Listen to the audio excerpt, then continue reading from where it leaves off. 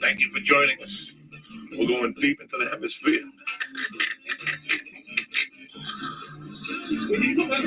Fuck yeah. I told you there's a little mushroom in that thing. I smoked them before. Tremendous. We're smoking mushrooms like the fucking Indians tonight. You understand me? I need a DP in this motherfucker. Watch how quick it hits you now. Right now you're going to hear a little voice just to remind you.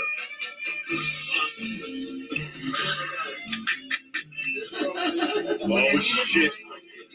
Oh shit. Dog, listen, man. You want to be an amateur, be an amateur. You want to run with your Uncle Joey? We're grinding up the fucking weed that Carrie Fisher smoked with some mushrooms and smoking that up. You can't beat that. You can't beat that type of party. Plus fucking edibles. Plus straight up mushrooms. What do you want from me, people? We're going to give it to you. We're going to fucking give it to you, okay? You want to fuck around? Go fuck around with these Gentiles. Drinking coffee and shit. Ain't no coffee in this motherfucker. There's water. You understand me? Flip water. That's how we roll, bitch. Oh, that mushroom tastes delicious. You understand me? It's grilled. It's garlic. They're garlic. That mushroom was good, Lee. We got 2 more tails left. I think the mushroom tastes good. That's one for you. I'm afraid. And that's for Lee. That's Lee's last little piece over there. Shit. Either we can eat it or smoke it. You pick your poison and shit. Eat that fucking savage. You give me the shittiest one. No, it's just a little dirt worm. This one has shit in it. It's a little dirt worm. Pussy. Stop being a pussy. Eat that fucking monster. I'm doing it, and I never even tried it. Quick with the water. There you go. Quick. Swallow that snail. Woo! There you go, motherfuckers. Show me the money, bitches. Who the fuck you think you're dealing with? We're going live, motherfuckers. A little Carlos coming at you.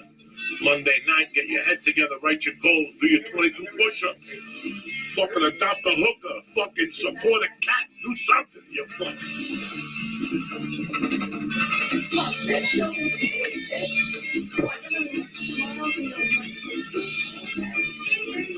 Here we go, you bad motherfuckers. Here you go. Slow and fucking tasty coming for you. This is like eating ice cream. The guy with one hand. And what is this that just popped up into the scene? Oh shit, there's more. That stuff is good. Oh, I'm happy you like it. We'll cut you in a piece. You're in. I have fun. You're in. I'm Oh afraid. shit. There you go, Lee. My parents are going to divorce I me. gave you a big piece of the Yeah, we have more. Oh, look at that. You're athletic.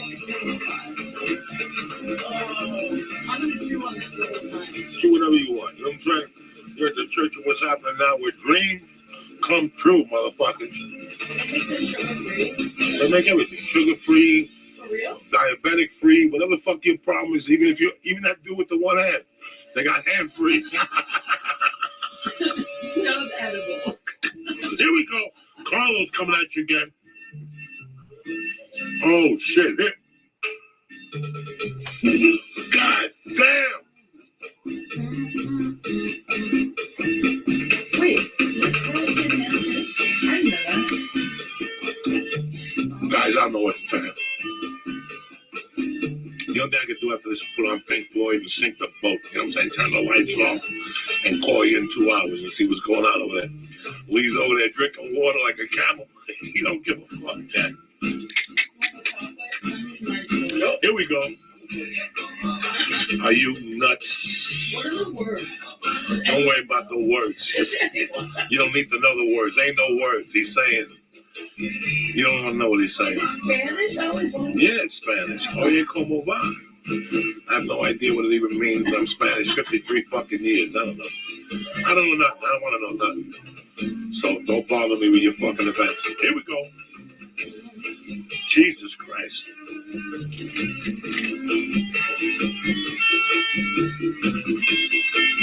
And there's more with that kid from Cocksuckers. Bam! What are you, nuts? Let's hope not. Did you hear him? He doesn't know.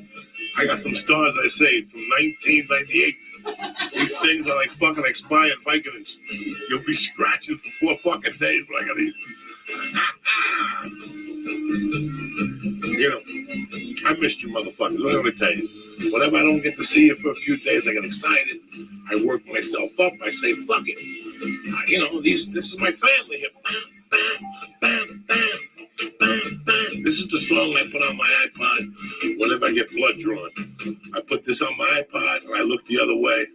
And by this point, my foot's tapping and shit. She's tugging the needle out. She's drawing the blood. And I just get into this. I just make believe I'm just fucking banging to the music. And all of a sudden, she takes the needle out. And she takes the rubber off. And she folds my arm over. And I know I'm home, bitch. Right here. Ding, ding, ding, ding, ding, ding, ding. Bam, bam, bam. What? Bam, bam, bam, bam, bam, bam. Look at Lee Sayat wiggling. Go, Lee. Oh, shit.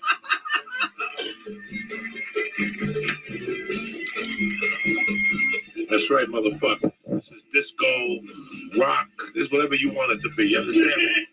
Whatever the fuck you want it to be. Tune in, bitches.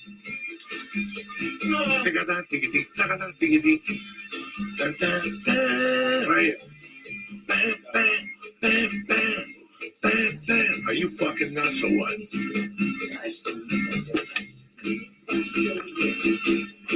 Listen, no matter what you put in your body, mushrooms, heroin, edibles, reefer, always dehydrate. Understand me? Or hydrate. That's what the word.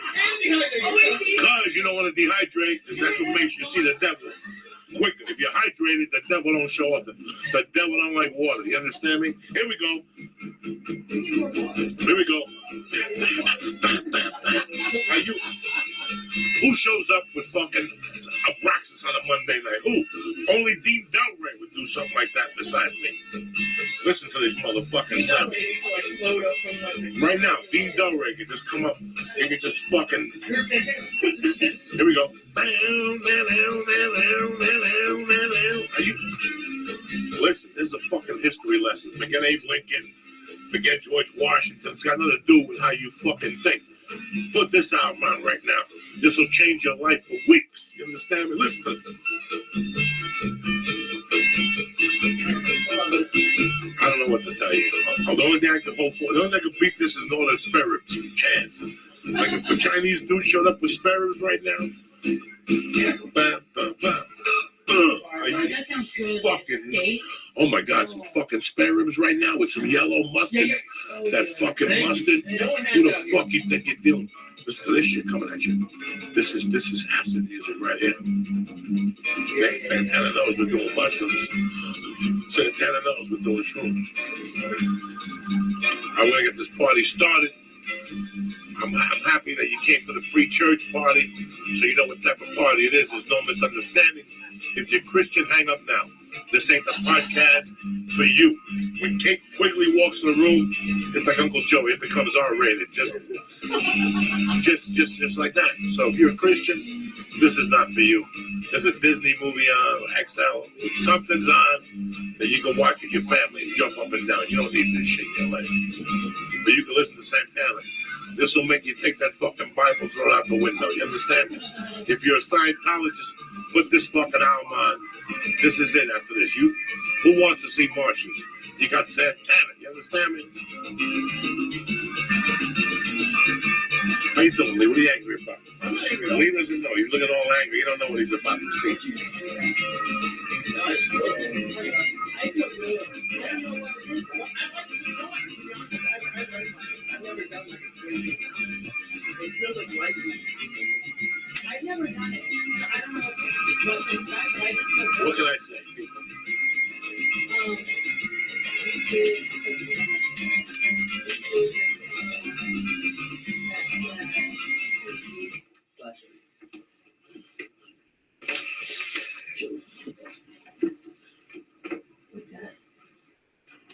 Yeah.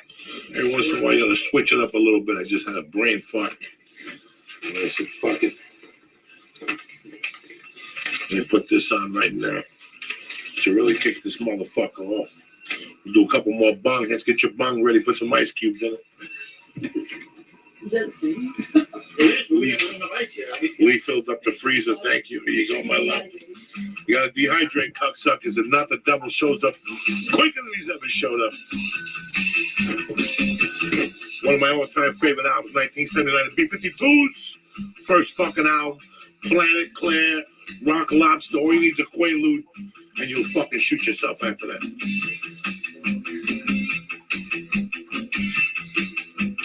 What's the story? You're gonna spark that body and he's gonna stare and look at me like I'm a fucking roots. Let's do this shit. This one still got some mushroom juice in it and shit.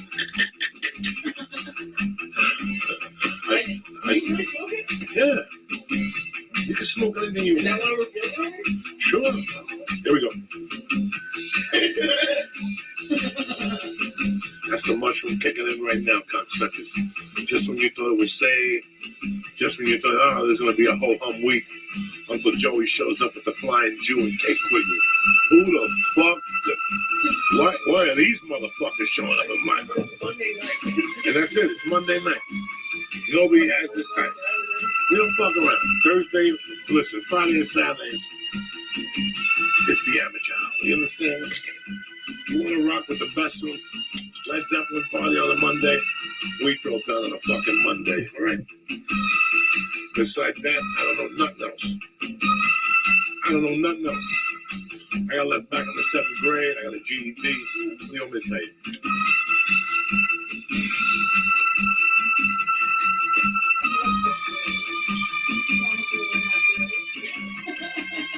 Oh, shit.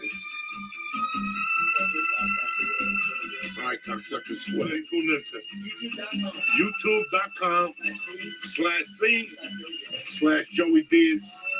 YouTube.com/C/Joey Diaz. Give us 10, 15 fucking minutes. Get your head together. I don't care if you got to drive over to Grandma's and steal a Valium and come back. Get your head together. You understand me? She came from Planet Claire. Oh, shit.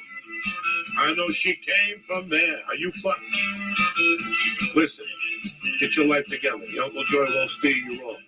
If I tell you the gold is there, the fucking gold is there. You understand me? That's the type of motherfucker I am with you guys. I love you, cocksuckers. Without you, I'd be fucking behind 4 bars right now making Girl Scout cookies or something. I love you, motherfuckers. Say goodbye, Lee. Bye-bye, everyone. Peace. We'll see you in 15 minutes. Go rob Grandma.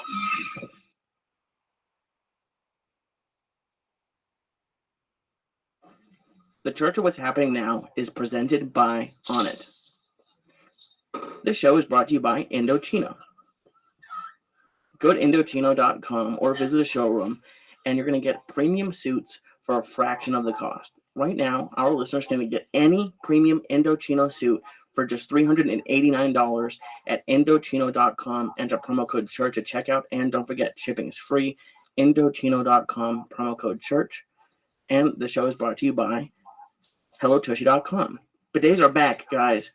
The Church of What's Happening Now is proud to introduce you to HelloTushy.com. HelloTushy.com makes portable devices that spray your butt clean with water. Go to HelloTushy.com/church right now to get 10% off of your order. That's HelloTushy.com/church. Kick that mule, Lee. It's Martin Luther motherfucking King Day, baby. We could have showed up with some soul music, but this is the fucking soul we're talking about here. The Church of What's Happening Now, bitches. Monday, the 15th of the month. It's halfway there, and you're still digging around. Kick that mule, Lee.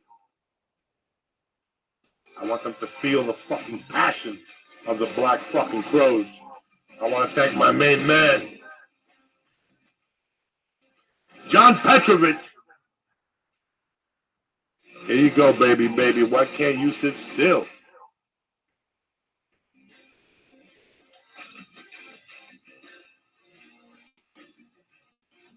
Lee Sayat, Kate Quigley, and your Uncle Joey Diaz, cocksuckers. Here we go, Lee. Kick it. Bow, bow, bow, bow, bow, bow, bow, bow.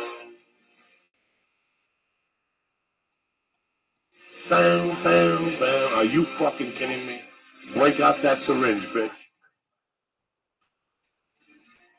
What's happening, you bad motherfuckers? Kate Quigley in house. Lee Sayat, the Flying Jew. Heavy duty night here on the Church of What's Happening Now.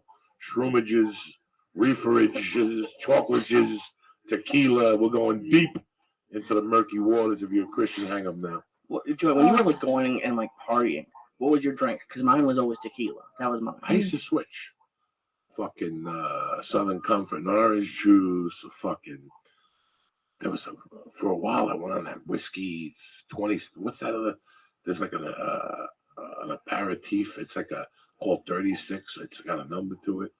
I used to drink. That I sounds used to drink expensive. Rusty Nails. I used to drink everything, Lee. When you're a coke fiend, you drink whatever's in the fucking house. Paint syrup, cough syrup, paint thinner, whatever the fuck you got, I'll mix it with water. I've never done coke and drank paint thinner. Whatever the fuck you got. Fucking. You were on his level that fucking red drink, the red shit. Hawaiian punch. Yeah, whatever you drink, whatever you got, I'll drink. With rum, you just drank. You just became creative. When you're fucking a fiend, it's 5 a.m. You just become creative.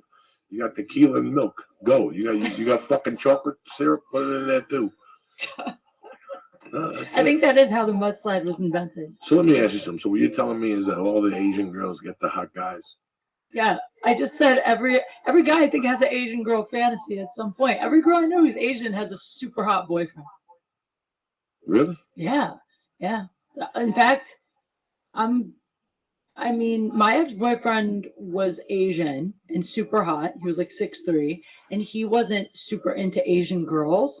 And I think I kind of developed a fetish for Asian men because I don't have to compete with Asian women. They're the only guys that seem to not be as super into them.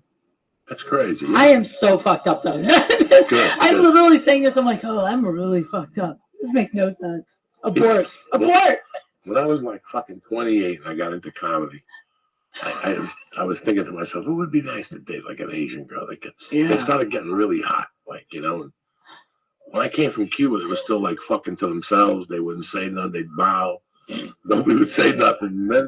But my first girlfriend on paper was really Chinese. When I was like 6, I had this little Chinese girl in the first grade.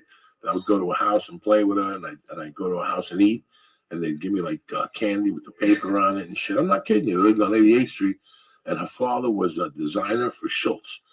So we would always go see the early screenings of like Charlie Brown and all those motherfuckers. Oh, so cool. we were like friends all through when I was 6 and 7. Like her and I would hold hands and shit like that. But then I forgot about the whole thing and I'm done with my life. And then they started getting cute. I don't know what happened. You know, you started seeing Asians and they were mingling in white clubs and shit. Not that I, was going to clubs. Then I started dating this crazy girl and she had a Korean girlfriend. And we all became friends. And she had a boyfriend and we all became friends. The chick was fucking banging. One day, my girlfriend came to me and said, I'm moving to New York to go work in publicity. And guess what? The Asian's boyfriend, he had to move to Washington State to pursue his master's degree. So it was like fucking bringing a mouse to the cat. You know what I'm saying? I just think I think they're so cute. They're so. The girls? Yeah, the girls They're are beautiful. petite, but they have little waists and their beautiful. faces. They look young forever. They're beautiful. Yeah.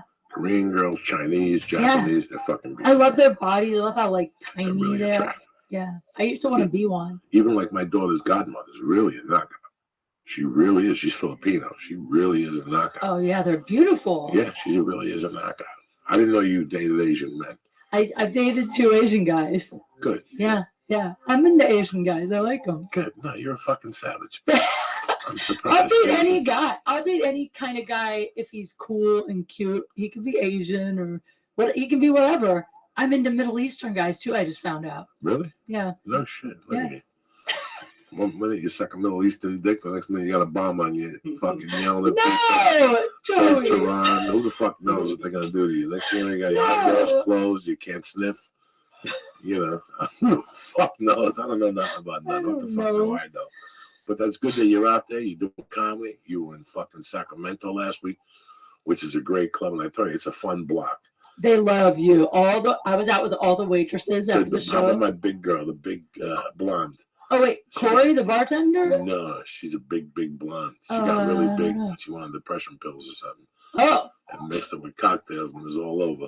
She's She's really nice, though. I love the girls up there. They've been up there for years.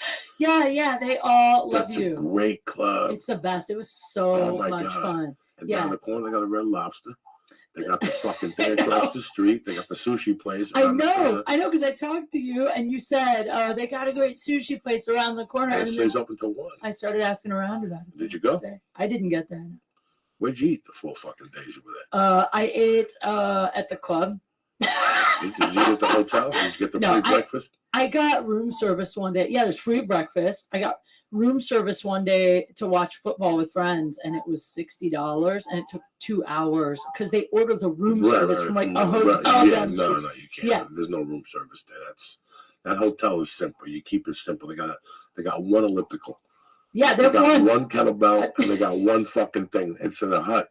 They keep it simple there. There's no drama. It's literally in a hut. In the middle of the gym is a hut. It's a hut. I know. I've been staying at that hotel for 15 fucking years, and I love it. I love that hotel. I love the whole block. Why don't you switch hotels? Because, listen. The rooms are amazing. It's one of those clubs that you don't switch hotels. Across the street was an Asian barbecue place that Ari would live in there. Ari would call me from that place. Really? I didn't see that. No, they closed down.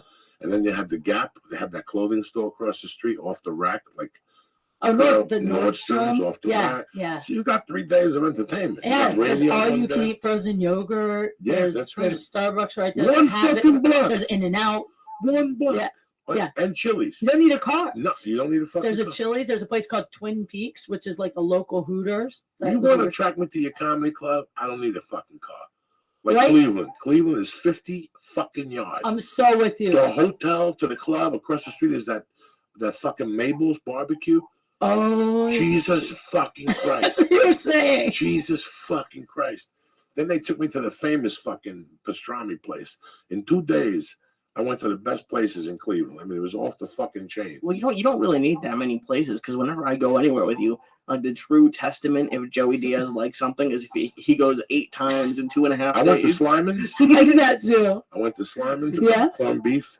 Oh, They're famous for corned beef. The first time I went there, like in '98, I went in the afternoon. There was a line around the fucking block, but the dude I knew people, so we cut the fucking line. This time there was really nobody there, just some army guys. And we went in there and got 2 eggs with. That was the day when my sleep apnea fucking machine broke. Oh my god! You didn't get any sleep. The fucking first night, it was horrid. Oh, God. Let me tell you something. The day was great. I panicked. I really thought I was going to get caught in traffic. I picked the 10:30 a.m. flight, which is a horror show. But it all fucking worked out, okay? It all worked out. I got up at 6, and I left at 7:15, and I thought I would get there by 9. I needed to be there at 9:30 to make the 10:30 flight. It was a 10:35 flight. So I needed to be there at 9:35.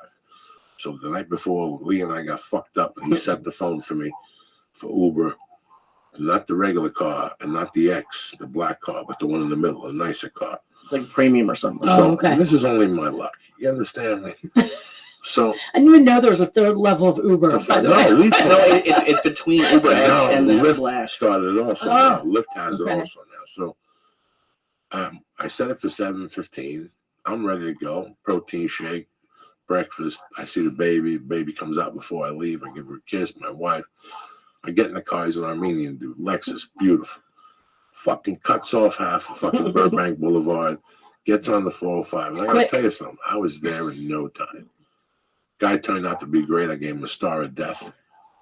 I was eating edibles in it, and he's like, "What are you that's doing?" your tip. Oh yeah, no. I gave him a 20, but I also gave him a star of death. I thought he was going to say like I gave him a 5-star rating. And, nope. No.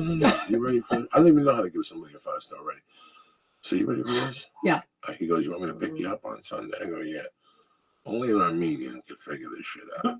He said, "I'll pick you up, but fucking, I'll do the Uber for you in the car, so you don't have to." Tremendous. And on the way, he picked me up Sunday, and he's telling me all about how he ate the star, and he got fucked up.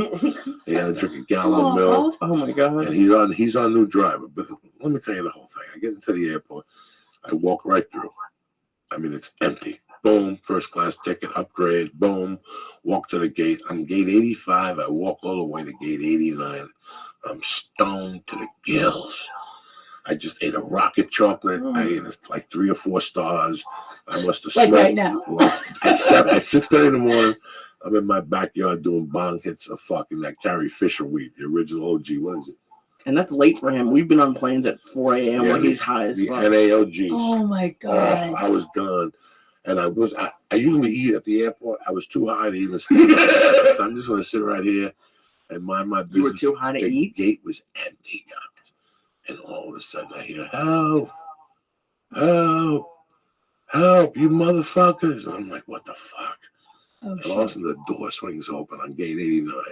I tell you about this, like, You told me, but I didn't know he came from the he tarmac. came from the tarmac. Oh no! A dude What? crawling on his arms. And he's like, you motherfuckers left me united. You motherfuckers. I hate you. You fucking left me down there. And all of a sudden, there's 3 employees, two black dudes and a black dude, a black That's chick, crazy. and a white dude run to him and they pick him up. And he's like, get the fuck off me, you son of a bitches. I'm going to sue you. And he's yelling. This is on the plane. This is no. Oh no, outside, still in the airport. It's still in the airport. Only a couple people seeing this because the gate was empty. 88 and 89 were empty. Wow. 85 was with my gate, which had a few people. I was early as fuck. I'm stoned as fuck. And I found this vaping pen that fucked me up. I was smoking on the way in the Uber.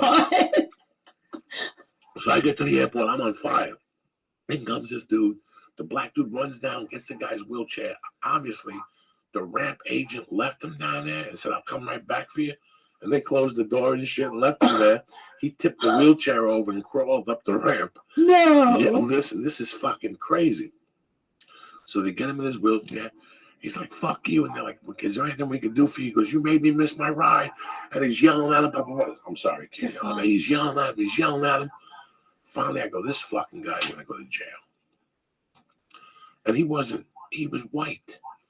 He was a nice white dude. I went and I bought a water for fucking $4. And I brought it to him and I grabbed his arm and in his ear I whispered, I go, you're going to go to jail. Stop cursing. It's a federal fucking building. Yeah. They're going to throw you in jail. I don't give a fuck. But he's white, so he's going, I don't give a fuck. He's white. And he's yelling towards them like white people do, like trying to yell towards them like, he can get away. It's fine. It's all fine. Fuck them after what they did to me. They left me. He was like one of those Rambo people. White people. They left me. So he was such a sweet white dude. That's what I'm trying to say to you. And he goes, I just came to San Antonio. I visited my kids. They ruined my fucking vacation. I'm in a home here for people that are fucked up. And he's a vet and stuff. And he goes, no, I don't know how I'm going to get home.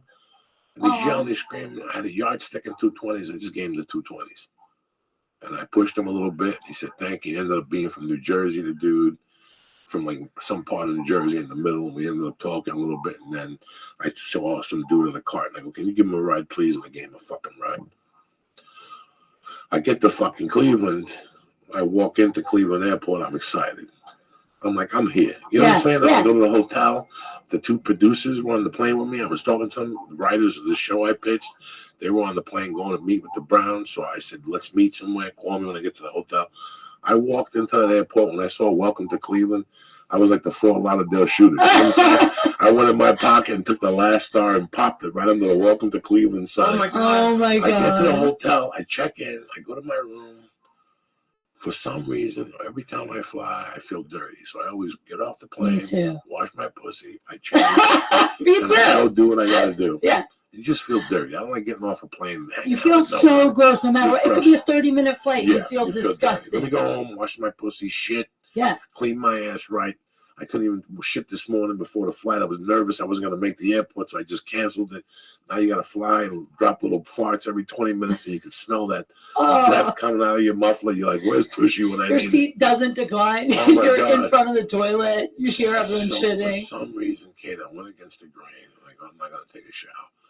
I'm going to unpack a little bit. And I took my sleep apnea machine down. I put it on the counter. Oh, no. I plugged it in. And when I went to plug the back in, it went, I saw sparks coming out of the wire. I go, oh, no. Oh. And I look at it again, and I try to plug it from a different angle. And it goes, again. I try to put the wires together, and it's going right on me. I'm like, oh, no. I called the fucking hotel maintenance dude. I go, do you have an electrician on staff? He goes, yes, we do. He comes up. He's half retarded. You know, he got hit in the head with a missile in some fucking country. He's like, well, I can't put tape on it. I go, give me the fucking tape. I tried the tape and it wouldn't work. My body went into shock. My whole physical, mental being. I always knew one day that day would come when that machine was going to break. Oh, or God. there It's was so gonna be an scary. accident, So can you not sleep without it? Here's the deal. It's dangerous, I'm right? addicted to the machine now. I fall Oh, asleep all the time. I fell asleep on a plane yesterday. There's nights I fall asleep in the living room. If I'm sitting and there's an angle, I can fall asleep. If I put pillows up in bed, I can fall asleep. You can fall asleep. The problem was I didn't have the machine. If you came over tonight and said, Joey, try to sleep. I with the see. It's machine, mental. It's just mental. Yeah. It became mental. And from 6 to 9, I ate. I said, you know what? I called the doctors. It was 6 o'clock Cleveland time. There was nothing you could do. But now I found out there's a service that you joined, and it's 24/7. You call them within an hour, your machine is there. They find a machine for you. That's amazing. So I go to the restaurant, the barbecue restaurant at Mabel's place. It was fucking delicious. I got a brisket sandwich, and I got the baked beans with the jalapenos and the brisket in it. Jesus Christ, man. I'm getting hungry. Like when you told me that, I thought you were trying to eat heavy to fall asleep. No, I went back to the my God, the that sounds brisket good. sandwich wasn't that big. No? It was a designer restaurant. It wasn't like a place in Austin.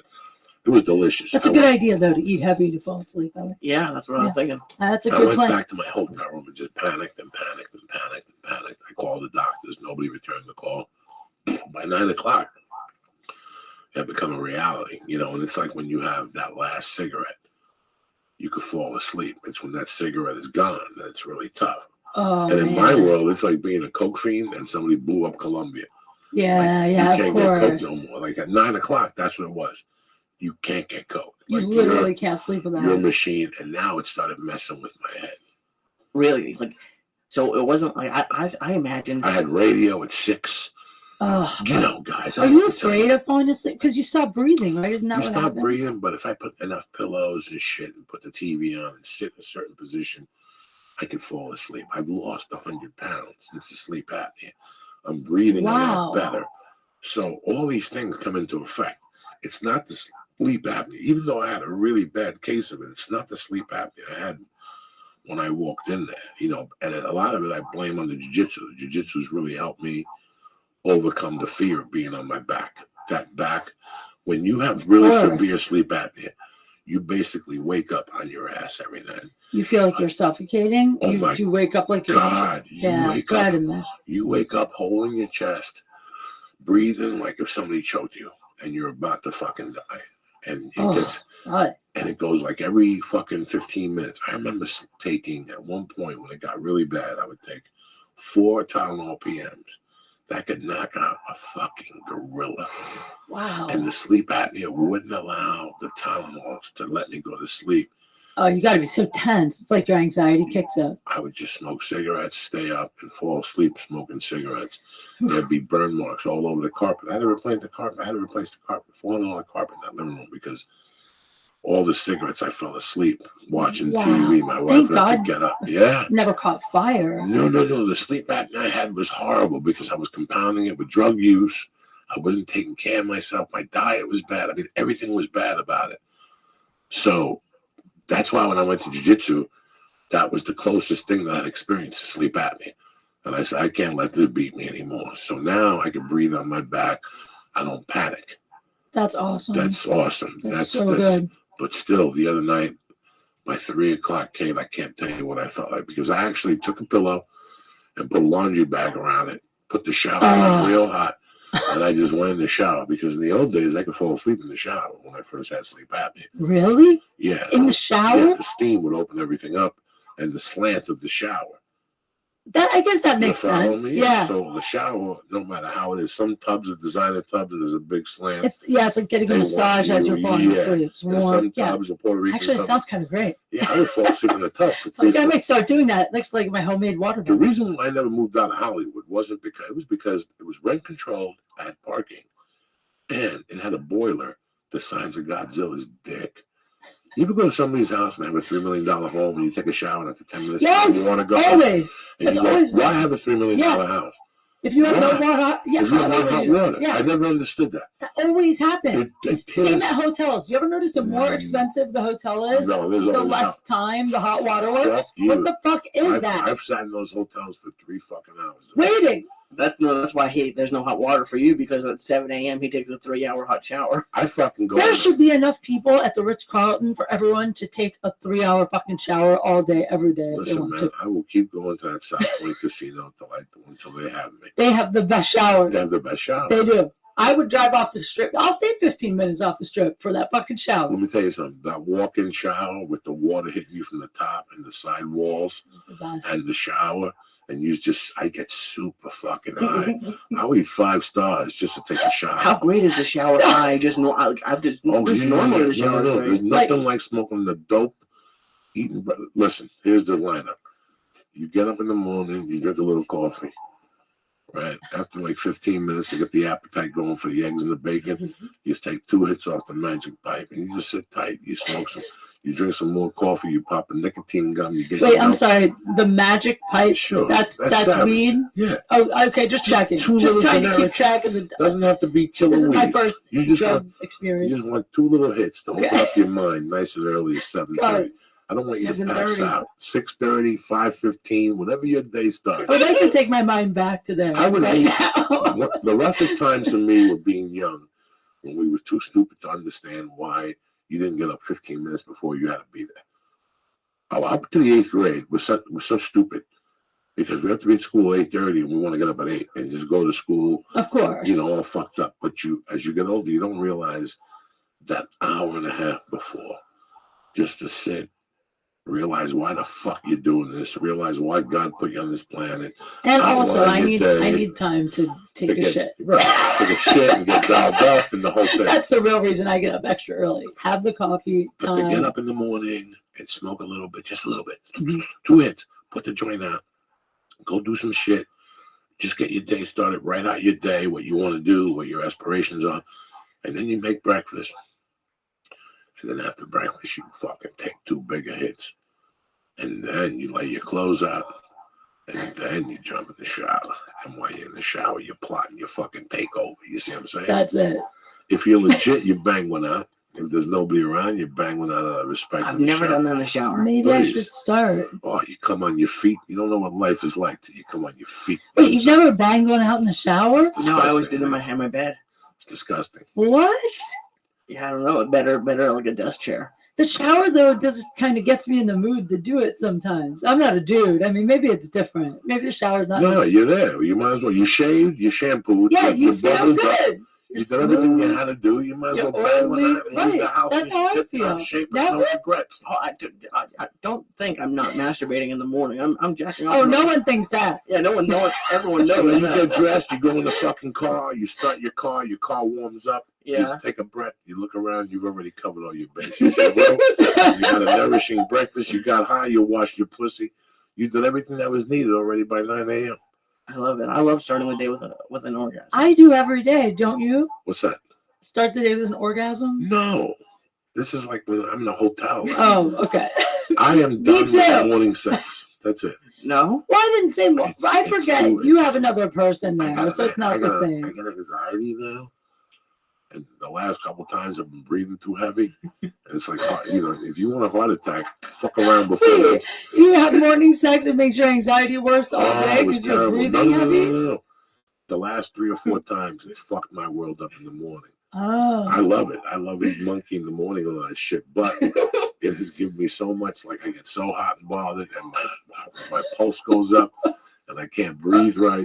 This is the most amazing reason I've ever heard for not wanting to have morning sex. I'm 50-4. My heart beats weird. Yeah, the reason he doesn't want to do it is he's going to have a heart attack. I don't have a heart attack. You want to survive the day. Most people have heart attacks before lunchtime. He's like, I want to fuck, but I'd rather survive. Last time that is the silliest rule you've had. The last time I had to get up, walk outside and get air with a towel on. My wife's like, no. I had to hold my heart and breathe. Stop I got pale, so that's in the middle of the morning sex. Yeah, something happened to me. Like my valve went crazy. I don't know what the fuck happened. So I'm like, that's it. I'm not a huge fan of morning sex anyway.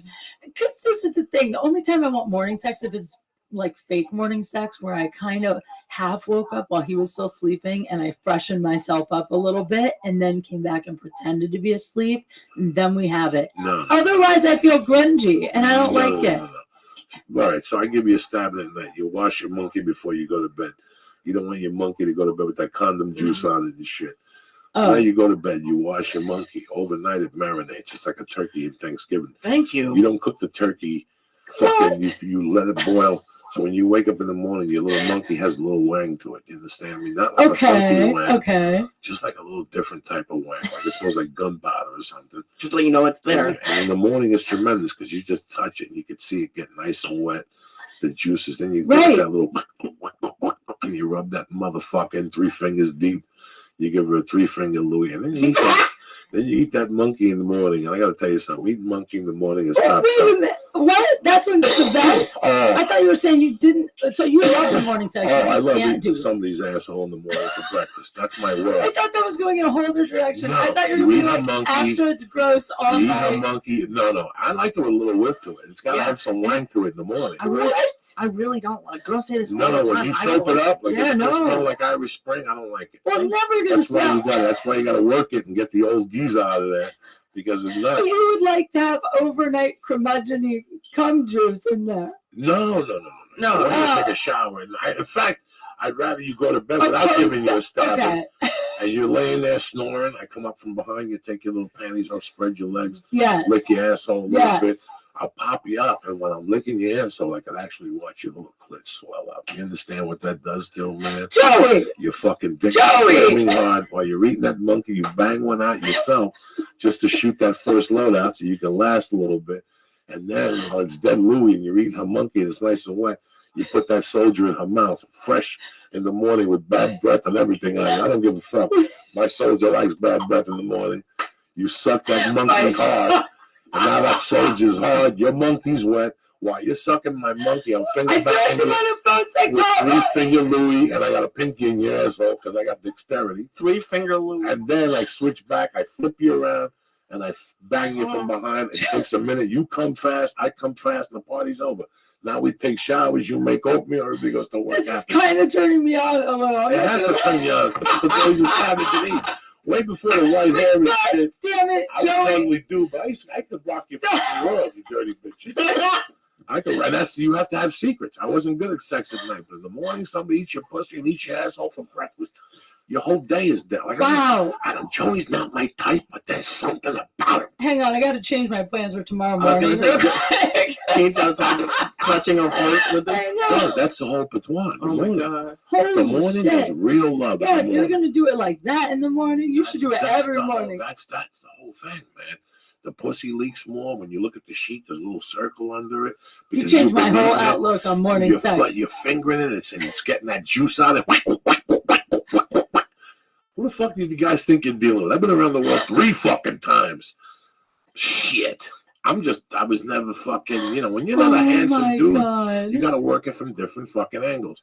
The great Thomas Ward had a joke that he wasn't a good piece of ass. Joey's giving a sex workshop today, by the way. The great Thomas Ward, a comedian friend of ours from the store, used to have one of my all-time favorite jokes that he wasn't good in bed, but a lot of shit would happen while he was fucking you. He'd break windows and light fires. I think, Joe, you should start a teaching class at the Learning Annex on moves for guys. This is something that... No, because even when you describe it, it's like reading 50 Shades of Grey. I'm a dirty dude from all that. Remember we had discussions. But like the way you describe sex, guys need to learn about it. Wait, this could be a mission. I almost said Kate. Yes. Why is it? Because if any other guy said what he just said, it'd be creepy. It'd be so creepy. But why is it okay for him? Because he's a Casanova. What's a Casanova? I don't know. You've got that suave, Italian, sexy, the voice. Those years of doing blow is really parts of it were disgusting sex, but parts of it were really sexy. Like I got to learn a lot about what women were made of. Like it's not just giving head and whatever. Yeah, there's so much more. It's like when a woman's vagina opens up to you and it gets warm. Like there's a woman's love, like when you pull their hair from a ponytail and the hair goes down straight the way you're wearing it now. There's so many different looks of a woman, There really is when you're making love to it. It's fucking tremendous, man. We're going to be the first podcast to get kicked off of iTunes. Fuck that. We're talking about the truth. We're talking about the truth here. Listen, we're talking about the truth. They can't kick you You off. pull the hair? No, I'm just saying. If kids' Everyone hair pulls is up, hair. You don't pull you hair? gotta pull No, hair. that scares me. Really? Why do you pull hair? You gotta grab their hair Yeah. and rip it around your hair. Women want you to disrespect Wanna them in bed. Oh my God. I mean, listen, for real, women in bed, all the respect flies out You the window. fucking Women animal. want you to be an animal. Suck that For real. pipe. You finger them, Suck pick them that up. Oh, suck that pipe. That's the best. When they look at you and they go, pipe? Right. Fucking suck that Suck the pipe, pipe. and shut the fuck up. Do another line of coke. By the way, But every girl wants this. speaking of sucking the butt helmet. pipe hole, Yeah.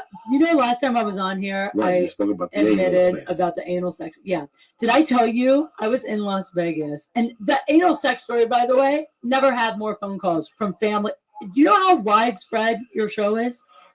People heard your show that I'm like, how is my great grandmother in Idaho listening? It was amazing. That's crazy. Yeah. But I ran into these two guys in Vegas. They come up to me and they were like, hey, are you Kate? It was like 3 a.m. in a casino. And I was like, yeah. And they were like, oh my God, we watched you on Joey Diaz's podcast. Can we buy you a drink? And I wasn't trying to like hook up or anything. So I was like, oh, thanks. I'm cool, but I'm good. But thanks a lot. And they were like, no, we're not trying to bang you. The one guy goes, I just wanted to thank you personally because you're the reason my girlfriend let me try anal. And I was like, wait, that's my legacy. guys are That's what you took away. These fucking animals will bring these podcasts and make their girlfriends listen to it and go, see, I told you. Yeah. I told you it's fun to do it in the ass. And you're like, oh my God, guys. They come to shows and tell me. We did the 100%. pigeon. We did the whole fucking thing. I'm okay with. I felt like okay with that. Like I felt like that was my big contribution to his life, as he got his girlfriend on board, and you know, and they seem happy from that There's encounter. There's a scene in The Departed. You ever see The Departed with Jack Nicholson? Yeah. Actually, I don't think so. Yeah, there's a scene of The Departed where they're doing opera. There's an opera scene, and Jack Nicholson has a hot girlfriend. But that night, he brings his girlfriend and a black chick, and they're banging each other. They show a scene of them banging each other at the table. He's got a bowl filled with coke. Remember that scene, Lee? And he's like, you girls want to do coke? Let's do some fucking coke. And he just starts throwing the coke out. And just that looks so fucking sexy. Just to throw the coke at you and just lick you with that fucking coke and How is this snort happening? lines off your fucking stomach and off your legs and put some on your clit and numb it and then go back to it and work Just that the fact that motherfucker Jack with a Nicholson hammer. turned you on. I know. Jack Nicholson throwing coke at the black chick and the white chick, and they're naked in bed. Yeah. And he's got a robe on. He just walks and he goes, "Your girl's on." And you can see they did makeup on him. They did his eyebrows to make him look eviler for the scene, like coked up.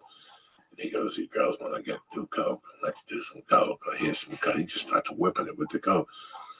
And I was like, I can see myself in fucking 87 doing something freaky like that. I mean, sure, who wouldn't? Oh my God.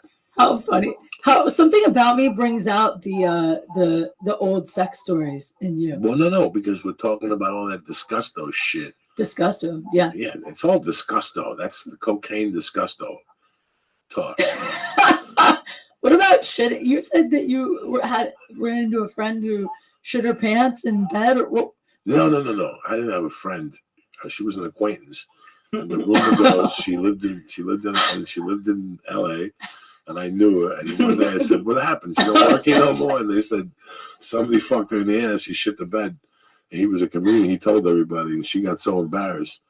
She moved. I don't know the exact. I would move out of the country. I don't know if that's even the real reason. I just Had to be. I would move to another state if I shit the bed. I would be so embarrassed. I don't think I could ever face anyone because you know how the comedy community, it's so small. Everyone talks. You can't. That's why I said that you can't do nothing with a fucking comic like get off. No, base. if you That's shit the freaky. bed, that is getting Yeah, you around. can't. Oh, that's getting around. Everybody's We're allowed to all shit gonna the know bed. about that. You have to leave. You can't stay after that. Got that story. It's I just- shit my pants at Ventura Harbor Club. Did I tell you that? No. Yeah. On stage? No. Well, very close. I was headlining Ventura Harbor Club. The guy going up before me had like 3 minutes to go. And I've been taking this herbal supplement for my anxiety. And so it's Why don't like, you just take Xanax like everybody else in fucking Hollywood? You Because take herbal anxiety. I don't want to. I don't want to get Once you addicted to smoke it. dope. It freaks me out. I probably should do that, but Smoke look, dope. I get crazy. Like I get a little like too giddy when I'm. That's fine. I'd rather you giddy than having anxiety and shit like that. Yeah, I know. Well, I got this stuff though, so it's like citric acid, but like in a powder form, and it's supposed to calm you down. So that last couple days, I was starting to feel really anxious. And on my way to Ventura Harbor Club, I called my friend and was like, I got bad anxiety today. And she was like, have you been taking the calming powder? And I was like, I forgot the last couple of days. That must be it. I'll take extra. Oh no. So I made a bottle of water like this big, and I put like half of Does the. it change color, the water? Yeah, it turns orange. And you shake it up. You're only supposed to have a teaspoon. I put in like half a water bottle worth. I drank it on the way to Ventura Harbor Club. And then when I got there, I was like, man, I feel great. I'm so calm. And then I'm like, I'm so calm. I need a pick-me-upper. So I got a cup of coffee. Yeah, it sizzled that motherfucker. The dude on stage has 3 minutes left. I take a sip of the coffee and my stomach starts to churn. Yeah, that's it. But I don't want to go to the bathroom because he only has 3 minutes. I'm like, what if he comes off a minute early? So I tried to stand there and wait. And then I started to get a really bad stomach ache, like not be able to go on stage, stomach ache. And then I didn't know what to do. So I was like, well, maybe it's gas. I'll try and like pass gas. And then I tried to fart and a little turd. Flew out of your turd mouth. came out. Wet or dry? Or mixed? Like Mixed. a mud turd? Mixed. How long did you have to stay on stage at the Oh, wet stage? no. So then I ran to the bathroom. It gets worse, Joey. This is so embarrassing. What's the audience saying? There's still, the guy on stage is like a minute. No one knows this is happening yet. I haven't gone on stage yet. I'm waiting in the back. He's still got like a minute to go. So I run to the bathroom. I get in there and it's like, you know, when you let a little bit out, a lot wants to come out. It's like the floodgates are open. So I pull my pants down. I sit down. I'm shitting my pants. And then I realize that I had worn this shirt that's like trendy. It's like short in the front, long in the back. So when I sat down to the bottom of the shirt dipped in the toilet is a white shirt. Now it's covered in shit. So then I have like under a minute. So I'm splashing the shirt in the sink. I'm trying to clean it up. I'm trying to clean up my pants because there's a little poop in my pants. And then I'm trying to clean up. And then I hear the guy on stage like, you ready for your headliner? You've seen her on whatever. I wasn't even in the room. So I pull my pants up. They're still wet. Tuck the back of my shitty shirt into my jeans and run out on stage and had to do 40 minutes. With shitty pants. And I was wondering the whole time, like, I wonder if they can smell it. Sure, they can smell it. I didn't know what to do. And then afterwards, I had to stay and judge a costume contest. It was Halloween. How long have you had anxiety for? Really not bad until the last few years. I think it's just business. Did you ever take medication for it? No. I started getting it just before I quit blow, and then once I switched to reefer, I was good. Like once I started smoking reefer, and I didn't do any drugs, the anxiety went away. Then it started coming back about 2 years ago at the Comedy Store. I get anxiety when I go to the comedy. Right before I go on stage, my world spins around. I wonder why. But then I started getting it at other places. I got it at the Wilbur Theater. I got it in Connecticut a little bit. Yeah. When I shot the special, the first show I got it. The second show I didn't get it. So it's kind of weird how Really? It comes and goes. Like I try not to do edibles now. So that's why I'm asking, because I suffer from the same thing. Usually before I get on stage, if it's my stomach, you cut one of those farts, one of those fucking, before you shit your pants farts. Egg farts? Oh, it's hard. And you're standing in the back of the store and people saying, oh my God, what's that smell? And you're like, I know. Yeah, and they're looking around. That's from anxiety. That's that last anxiety. That's your anxiety. But sometimes I'll blow a fart just to get me out of the mess. Well, it's a good thing you're not taking the powder that I'm taking, or you'd be shitting your pants every time. When I got together with my acupuncturist 10 years ago, right, the first year, she goes, you have to clean out your intestines. You know, I want you to do this. She would treat me for different things every other Tuesday. So some Tuesdays it would be my adrenals Yeah. with my lungs, and then other Tuesdays she would clean my liver and my intestines and stuff like that. She gave me this powder one time. You know, like when you get ramen, that package they The give flavor you powder? Yeah. Sure. It was the same size package. Okay. And she told me, she goes, I want you to empty the package out like you're doing Coke and cut it in half and put half Snort it. into a gallon of water. Okay. Measure the gallon out. She goes, no more, no less. Don't play with this stuff. These are Chinese herbs. I put half of it in there and nothing happened to the water. So I go, she's got to be wrong. I put the whole thing in. Oh my God. What happened? What you just said to me on stage, on the way there, Oh shit. on the way home, 2 hours On after. stage? Yeah, it just broke down my intestines. I mean, it was like a liquid on stage. I Yeah. sneezed, and it was like a little liquid, and that was it. She probably I gave ran me up- what I'm taking I for ran my out of that comedy anxiety. store. I got back in that car on the way home at a light. I sneezed again a little bit, and I could hear it. Like you know when you put your cup in a McDonald's and you go into the thing or 7-Eleven and it hits like that's what it was coming out of my muffler like. I still Oh. remember also on Highland. I was on Highland and Fountain. And I was almost home, and I had to run in. My wife's like, "What's that smell?" This is what you're Oh telling me." my And I god. go, you don't want to know. The cops are. I told her some fucking story. Oh My pants were brown. I had to go back downstairs that night, open the car. god. After I closed it, which smelled horrid. Then I had to spray like interior Armor All. I had to wash it. I had to leave the windows open. The car smelled terrible. I didn't shit in the car seat. But just me sitting on this shit in my pants on top of the car seat made that car smell like death. That was the only bad experience I've had on stage. This is making my experience seem not as bad. Nah, Because nah. I don't think my car didn't smell like shit. I didn't have to get it So did you detailed. clean it? You cleaned Well, I the muffler cleaned it. before I you mean, I left? cleaned it out before I left the club as best I could. I always carry Summer's Eve wipes just in case. Anyway, No, they're tremendous. I really do. I keep them in my purse because I'm always like, you just never know. Like, I always try to make sure if anyone's going to be in that area that I've showered right before. Like, I'm a right before shower. But if I have to come from somewhere else, I keep the Summer's Eve wipes. That's when I used to date this girl. And one day I ran out of soap and I used a Summer's Eve vaginal scrub. And I used to buy it on the road because it made everything shinier down there. Everything cleaner down there. My helmet Does was it shiny. really shine? Oh my God, smoking. Even the Shiny. skin, even the turtleneck skin that That's looked like I got hit by a car. I met women, not men. Wait, what is it? Is it like a vaginal? Yeah, it's a scrub? vagina Oh my scrub. god, it's like yeah, it's approved by gynecologists and it's vagina soap. But I'm telling you something like If it cleans out a dirty vagina, could you imagine what it could do to your Does it nutsack? have like glitter in it or like white? No, it's what are just- you it's just- talking about? It's got Nutsacks are antibacterial. dirtier. No. Yes. You got an inside.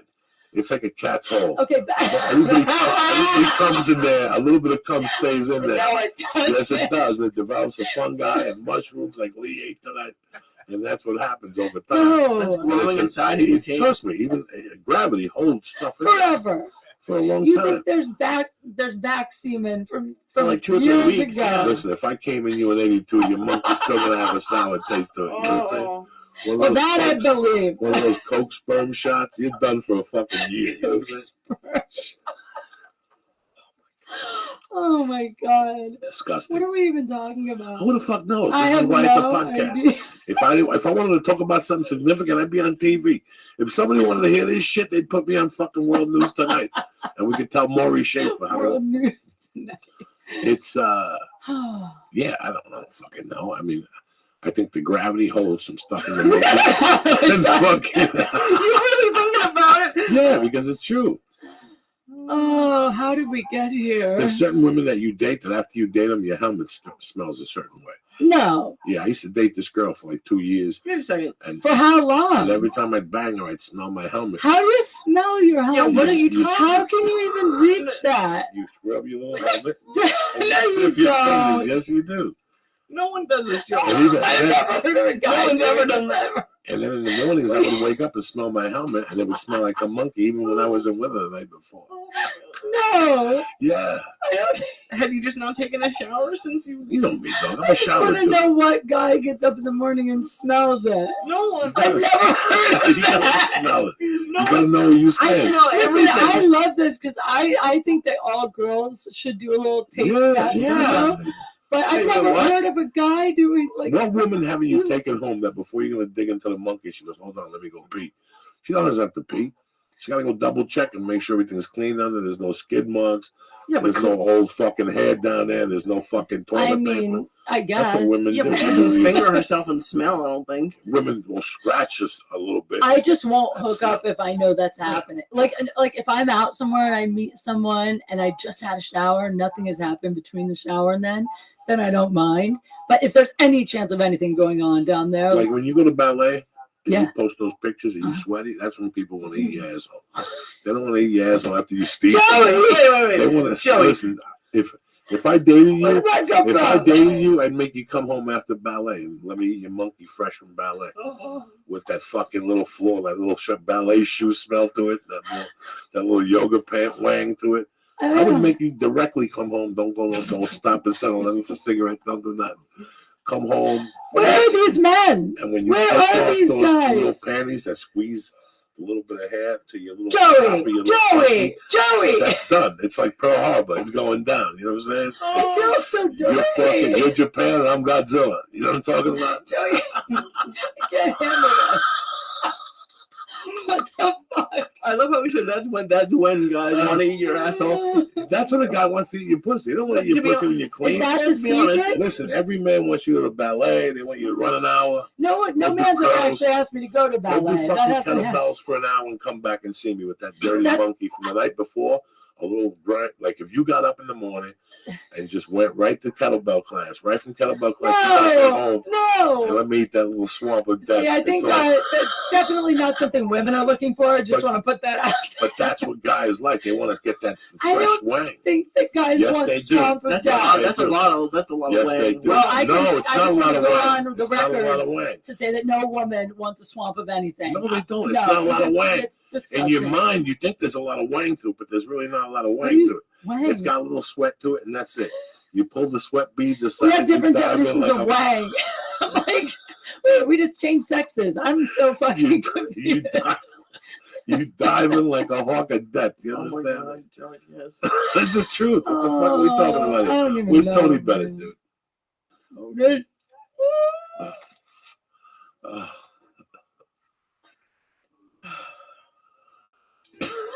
Thank God for Tony Bennett in times like these.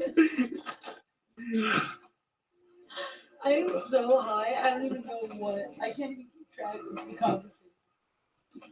Are you guys as fucked up as I am? Or just me? Probably. No, probably we're the same.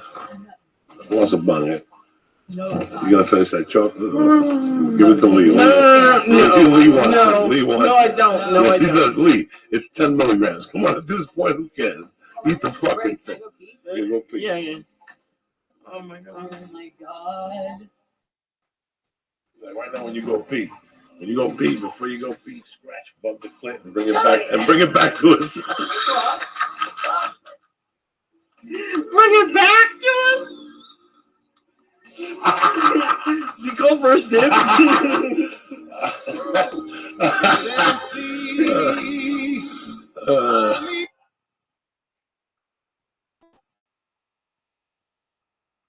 Dog, it's Monday night, cocksuckers. What do you want from me? Let me give some shout outs while Kate's out of here. First of all, Honored, I love you to death. Thank you for the steel bells. My shoulders are looser. Everything's beautiful. I can't give you a deal on the steel bells, but I give you a deal on the protein powder and the Alpha Brain and the Shroom Tech. That's what I believe in, brother. That's one of the two of those Shroom Techs before jiu-jitsu. I know a kid who eats 4 of them and drinks a cup of coffee and goes to jiu-jitsu and he flies through the fucking air like a ringling brother. And then you got R.I.P. And then they're dead 2 ringling brothers. That's all over the elephant. They shouldn't have whipped the elephants and shit. They were beating those fucking gorillas and the elephants and the tigers, and now they're out of business. But fucking, what was I talking about? On it. Yeah, on it. I love you. Shroom Tech Sport, Shroom Tech Immune. I fucking love it, man. Alpha Brain when I fly, the hemp force protein in the morning. Are you fucking kidding me or what? 20 of life, no parole. Go to honest.com right now and press in. Church. Bam! And get 10% off your order delivered to your house. How about Mr. 508 and GC Coverly and Casual DE and J Rama And Bobby Sharon, happy birthday, you bad motherfucker. Your wife made you some fucking steak with raspberry sauce. Who's better than you? Richie McManus, Nick Smith, the Lalingus family in Chicago, North Shore Scott, and Pamela, I don't know, Pamela Gray or something. Let me sniff your finger. What are you, filthy out? Stop it. Yeah, sit around me. You're going to stand there like fucking Superwoman with dirty fingers and shit. Did you wash your hands? Yes. Good, good. That's what guys want. They don't want a clean monkey. That's in the movies. Oh my god. They want it to have like an odor to it, not an odor. Like I like gunpowder. I used to date a certain woman that her monkey smelled like gunpowder. Like with somebody lit a fire. Gunpowder? Can you bring the gunpowder in so I can have something like? I don't You don't know what gunpowder smells like? I guess not. When you were a kid, did you ever firecrackers, play with those rocks you cracked together and they smelled like gun smoke? Yeah, but I've never had a vagina that smelled like that. Listen, if you date a woman that her monkey smells like gunpowder, keep her. You know what I'm saying? That bitch is on fire. They come around once in a George generation. Washington's Oh, on fire. she's killing motherfuckers. So what's going on in your life, Kate? Besides what's going on with comedy and the TV, the Playboy show? The Playboy show has been great this season. It's called Undercover. If you guys haven't seen it, it's this season was really fun. We got into some dope shit. How many episodes you shoot? We shot 12 both seasons. It was dope. Angela Lowe was in here. They canceled that radio show, huh? I know. I love that girl. She's I so like cool. it too, man. It was the Playboy morning show. I guess they're doing away with like live studio shows. It sounds like they're trying to make the whole network more funny and a little more mainstream. So I don't know. I don't know if that's why they're doing it.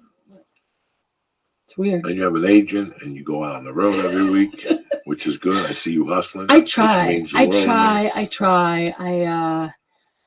I don't know. You know what's weird about this business? I mean, you've been in it way longer than me, but it's like, it's crazy how I'll be hustling and hustling and hustling, and then a whole bunch of stuff happens, and then all of a sudden you hit like a wall where it's just slow as fuck or nothing's happening. And for me, like we were talking about anxiety. It drives you crazy. Yeah, because even if it's just a week, even if it's just 1 week, I look at my schedule. That week empty. from Christmas to New Year's, I was suicidal. Yeah. Suicidal. We did a podcast on the 26th, and the rest of the week, the baby didn't go to school, and the phone didn't ring, and I thought I was going to fucking shoot myself. Yeah. I get anxiety also. I'm like you. I get anxiety, but I get, you know, it's weird because you've been here for 10 years, and you have to, this is why I was telling, Lee and I were having this conversation, that it's like when you telemarket. Okay, we're telemarketers. We just telemarket comedy. Yeah. Okay, that's pretty much. This is basically it. So right now you're a feature act and you're calling hilarities in the Tempe Improv. Thank God you're funny and people see what I see in you. So thank you. I had a week that was close. You know, I didn't want to compromise you. I know that you do TV work, but something happened. This you is great. drive back to Tempe, so I asked you. But you know, you're never a woman to complain. You know, you're never a woman to say that I've given me spots here where there's only, you know, go to the store. They don't give women spots. Then go somewhere else. Then go somewhere else. If you're worried about not spots at the store, you're not worried. You lost the mission. You lost the mission, which is just to do fucking spots. And you can find them, and you can make your own shit now. I see you in Ontario. I see you driving to fucking Mars on a daily every night. I see you. I mean, I just like, at the end of the day, it's fun. There's nowhere I'd rather be. You know how it is. I mean, it's like the time that you spend on stage, it's exhilarating. And I mean, so I feel so lucky to get to do this for a job. And that's why I work so hard. Because I recognize, like, when I go home and I see people doing the same jobs they were doing when I left Ohio when I was like 19, I'm like, God, I'm so lucky. Like, even on the times that are slow or I'm not working that much, I'm like, this is still like an awesome job at the end of the day. And you're here in the game that people dream of. Like, that's people it. Dream of being here, and you're here. People talk to you. You have an agent. I feel so lucky all the time. Like I tell Lee, you telemarket comedy. So I tell Lee, we don't have a day off in this life. Days off for people that are worried and regular. Yep. Or animals of death, there's no days off, because that day off, you're going to have a day off later because you didn't make calls that day. That's why you're dead those 3 days, because that day you didn't make any calls. If you always have calls in the pipe. Always. If you have 6 things in the pipe, you got to assume 5 of them are going to go under. Come on, man. We're not fucking geniuses here. You just got to be on the hustle right now. I'm sorry, Lee. And here's something I've been struggling with. Okay, so you get busy, right? How it's hard. What I've been struggling with is maintaining going out there and getting more for the following weeks. Like this week, I'm kind of slow because last week I was super busy and I didn't really have time. Well, in time, you're gonna learn how to mix both of them. Yeah, that is hard though. You're gonna learn how to do work in the morning and in the afternoons do that little hustle. Or you find enough success to where you can hire some help with that. Like when I was shooting my TV show the first season, and I was by no means making a lot of money, but I was super busy and I couldn't get back to everybody to set stuff up for when it was over. And so I hired somebody to help me. And like, I'm saying this sounds almost like so Hollywood and braggy to be like, I hired someone to help me because I was busy, but it helped. I spent almost nothing on it. Like I found this lady that was willing to do it for super cheap. It helped my anxiety. It helped me get organized. It helped me like plan ahead. And now I'm a huge fan of like spending money on someone to help you. Absolutely. I was always do it myself. Like even in school, I wanted to do projects by myself. But recently it's like, well, you have to treat this as a one-person business, and businesses sometimes get assistants or people to help out, and like it feels weird. You don't want to be like, oh, I have an assistant. It sounds douchey in LA. And people assume that if you have one that you're making a lot of money. But for me, it was like I would actually rather not go out as much, not have as much cool clothes, not have cool purses and stuff, but spend the money on that, just make my whole life better. There's this guy that I've been working with, a music guy, and he's really opened my eyes to that because he goes like he just went to Cuba. His name is John Fulford. He went and he hired like these Cuban musicians on the street and just recorded an album with them. And then he goes and he flies to Albania to do like a deal because he like distributes music or something. And he like flies it just to do a meeting. And it's like you're hoarding money almost when you start out because you're so broke. But it's almost like spend money to make money. You have to to just put yourself out there. Yeah. If you can find a way, or even like a lot of like interns, that just want to learn about the business. Or I'm very selfish. My wife helps me to a degree. Lee helps me to a degree, but there's a degree that I can't explain to Lee what I'm doing. It would take me too long. I call Lee after I do the work, and I try to tell Lee, I see what you're saying. This is what we did. You can't explain it. We call this chick. We set this lady up. Yeah. We're playing games with this lady. It's amazing. Yeah. I don't have time to sit Lee down at 8 a.m. because it would take me. We have to come over at 7. If I got an assistant, I have to come over at 7 and sit there. I see what you're saying. And my day is just bam, bam, bam, bam, which I don't have the time. I wish I did. But what if she was you were paying her for like a certain number of hours, and then as shit just popped in your head, you hit her up and were like, oh, write this down, write that. Like, I'm so disorganized. I almost just needed it's almost like paying a mom. You need an assistant for other stuff. You can handle your own business. I think that people would realize how, like Lee says. Lee said something last week that my wife has said, and I can't let that get out. Lee said to me the other day, I tell my wife all the time how crazy you are. I'm crazy, dog. I'm crazy, but I know we're going in. Yeah. I'm not crazy in the bad guy crazy. You know when I'm crazy? When you're fucking around, that's when I'm thinking of shit. Years ago, when I was out at 10 o'clock doing blow, I would think of shit and never do anything with it. Now, when I think of something, like there's times, all right, I had a friend growing up, his name was Anthony. Anthony was a great kid, but Anthony had the family business. So when you were 16 and you were thinking about concerts, and you would call Anthony and look at him, Anthony's mind would be somewhere else because he had to pick up a body at 6. So we started calling him Gearhead because the gears were always going. And and if you smelled smoke, that means he was really thinking. Yeah. And there's people like when I get up what if I go to bed at 8 tonight? I get so high. And Lee knows. I think it's past 8 already. Lee knows. But I would go home on a Tuesday night and stay in, and at 3:30, I'll call Lee and go, Lee, look at what we're gonna do tomorrow. Like it's 9 in the morning. At 3:30 in the morning. Oh yeah. Yeah. Because this is what we're doing. Sure. How you living, Tristan? I'm doing great. Did you hear what happened recently? With President Trump? Yeah, Wild shit, huh, man? I just thought about it. Yeah. So we have some interesting photos that come out of it. I think it. I was watching last night some kick creators go through it, and there were a lot of questions that were raised. First one is, why weren't the roofs secured? Like, that's the first job of the Secret Service. I can tell you this.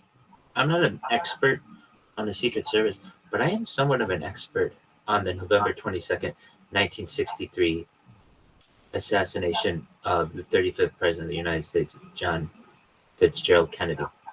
And I can tell you that we learned so much as the public from that event on how the Secret Service is supposed to secure a president.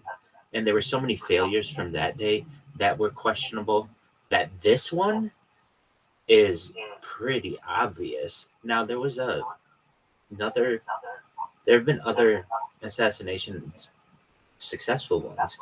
Of course, there's Robert F. Kennedy, who was killed in 1968 as the nominee. And there's George Wallace in 1972, who was paralyzed. So there was a time in the United States when assassinations were much, much more common. In fact, Gerald Ford had something like two within 3 months it was really like 2 weeks of each other, but it was like within at least a month of each other. It's incredible. So to go from there, and then 1981's assassination attempt against Ronald Reagan, and then to have nothing. It's the first time in my life that there was ever anything like this. It's something that I always have in the back of my mind. I think every American has in the back of their mind that it could always happen, and we'd always be worried about it, no matter who the person is. And I've always been an advocate for presidential nominees to get Secret Service far earlier. I really was an advocate for Robert Kennedy Jr. to have Secret Service protection much earlier, just because it's so important to our government and our society to ensure the safety of the individuals who are in power or running for power. So whenever you have an assassination attempt, whenever you do, you always have to say the famous Latin phrase, "Qui bono," who benefits. All right. So I'm looking at everybody here. You could have done it, Tristan. I could have done it. Anybody could have done it. Okay, now I know that they got this guy on the roof, and we've seen the picture and everything. Okay, fine. But I'm someone who thinks, okay, I've seen different media. I've seen different countries have situations where they have had coups. So who could have done it? Honestly, the first place I look, normally people would be like looking at the other side, but I always see, could this have been fake? With anything that I see, could this have been fake? Because I would say, too many times people have tried to pull fast ones in situations like this. So why would Trump want to fake? I know I'm not saying that happened. I'm just saying this is my thought process. Because it would raise people's, I would say, empathy for him, and quite a few other things. Gives him, if he survives it, a really great opportunity to show leadership. If you remember the television show House of Cards, there was a similar move that was pulled by Kevin Spacey's character, George Underwood, or whatever that guy's name was, Frank Underwood, where there was like a planned assassination. Now, without going too much more into it, I don't think that happened, but that's what I look toward. Then it's like, okay, is it just a lone person? I don't believe those stories. I just don't believe that. I've seen this happen too many times where we get these stories from people that, it was a lone person. They lived in the rural part of the world, and they never talked to anybody, and they just one day lost it and just went after it. Okay, fine. I just don't believe that those things happen as often as they do, and they're all so easily cleaned up when the guy dies that there's no trial, there's no family to speak out on their behalf. So, okay, so is that what we have here? Perhaps. Now, who could have put him up to it? I look at everybody. So I look at, we have people in perhaps the Democratic Party. We have people perhaps overseas in, could it have been Russia? Could it have been Israel? Could it have been some other country?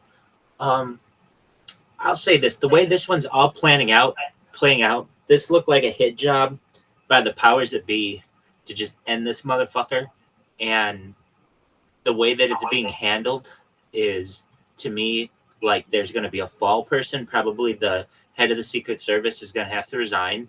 And then it's just like, okay, well, Trump lost part of his ear, when really it could have been much more serious for American society and the fairness of the process. So who do I think did it? I mean, I can name 13 families that I think at the end of the day probably had knowledge of this. And basically, we have to do everything that they say. It's unfortunate that that's kind of the way that it is. But when you hear about the Secret Service not securing the roofs, I saw an interview of a guy with the BBC, this redheaded guy. He's going to become very famous. He's got a visor on, and he says, look, this is what happened. And we can watch it together. Have you seen this guy? Tristan?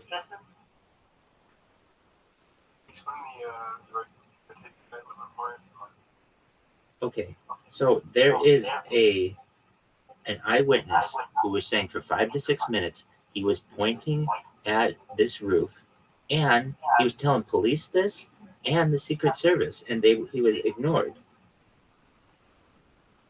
So I don't know if I can find it right now, but for brevity purposes, so we know that people were like who saw this. So this looks like a complete stand down, and these things have happened. They happened on November 22nd, 1963. They've happened since then. And who controls them? There's a shadow government that takes place. And basically, over those earpieces, anybody can say anything. And so the people on the earpieces can jump in on another channel and say, no matter what happens for the next 10 minutes, just stay and keep doing what you're doing, no matter if anybody points at somebody on the roof or anything like that. And you're supposed to do what you do on the earpieces, because that's what you do every single day. So with this, it's really sad. Two people died, the shooter and an audience member. So RIP to them. No one wants to go that way. And I really think the whole thing is quite sad. It caught me by surprise. Did it catch you by surprise, Tristan, obviously? Yeah, I was hanging out with my friend and her family out of the north. Yeah, Trump got shot. I'm like, I can't believe it. I rushed to search that up, and I found out, there's assassination attempt on him. Right. And you've seen the picture, I'm sure, since, with his fist in the air with the Secret Service around him. That's going to be probably a classic photo for the ages. And now, apparently, he's going to still go to the Republican National Convention. So he's the presumptive nominee, and then he will be the actual nominee. And then it's all a race till November.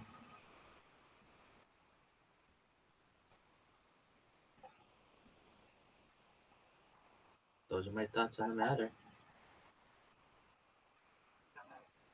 This could strengthen you amongst the American voters. Oh, absolutely. However, I'm just someone who hasn't had a lot of faith in the voting system for a long time. And so I don't even know if it matters. He could have 90% favorability. And if he doesn't control the voting systems, he's done. There's a quote attributed to Joseph Stalin, whether it's true or not. Your guess is as good as mine, but it matters not who votes, but who counts the votes. And so long as there are companies out there, Dominion is one of them. They're like a Canadian United States conglomerate that is very secretive when it comes to some of this. We don't know what's going on.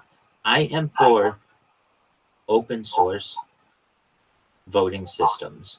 I don't think that this proprietary software under which we are basically held hostage for a voting system is, in my opinion,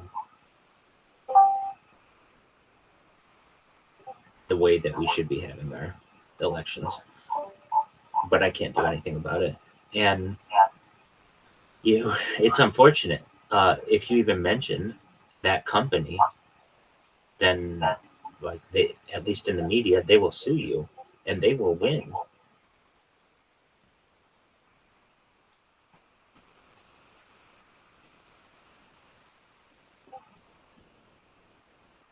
If you saw after the previous debate, even the mainstream news was saying that Donald Trump won 95% to 5%. Just ridiculous numbers. There's absolutely no reason why he or any other candidate who had that much of a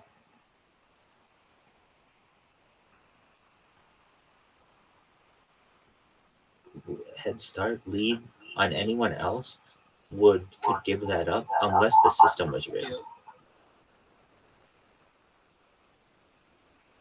So when it comes to anything political, I do my best not to get into the politics of it, just because at the end of the day, it's not who votes, it's who counts the votes.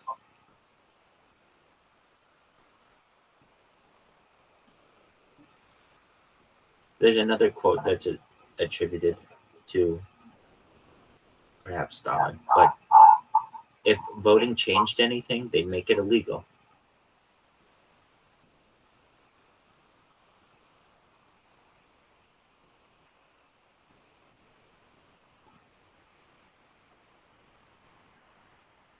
Anyway, I just want to get your opinion. I'm gonna hit the Senate. Absolutely. What do you think? You think I'm on the ball? Do you think I'm way off? Yeah, I think you could be onto something. Well, we'll see. Only time will tell. What?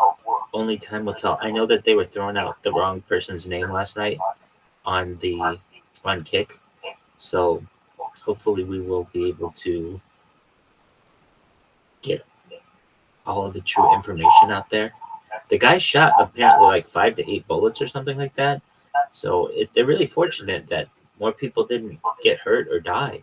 And I don't know if I were president or running for president, how much I would have trust in the Secret Service. You would hope they would do better than that, but you never know. All right, Tristan, anytime you want to come in here, please do. I love to cut it up with anybody, and it's been a privilege to have you here.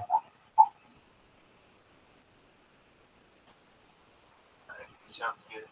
Good night, man. Take care, buddy. That's Tristan, everybody.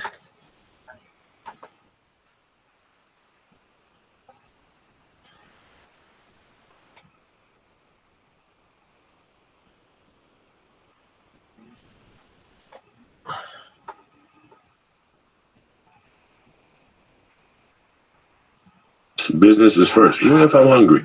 So after I do all that, then I go in the kitchen and I make a protein drink. I drink that, and then my lunch is ready, and I'll run in the shower. I'll wash my pussy with the bacterial soap, so I get the sweat off me. I get my hair done, everything, and then I come out and I eat lunch. It's all a pattern. Wow. Then after lunch, I go right back in the office and I make my calls. That's my call time.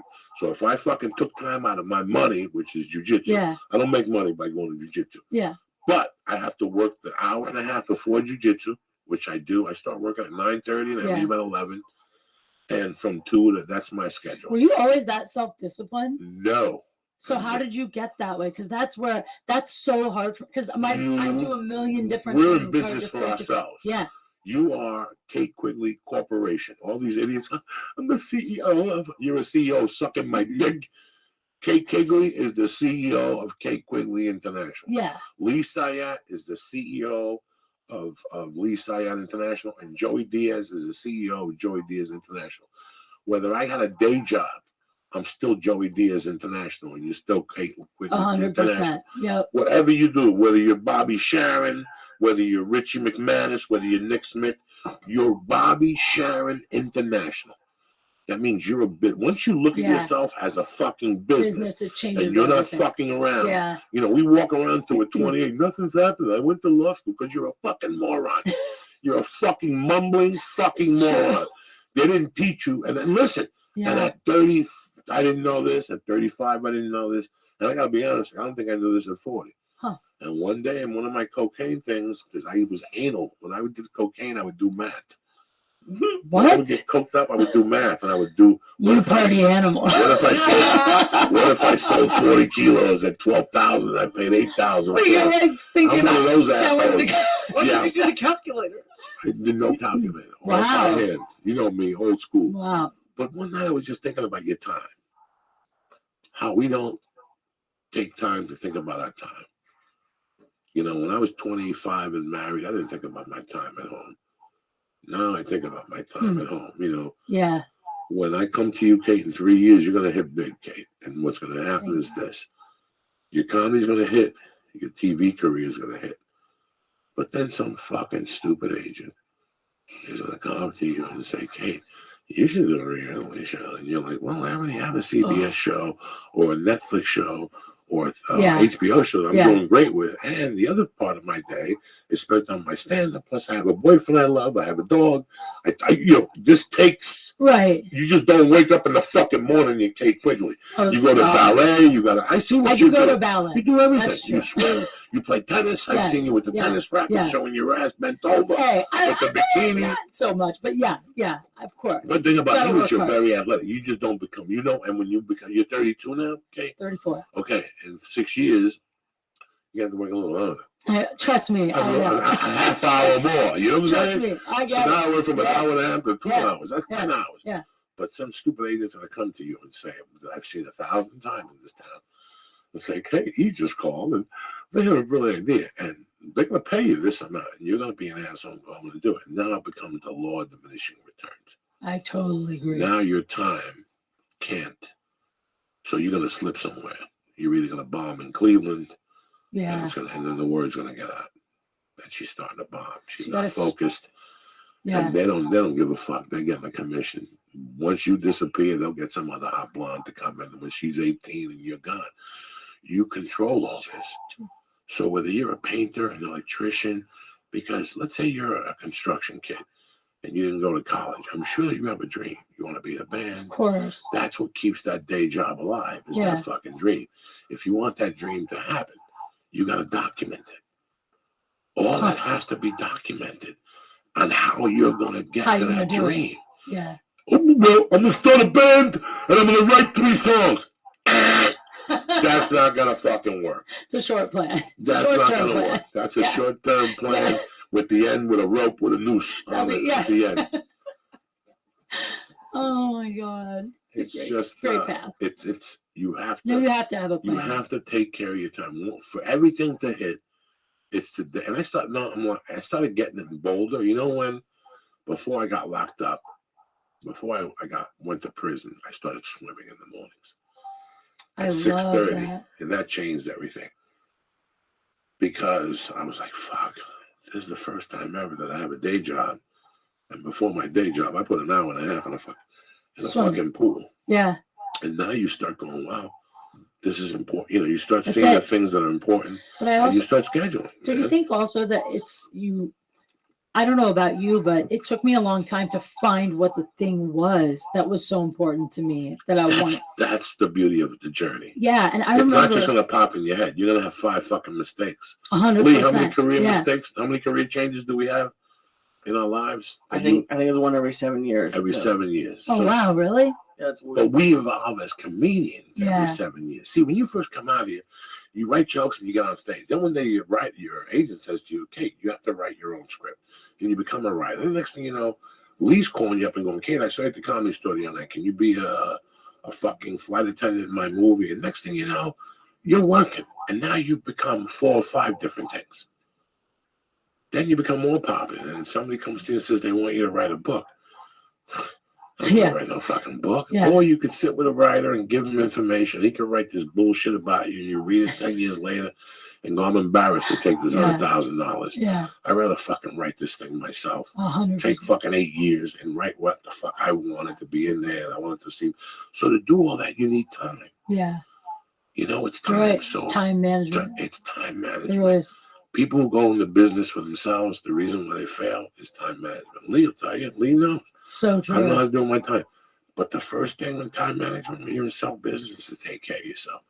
Because I think that shoots chemicals off in your It head. does. And that's 100%. why I tell Lee, drop her off in the morning at 8:30 or 7, whatever time she gets on the fucking train, get in the fucking car and take her. Because that gets you out. I don't Yeah. care if you brush your teeth. It doesn't matter. You're not going nowhere.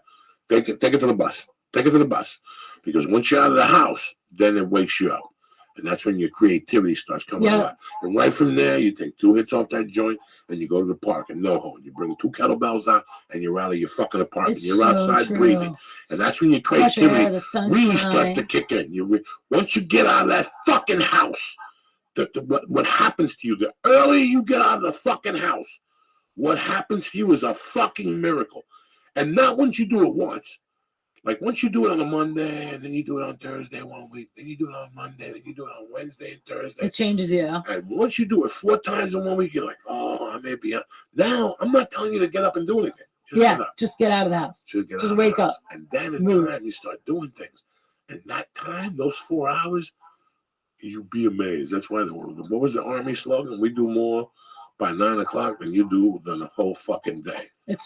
That's actually amazing. That's such good insight because anytime I get up and do anything, even just, you know what, I walk every day to 7-Eleven and get a cup of coffee in the morning, and I know I'm wasting money, and people are like, you shouldn't buy, because I just want to get Just gotta outside. get out. If you It's start your such a day with that fucking fresh air, gift. yeah, right? It's such a gift. And when you're outside, you look at the sun and you look at people and you go, Yeah. wow, look at all these people in traffic killing themselves to get to work. Look at how lucky the Yeah. opportunity I have. So I don't have to do this. Guess what I'm going to do? I'm going to go upstairs and tear up that fucking phone today. Well, I'm going to tear up some fucking jokes today. I'm going to go to Yeah. a coffee shop and you know what? I'm going to do an hour kettlebell workout, do push-ups and sit-ups and That's really the get best wet. advice ever. I'll jump some rope. I didn't know this. All Yeah. those years I was spinning my fucking wheels. Till I stopped doing blow, I was spinning. But even before I stopped doing blow, those 2 years, I was already, it was like I was preparing to get off the blow. I was organizing my time.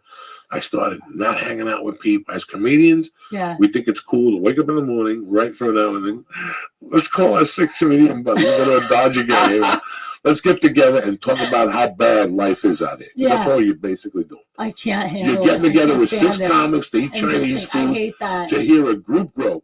So I by the time you hate get it. home at 3:30, you want to shoot yourself. Because if you're doing movies or you're doing well, Oh, they the make you worst. feel fucking bad about it. Exactly. And if you're not, you feel bad just being around them. One day I came home So and I true. said, I'm cutting off the comedy fucking group rope in the afternoon. Yeah. And that changed my fucking life completely. I just try to be around I cut out the positivity. comedy group I- rope. Yeah. The comedy group rope, 6 guys and a girl, and it's like fucking friends. And you got 5 losers, and I'm one of them. Talking about I'm not getting spots here. I didn't go here with Rogan. I didn't do this. For what? It's all just a waste of time that you could be spending And on projecting every where you are fucking- going. That's why you got to be responsible for every Yeah, fucking totally. minute, man. And just write the time down. Even if you do it an hour later, you keep writing that time down when you want to do it. Eventually, you'll do it at that time.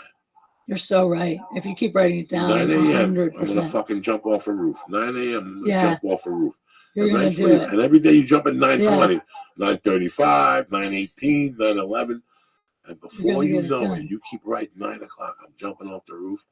You will jump off the roof every fucking So day true. at 9 a.m. It's so the power of the pen has Amazing. changed my fucking life, man. It's changed my life. I still have to write something to memorize it.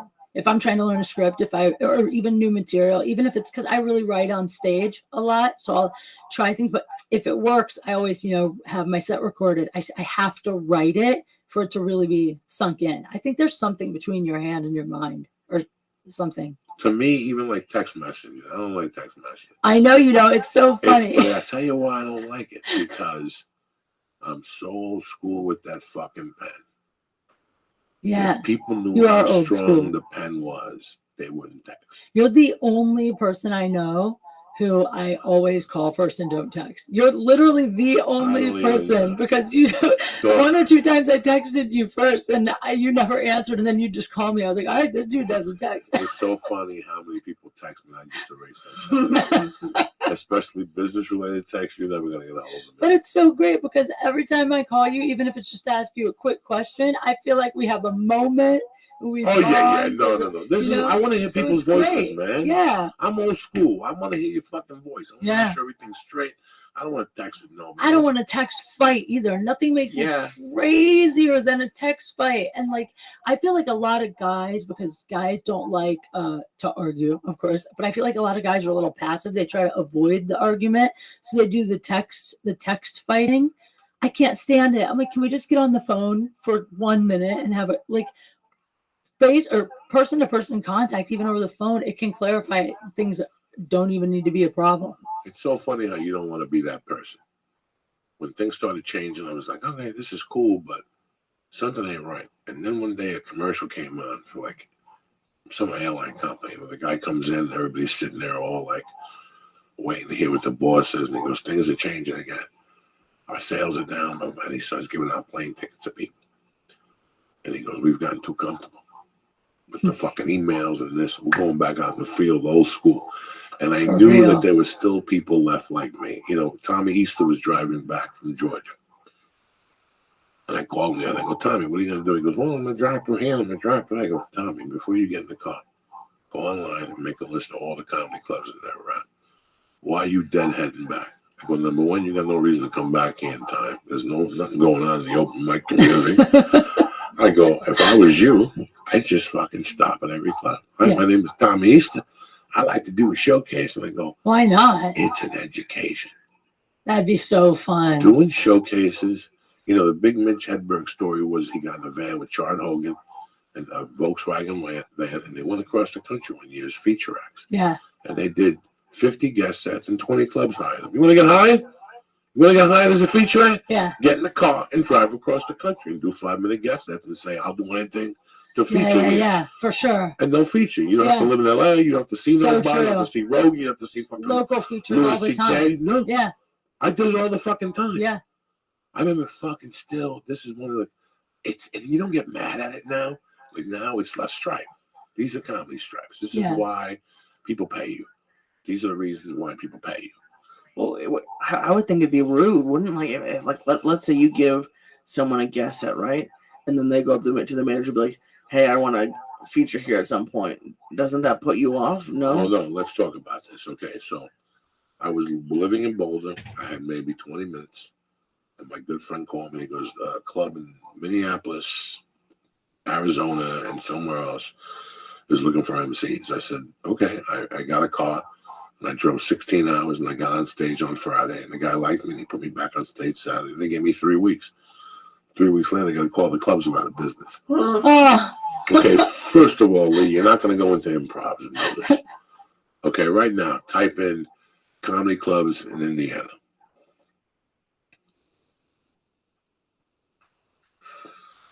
I love you guys.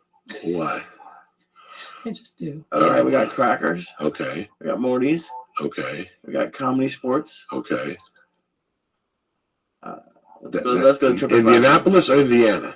I said Indiana. Indiana. Here's the top 5 according to TripAdvisor. Morty's, Crackers, Comedy Sports, the Comedy Attic in Bloomington, and Snickers Comedy Club in Fort Wayne. Okay, so Comedy Sports is an improv troupe, so erase that shit. Okay, sorry. So you got Morty's, you got Crackers, you got the other two, okay? None of them is an improv. Okay, so Morty's brings in top headliners, and so does Crackers, But every once in a while they got filler. Those guys got no fucking say.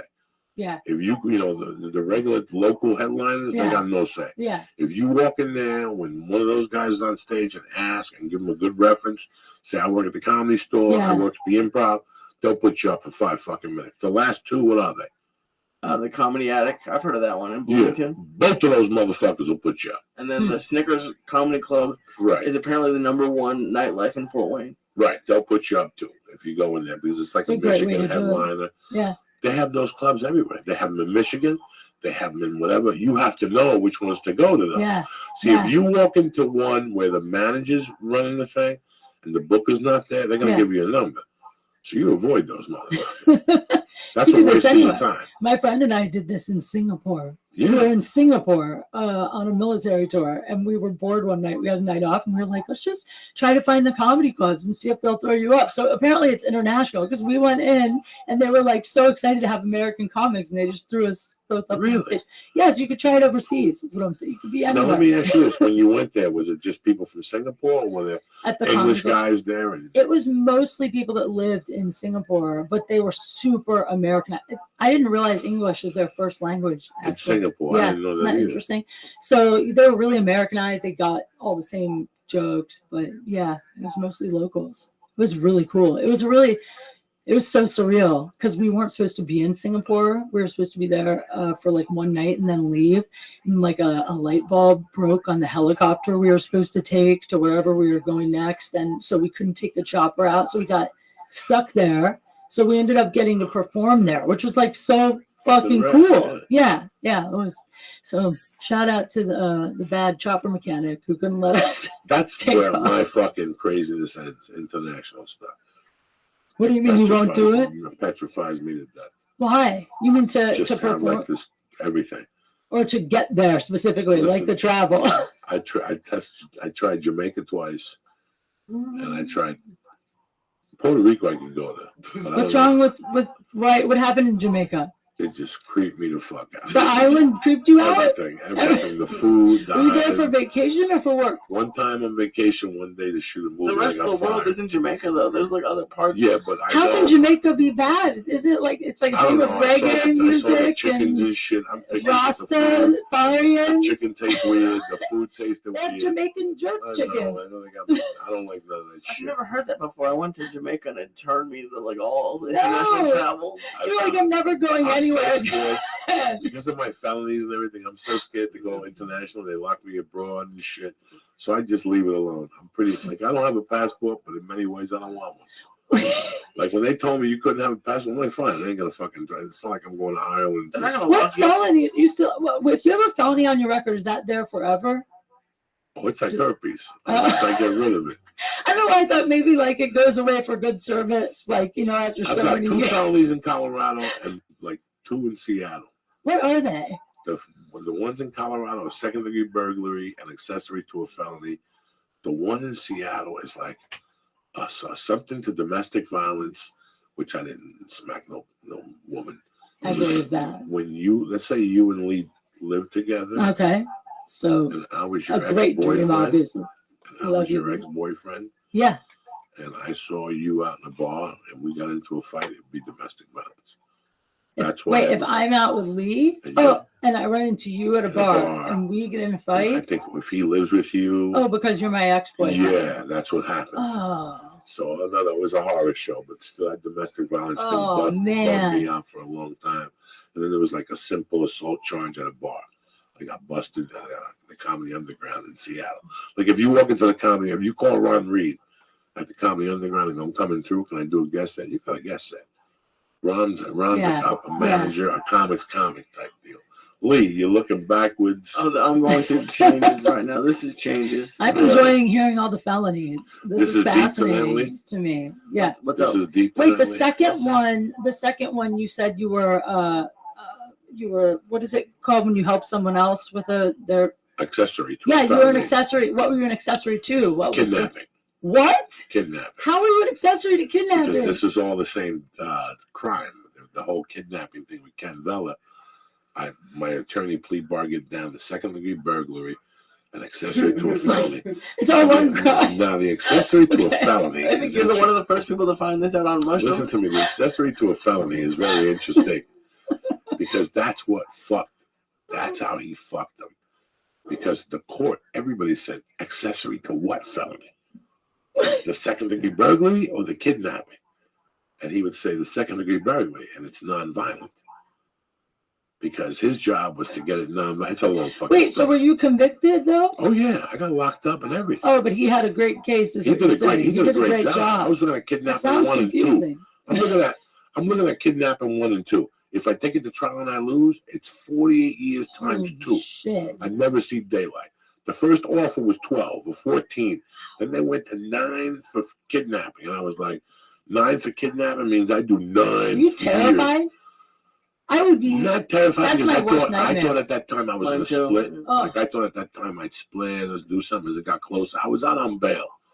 Oh So my at God. least if you got out on bail, you could fucking think and How in negotiate. the world would you split? You're just gonna like hike into Mexico? I didn't know what I was going to do. I had a friend Holy that shit. had a Hertz dealership in Honduras, and there's no extradition treaties with Honduras. I had friends that were just trying to help me out. Oh my But the God. more I thought about it, I'm like, you have to run with this the rest of your life. You know, You one can day never you come come back to the back. States, Yeah. you have a wife, a kid, a family, you get into a car accident, they take you to the hospital, you're wanted for fucking 2,000 years. Yeah, you can That never goes come your back. whole life. So forget Yeah. about that shit. But then this attorney just worked miracles. And I talked to that and I said, you know what? I did it. I always knew I was going to go do time. I knew it was in my cards. I knew I was going to get it. I might as well do this and get it over. And that was it. Wow. What was it like? I don't know what, I'm fascinated by like what really goes on in prison. Because you see movies and TV, but that's probably not real. Like, what is it really? On Is the it outside, scary? nothing. On the outside, nothing. I knew I was going to get in this. All I could wish for was every day that there was crazy people in there. Even when I got to the camp, there were people there that had been there from murder, man. They still have those tendencies, and now there's a thin line for what respect is in the outside and what respect is inside with people. Yeah. There's a weird thing in your mind. There's a lot. So I just kept to myself. I had a friend that had gotten into trouble, and I took him out to lunch a bunch of times, and he hooked me up. He called the prison and talked to the one guard. He goes, "This is my buddy. He was rich, this guy. Mm. His name was Ed Kabash. He was a bad motherfucker. He was a geek that became a drug millionaire. He started hanging out with this chick who knew about drugs, and he made money, and then Wow. he crashed 2 cars in 1 week. He had a liquor store, a Luxury. computer store. Oh, yeah, he had 2 chicks. He was Wow. They were driving Porsches. I mean, this guy was banging. Now that sounds nice. But when he got locked up, he paid a lot of money to get taken care of. He paid a lot of money. Wow. So you can really pay people. He paid a people on the lot inside. of money. to How get taken interesting. care Did of. you pay money to get taken care A of? little bit. Really? Like a couple people, just like when I got in, they told me what to do, and I thought I took care of it. You seem like a guy that would very quickly move up, though, and be running your own little ring. No, I didn't. I tried to keep, because you don't want to step on nobody's toes. Right. When I got to my final destination, I was having a great fucking time. Really? Yeah. You having fun? Yeah. You're the first person I've ever heard say they were having fun in jail. I mean, you can look at it 2 fucking ways. You can look at it from 2 fucking ways. I had I was working in a kitchen, had access to food, Yep. which meant people wanted to talk to me because I had access to food. Oh, They yeah, wanted, of they wanted course. cheese to make nachos. They wanted this. Oh. They like skim milk. You know what I'm Are saying? you winking at me on purpose, or are you high? No, I'm just okay. like going like, I'm like, I have this code. It's all this food code. So you for get something. favors. You Got follow me? it. Okay. You Yes. get favors. Yeah. Like Yeah. the guys that work in the garbage crew. I Yeah. said, my girlfriend's going to drop off a pair of panties on the exit over there. That's the kind of favors? Yeah, like Oh, I crazy think they're like shit. cigarettes. No, like maybe, listen, you like to do coke? How about I give you an 8-ball? Okay. Got Go it. to Got it. this spot. There's a bag. There's going to be coke in there. Put it down And your dirty ball. panties. They Yeah. don't search you, on the way back or something. Just think, once you have those type of jobs, people. Yeah. So, like, I had friends that would come to me and go, my wife brought me tamales, bro. Can you put them in the freezer for me? I'll give you 2 right off the top. Bam. Oh, Shit like nice. that. I had access to a freezer. The I hookup. had access to a property 60 yards from the main facility. So the guys that were selling steroids and shit would say to me, "You have a stash over there? We'll pay you some money. You know, we got some heroin." So I would put it somewhere where I couldn't get in trouble for it. What? I would put it somewhere where it's not in my car, but I'm watching it, but not really. So if there was crates outside and the garbage man had to pick them up, I would stash the heroin under a crate or something so nobody got in trouble. Oh my It God. could always be the garbage man. There's always That's so risky, though. there's always a doubt. You were involved in dangerous activity. You could have been taken out No, I on wasn't. the inside. No, I Shanked. wasn't. Shanked. No, I wasn't. I was fine. It wasn't like that at all. They were like low-level dudes, but But It was heroin still- is it a was high still- level drug. there was a guy that was a biker that I became friends with. I still think about him. He's a solid fucking white dude. Solid white dude. Just a fucking banger. I still think about him late at night. And he used to get meth every Monday from his girlfriend. His girlfriend would come in and swap spit with him with a condom and fill it up with fucking meth. Like 2 8-balls and like a little condom. Every melted Monday? Every Oh. Monday.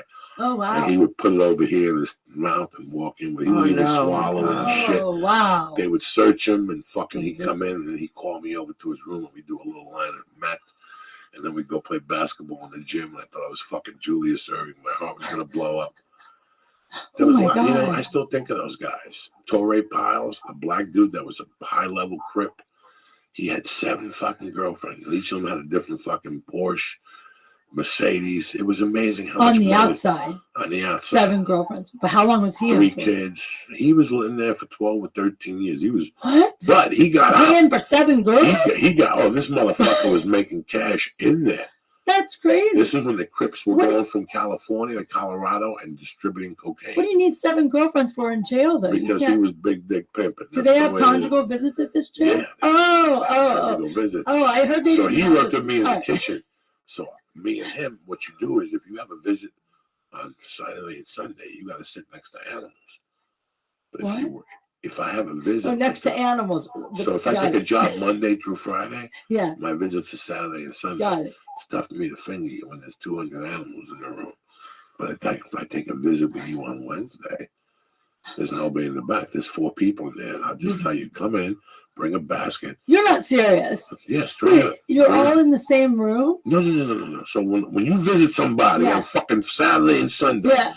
it's a big room, and you Yeah. just get on the table and you talk.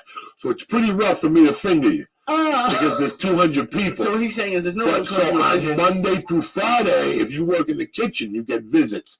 So you would say, come in Monday and Tuesday, bring a basket of food, we'll have lunch. But wear a dress with no panties. And we would I would make you sit by the door. There was a door here and there was a window. So I would make you pop up so you could see around and I would eat your pussy while you were looking at the guards and see if any of the guards were coming in. Oh yeah, there was a scam, So dog. there weren't really conjugal visits, but there were conjugal Oh yeah, visits. I would give you a stabbing every Monday if you came to visit me. The girlfriend at the time, God. I was giving her Monday stabbings. There's secret conjugal She would visits show up happening in She jail? would show up on Mondays and they're not conjugal, Kate. I get it. And Monday and Tuesdays they would come in and you sit down like nothing's happening. Yeah. You bring a dress. Yeah.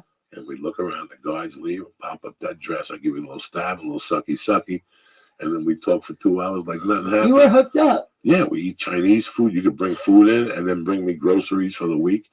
They check the groceries and take a vig off the top. But then at least they take care of you. You know what I'm saying? Kate, have you ever loved anyone enough to stay with them through prison Jail. and then not only love Kate's them enough to loyal. stay with them, Kate's loyal. but to go in every week? Fuck yeah. Wait a second. Have sex in jail? That'd be great. Fuck yeah. Imagine this. Imagine if you were with a really great guy, and then he did go to jail for something he did that was like heroic, like he saved another girl, but he accidentally kind of killed a guy because he lost his temper, whatever. And then he goes to jail and he's amazing. And there's a way that you can sneak in and have this like fake in the kitchen, like he pays off the guards sex every once in a while, but not have to deal with all the relationship drama at home. That'd be like a perfect scenario. Yeah. You have this mapped out. I think. Right. Why do you think these chicks become I fucking... am on Why meetaprisoner.com. do you think these chicks get together with these fucking killers and shit? Just to think I got a dick in me. The guy killed 18 people. No, That's gotta get a woman off. You know what I'm I'm saying? saying I'm dating the guy that killed Joey. 18 people. That's my guy went to jail for heroic reasons. Yeah, sure. Yeah. You gotta hook up with a guy that's a hero. Good luck. Well, a hero with a violent temper. Huh? I'm kidding. There's no such thing as a hero with a violent. Fucking hero. You lost your fucking mind, man. He killed 18 people. Yeah. It has to get them off. It's sadly that for a lot of women it does. I know. We don't want to. I don't want to. We can't help it. There's something about a guy that will kill people that's like, it's primal. It's like the man, it's like the beast inside. We don't really want him to. We don't really want murderers, It was funny because the guy that gave me the TV called me the other day from the halfway house. He didn't call me from the halfway house. He had an hour to look for a job, and we were talking, and he was telling me that he's seen his wife and the whole thing, but nothing's gone down. But he goes, "There's some fucking hot chicks at the halfway house," and I'm like, "I know." Hot chicks at the halfway house. Sounds like a great reality show. I got off the phone, and I don't know where, I think it was in my office. And I was trying to write jokes or something, and I had to organize something. And I started thinking about the conversation we had. And when I was in the halfway house, the top 2 floors were for men, but the bottom floor were for girls. There was only maybe 10 girls. There was 2 rooms for girls. The bottom floor was a kitchen, like a kitchen where you went and they gave you your groceries for the week. Yeah. And then there was like a microwave, and then there was like a bathroom, then there was a conference room, and then there was the hallway. So when I was doing time, there was a guy in there that used to tell me about his girlfriend. And he would tell me, "You're on your way to BCTC? She's going to be in BCTC." I still remember her name and everything. I don't want to even mention it. Oh, my God. And I didn't think nothing of it, guy. I was. And finally I go to BCTC. I walk in, and after 2 days, who do I meet? I meet the girl, and I said, "Hey, I met your boy." "Yeah," he said, "you're coming here." We became friends, and I never thought nothing of it. And after a couple of weeks, I started selling coke in the halfway house. and one thing led to another. Right, exactly. One thing led to another. Hey, had to find employment in the halfway house. One thing led to another. One Friday, I come in from selling cars. Be lazy. And I pull up, and the Invix knew I would come in. I was loaning out money, and I come in, I signed up. But in those days, if somebody calls for you or somebody wants to talk to you, they leave a message in your book. So when you walk in, they give you your book, and you sign in. What time you come in, there's like, let's say they want to give you a UA. Yeah. Let's say they want you to pee, there'll be a note in there for a UA. Well, there'll be a note. You have to sign it. You got 2 hours to piss from the time you signed that piece of paper. If your attorney called, it was in there. But this one night, again, I opened the thing, and there's a note from this girl. And she goes, "When you come in, can you please stop and see?" I go, "Okay." And I didn't expect nothing of it. I took it she wanted to buy blow. That's okay. It. I walk in, there's nobody in the hallway. I get to her door, I knock on the door. She opens the door in fucking Victoria's Secret. I don't know what to do, but I'm an Invicta. I grab her tits. We start making out. I take my dick out, the whole thing. She says, "We can't do it in here." I fucking took her out of there and took her into that little kitchen area. Oh my God. Bent her over, no condom, no nothing. I ate her ass, ate her pussy, and just dipped that monster in there. It sounds like a porno. Yeah. Chicks at the halfway house. And then after that, it was like every time I saw her, I'd give her a stabbing. So we used to go to therapy. We used to go to therapy together. Like the whole, you have to go to group ropes. So there was some group ropes. This really is a porno. You're producing there were some group groups that were at the halfway house, but some group groups were at a place called Serenity, right down the corner. Is this what you called it? Group groups? That's what they fucking are. That's their technical term? It's a horrible name. What I'm saying. Yeah. Okay. So you have to go to like 2 days a week. You have to go to these meetings. Right. It got to the point where her and I would go to the same meetings, and they were 3-hour meetings, but they have at the hour and a half mark, you'd have a break. And I just give her a look, and we'd go behind a car in the parking lot. I eat her ass, suck a pussy, and give her a stabbing. And I'd walk back in like nothing happened. I was a fucking nut. Sounds like great therapy. A year later, even after she had a boyfriend, one day I was riding my bike, and I saw her walking her dog. I go, "What's going on?" She goes, "Oh, nothing." She goes, "I moved to the guy I'm in love." No. Oh, come on. She goes, "Yeah." I go, "What does he do for a living?" She goes, "He's like a salesman. He travels." I go, "Let's go over there and smoke a joint." No. I was over there 3 minutes eating a monkey. No. Oh, my God. It was terrible. Yeah. Wow. I met some. Sometimes you have people like that that you. Then I met a feel- fucking girl at the halfway house. I just don't remember how beautiful she was. Her girl, her daughter. No. I met a girl. Oh, a at the girl. halfway house.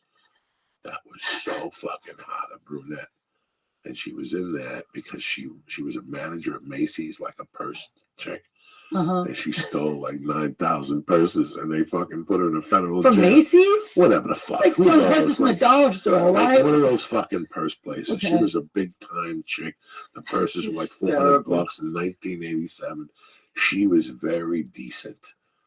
Like she was very, you know, those chicks that are like, I would never eat on that, you know, like one of those chicks. Oh, okay. And I yes. became friends with her, you know, I would make Precocious. jokes at her. I would always make jokes at her, like stupid jokes, like, how was your, you know, like she didn't know I was goofing on her, Right. but I would say, how was your day? Like, the place is just disgusting. I've never lived in such a place. And I would just laugh, Yeah. you know, like, Yeah. did you find the fleas yet? Are there fleas here? I have to call my attorney. Can't So imagine that. I became friends with her. She was really pretty, banging body. She was thick. She had short brown hair. And I'd see her walking. And one day I was driving, because I had privileges to drive. So one day I pulled over, I go, you want to ride? She goes, yeah, get me right to the mall. She was working at the mall. I took her to the mall, boom, dropped her off. Nothing happened. Good to see you. See you tonight. See you at therapy. That type of shit. How did you earn privileges to drive at the halfway house? What did you have? You have to get a job and stay on the job and pay rent on time. And How much did it cost to live there? $75 a week. Can you move in if you're not No. a criminal? Okay. So this girl was really sweet. This would be good for me. This girl was really sweet, Kate. And I'm saying, you know, I asked her once, I go, don't you have a boyfriend? She goes, God forbid. I dated a guy for 2 years, and when I got locked up, he stopped writing me, you know, all this shit. She was kind of like a prudy girl. Always wore fucking badass clothes. Like her job was pretty badass at Yeah. the time. And one day I saw her walking, and I picked her up, and I had this gym.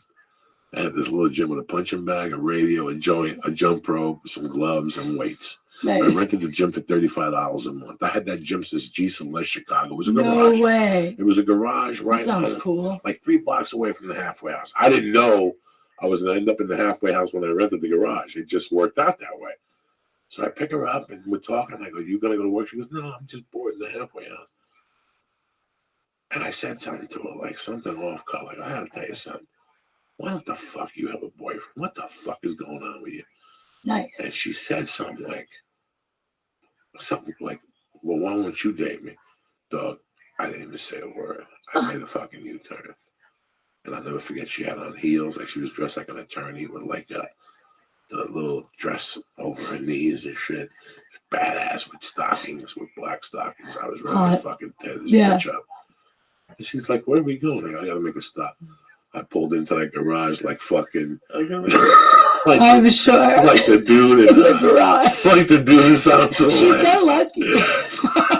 I took Took her her to back a to the garage. garage. She's Took like, her back to the that garage. was so funny because Baby, she's I like, got the best garage in she's like, what am town. I gonna do in here? I go, come on. We went in there. We What are we started gonna making Punch out. bags. I'm gonna I punch your had gym bags. clothes for- on.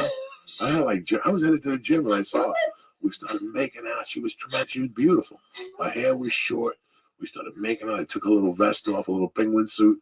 I took that skirt off. I threw her on the fucking bench.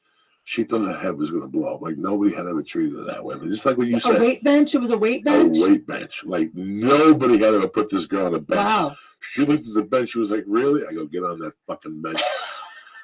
Picked her fucking legs up. I ate that muffler. I ate that monkey. I fucking condom. I went in there like a soldier. Jesus. And that was the end of that, dog. It was tremendous. She was beautiful. And when I was driving home, I don't know if she was crying. I don't know what the fuck the problem was. She was. Why would she be I'm just kidding. God? You made her see God. No, I'm She just was like, kidding. I'm scared.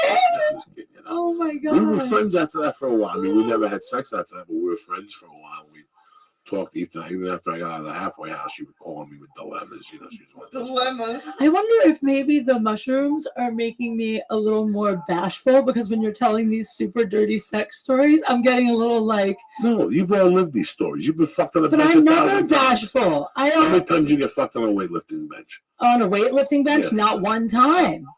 What kind of animal are you? How many times have you gotten banged at the gym in the men's bathroom? Tell me the truth. Never. Come on. I swear to I'm in the God. woman's bathroom. Nobody said to you, give me that sweaty. I butt. never fucked a stranger at the gym and never fucked a What? guy I was Don't you- dating at the gym. Don't you have any fucking adventures? Yeah, I mean, fitting rooms like at the mall, like movie theater bathrooms. I just haven't With a done it. boyfriend or just a random motherfucker Oh, at the movie theater? Nah, I don't really fuck randoms. I really don't. So this needs a boyfriend that took you to the movie theater and said, take it off, you dirty animal. Oh, well, not necessarily a boyfriend, just like someone I'm dating. So I would take you to the movie theater, put a hole in the popcorn, put my dick in the box, and put popcorn over so when you grab the popcorn, you massage the helmet and shit. That's great, Joey. That's great. Invisible assault. You hide your dick in a box of popcorn. That's if I was in the 6th grade. These are jokes. Yeah, sure. These are jokes. Well, you're the only one with jokes, cocksucker? That's so funny. I don't know, man. I've been trying to have more adventures. I'm trying to learn to be able to be more casual about it. And like, but I don't fuck strangers. No, like I never meet a guy and within like an hour we're fucking. I never do that. 2 hours. 3. 3. But only once. All right. Only once. I just don't do it. I don't know why. Let's say, listen, man, when you go to a bar, it's such a cheesy fucking environment. But like, one time I met a girl at midnight. I was in Boulder walking around, and she was walking around. She asked me if I had a light. We started talking. We started walking. By 3 o'clock, we were naked at the university behind a Were you bush. still walking? Oh my God. Yeah, we just kept walking and talking. Sometimes you get attracted to somebody and shit happens, man. I mean, there have been nights that I would have done it that I can think of in my head where actually, this is interesting. There were 2 guys that I wanted to hook up with so bad within like 2-3 hours of meeting them. And we were one in particular. Oh God, he's so hot. He used to play NFL football, body of like a Greek fucking like guy. So we're in an Uber. I just met him. We start hooking up. I can tell it's going to be amazing. And I would have gone home with him. And then all of a sudden he was like, we should do this next time. And I was like, are you sure? And he's like, yeah, we should do this next time. So now I wonder if maybe like he had a girlfriend there or something. Like every once in a while, a guy will push me off. And they're usually the ones I want the most. It happened with him. He said we should do this next time. And then there was one other time I was so into this guy. We started making out at this bar. We just met. He was super funny. He kind of had the edge, like he might punch somebody or beat somebody up in the bar, which I like, I like that. So we started hooking up at the bar, and then he's like, he calls an Uber, and then I think we're going to get in it and go back to his place together. And then he was like, hey, it was so good to meet you. I'll definitely hit you up. We'll do this next time. And I never heard from him again. And I thought the sex with that one was going to be like off the charts high. So what do you think that is? Because those guys were the ones I wanted the most ever. I don't know. It means I want guys that are unavailable on some deep level. That's why they're the ones I instantly want to bang. Because my Call your vagina psychiatrist. knows. My vagina What are you knows. telling me this shit for? Call the psychiatrist and tell him that therapy's working. Oh You know what I'm my saying? My vagina's psychic. No, it's fucking crazy, man. It takes a lot to catch yourself. Yeah. You know what I'm saying? Like, it takes a lot to go, you know what? This ain't going to work tonight. It's not something that I've ever said, because look at me. I got to take what they're giving. You know what I'm saying? I can't say, well, this ain't going to work tonight. I'll see you next time, Kate. Yeah, You know. what is that? Who the hell knows, Kate? I Maybe don't they are know. married. Maybe. It's got to be me. I got to be attracted to people that like can't because they have a reason, like a person or an emotional block, Like, wait, or their dick just doesn't work. I'm attracted to guys who are impotent. are you really? I don't know, but that's what I'm saying. Why else would they be turning me down? You take guys home and they got dead dick a lot? No, it's only happened once. They were doing drugs. Yeah. Yeah. Yeah. Like fucking. I don't really take guys home though. If I'm gonna go, I go to their place. I don't take them to my place. Why not? Because I don't want to have to kick them out because I don't like to be rude. And I like to be in charge of when I leave. So if I want to stay, I'll stay. But if I want to leave, I want to be able to leave. But if we're at my place, then, I can't just walk out at any time. Right. So I have to really trust someone to bring them home. And you're like, the party's over. That's Yeah. it. It was good last night when it lasted. I took a look at you this morning. I smelled your feet. There's no more. I don't know, because sometimes what if you get them back there and you start hooking up and there's some surprise you don't know about, like they're really smelly or maybe once they get behind closed doors, they act crazy and you don't want them, in your apartment. But now they're in your apartment. Stop being a young girl, man. So I'd rather go to their place and get murdered there. I'm just kidding. It's tough being a young woman, man. It really is. No. It's fucking heavy I don't duty know, to be pretty, not to be young not to anymore. be pretty, to be fat, not to be fat, till you don't know why a guy likes you. There was a girl in high school that had a glass eye. I always think about her. Because I think about she As got most men married, do. because when we were in high school, nobody would talk to her. Oh. Because she had a glass eye. Yeah. When you're young like that, you don't think about, people's feelings. And I always think about what happened to her. Did she ever hook up with somebody? Did somebody overlook the eye? Maybe she's missing an eye, but she's such a good dick, so you just say, fuck it, I'll take the one with the Michael Bisping eye. Oh my. That's what she has. So many things I want to say. I'm not. She had a little Michael Bisping. It was nice and sweet until I know. I always wondered if they got together. I always did. She was a nice girl. Maybe she. She would never date me, even with the one fucking eye. It's not like, you know what I'm saying? Like, she would never fucking date me. I'm just saying. You don't know. She was very sweet, and I always thought about it. Anybody overlooked that?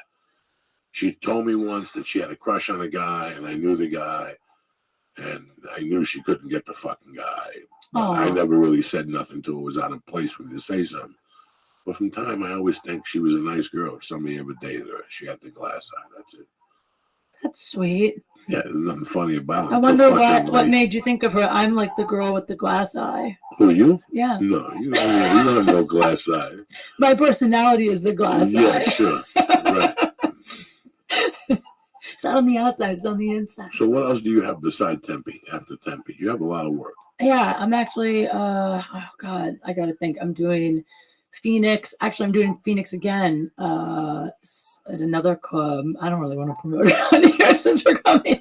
I'm doing Vegas. I think I'm doing Vegas end of the month again with Steve Byrne. And then, I don't know. Follow me on Twitter. I post everything there. I can't think of it off the top of my head. Joey, you gave me too many mushrooms. You have a webpage? Yeah, katequigley.com or Instagram and Twitter at KateQFunny. I'm way better at updating also my Facebook fan page. That's way more up to date all the time. But oh yeah, I'm doing a week in Vegas with Theo Vaughn actually at the Laugh Factory. That's going to be really fun. So I'm always getting around. I'm trying. What about the Playboy show? When does that go back into season 3? We should start shooting in the next 8 weeks. And then what else? And check out my podcast. Your guys' listeners have been listening to my podcast, which is awesome, which is called Date Fails. And I have Tony Baker doing it with me now. I don't know if you know Tony. He's super duper funny. Black dude. Yeah. I know him. Yeah. He's so funny, and he's the perfect edge, like the opposite edge of me, because he's got his pulse on like not just dudes, but like these hip, like what's going on with like the hip kids. And I feel like I just know what's going on with like girls that are crazy. So it's cool. And we talk about all their bad dates, and I'll have you on it sometime. Bad dates. Yeah. I don't have bad dates. I just got crabs. I don't got bad dates. I just got crabs, a staminka juice. And I got a new grill. Did you see my grill? I saw your fucking grill. So. I also want to thank John Petrovsky. He gave me a fucking tremendous album. He gave me the Black Crows, the second album, the one with Remedy on it, fucking tremendous. I had that on cassette in my fucking whatever. Like I said, this weekend, myself and Kate will be at Tempe, and then February 3rd through the 2nd through the 4th. Oh shit! It's motherfucking Nashville coming at you, bitches. So take that and put it in your pipe. Listen, I want to talk to you people about something. Valentine's Day is coming. Everybody's always complaining about being single. We don't know what to do and nothing like that. It's funny how my mom used to dress me in suits, and she always liked when I was clean. I won't put a suit on for dick now. It's pretty sad because I'm 54 years old, and I should be wearing suits on stage and being a little bit more professional. I'm going to tell you something. What I'm going to do out of respect for you guys is get myself a little Indochino suit.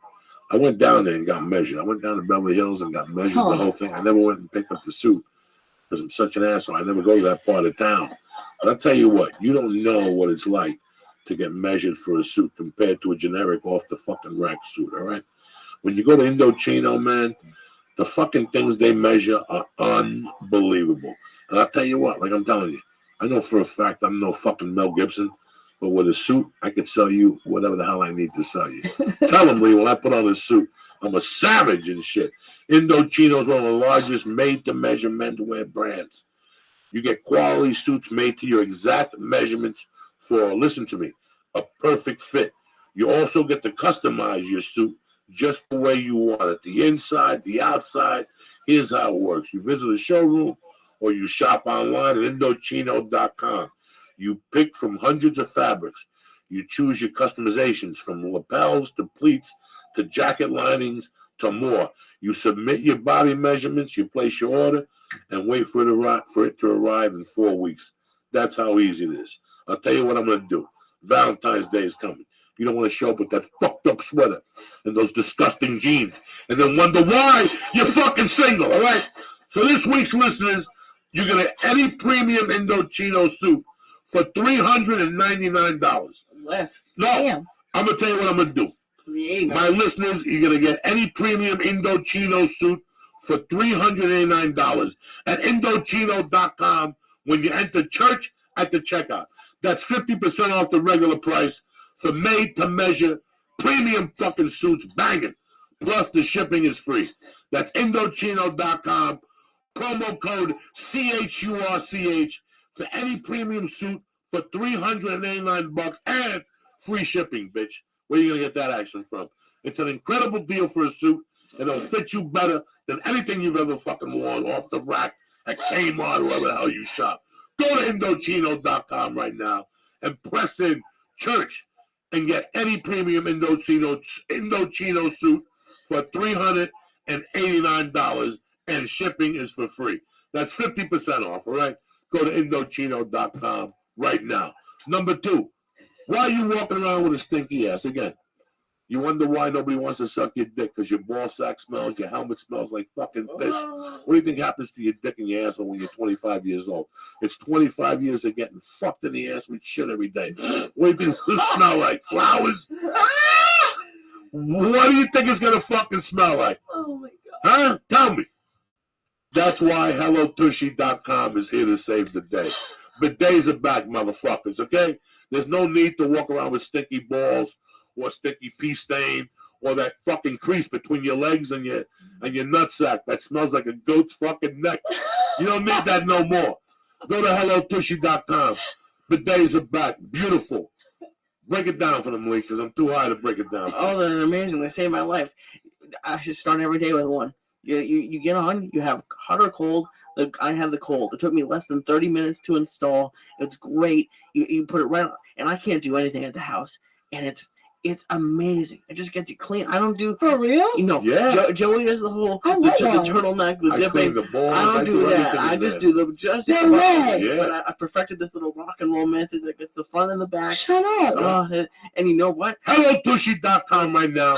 You got a 60-day money-back guarantee. Tell them, Lee. Don't sit there like a fucking mutt. Just do it. Just do it now. You don't know what you've been missing. You don't know what you've been missing. They're unbelievable. Wow. You snap them right on. They're easy to install. Hot water, cold water. Let me tell you something. You don't know what life is till water's clean your muffler. You avoid Yeah. I feel bacteria, bad for swamp you. bass, I really hemorrhoids, do. diseases, germs. You got to wash that ass 3-4 times a day. Because Unbelievable. Even when you don't take a poop, you should be washing that muffler because germs are there. Yeah. You're eating all those GMOs and all those potato chips. What do you think happens in your asshole? What do you think happens to Lee's asshole with all that hummus? what do you think? Can we happens? not think of It that? creeps around the rim like sheetrock around the fucking, Oh my god. like a, you ever get a light socket and put sheetrock around it? That's what hummus does to the side of your asshole. Oh. That's why you got to get HelloTushy.com right now. And if you go to HelloTushy.com right now and press in church, boom, CHURCH, you get 10% off to all my listeners. Oh my God. Remember, 60-day money-back guarantee. Let me tell you something. It's a great product, and it's a great product for Valentine's Day. Let's say you date somebody and they have a smelly ass, so you try to toss their salad, and their asshole stinks like Jersey. You can't tell them, listen, I can't toss your salad no more because your asshole stinks. But if you get them HelloTushy.com, it's a very subtle way. That's a And great Before you idea. have sex, you go in there and get the Hello Tushy on you I gave you. So for Valentine's Day, it's the best product. It's durable. It's solid. I love them as a company. Go to hellotushy.com right now and press in. Church. And if you live in a place that has more than one bathroom, do yourself a favor and just get 2 of them right Get away 2 of them because together. then you're gonna be fighting over it. And It's, listen, Wow. And if something happens, get a 3rd one. Don't live like I did without the sleep apnea machine. I love you, motherfuckers. Again, me, Kate, and Ali Moose at the Tempe Improv. Thursday, Friday, 2 shows. Saturday, 2 shows. Come on by and say hello. I appreciate you with all my heart. We'll be back Wednesday night. Again, Indochino, Tushy, and Onit.com. Thank you for sponsoring the show. Kate, I love you with all my heart. I Thank you love for you. having bigger balls than half these fags in Hollywood. Aw, Lee, you're my thanks. dog to the end, you fucking badass Jew. love you, buddy. Stay black. Hit it.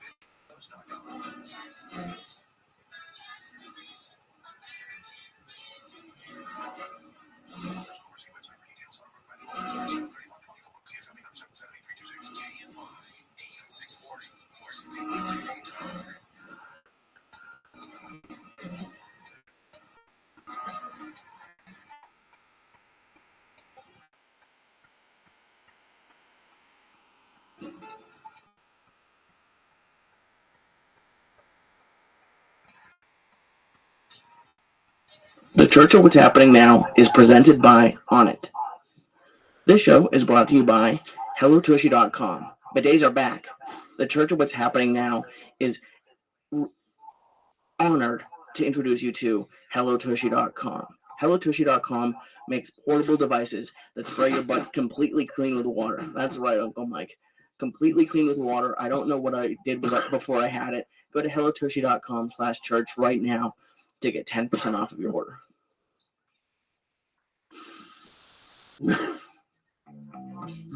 That's hysterical. Here you go. Another fun-filled fucking afternoon. Uncle Joey, Uncle Mike, the Flying Jew, my main man, Lee Sayat. A lot of love, baby. The Church of What's Happening Now.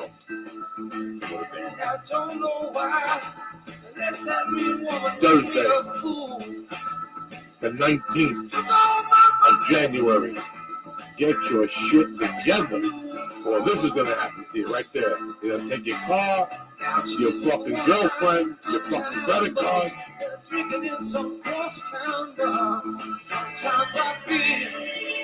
There you go.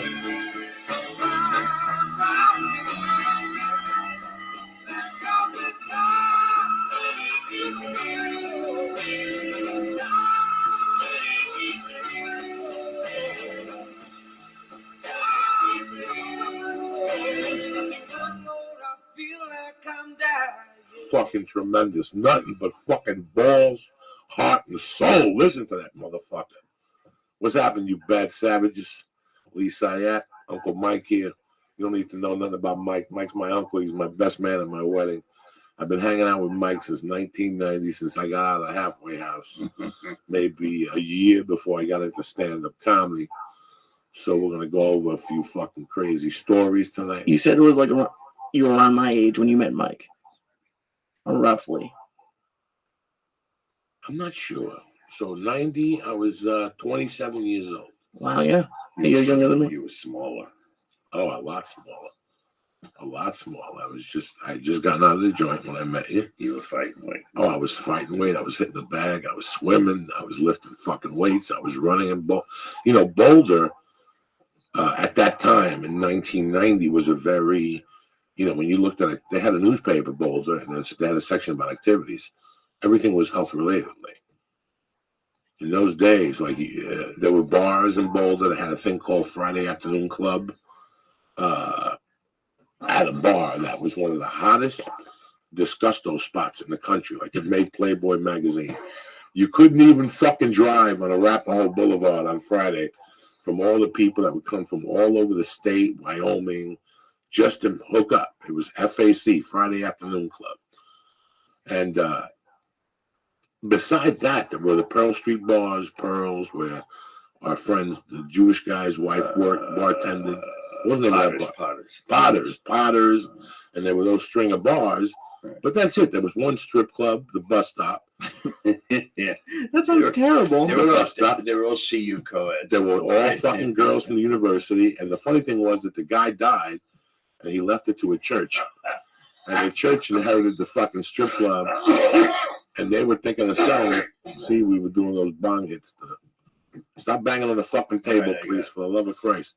Hey, so there was the bus stop, so there wasn't much to fucking do in Boulder in those days. Besides workout and Everything was health related. Moonlight, walk in the mountains. There's fucking snakes and mountain lions up there in Chautauqua. You want to go for a fucking moose walk at night. Everything was like very health oriented. In Boulder, it was very rough to be fat. When you went to the YMCA in Boulder, there was 3 fat people out of 100 in there. Because the city was so health oriented. So why was it tough to be fat? You felt bad, or what was tough about it? It's the culture. It was the culture. It's like, we live in this incredibly. We live in this incredibly beautiful spot. How we all ended up there is who the fuck knows. I don't know how I ended up there. That's another story. And then bumping into him on the street coming down from the halfway house. And that's just, I got that moment like frozen in my head. There was a Mexican place that their menu was there was a few blocks in Boulder in those days. That was, the original restaurant was called the Harvest Lee. Oh, yeah, you've spoken of the vegetarian place. Harvest was, Yeah. if I have to sit here with you and go one of my favorite restaurants of all time, it was the Harvest. What made me go in there, Lee? I don't know. The iced tea was the best iced tea. It had caffeine in it to the gills. It was stronger than Greasy Tony's fucking Mountain Dew. When they tried to put a new iced tea, the fucking town signed a petition of Boulder. This is how fucking crazy Boulder was in those days. They got a petition together against the restaurant to bring back the fucking tea, the original tea. Or they were going to boycott the fucking restaurant. How do you think you always end up in these crazy cities? Like North Bergen, Boulder? Because you changed your mind, right? Like you weren't going to Boulder? I was not going to Boulder. I ended up in Boulder. The truth of the matter was, I ended up in Boulder because I owed $60,000. I fucking, I was a suspect in, 10 burglaries from 2 years before. I was under investigation. Some guy had turned, and they caught him and his wife stealing from the city of Aspen. So his return was that he'd bring in drug dealers. Oh, no. So he went to different people, and whenever he come to my house, he'd go, "Let's go talk outside." That's how I knew he had cops close by with the paramedic box. Oh, no, motherfucker. And then one night, what I did was I went to my friend Carl's house, and I left my car there, and I took his car, and I took a ride around the mountain, and I came down my mountain instead of go up it. And I went behind this thing, and there were the fucking cars, and there was the telescope. I saw it right there. And I just fucking went down. It was right around Thanksgiving of '86, maybe. The Giants won the Super Bowl, maybe. Okay. Yeah. And I fucking was supposed to, I ordered a turkey. This company was going to kill a turkey. And I was supposed to pick it up on Wednesday, right? And that fucking Tuesday night, it starts snowing, and I'm fiending. Like a fucking savage. I'm fiending. And these days, my paranoia had gotten so bad, Mike, my paranoia had gotten so bad in these days that I couldn't even get high in my own house. So I'd have to get a package and go to Lee's and give away $200 and say, "Lee, take Paula to the movies and don't come back." Because you thought like they were watching your house? Oh, yeah. So I would only get high at people's houses. I would go over and pay them to leave their house. But didn't you think they were following you to that person's house? No. I would park the car and walk through bushes and fucking camouflage and rifles. By that point, my paranoia was so out of control. It was really, I was ready to check into a hospital, but I was too proud to admit it. The cocaine had taken its fucking toll. It was like 7 hard months, Lee, of 6 nights a week, 8 ball a night, no sleep, taking care of myself, food and working out, but no sleep. just living on fucking 2 hours a night. And here it is November, and I told the girlfriend, I'm going for a ride. Keep rubbing your hands. Keep rubbing your hands in front of the microphone. Yeah, is that what happens? Yeah, you'll light a fire. And I told the girlfriend at the time, who ended up being my wife, I was going to take a ride. I went, I copped fucking 21 grams. And I paid Cato $100 and a little coke to get the fuck out of his apartment. And I stayed there from Tuesday night to Thanksgiving around 5. I still remember watching like one of the football games and going, when is this coke going to end? And Cato's knocking up the door. Come on, I got a fucking cook. Like my aunt's coming over. Would he go to your house? What did he I do? walked into my house and she was halfway back. She was halfway back. She goes, I don't know what to do. People have been calling here. People are looking for you. You owe money. Some guy knocked on the door. The guy from the supermarket called. The turkey's down there waiting for you. You ordered a turkey. You were supposed to, like, I was going to do this Scarface type dinner. Like, I was out of my mind. Like, dinner for 8. We were going to start partying Wednesday and then eat turkey. Nobody was going to fucking make turkey. And I had gone to, in those days, I used to go to people and go, Mike, you got $3,000? Yeah, I'll give you back $4,400 in 2 days. Give me $3,000. And I had gone to this guy that was in the police academy. His mother owned a pizza place in Snowmass Village. His sister and her husband owned a pizza place, and he was a pizza dude. And he was studying to be a cop, but he would always come to me and say, I want to know the other side of the world. So finally, after like 3 years, That's what it is. after like him begging me for a year, I got him for 3 G's, and I got somebody else for like 4 G's. And one of my drug deals, I'd gotten a pound of pot that, Mike, if you looked at it, you were like, this weed looks fucking tremendous. It smelled tremendous. You could smoke 80 joints of it. Nothing would happen. Not even bad breath. Nothing. This weed was fucking horrendous. I took that $7,000. I had to pay off 2 or 3 people, like 2,000-3,000. I kept like $4,000. And that Friday, right after Thanksgiving, everybody kept calling me. I said, listen, I'm taking a trip on Tuesday. I'm coming back with 22 ounces. By this time, I knew everybody was watching me. So I told everybody on the phone, you follow me? So even if the people were watching me, they thought I was taking a trip on Tuesday. If we're going to bust him, let's wait till Tuesday. He's going to take a plane, and we'll get him on the way back with the cocaine. Was anyone ever listening, or were you just doing Yes, no. The phones were tapped. If we were on. In those days, they had to put a tag on your phone. On your phone box, where your phone box was. There was no cell phones. There was no cell phones. Yeah. So they had to put, the feds had to put a certain tag, or the state or local cops had to put a certain tag on your thing. So you'd go to whoever had that box, or you would break into it yourself, and there would be the fucking thing. Then they sold these boxes. You could buy these boxes in those days and connect them to your phone and have people call you. If the thing turned red, the phone was tapped. That fucking thing was always red. You Where would you understand get me? that? Don't worry about where you get this shit, all right? Just listen and learn. So I told everybody on that phone that I was going back to the East Coast to pick up a kilo of the shit that Noriega had processed himself. I had these people salivating. Why? Because I wanted them to think I was going to come back on Tuesday and that was going to bust me. That was going to give me 4 or 5 days to get the fuck out of town, knucklehead. They're waiting for me till Tuesday. They're going to stop watching me. I'm going to get in my car and head to fucking Boulder, wherever the fuck we're going to go. Oh, I got so you're not coming back. Who the fuck do you think you're I was like, dealing why with? would you put that on the phone line? So on a late Friday night, when everybody was fucking nappy noo and thinking we'll just get him on Tuesday, I packed what I had in the car. I got the fucking dog. I got the half pound of weed, and I went to this drug dealer. I owed $30,000 to, and I said, listen, I know you've heard this before. But we got to make this deal. I got this guy. He wants an ounce of coke. I got like $1,000 and a pound of weed. I will be back here in 1 hour with the balance. And if you want to keep the pound, you can keep it for $500.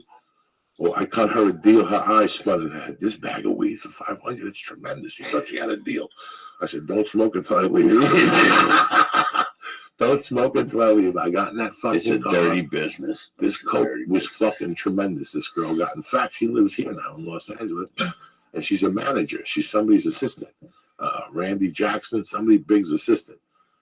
I owed her like 30 large. I fucking took that fucking ounce of blow. I got in that car. I did 2 bumps, and I got on the road to Boulder because the girl I was with was from Boulder. And this is where? New York? No, this is Snowmass Village. Right, okay. It took us 2 days to get back to Snowmass Village. It's a 4-hour fucking drive. Yeah. From Snowmass to Boulder, it's 4 hours. It took us 2 days. You know why, Lee? We were so paranoid. We would check into hotels, do a line of coke, and then check out and get out. We checked into 4 hotels one night. That's how fucking paranoid we were. The sex on coke must just be amazing because every other coke story sounds terrible. Well, at that point, the sex was good, but it didn't matter. The cops were looking for me. I had no time for fucking lovey-dovey, all right? It's fucking business. There's a time for lovey-dovey, and there's a time for fucking business, all right? So we just drove back to Boulder. And I got the money I had left over, and I got a little apartment up in North Boulder with another guy that didn't do coke, but he did more coke than the both of us, and his creepy girlfriend. They would lock themselves in the bedroom. Other than that, it was a fucking horror show. It was a fucking horror show. And I couldn't find a job, so I got a job at a car wash as a towel guy. And I was drying off fucking cars. Oh, no. The Polo car wash. Then I got promoted to fucking like the second towel guy, like the guy who brings the towels out to the other fucking idiots and shit. 52 hours a week for $7 a fucking hour. That's what you were doing. Then I'm doing. No. Then from there I went over to Bill Crouch's body shop. First, okay? Bill Crouch had a body shop out down 57th and Arapahoe. I forget the guy's name. Good dude. And the dude that was running the place was from New York. First I started as a shagger. 85 hours for fucking, guys, I forget what it was. I started working for them. It was 60 hours a week, and I got $800 a month flat. And what's a shagger do? You want to tell me what a shagger does? I clean bathrooms. I give people rides. When they drop their cars off, I give them a ride. So I had to be there at 6 to start giving people a ride. I'd steal the change out of the car, the roaches, the guitar clips, anything I could steal was gone. I don't know what happened to it. The vacuum cleaner took it. You know me, the fucking vacuum. I don't know nothing. Lee, the hardest 2 or 3 months of my life because I couldn't quit. I wouldn't let myself quit. The money was garbage, but I had to prove it to myself that I still had it. That doesn't even sound like it was minimum wage. It was horrific. It was horrific. It sucks. I made the best of it because I hustled there. The people liked me. People would say, you know what, wash my car, take a 20 off the top. I got weed there. I bought coke there. No, I had friends there. Had you already been a car salesman at that point? No, I didn't do nothing at that point. See, that's why. And granted, yours sounds like a little harder than being a PA, but kind of the same maybe. But I think those kind of jobs are important. I think, like, even for a couple months. That's the job with. I had a manager that was a fucking dick. His name was Dirk Jordan or Dirk Johnson or something like that. I'll never forget this fucking jerk off, right? He was one of these dudes that was a fucking geek, but they made him a manager and he would pull rank on you and shit like that. Which he thought he was real fucking cute, so he would pull rank on you. So one day I'm sweeping. Like I did everything shitty. I emptied the oil. I had to take the cars after a collision and vacuum them and then drive them around. I'd get glass stuck in my fucking neck and shit. Jesus. And then they'd fucking fix the car. And then after they paint it, I'd have to wash it and put a special thing on it and then dry it really good, then give it back to them. And then I had to help this dude who installed stereos. Lee. I did everything there for $800 a fucking month. Yeah. Then they finally promoted me to a detailer. I was a junior detailer, which meant I was on commission, but I was guaranteed $100 a day. And I was making $150, $200 a day, because you know me, dog. They had these cars that came off the boat with Cosmoline on them. All right? When you bought a Honda in those days, Toyota, not a Toyota. What did they have? They had Crouch Honda, Nissan, Crouch Subaru, Crouch Mitsubishi. All those cars came with Cosmoline on them. Is it like a coating? It's a coating for the ship. So the salt and that type of stuff doesn't get into the car. Oh, gotcha. So you got to wash that Cosmoline off with a special chemical. Some nasty shit. You got to wash it off first. Then I have to take the wrapping off and I have to put the floor mats down. I'd have to push a button to connect the stereo. I'd have to do like 4 or 5 things on a checklist. That car took 2 hours. They gave you like $30. If it was a used car, you got like $35, which is 4 hours. But if you were involved in a lottery, you know what I'm saying? So you took them as they had them. But I became friends with the people at the Honda place, who was a girl named Lori Roller. Lori ended up marrying our drug dealer, Vince. All right? That's where they met, at the Honda dealer. She was the hot blonde behind the thing. Me, Vince, we all worked together. Did you know that? That's why I met Vince. 1988 at Boulder Auto Body. That's why I met these motherfuckers in 87. He was the head detailer. He knew everything. He was the baddest motherfucker. He's the hardest worker. He was the baddest motherfucker there. So Dirk used to pull rank on us. And one day I'm cleaning out the gutter, the circle thing where all the drain water goes in from washing the cars, and there's a fucking rat that's dead. So I look over to the side, and there's Dirk Jordan's jacket was hanging on the hook. Wow. So I took the fucking rat. I dried it with paper towel. And first of all, I don't think you say he pulled rank. He's your manager. He was my manager, but he was one of those dudes that was a manager, but he's lucky to be breathing. He's a fucking retard. He's lucky to be breathing. One of those managers that you look at and go, really, I will fucking outmath you to death. You understand me? I will outmath you to death. Choose the algebra, bitch.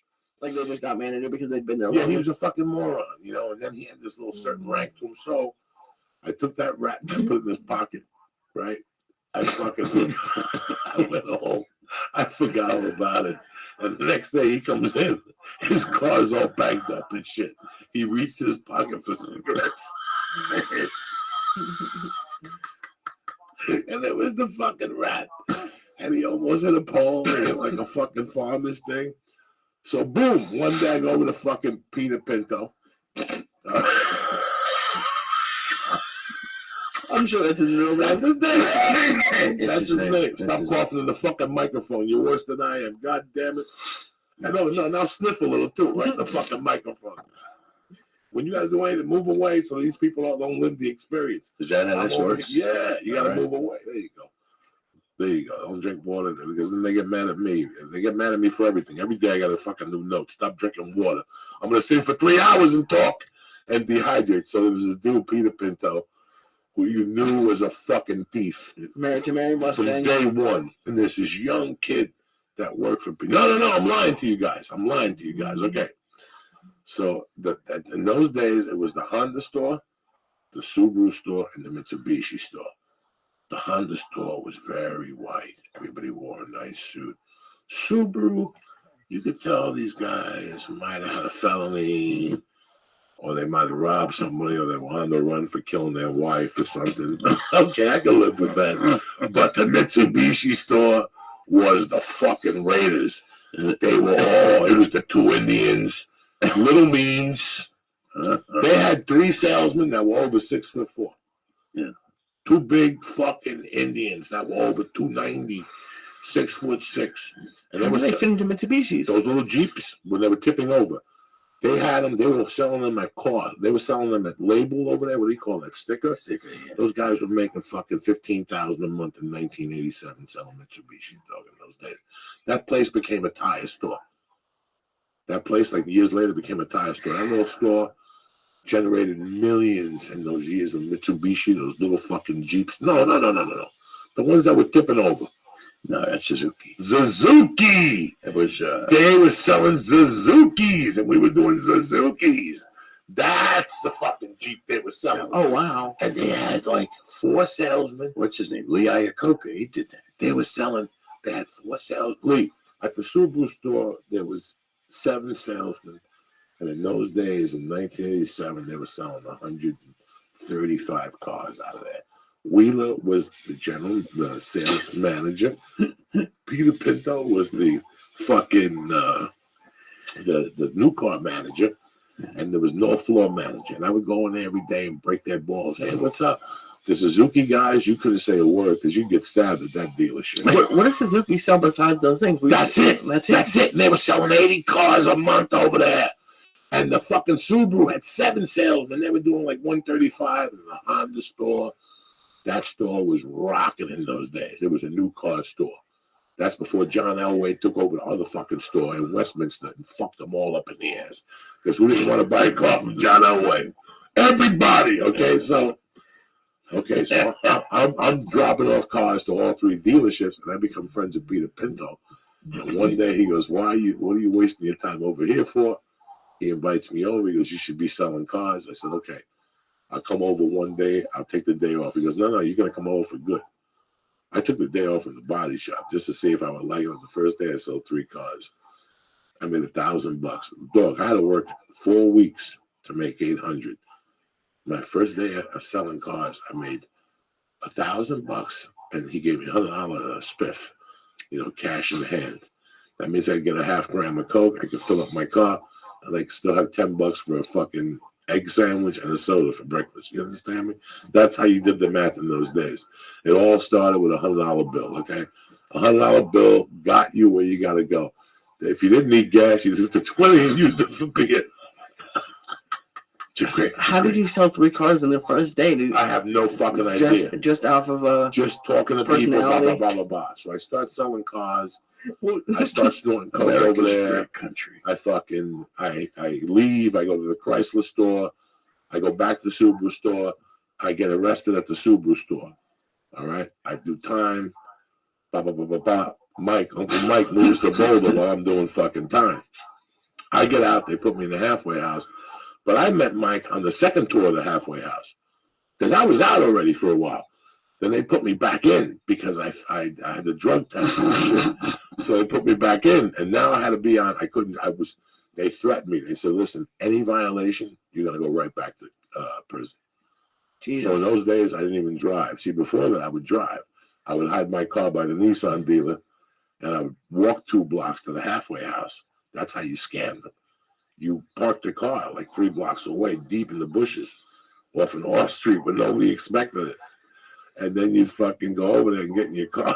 Mike Kessler's going deep on the red stars of death. Why do you hate following rules? Because I didn't want to walk around. I'm a fucking pedestrian. I gotta take a bus and shit like that. I got a car. Why am I gonna fucking walk around? I got a car. They didn't let you. But the second time they put me in, I walked everywhere. I was like fucking Jesus. I walked up and down that fucking 28th Street. There was the Nissan dealership. Then across the street, if you walked up a little bit, there was a liquor store. Yeah, and there was a place where I paid for a mailbox. Oh, and then if you kept walking up more, then you hit the car wash. And if you kept walking up more, you hit Ledizio and the buildings where I lived at back there. So the second time around, I was going to college. And that's when I met Robert, who was an English British Jew. And he used to tutor me in something. He used to either tutor me in economics or something. And he sold cars with Mike. Me and Uncle Mike hit it off. And then he took me to his house that night by Chautauqua. And your daughter was young. And that's when we first became friends. That was way before comedy, Mike. Was even on the horizon. I had just had a child. Yeah, we were like just a couple of model parents. Yeah, nobody was a model parent in those days. Not you or I. No, I was lucky. The reason why I was lucky. But we became friends because of a guy named Rob Dando, right? Who I had worked with. He was a straight guy, right? Who was a straight guy, whatever. But Lee, at that time, he was the guy I told you I used to steal his lucky pen. I'm sorry. His lucky pen, every day you'd hide it. I'd hide it, and one day I gave him back the whole roll of fucking pens. So he left Chrysler and went to. They opened up a new Toyota store all the way on the other side of Denver. Some football player. In fact, it was John Elway, and you didn't have to wear shirt and ties. So Mike and this guy Rob Dando decided to go all the way down there to sell cars. Oh Jesus! You forget about all this shit. I'm dropping that. That's why you're sitting there all half retarded. Because I'm giving you all this, and you're sitting there going, Jesus, this kid's got a memory like a fucking hawk. I don't forget none of that shit. Unbelievable. Wow. Strange times, man. That's how you knew Rob Dando, and that's how you connected with me. Now we were all okay. We all knew we did a package from time to time. If you got a package that was a little oversized, you call me. If I got a package that was a little oversized, I call you. Then I got divorced. I went back to New York. I came back And that's when we connected heavy again. But I wanted to tell people the struggle. You know, when I sit here at night and I talk about comedy and this was the beginning of my comedy career, guys. I moved back to Colorado and I'm dead serious about comedy. Like, this is it. I'm not fucking around anymore. And there's a contest. And at that time, the Denver Comedy Works wasn't giving me any love. Nobody was giving me love. There was one club that was giving me love on a Sunday night. It was called Club Mix. And it was a black club. And when I'm talking about a black club, they were so black, there wasn't even white chicks allowed in there. Like, this place was black, Jack. And the chicks were blacker than black. But on Sunday nights, they did comedy. And Cedric would come in. Any black comic you see that's big today came in. Not like I never met Steve Harvey, but that's why I met Cedric. Do you mean Bernie Mac? Bernie Mac would go there. D.L. Hughley. D.L. Hughley would go there. It was one of those. It was one of those nights that it was a black promoter would bring in. But before they brought up the stars, and they weren't stars in those days, to be honest with you, they brought me and some other local black comics from fucking Denver. How are you a black comic? Listen to me, dog. There was only 2 white dudes who were allowed to perform there. And it was me and this cat named Captain Fitzgerald. That was the veterinarian on Animal Planet for many years. He was a Vietnam vet that was also a fucking killer. That was also the Stones security for all those years and 2 tours. This guy was a bad motherfucker. They only liked me and him. All the other white acts that would go there on a Sunday, they'd boo him. It was like $25 in a drink ticket they paid you. Like, I used to be like in heaven because they'd pay me $20 bill to do fucking comedy. So I had to make a tape. I didn't know nothing about nothing. I didn't know nothing about no tape. So I went to Mike and I go, Mike, I gotta fucking make a tape. And he goes, my daughter works with cameras and shit. Why don't you let her tape you? So on a Sunday night, we drove to East Colfax, which in those days was hookers and busted hotels and crack hoes and shit like this. I mean, really, I can't. He's right there next to me. And we parked in there, and his fucking young daughter went in there, set up a camera amongst all these black people. And she had to watch the camera with a gun and a bazooka tied to her like a terrorist. If you touched her, the camera would go off. I mean, she taped the fucking set. Lee, it was the worst set you could ever imagine. I was dancing in the beginning. I mean, it was garbage, but who gave a fuck? That's what this whole thing is about. Like, and he was with me. He drove me. Yeah, she had solid gold balls. Yeah, this is 93. But then I'm working for a sports betting joint, and Mike comes to me one day and he goes, my daughter's doing a movie, and she wants you to play the bad guy. And she goes, in fact, she wrote it kind of about you kidnapping a dude and putting him in the trunk of a car and this whole thing, right? And this is fucking, at this time, I'm going to Mike's house a lot. He's got a dog. He's got 2 young daughters. We're having a great time all the time. Me and Mike were doing bumps. We're smoking dope. We're going on missions in Boulder. Listen, you know, me and Mike are like me and Luz when we were kids. They could be a foot of snow, and if we got an itch, it's going to get scratched. That's just the way life is. At that time, you know, he was my fucking yin and I was his yang. Nobody understood him like I did. I still remember one day he called me up crying, telling me like, it was the devil. I'm never going to do cocaine again. I'm giggling on the other side going, Mike, you're talking to me. You have to sing this to me. I was completely serious at the time. Yeah, good, right. Yeah, right. That's fucking nuts. So now we were fucking nuts. That's it. No. I'm divorced. That was close to the end. I'm bringing my daughter over to Mike's house. My baby daughter at the time, Jacqueline, the older one, she would play with the dog. Remember the dog loved her and your mother and your wife and the whole fucking thing? Yeah. This is how deep we go back, guys. But then we do this movie. I agree to do this movie up in this fucking town. And this is a good thing. This is a good thing. I agree to do this movie. We do this movie. I get there at 12 o'clock and for fucking lunch. I didn't know nothing about movies those days. You tell me 12 o'clock, I'm ready to go at 12 o'clock. I got to get out of here. I didn't know nothing that you waited around all day. You know what time I shot, guys? At 4 in the fucking morning, they woke me up to shoot my scene. So I got there at 12 o'clock Sunday for lunch. And it was an all-day thing. But something happened on the way to the fucking park that Mike's gonna remember. So Mike's wife has this friend. Oh, jeez, here it This comes. little cute little this I'm done, man. I'm fucking done. I'm telling you. I am done. Go ahead. It's ugly. It's fucking. Oh man, there'll be hell to pay.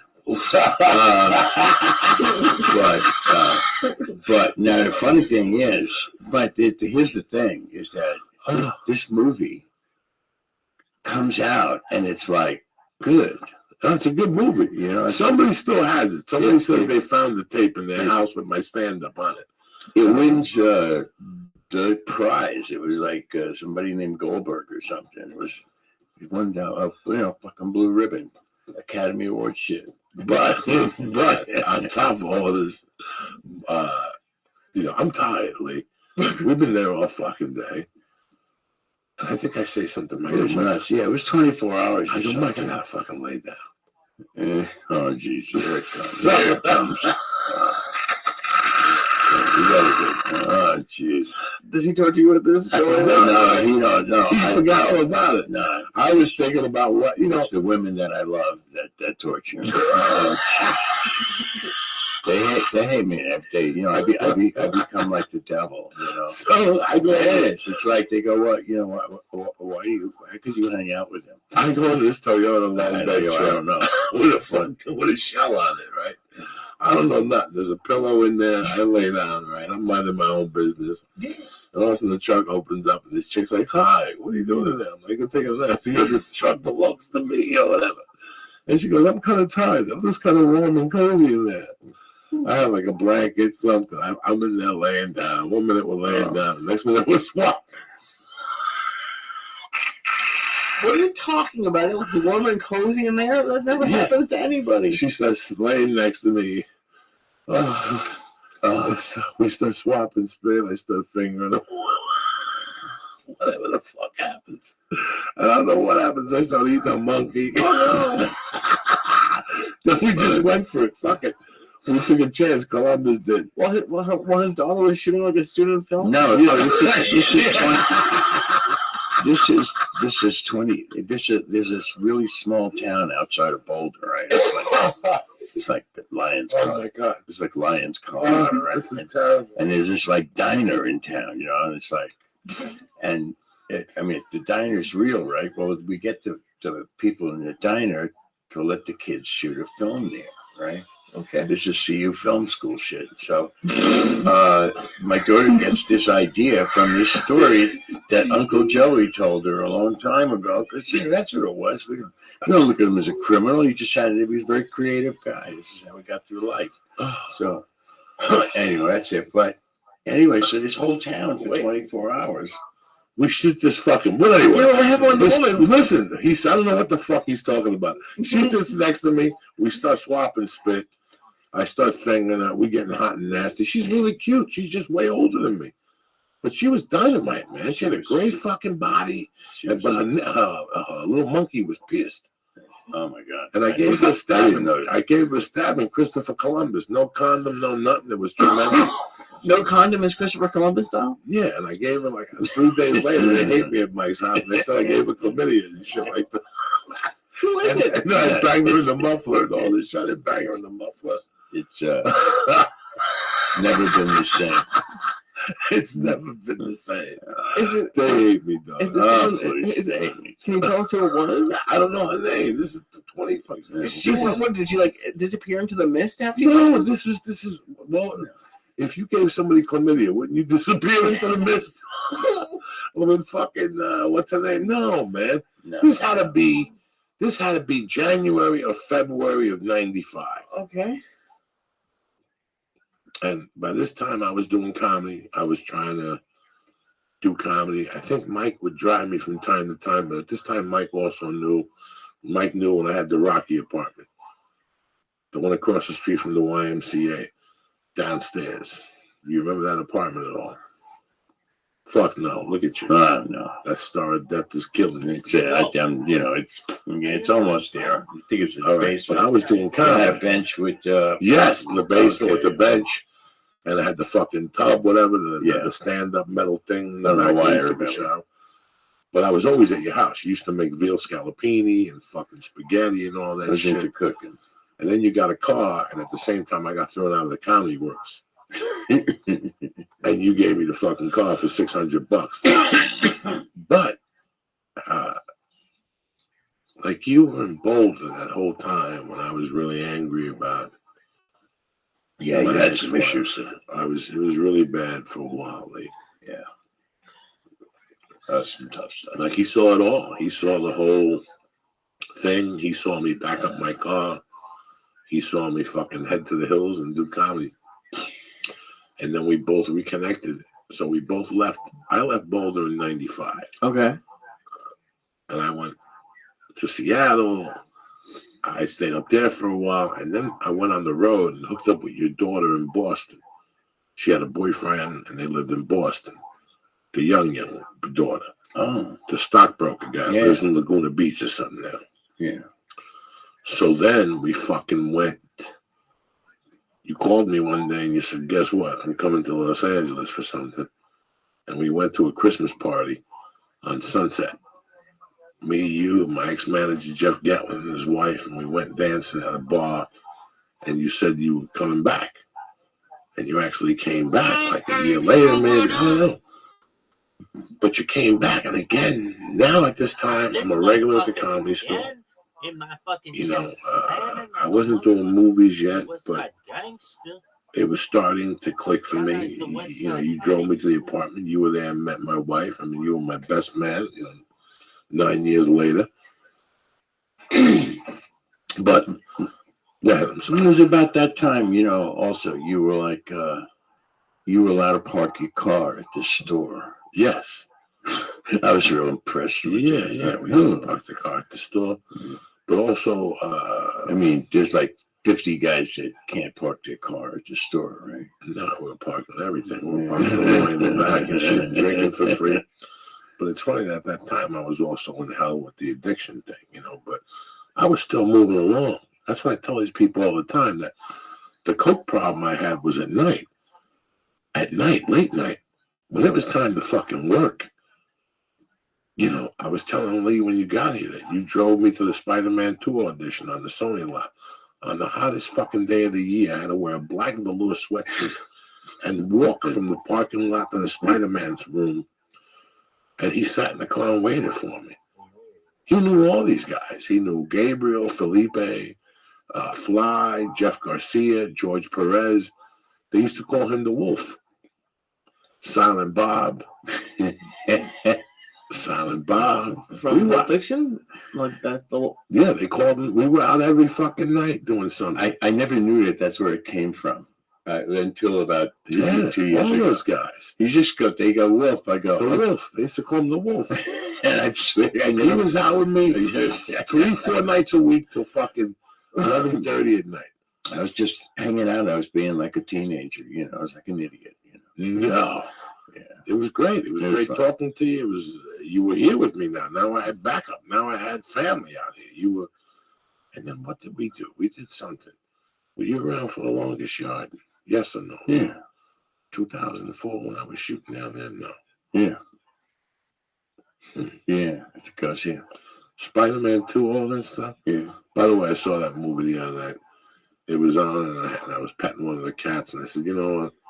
I really don't want to move. Let me watch this for a second. Jesus Christ.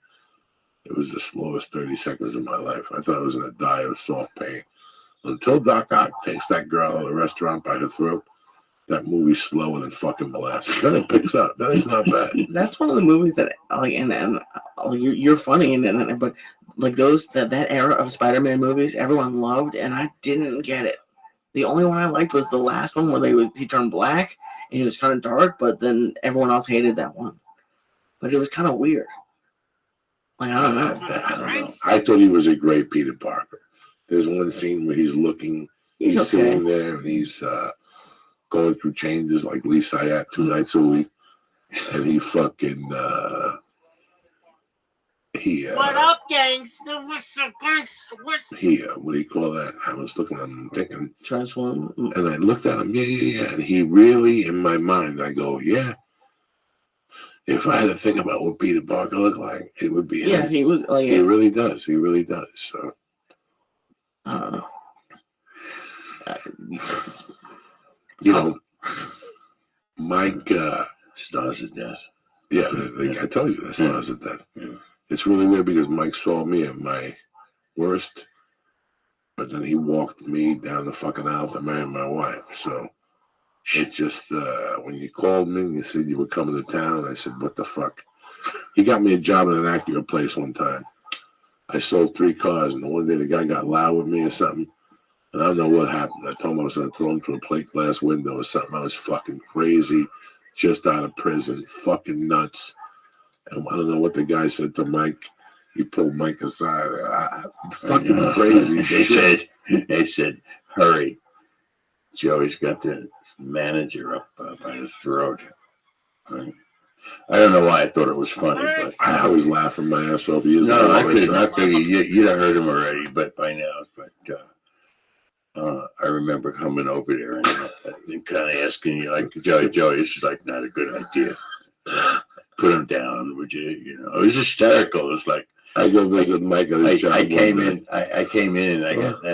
and I got the monster off him. All I had to do was ask.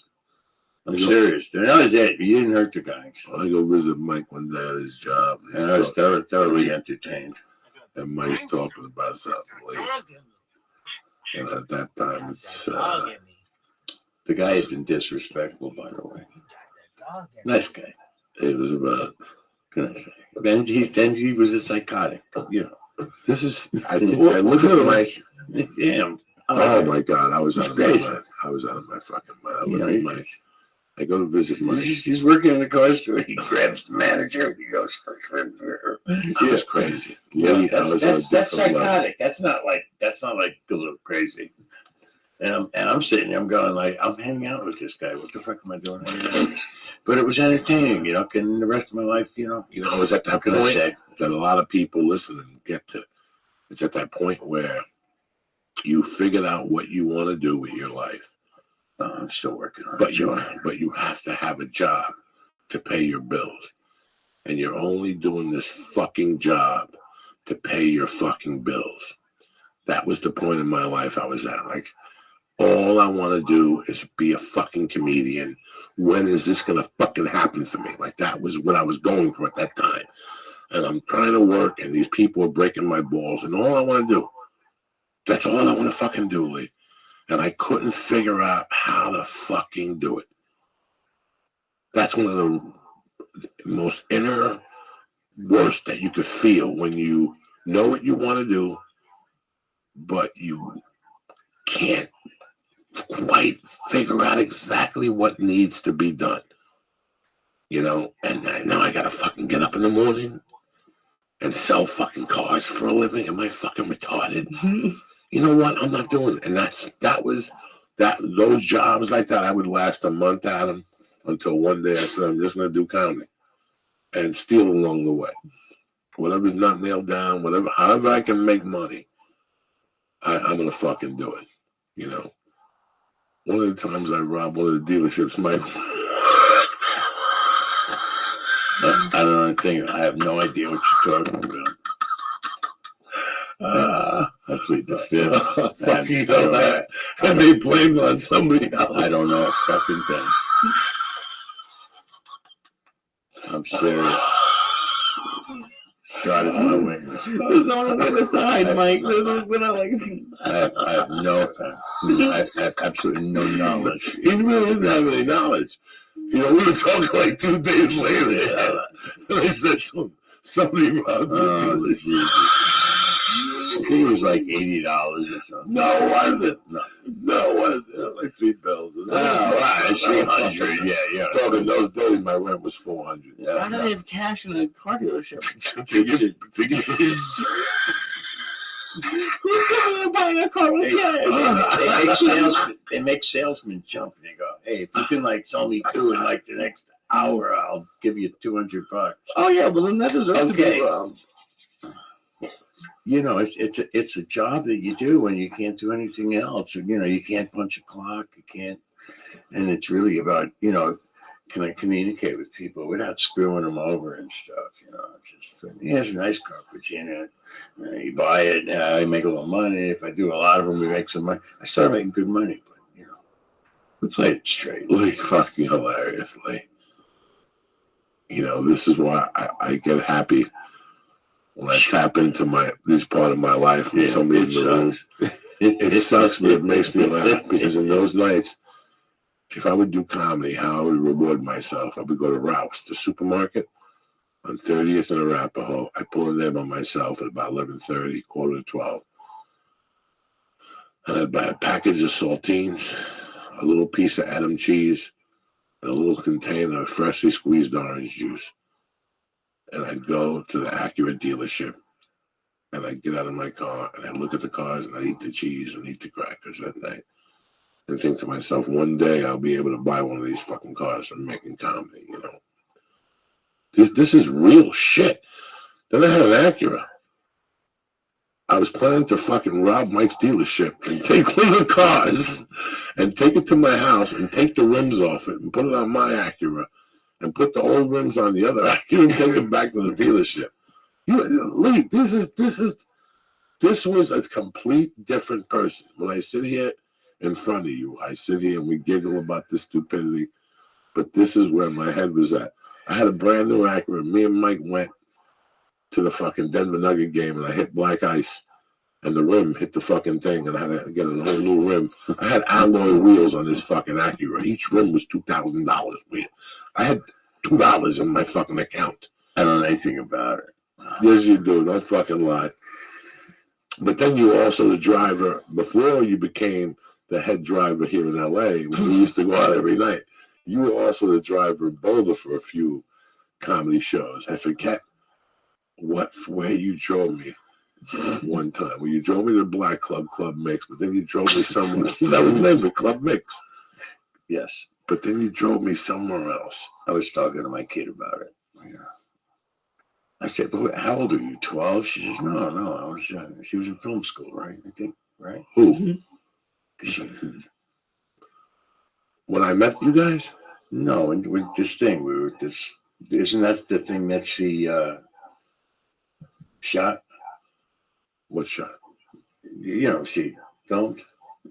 Well, all right. Yes, she was in film school at that time. Okay, yes. yeah. But I had met her before that because I had met you, and I was friends with you, and I was friends with your youngest daughter.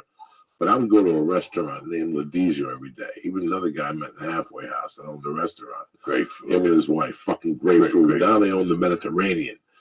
They're a piece owner of the Mediterranean in Boulder, but he's the head fucking menu dude. Lee, forget about that. His arrabbiata, Lee.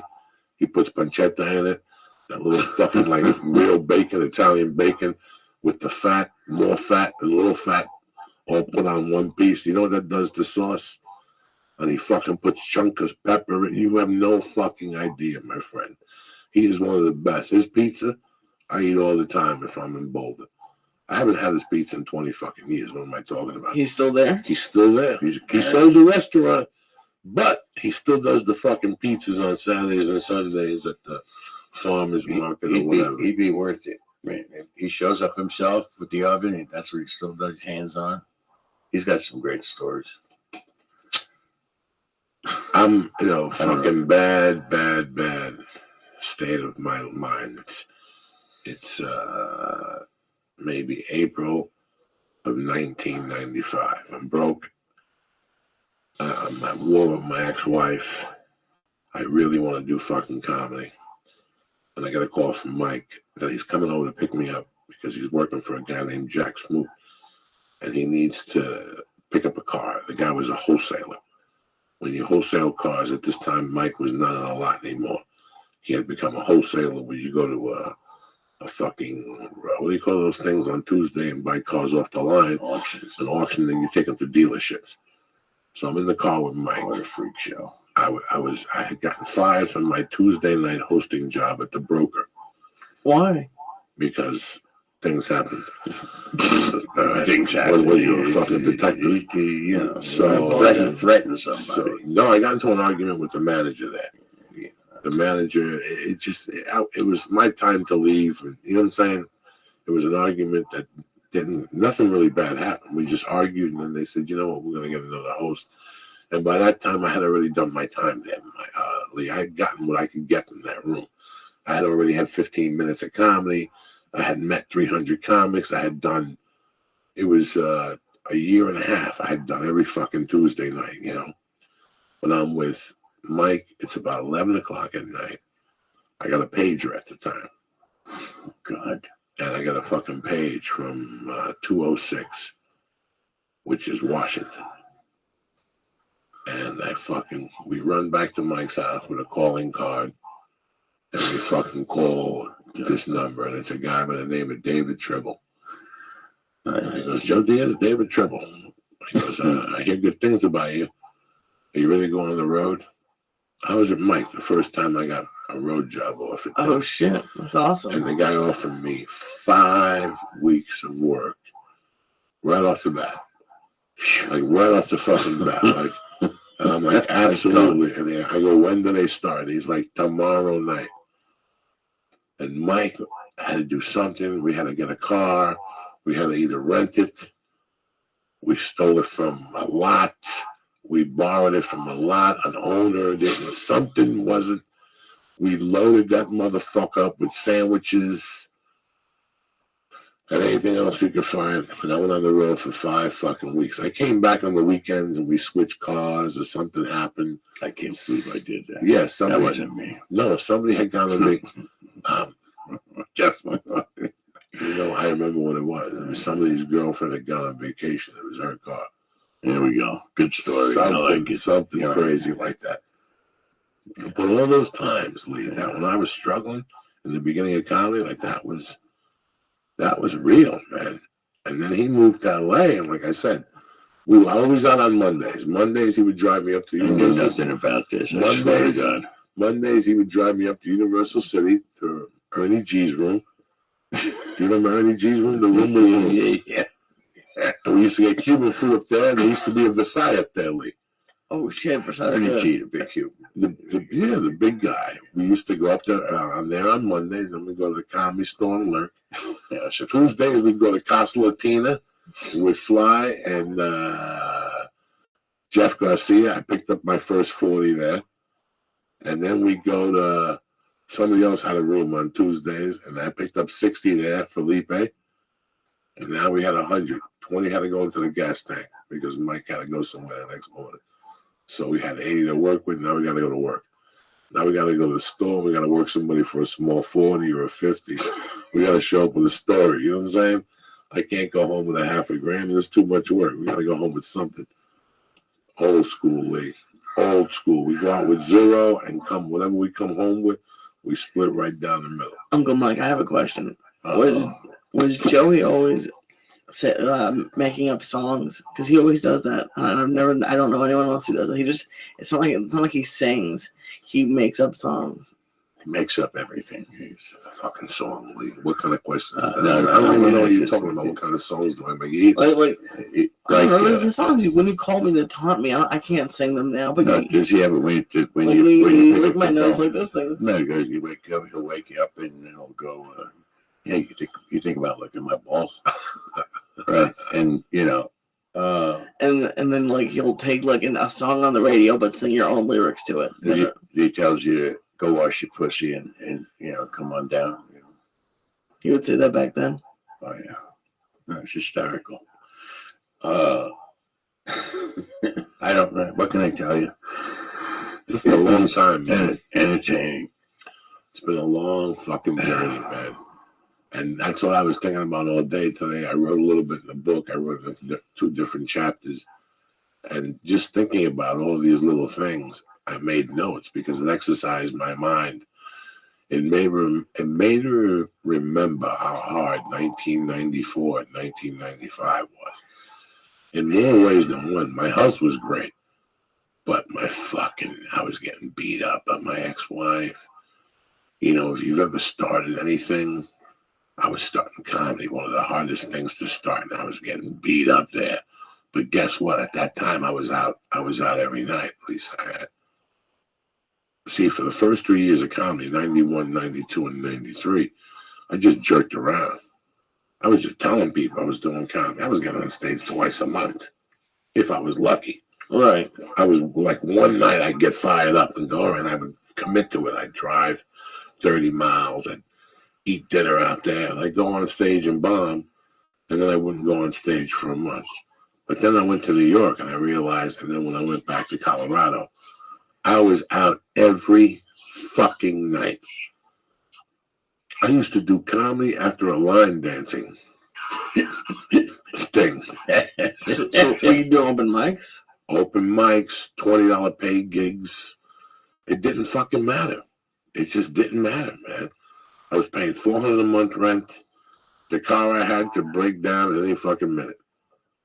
At any minute.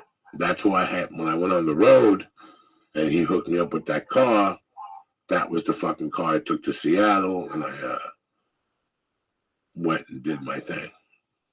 So if it wasn't for Mike, maybe I wouldn't be doing comedy right now. You know what I'm saying? Mike was a good fucking dude then. That's really cool. It's, At I least have Mike, no idea what he's talking about. at least Mike understood at that time what I was trying to do. Mike had tried to be a musician when he was younger. You know, he had a family. He had to do different things. That came first. So I think that do you remember when I showed up at your house and spent the night with that girl? Because fucking we were on the road together, and I would spend the Jody, night. right? Yeah, and I spent the night in one room and the other.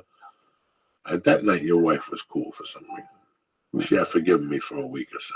Yeah. Then then the girl called and said, My wife wife was always cool. She never embarrassed anybody. No, she was cool. No.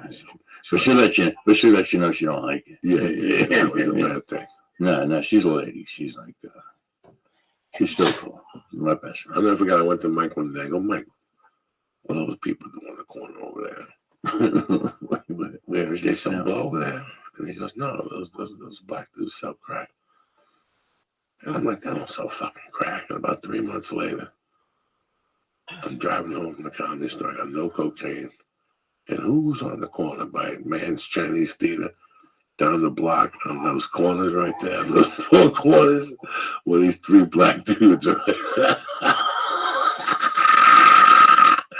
I look over at the dude. He looks over at me. He knows what time it is.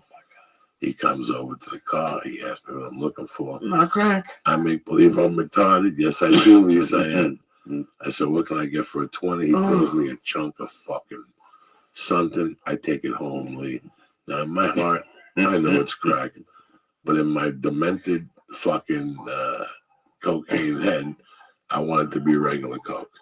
So why didn't you just go buy coke? I go because I couldn't get none. Everybody was locked up or out of town. Or somebody had been shot. I don't fucking know, Lee. I just couldn't get none. Nobody had it that night. There's some nights you fucking blank. Nobody's got it. There's nothing you can do. That's why you should not do the whole package. So I brought the fucking crack. I took it home and I tried to snort it. And it didn't melt right. And I just went to bed. I jerked off and went to bed. And the next day, Mike picked me up. I told Mike I bought a rock on the corner. He goes, you fucking moron. That's not coke. That's crack. You got to get a crack pipe and smoke it. And I just went and got a coke can. And for about 6 weeks, 8 weeks, I smoked crack and shit. And I used to tell Mike, Mike, I smoke crack. I have no idea what he's talking about. You know what I'm fucking talking about. Don't make believe talk. Oh my God. I have no idea what he's talking about. You forgot all about that corn over there on Orange. I have no idea what you're talking about. This is why when you do 1,200 milligrams, you're like, Who? you. What do you mean? You smoking crack? Just randomly, just for the. I did it for about 8 weeks. You smoke crack the way like people like sign up for social media accounts just to see how it is. You're like, oh. This had to be 2000. You just try. And I used to go to El Paso a lot in those days. I used to go to El Paso every 8 weeks. Trial period. Go headline. Free trial. It was like a trial period of crack. It really was. Oh my God. So I got hooked on crack for like 3 months, right? How could you possibly do comedy? No, because this is what I do. Nobody knew. Just you. No, but don't say you don't have knowledge, cocksucker. I'll stab you in the heart with this pencil. I have no knowledge. Nobody fucking knew I was smoking crack. At that time, my first choice was cocaine, so I would buy like a little bit of coke and then go fuck it. I might as well buy a little piece of crack. I would have soda at the house, which meant I had a crack pipe because I would drink a soda and then empty it and then make little holes and I'd smoke the crack. I'd blow towards the fucking can and I'd get high on the crack. So, Oh my God. oh yeah, Lee, what I'm telling you, Lee, we're lucky to be here sitting. So Holy shit. I go Amen to that. to El Paso to do comedy for a week. And when I get to El Paso, I don't know how to get cracked. So I had to go back to snorting coke. So for 6 Thank nights, goodness. Oh my God, that saved your life. so for that's I did, horrible. it did. Coke saved my life. So for 6 nights, I snorted coke. So for 6 nights, I snorted coke, and guess what? Ba-boom! I got off the crack. Ooh, okay. It's a Very nice. wonderful thing. Oh, This God. is fucking craziness, guys. This is really craziness. It's madness. And I can't I was making notes of this shit today. imagine living my life like that. It seems like it would be Hell. yeah, exactly. No, I was already in hell. I was a fucking 30-something-year-old trying to do comedy in LA who had nothing. Very funny. I subject. shared a fucking apartment. I paid $350 a month, and I could barely come up with that. You know, I wasn't hell, Lee. I didn't know what direction to go. I was getting on stage every night. I was fucking hustling. He's my witness right there. He knows. I was out every fucking night when I was here in the beginning. There wasn't a night. I didn't know what it was to fucking stay home. Yeah, on the way home, I'd make a stop. And that, see, it's so crazy, Lee. We spent 20 bucks worth of $20 in gas to go and get paid $20. Yeah, it was fucking crazy. I'm going, this guy's nuts, man. I would do this every night, but I knew at the end of the night it would add up. You know, I think, I don't know, right or wrong, it was like, I'm just having this vicarious kind of rush, right? We're just playing this guy. I'm in this fucking movie, and I'm watching this guy evolve, you know. I mean, it was way different. It was not like anything else in the beginning. It was something else. You know, it was a different act. You know, you know. I mean, you know, you started. But it didn't matter. You just kept going. You just kept going, and then every time, hey, this works. This doesn't work. You know, it was like the comedy fueled the coke, but the coke kind of fueled the comedy. Like, I went out to do comedy because I knew at the end of the night I was going to do coke. Let's be honest. I'm not going to lie to nobody. But for me to reward myself with the coke, I would have to do 2 or 3 spots. That was my way of reward. That was the world I was living in, Lee. You know, but I was still growing as a comic. it's crazy how weird our brains are. That you could convince yourself. That was what I was doing to myself. That's the fucking God honest truth. So if I had don't remember, all it took was a 20 for me to get electrocuted. If it was good, I would get high with the $20, jerk off, and go to bed. If it was shitty, it would make me go get another 20 from somebody else. You know what I'm saying? I So don't know nothing about jerking off. this is where the addiction was. I was never a witness to that. No, nobody said I whacked off in front Oh of you. no, I thought they were nice. No, They were no, nice. Oh no, I'm a hey, no. The things happened in your garage. I remember you called me with some strange shit. What Like garage? underneath, where was it? You know, next to the lesbian place. You lived there for years with the 20 cats. Right there in Hollywood. Oh yeah. No, I had no drama there. No, they were. I was there for 9 fucking years. No. I was getting evil there. Yeah. I was getting high there, Yeah. but I wasn't. What do you call that shit? Fucking. There was no drama there. You never took. You never didn't. I don't know. Okay, could be an out-of-body experience. Say it. Take you had to take crap, and you just did it right there, you know, beside the car. You know. Oh no! One time, yeah, in the backyard. I was Yeah, with the crack hysterical. thing, huh? I was hysterical. Oh my God! One night I had taken crap. I stopped the car, Lee.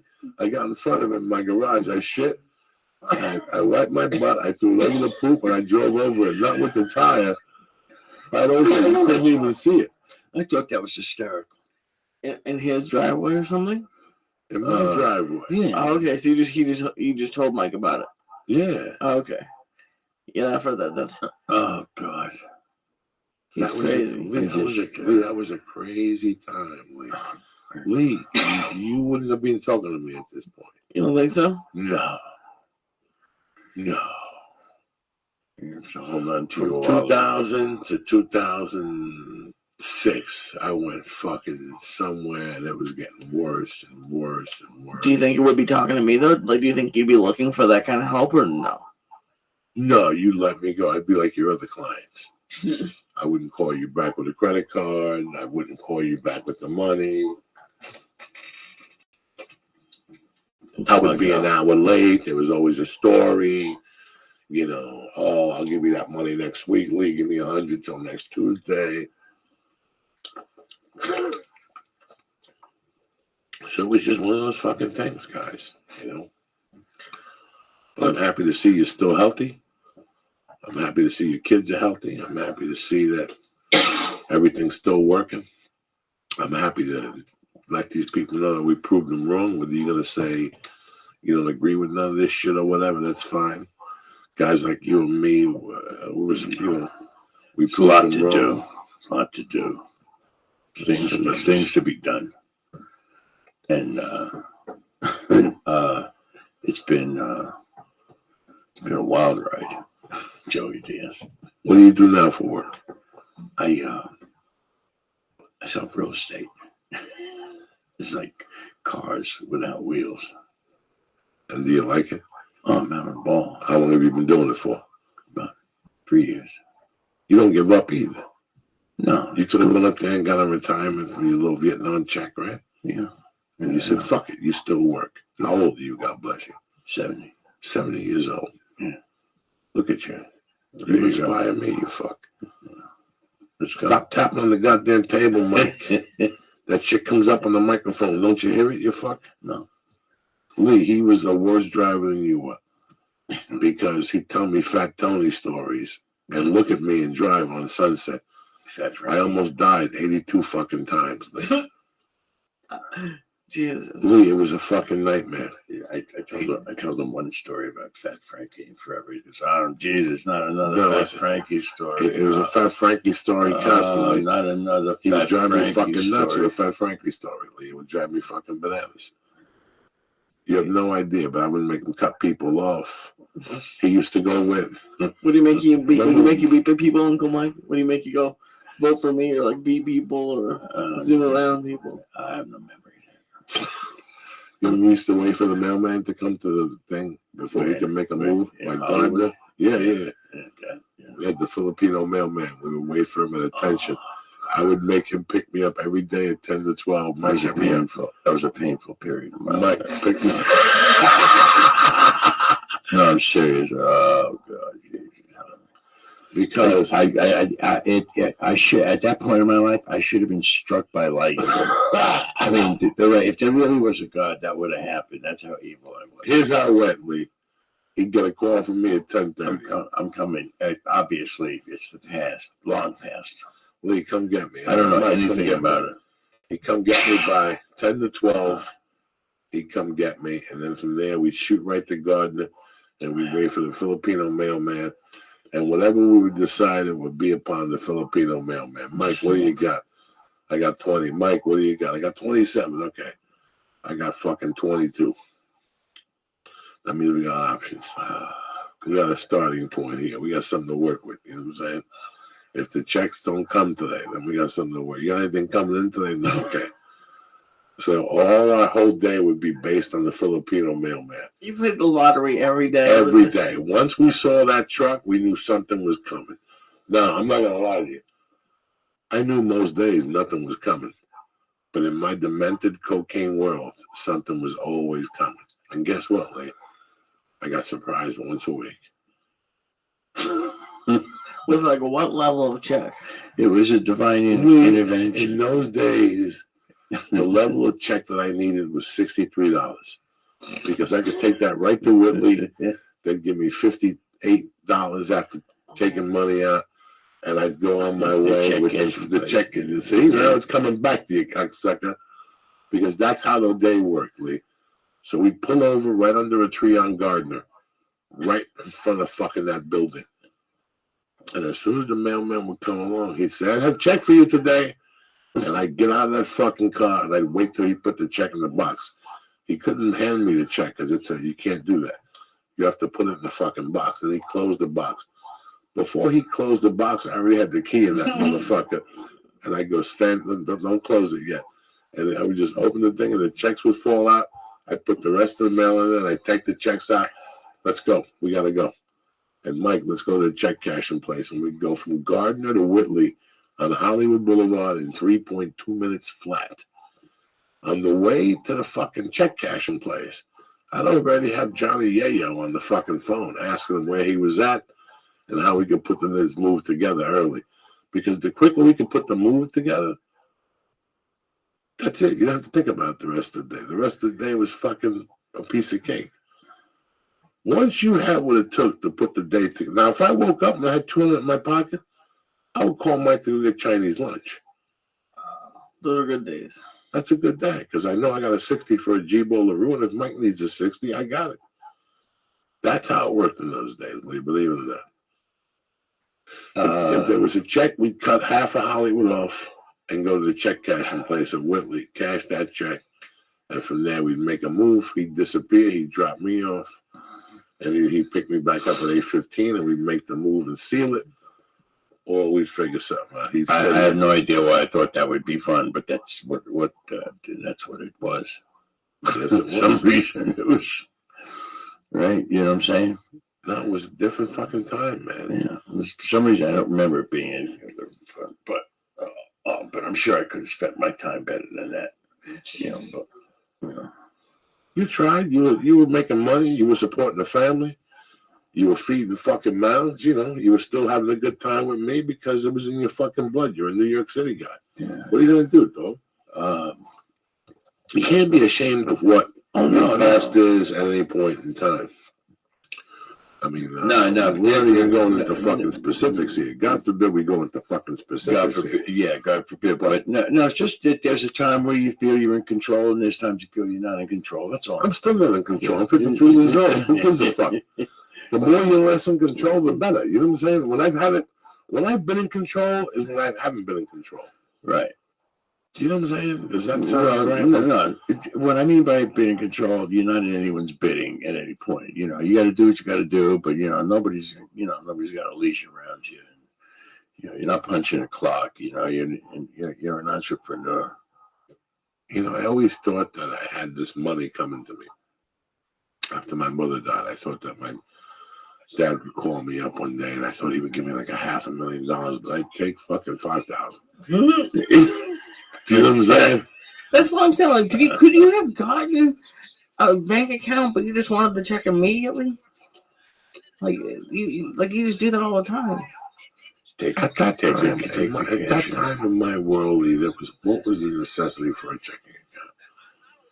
A life? That was not what I wanted. That wasn't. So wait a second. What you're telling me is I gotta take my check, go to your fucking bank, deposit. I gotta wait a day, even if the check is cut. I gotta wait till 3:00 to get my money on the next day. I got no money. I'm living fucking hand to mouth. I'd rather pay the $219 and get my cash right there than have to fuck around. When you're in that world, Lee, I've never been in that world. that's the world that you decide to choose on. You know, and I would have 19 different paychecks coming in. That's crazy. In those days, I would have the Comedy Store check, the Improv check, the Laugh Factory check. They could amount to a total of $95. Mm-hmm. To me, that was $22 million fucking dollars. Okay. Then you had your checks from selling cigars on the phone, and then you had your checks from maybe doing a short film or maybe doing something for whatever the fuck it was. You follow what I'm saying to you?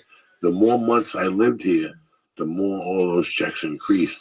You also had money coming in every night from the cash gigs. In those days in my world, it was Every night that I went out late was cash. Not in Colorado, but here. Getting paid in cash. I got to a point in Los Angeles where for years you heard comics going, there's no reason to live in LA. You don't make no money in LA. Let me tell you something. I don't have those notebooks no more. But years later, I looked at those notebooks, and you have no idea what I was making in those rooms.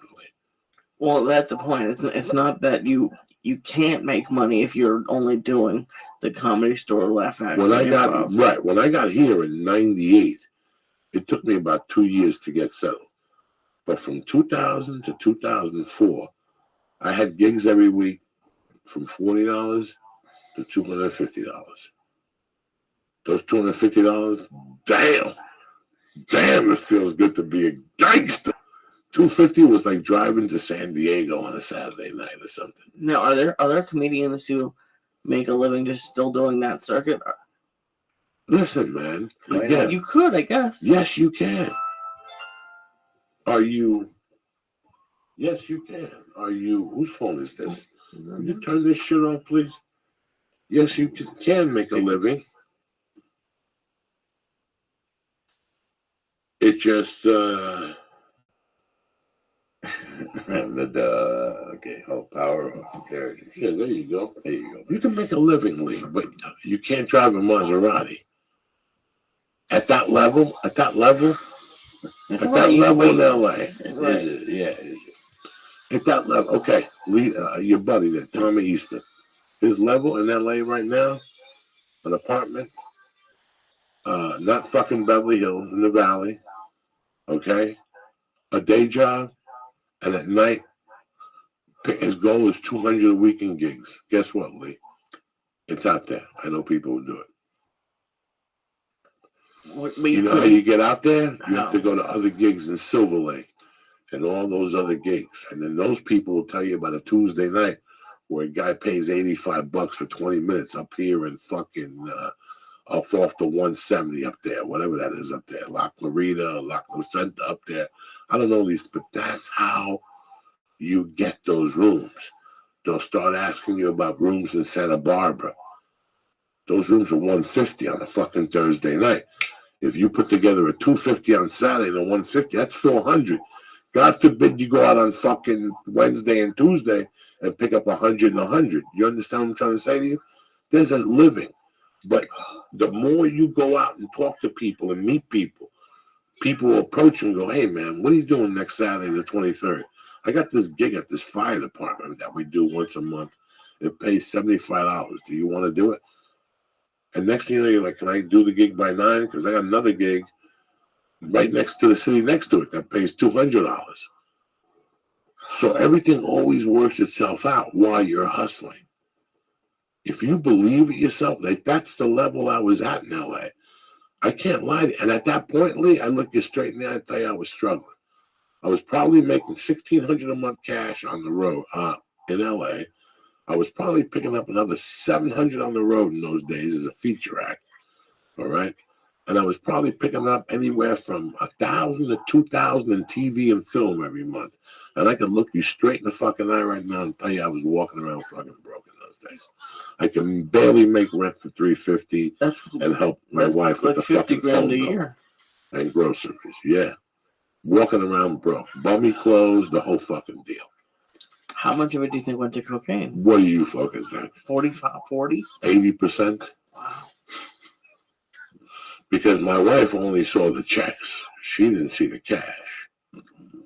If I did bring home cash, I split what I got with it. It's tough when you get paid in cash to know how much you're making. You follow me? Yeah. So nobody really knew what I was making in those days. So it was fucking wild when I think back on that hustle, you know? Yeah. And I was making it, I was making it work. I'm trying to remember. I sit here amazed, thinking how I was making it work. As a comedian. In 2 weeks, I'll be here 20 fucking years. For the last 3 months, I have been thinking about this once a day. That I could fucking tell everybody here I thought I would last 3 years in this city.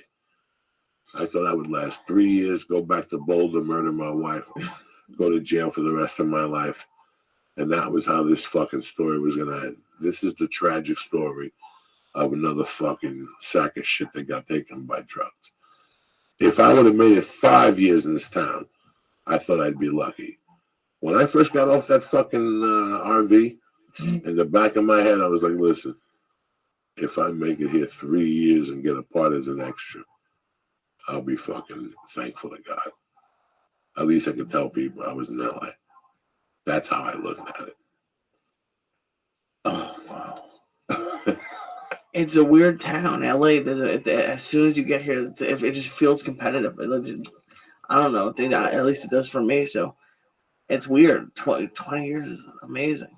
It's I just hit 6, and it's I'm already like looking like in the future to I don't know how long I could stay here. It's a different kind of lifestyle.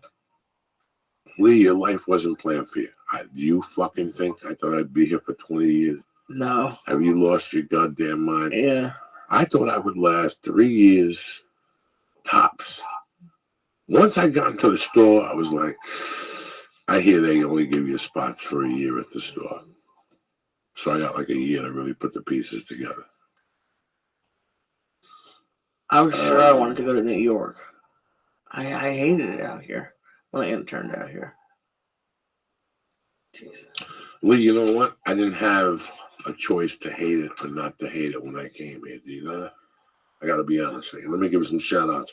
Keep me posted. I want to thank Bob Olengus and his family for sending Lee and myself and the baby and Elmo and a beautiful baseball and a bat book, a gorgeous book, Jimmy Page, The 3 Lives of Jimmy Page. Bob Olengus and his family, a fucking church family. Thank you very much. Matt Holmeyer, family, Don Wrangler, Emmanuel Cologne, Mary Jane Scott, Ookie Spooky, Ali Baz over there in fucking Australia. Haven't heard from him. Grimace, Mike Model B, and my man Santa Romano.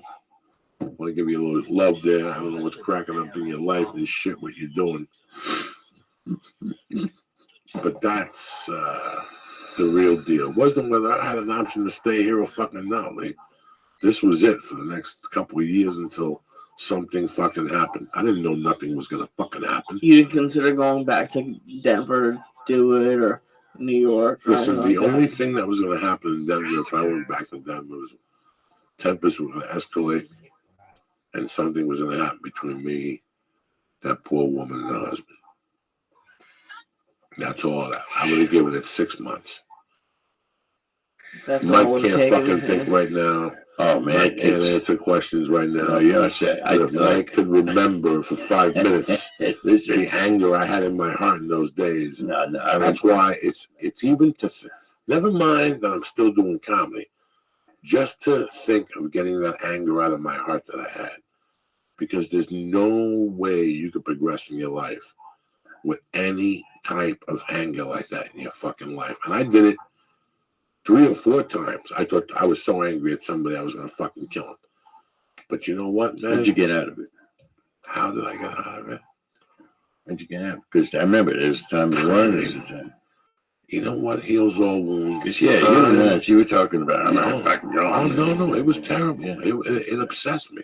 Yeah. Just the thought that she had done I was before. worried about you. Till this day, there's nights that I sit there and my body goes into like a fucking, and I think to myself, what the fuck am I doing here? I should be over there trying to kill them both. I go, what's wrong with me? What the fuck is wrong with me? I'm saying, what's wrong with me? Shit. Yeah, I'm going, what's wrong with me? No. It was a different, it was a really I'm looking different at time. this story and I'm going, wow. No, I would have been a guy. If I would have gone back to Boulder to play daddy, I would have still been doing time right now. This would have not ended well at all. And New York, you know what? I've been in New York. New York, I love New York. It's where I grew up. But New York spelled one thing for me, and it's called easy access. What does that mean? That I can have a conversation with you at 4 in the morning, at 5 in the morning. We could be picking up a kilo on 181st in Amsterdam. And on the way out the door, I'm going to go to his name and buy a machine gun. That's what that meant. I didn't need that in my life. That sounds very appealing. Yeah. So Thank my you, question- Jesus. So how did you have such a frank conversation with yourself? Did you have to like do acid and think about it, or what? No, at that time there was no fucking acid. There was only one drug in my life in those days. Like from '98 to 2007, there was basically 2-3 drugs I did. Cocaine, maybe a sleeping pill somebody had or a Vicodin, and then for that one summer I did those couple of packages of heroin. That's it. There was no fucking confusion about nothing else, Lee. I'm surprised. I'm honestly surprised you wouldn't go to the easy access of New York. That's my point. I don't understand if you understand what I mean by No, easy. I do understand. There has to be a blockage in your life. Okay. There has to be, even AA. They make you Where'd you call. go? They make you call somebody. Does that work? 9 out of 10 times, who the fuck knows? I've never been there where, you know what? I want to get my dick sucked and do some cocaine. Hold on. Let me call my sponsor, Mel, first. At 2 in the morning. Listen, Mel, I got to talk to you about something. Enough is enough. I can't get a job. My mother hates me. Listen, I got a check from the VA for 90. Roy with the one arm over at fucking the bar. He's got grams for 80 and they're taking. My wife's got some old whiskey. I'm going deep. You understand me? No, don't do it. Read page 48 of Psalm 4. The big book. Listen, when I see you, I'm going to hit you with the big book 80 fucking times in the head. I've never had nobody call me and say, Joey, listen, I'm thinking of shooting myself. Stop me. I don't have those type of friends. You know what I'm saying? Nobody's ever called me and said, listen, I got a kilo. I can't stop snorting. You got to help me. Nobody's ever called me with those fucking calls. That's all in the movies and shit. Call your sponsor. Go fuck yourself. I got a blonde at the bar. She says if I could get a fucking 8-ball, she'll suck my dick to the skin color. It looks like Michael Jackson's dick. She'll take the paint right off it. And I got to call my sponsor to ask him. You call your sponsor 4 in the morning. Listen, I haven't been clean and sober for 9 years. But let me tell you the situation now. There's a girl at the bar. Says with an 8-ball, she'll do things to my nutsack, tongues in my ass. What do you think? Should we go for it one time? I'll be at a meeting tomorrow, Tip Top Magoo. And the guy will say, go ahead, go for it. It's been a long time. You've been clean and sober.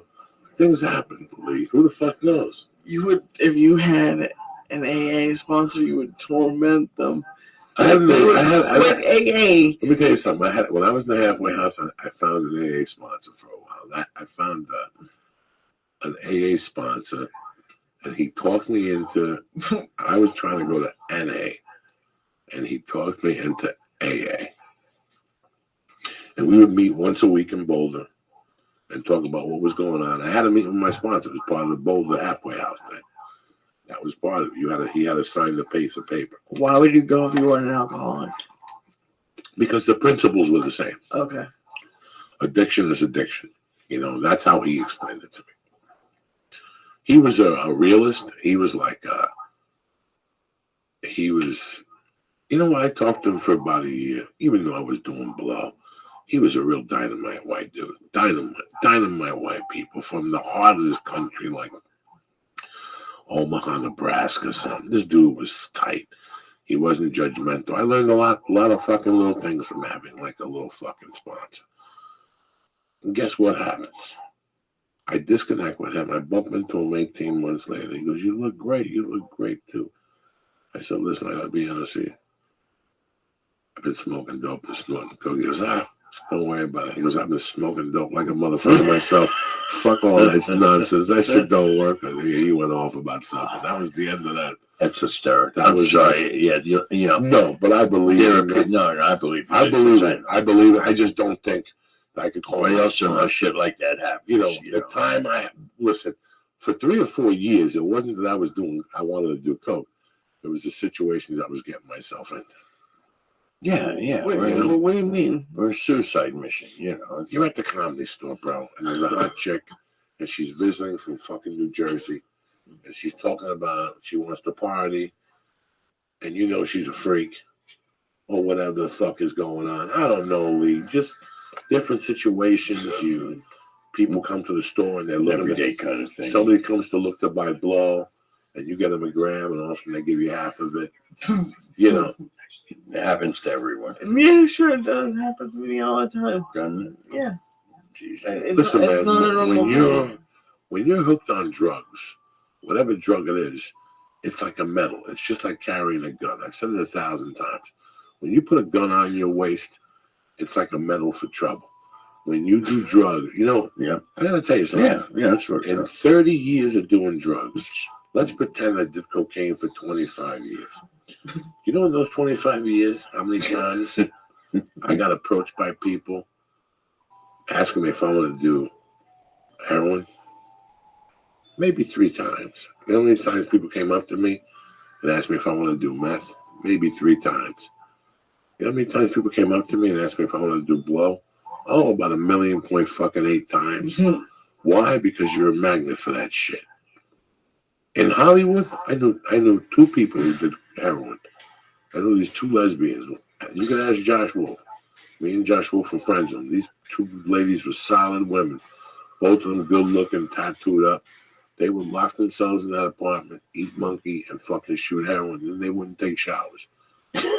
Or they would take showers without soap because they wouldn't unclog their skin pores. We discussed this shit before. Did you guys know each other when you were living in your car in LA? Who? You too. Me and Mike? Yes, sir. I don't know if Mike was here when I was living in my car. Where was he? Were you living in LA when I was living in my car by Ralphie's house when I had the... No, I think I got it right after that. Yeah, he got here shortly after that. No, you had a place, I think. Yeah, that's the same place you had. Yo, dog. What's Sure. going on, Prince? With the lesbian. The center next to it. Do you Yeah. speak Yeah, with English? Terry, Yeah. with my wife, who's my wife now. Do Yeah. you speak English? That's when I was there, but I wouldn't use that as my address. I would use Gavin and Ralphie's apartment as my address. I would use Gardner as my address. Right. I lived on Yeah, Schrader, yeah. but I would use Gardner. So that's why I chased the mailman on fucking Gardner all the time. You remember chasing that fucking mailman, huh? Please. You saw a lot of things, man. Even though you ate the stars of death and you can't remember, you saw a lot of fucking good stuff. I deny everything. Remember we went to see that Spanish dude at the House of Blues that was playing the conga drums? Yes, actually. Yeah. Patato Totico. And he asked me if I could get him a package. Talking about seeing him. Like, I hadn't seen him in fucking 20 years. And the first thing he said to me, can you get a fucking package? Would it upset you? Did it upset me? No, it didn't upset me at all. No, you Did know, I get one? I like it. No, I didn't get it from him. I went home. Fuck him. I told him I'd be back. I just wanted to say hello to him to see what it was like. I knew him as a child, you know. Right, and then he asked you for Coke. It must have been disappointing. No, it wasn't disappointing. It was what it was. Those were the times. Those were the people I knew at that time, at that age. It's a shame. What's the matter, Mike? Who was that? Potato. Or was the Tico? Totico was dead at that point. Oh. But Mike was a manager of a car store or something, and one of the salesmen was a conga player. So Mike talked to the kid about the congas, and the kid told Mike to go see that guy that night. That's how I found out about him. I don't even think I was going to the store then. At that time, I wasn't going to the store. I had already stopped going to the store. We just parked and went to the House of Blues and left the House of Blues, and I went home. I think the show started at 8. We stayed for maybe 3 songs. Yeah, something like that. Yeah, I can't be cooped up for much longer than that. But there was like, there was some really beautiful Cuban women. I remember. That's tremendous. And then we You don't remember nothing. First you're being that dude in Godfather 2, you don't know nothing. Now you remember Cuban women. First for 2 hours, you don't know nothing. Well, that's just dancing, you know what I'm saying? Jesus fucking It was Christ. culture. It was culture. It was Cuban culture. It was raw. It was the real thing. I'm happy you're still alive and kicking. Jesus. I'm happy you're still doing your thing. I don't It's a know. long evolution for us. You used to have a trampoline in your backyard in Boulder. It's the truth. It's amazing nobody dies. It's absolutely These amazing. motherfuckers, these people think, you know, it's taken me a while to write the first 3 chapters of these intros. But I gotta tell you something. I sit there and I exercise my mind and I outline them. Like today, I wrote like 3 paragraphs in like 2 minutes because I outlined it. I know exactly what I had to write. It's a lot easier. I'm not writing a lot, but I'm writing. And in the words of fucking Shakespeare, little commitments become big commitments. You know what I'm saying? I didn't know Shakespeare spoke like that. Me neither. I'm just fucking saying if he did, a man of Shakespeare's fucking stature would speak that way. You follow me, cocksucker? What do you got planned this weekend? I'm going to Tempe. That sounds fucking What fun. the fuck are you doing this weekend? What plans are you involved in this weekend? Is there a dog hugging convention That sounds in fun. Hermosa Beach? Is there a Yes, coupon class for crepes? Surprise me. You haven't blown my doors off in 2017. You You know, mean to tell me you've been staying in, eating fucking chicken and vegetables every night for the last 4 weeks? Is that what you've been trying to tell me? I haven't been staying in at all. I went like the first 2 weeks of the year without having a day off. So I don't have any plans for this weekend yet. I kind of have adopted your style of just doing that day. So I honestly have no idea. No pug hugging festivals. No pug hugging festivals. Come back all itchy with a rash and shit. This is the first trip you went on. You didn't come back with a rash or red eye or skunk fucking ear. I don't know what it is in my goddamn family tree that makes my skin so terrible. I'm excited about going to Tempe. I haven't been there in about 18 months. You know, I've been going to Tempe since I first fucking got here. You'd love you in Tempe. You could just go to Tempe for so long before you go. You know what? He's going to come again. I said, you know, I don't want to go to Tempe for a long fucking time. I used to go down there for a long time, and I stopped going down there. And then fucking Danny Murr fucking died, and then nobody went. Then they tried to ship me off to Phoenix. Then they reopened Tempe. It's another Tempe. I was there when I was telling Lee about the dude, Greasy Tony, that he had a restaurant there across the street from the Improv, next to a gas station and a bar. I've been going there since fucking 98 down there. First time I went to Tempe, Arizona was in 84 to hook up with a friend of mine. And we ended up smoking mushrooms. It was fucking tremendously. And with some Indians, it was like something out of a fucking movie. I left there like going, this life is going to be a wild fucking ride. I went back to Tempe 14 years later. It was a complete different fucking city.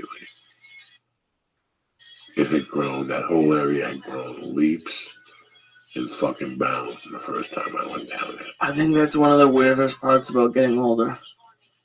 It's just coming back like 10 years later and having memories somewhere. But that was the first city where I first noticed it. That I flew into comedy, and I don't know. It was like I knew I'd been there before. I'd been there twice before to Tempe. I landed twice in Phoenix, and then went on to Tempe both times. But I remember like the whole thing, how much it had blown up, you know. So yeah, I've been going at it. But the Greasy Tony was down there. He was a dude from Jersey who had this little hut. He was short. He was stumpy. He was dirty. He had a fucked up haircut. Greasy Tony had all the fucked up makings of just a little Barnegat. He just looked like somebody, and he was. He was somebody from middle New Jersey, you know. He had no class. He was worse than I was. I mean, he was just nuts. But he had this restaurant, and he served great fucking sandwiches. I mean, Gabriel used to go there, Martine Moreno, Rogan, myself, Chris McGuire. I mean, Ari, Duncan. We would go to the Tempe Improv and drive just to go to Greasy Tony's first before the stuff. Keep tapping on the fucking table. We would go to Greasy Tony. We would drive down there and go to Greasy Tony's just to get like a fucking sandwich. He had pizzas, but I was telling Lee he made his own Mountain Dew. One day, one of our friends drank a Mountain Dew and said, I don't know what happened last night, but I didn't sleep for like a day and a half. And he goes, I fucking narrowed it down to Greasy Tony, and I asked him about his Mountain Dew. And he told me that that's why he didn't put it in the gun, because he would mix his own like it was in a bucket. Like if you asked him for Do you have like a nothing, ladle, or do you just dip the cup in? He's if spiked it. you Right? knew Greasy Tony, he dipped his hand in there, picked it up, put ice cubes in it, let the juice peel over and go over his disgusting fingers, and then he'd give it to you if you knew Greasy Tony. Oh, my God. He had fucking Mountain Dew in a tub that he made himself because that's what kept him awake. He was addicted to Mountain Dew. So he would take the juice from the Mountain Dew gun and just mix it like it's like, I don't know the exact measurements. I'm just saying he would take that thick syrup, and let's say you were supposed to mix an ounce of syrup with 6 ounces of water. Let's just say It's going to be a lot less than he that, I would think. mix it with like 3 ounces of water, and it would be like a stew. The ice cubes, it was like egg drop soup, like good egg drop soup, but you had to put like ice cubes in it to tame it down, and that's when it thins up a little bit. When you put ice cubes into egg drop soup, that's the way it was with his Mountain Dew. Just, it was cold as fuck. You put a ton of ice in it. You didn't even know what the fuck you were drinking. It burned your throat. and colder. It burned your throat. It's like if you know anything about Coca-Cola, those little bottles, they burn your throat because they have more oxygen in those. For years, Coca-Cola used to make an 8-ounce bottle or a 10-ounce bottle. And the reason why people drank them is people would say, oh my God, whenever you drink the 10-ounce Cokes, they would burn your throat. It's a different Coca-Cola. No, it's the same Coke. They would just either take the oxygen out or put more oxygen in. I forget what's the thing. If somebody will know and they'll tweet at me what the formula was. A lot of people don't know about that, see? So you could do the same shit with Mountain Dew. He would make his own fucking Mountain Dew, Mountain Crank. You were up for fucking days. I did a triple run one time, and I had to drive from Idaho to Boulder, Colorado. I'll never forget this. I got off stage at fucking 10:30, and I know for a fact it was like 12 hours from Boise, Idaho to Boulder. It was the night of the Final Four or something like that. And somebody was in the finals, UCLA, the Twins, something. And I was trying to not stay and watch the game. I said, let me watch it for 10 minutes. I ended up leaving at 10:40. And I had to be in Boulder by 2 fucking o'clock. No sleep, no nothing. It was going to be a 12-hour fucking ride. So if I'm leaving at 10:30, I'm going to get there at 10:30 in the morning. I'm going to have 3 hours of sleep, a shower, and get myself together. It was to pick up my daughter on Sundays. I got in that fucking car, and I started guzzling Mountain Dew and not Midol. Midol is when you have your period. No-dos. Dog, I started eating those fucking That's pure no-dos. caffeine. Jesus Christ, that's so bad for you. That That was it. I never messed with no-dos again after that trip. That's the most dangerous thing you've ever done. For 12 hours, I would only stop for gasoline. I got all the way to Boulder. I got a message saying that she wasn't dropping the kid off that day. She was sick. I drove all fucking night. I'll never forget. I pulled over in one of those Idaho towns, and I parked on the side of the road, and I tried to sleep. And I took like a 6-minute nap, and I woke up to me stepping on the gas with the lights on. So when I opened up, I thought I was going off a cliff. Oh, no. Oh my God! Oh you my don't know how God, much your Joey. fucking heart beats until you wake up high. I wasn't high. I was high on those fucking no-doses and Mountain Dew. What a fucking life, man. What do you think, Mike, when you look at Joey now?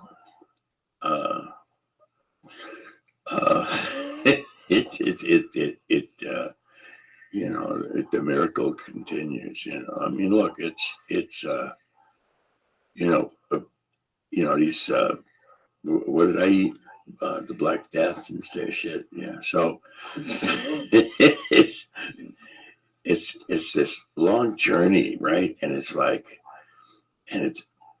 got so much edge, towards the dark side, and then there's all this other stuff. But we just had this love, man. It's like, fuck it, man.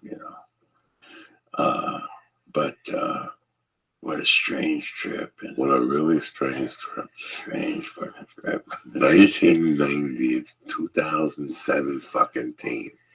But right now, you know, but here's what I think. We're both doing the right thing when it comes to like Living. No. We were living like animals for a long time. There's no way you can live like that and family, even move ahead. serious family thing. You know. So we stuck together. You know, we're partners in crime. It was fucking tons of fun. Would I do it again? Fuck yeah. We never ended up in prison. You know, we always had, you know, the other day you reminded me of a story. You had the Spanish drug dealer. He had a Spanish drug dealer. And he would make me call him up and talk to him in Spanish. Mike would call me and come down here. And I was like, come down here and talk to this guy. Ask me what he said. And the guy would say, I'll meet him on the corner of Wilshire. So we'd have to take a ride to Wilshire. He'd make the delivery. And then me and Mike were behind El Compadre one night. And I met my most famous fucking drug dealer of all time. Nobody impressed me more than this guy. We looked at each other, and we both knew we were the same souls of the same bird. He was a Mexican dude. We made eye contact. And he came right up to me, Lee, and this guy was a weird guy. He would say, "¿Cómo está?" And he would hug you. He only spoke Spanish. And he put a Coke rock in your nose. And then he'd look you straight in the eye and he goes, "How much do you want?" And you would say, "Give me 20, give me 40, give me 50, give me 100. He just put a rock in your hand. Like he knew exactly from the size of the rock. So I met him behind El Compadre. I got like a 40 from him. He gave me like a 60 since I was a new customer. You know what I'm saying? He hooked me up. And this is just how much it's worth, right? This what? I'll get a $40 bag, a $60 bag. It's a $40 bag. And he gave me like, for 40, he should have gave me like 0.8 of a gram. I gave him 40 and he gave me a gram and a tenth. You know what I'm saying? Something like that. It was right. It was clean Coke, the whole fucking deal. So at that time, there was him, there was the Armenian, there was a couple of drug dealers at the fucking, at El Compadre, right? So every night was different competition. There was the dude who played the guitar. He's dead now. God rest his soul. Was he creepy? Well, no, he wasn't creepy at all. He was fucking tremendous. And so every night when you went in there, you knew you were going to get something. You just didn't know from who. It was always an adventure. If you caught the Armenian, it was good, in a good night, and you could talk to him, he'd give you the good shit. If you caught the guitar player, he'd give you the good shit. And if you caught the, who else was I talking about? There was somebody else that's... You lost me. You have the guy who... This is in LA, right? D. Huh? I don't know if I can say his name or not. No. He didn't hang out there. The black dude? Yeah. No. He didn't hang out there. We had him always on the sidelines. Oh, okay. He was always on the sidelines. He was the Martel Cartel. Look at Mike. He remembers now. It's coming back to him and shit. Look, I don't know nothing about knowledge. He knows what I'm talking about. He sat out there outside the synagogue many fucking nights with Uncle Joey, thinking about his life and shit. What were we saying, Lee, before? Oh, so I meet this dude. This is true. He puts the fucking Coke rock in my hand. I go home. I don't see the guy for a few months, right? But a few months later, I get off the 101. I get off the 101 on Sunset. But no, I get off the Sun. You know when you're coming north on 101, Okay. you hit Santa Monica Melrose exit. Right. And in those days, I would always anticipate traffic because I had a spot at the store. So I would exit on there and make a left and head towards the beach. And I would stay on Melrose for maybe until I hit Vine. Then I cut up type shit. You know what I'm saying? I feel you. I cut up to like one of those main streets, Fountain, and I go straight to the Comedy Store. I cut up in one of those streets. It's got to be 12:30 at night. Now, when you get to Western and Sunset, there's a McDonald's, not a McDonald's, there's like a Subway sandwich. There used to be a Sprint store there. There's a big lumber yard there, right there on Sunset. And across the street is that store I told you. It's a lumber yard type place, and there's Mexicans on the way out there. But in there, they sell the best tacos in LA. All his clients are Mexican, so they got to sell the Mex food. You understand me? So getting back to that story, I'm on that street on Sunset and fucking Western. I'm minding my own business. It's 12:45. I got some money in my pocket. I'm not lying to you. I'm headed to El Compadre. I'm gonna go to the store and pick up a package. You know me. I got money in my pocket. It's burning a hole in my pocket. Do you know I'm sitting there minding my own business, looking out the window to see when the light's gonna turn green and red? And who do I see running at me but that fucking drug dealer from behind El Compadre that night, like a wild man going, hey, remember me? He was like hiding behind a car, saw me and remembered me. And he ran up to the car, breathing heavy. Hey, pull over. Don't get see I go. I gotta talk to you and all this shit. I go, what's up, dog? And all of a sudden he put a coke rock in my nose, and I remembered who he was. I'm like, look who the fuck it is. And he was scared. He had good blow. I go, yeah. And I gave him like $60, and he gave me like a fucking gram and a half. And that was it. I was a customer. I go, when are you here? And he would tell me, listen, whenever you want coke, you don't even need to call me. Just come down here. Drive around for 2 or 3 minutes. I'll come running to your car. Okay. Do you know that I do it like fucking 10 times, Lee? All you had to do was drive to Sunset, make a right on Western, go down, make a right again. By the time you hit Sunset the second time, you'd hear, hey. It sounds like the man on fire instructions, like to fight. He was always like in a tree, always under a car. This was fucking crazy. You can't believe you cannot write this shit. You understand me? This is what keeps me up at night. And I go, I don't understand. I'm not going to sit here and tell you, oh, look, I'm here. No. You just think about how many things could have gone wrong. There could have been a cop 3 blocks away at a light and sees a guy dropping something off in my car. Right now, we wouldn't be having this conversation. I'd be just getting out of jail. I'd be getting out of a fucking halfway house. Do you understand me? How many things could have gone wrong in those days? That's why I'm so fucking lucky. I didn't do nothing. No, you didn't fucking do nothing. Jesus Christ almighty. If it ain't one thing, it's another. Yeah. Well, what are you going to do? I'm going to fucking Tempe. Least I ask him to sit at home. He's going to fucking develop his business, taking over the world. Trump's going to become president, but Lee Sayat is going to fucking take over Trump's position in the podcast world. Trust me when I'm telling you this shit, people. That's fabulous. Thank you very much. I'm trying. Are you going to the inauguration march? Any of the events, Lee?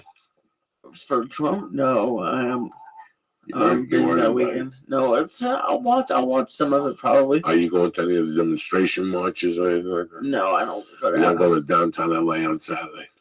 I would rather That's a lot of work. jump off a bridge and go to any demonstration rally. Yeah, that's That sounds terrible. I mean, it doesn't, no, that sounds sensible. I mean, it's a very interesting time. I don't know what to think. There's a lot of people in my life who are very scared. Yeah, really, huh? Yeah, there's a lot of people in my life. Ooh, Jesus Christ! There's a lot of people in my life who are very scared right now. Scared about Trump. Yeah, and it's not the people you think because I'm. Really? Yeah, it's my family. My family. Let me ask you a question. You're an Yes, sir. intelligent kid. You watched a lot of fucking TV and whatever. What are the fears? You know what? What are the fucking fears of the American I don't even public want right to say them because Because you're afraid? No. Because it's even to me it was ridiculous. Like it seemed a little bit ridiculous because just Yeah. there are people out there It's okay to be. who are worried that he will not allow other people not allow an election. Like he'll start not allowing people into the country. Like he'll do. So I don't want to speak out of turn. So I don't necessarily think, I'm hoping that just one person doesn't have that much power. So that's what I'm kind of banking on. But a lot of people are scared that he's gonna take the all medical insurance away from millions of people. A lot of people are worried about the marijuana industry. They're just gonna have a lot more conservative values on a lot of the parts of our life. All right. So I mean, I don't know. I guess it's probably what the people in the South didn't like when this was happening. When Obama happened, I'm sure it's the same feeling. To be honest with you, It's going to be very interesting to see what happens yeah, I think on so. Friday and Saturday and Sunday across the country. There's going to be rallies. I'm hoping he's good. A lot of women. I'm rooting for him. It's going to be spooky. It's a spooky time. Yeah, get ready, kids.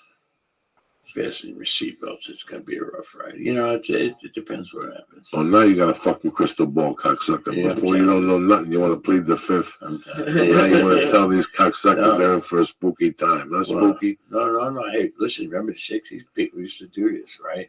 And it was like, hey, it was fun when I was like 18. Yeah, fuck, let's go demonstrate. But now this is like serious, and people do need to do it. It's great, but it's real. It's real. Yeah, if you can go do that. And the thing I was thinking about today, to be honest with you, is there are people who like the same people who are scared about Trump don't necessarily like Bernie. They were very much Hillary Clinton. So, but it seems like to me that if Bernie is around and up for it, that he would probably have a landslide. Like it would be probably a huge battle between him and Trump. I'm not gonna say a landslide victory, but I'll say a huge battle.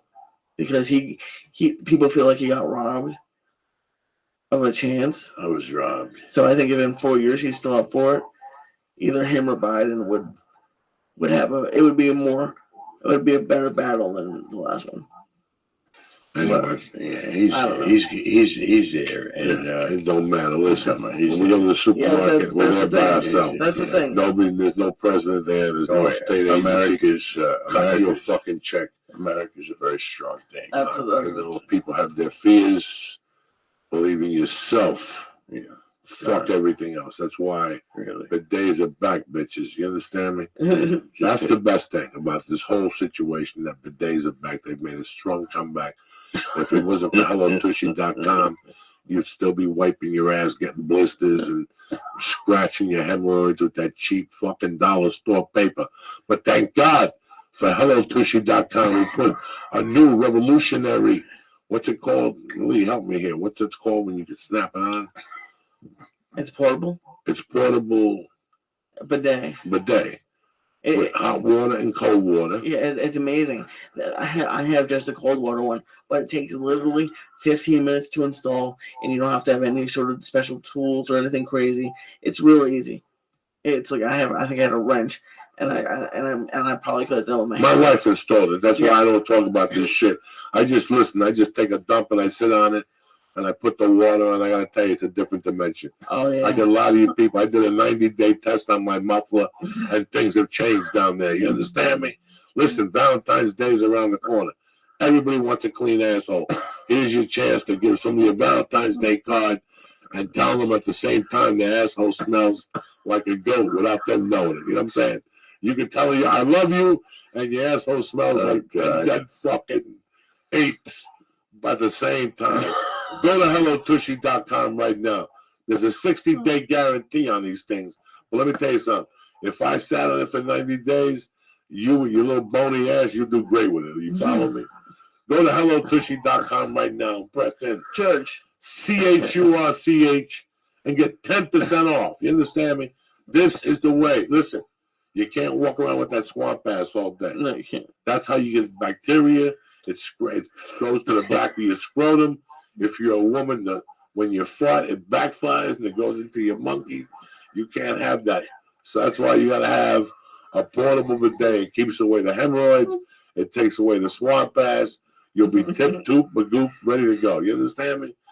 Like Catwoman. You can just go in your little secret bathroom. This isn't funny. No, it's not funny. So stop fucking laughing here. Oh, God. These people are fucking tremendous people with tremendous product. And I want America and the world to understand that Hello Tushy does fucking work, and they're tremendous. Thank you. I wouldn't fucking be here talking about them if they wouldn't. Go to HelloTushy.com right now and press in Church. CHURCH and get 10% off your order. Also, it's a new year. You're still eating those fucked up vitamins. You're still lying to yourself. Go to Honor.com right now and press in Church. Boom, and get 10% off your order delivered right to your motherfucking door. From Alpha Brain to Shroom Tech to Shroom Tech Sport to what else? Cocksucker, help me here. To Alpha Brain, to Shroom Tech, to Shroom, Listen to this Shroom Tech Immune, mumbling. to Immune, to The the milkshake with the fucking hemp protein. Hemp Force. Listen, go to honor.com and take a great look at all the Sure. new. They even have like a Alpha Brain travel thing that you take. I forget what they called. I'm sorry, we ate too many stars tonight. Pardon me and my fucking mumbling, bumbling little goombob duck over there. Strong Bone. Killing me to death. Strong Bone. Go to honor.com right now. Start your New Year resolution and stick it out. I can't help you with the steel bars or the kettlebells, but I'll get you 10% off on the supplements. Go to Honor right now and press in. Church. CHURCH and get 10% off your first order. See you motherfuckers next week. Stay black. I love you and don't forget about me.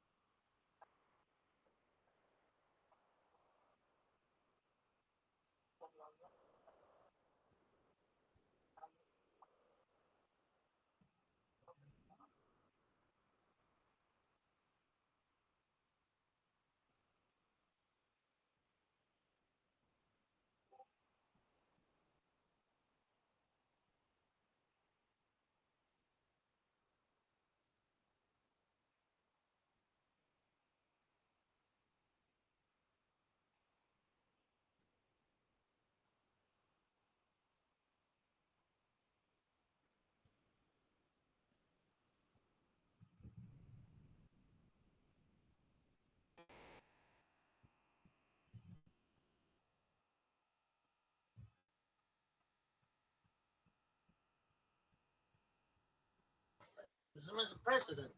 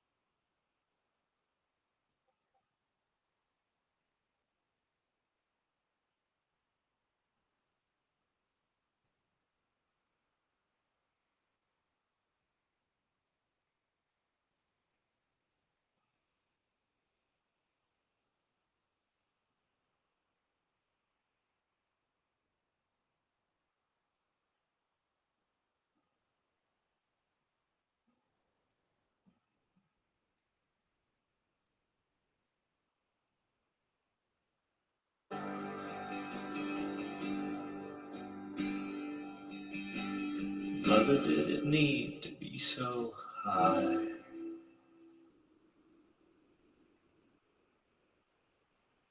Oh shit.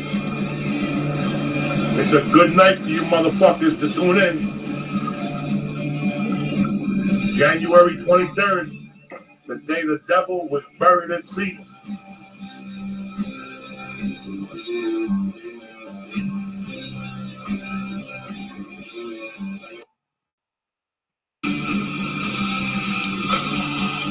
The savage shit. This guy will eat your pussy and fucking hypnotize you at the same time. Uncle Joey here, pre-church Monday, January 23rd. Are you ready, bitches? That's the fucking question. Did you work out all weekend? Are you fucking technically and physically sound for the deepness of murky waters we're going into tonight?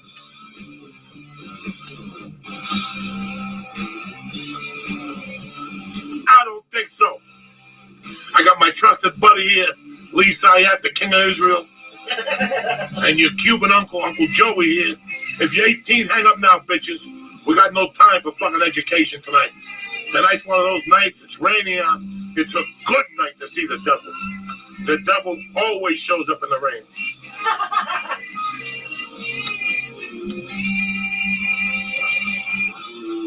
Oh, shit. As usual, we got a big bag of stars.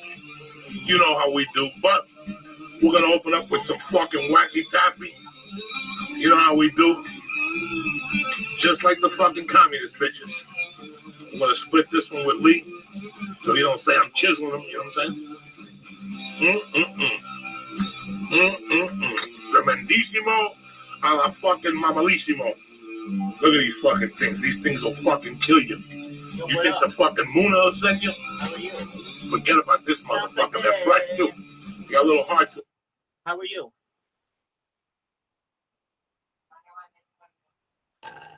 Do you know English?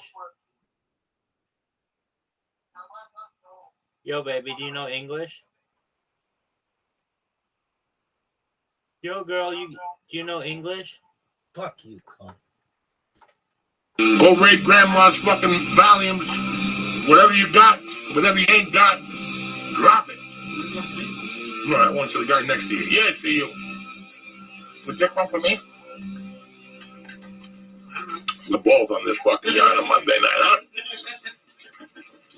huh? On Monday nights, everything on that fucking table is for you. You understand me? You chew into this taffy, and you can feel the oil going under your tongue, and you can feel the heat in your fucking heart. You understand me?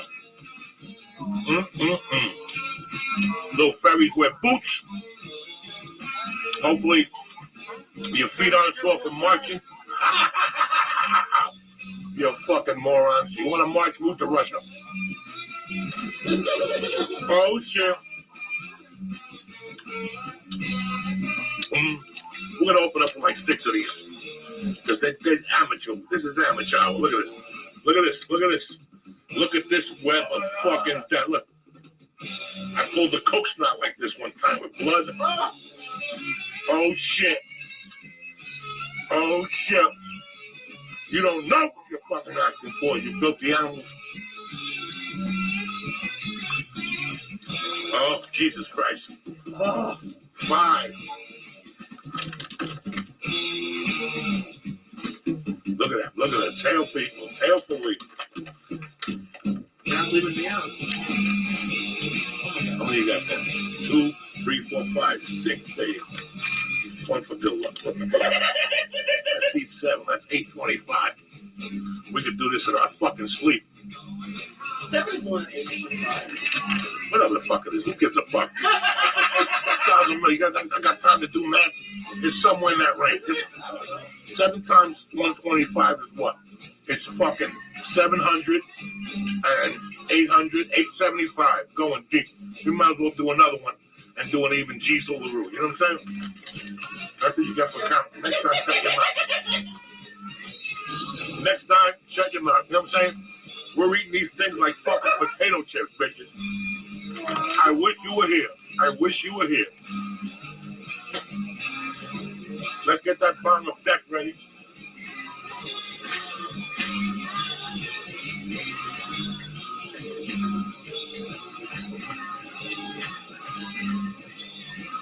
Oh shit. Yeah, fairies wear boots and you gotta believe, man. It's your lucky night, cocksucker. There's nothing. You got nothing but college basketball tonight, if that. So you might as well tune into your Uncle Joey. I'm just cleaning out this fucking bong of deck here so we get this party started, you understand me? Because without the mule, there ain't no fucking, I don't know what there ain't no. It don't matter. Doesn't fucking matter. It don't matter. Let's do this, motherfucker. Here's to you, huh? Monday night. It's a new year with new attitude, a new president. Get your shit together.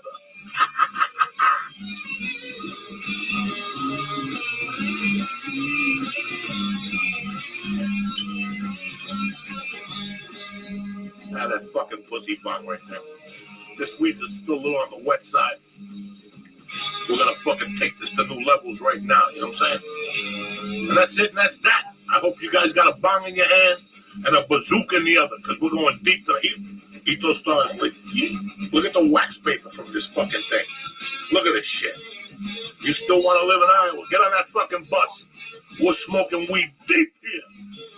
Even Tom East is smoking with 3 fucking hands somewhere in Hollywood right now.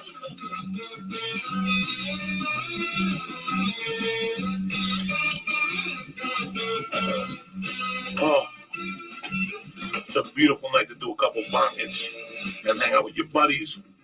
What are you looking at? Well, you don't look at it. There's nothing to look at. You know what I'm saying? It's not a museum of stars. They're there for a reason. There's no museum of stars here. We eat those fucking things. There's no posters of stars and us trying to be cool. We eat. We don't fuck around. We don't look at pictures of dick here. You understand me? And I suggest you do the same.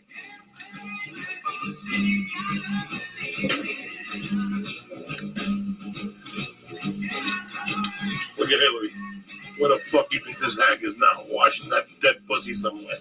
Fuck her in a fucking bowl of soup. With that fucking look on her fucking butt. Whatever the fuck is wrong with her.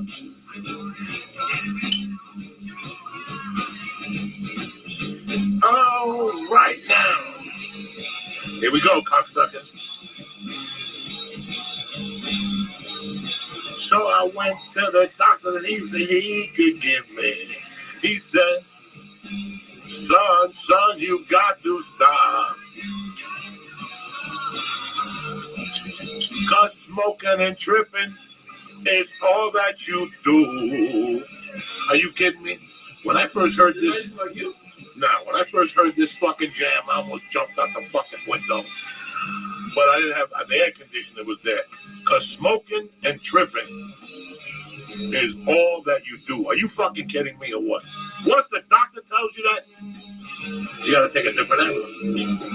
You done over there, Lee? I got 5 more for you, guys. It's Monday night. We're gonna get the blood pumping. You've been dicking around all weekend, holding hands, eating 3 stars, telling me, I'm going deep. You ain't going fucking deep. Then he gets here on Monday, he's drooling, he's barfing, because he fucks around on the weekend. I live out from the chocolate. You know that. I only brought from the chocolate. Then he blamed the fucking sushi on the fucking wheat. It was the sushi. Wholesale sushi, Groupon and shit. Groupon. This is Lee's theme right here. He's always going through fucking changes. I feel so sad. What's the matter, dog? What are you fucking crying about now? We got a good podcast tonight, dog. We're going deep.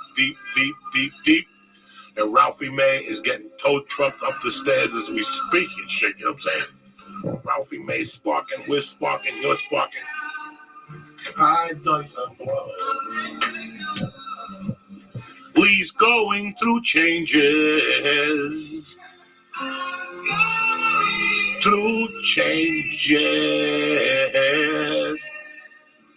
Told you we're going to take you into murky waters tonight. Once changes comes on, it's a long fucking night here at the church. In the Voodoo Lounge. You understand me?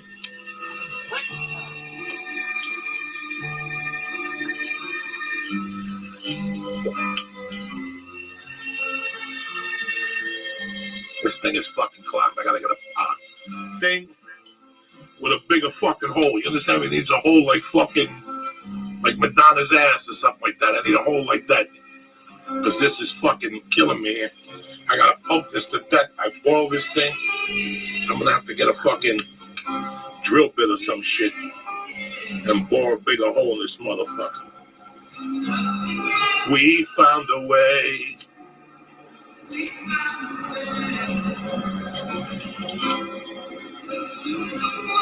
Nice, see?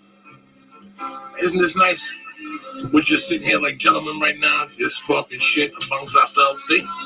No drama, no 18 people, I don't gotta know somebody. Everybody in this fucking town, you gotta know somebody. I don't wanna know nobody. I don't wanna meet nobody. I don't wanna smoke with, I don't wanna know nobody. I wanna smoke with you motherfuckers. I wanna see the devil with you. I wanna hang out with you dudes. I don't wanna hang out with these fucking fake fucking celebrities and shit. They ain't dick anyway. Fucking celebrities. I'm a dirty stand-up comic, bitch. Put that in your fucking pipe and smoke it. Celebrity. That's fucking a faggy word, people. Fucking celebrities. Get the fuck out of here. I'm the Cuban king of swing, motherfuckers. A dirty comic with felonies. That's all I got. All I got is you motherfuckers as my friends, and that's it. I don't want none of these fucking varmints coming up here with DMZ talking about their mate. I don't give a fuck, Jack. I just want to smoke dope with 3 hands. I don't want to do nothing. The only reason why I do movies is for insurance anyway, so I go to acupuncture twice a fucking month. Besides that, I don't want to hang out with those fucking people. I want to be here on the bottom floor with you fucking savages, you understand me? Smoking weed and eating mushrooms and doing crazy fucking podcasts and whatnot and shit, you know what I'm saying? Let's fill up this bong. I'm over here talking shit with you motherfuckers. I get carried away. That I can still hear our last goodbyes.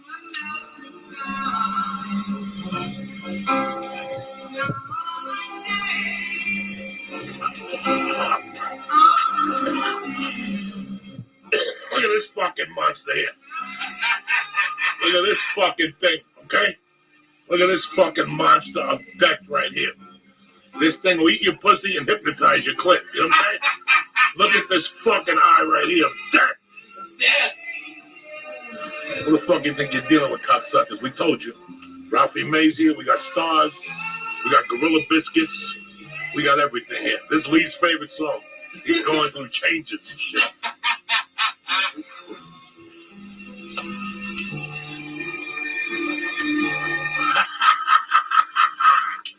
And you thought you had it going on, cocksuckers. Come in.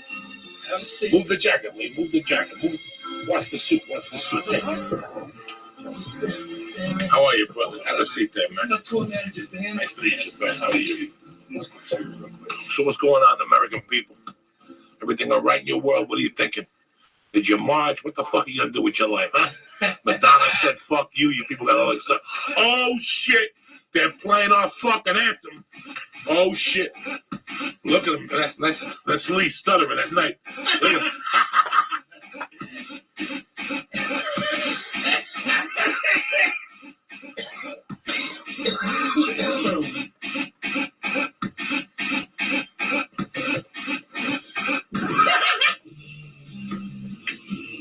It all goes away like that. That's a real long. That was you at 4 a.m. What are you doing?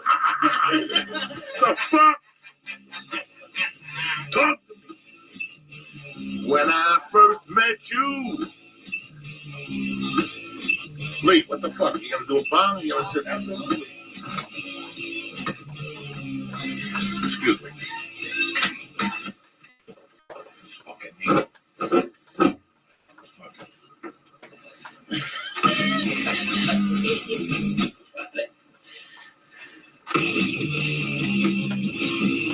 I'm back, bitches.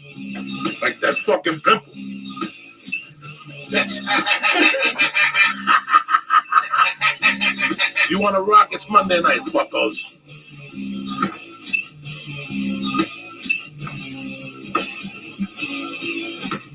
I don't know what's happening here. Maybe the fucking needle stone, you know what I'm saying? Oh shit. I seen the devil. What's up, Ralphie, man? Nothing. How about you, cocksucker? Just trying to put the pieces together. Trying to hang out with Lee and shit. Just trying to fucking put it together. I'm gonna go to Israel with Trump. Who's gonna stop me? I'm shaking hands with all the top Jews.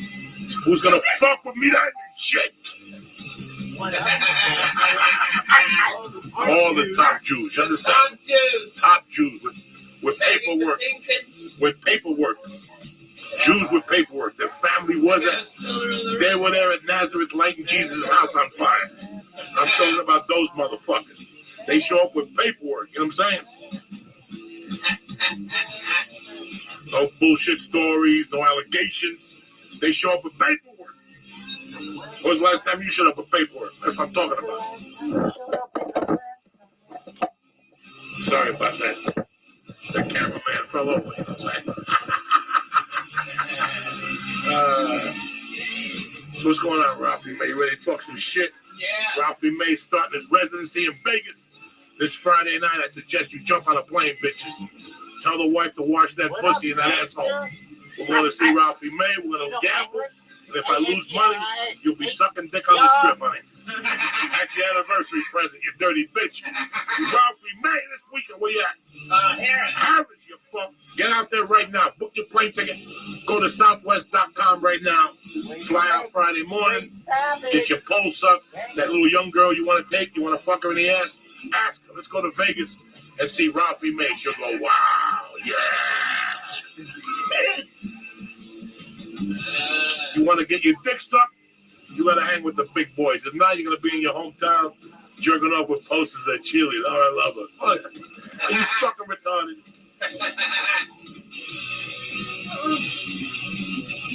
Oh shit. I told you, motherfucker. Did I not tell you earlier this morning?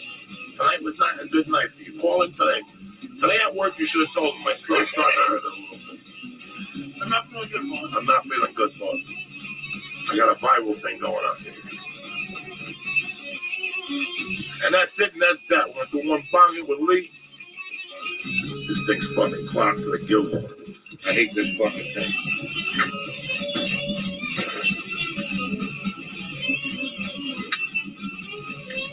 This weed's too fucking wet. And I couldn't drive today because it's been raining all fucking day.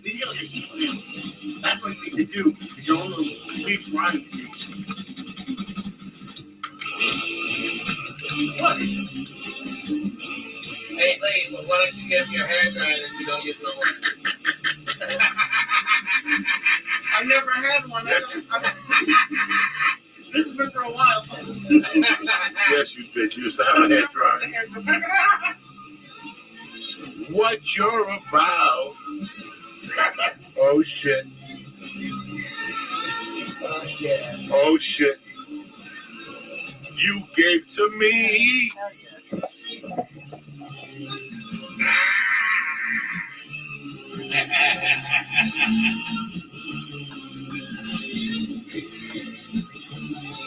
Go, Lee. Go, Lee. Shit, Lee, turn around. You're on camera here. I'm camera. Take it to the hoop. Oh, shit. Look at him. Go, Lee. Oh, shit. Look at him. He's ready.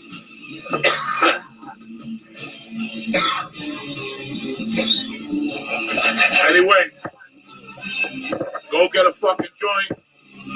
Go stab your wife. Do what you got to do. We're going to start this podcast in about 10 minutes. Where are they going? YouTube.com/C/Joey Diaz. One more time for the deaf people. YouTube.com/C/Joey Diaz. Go get a beer. Wash your asshole. I'll give you 10 minutes and we'll get this party started, all right? Thank you very much for joining us. Stay black.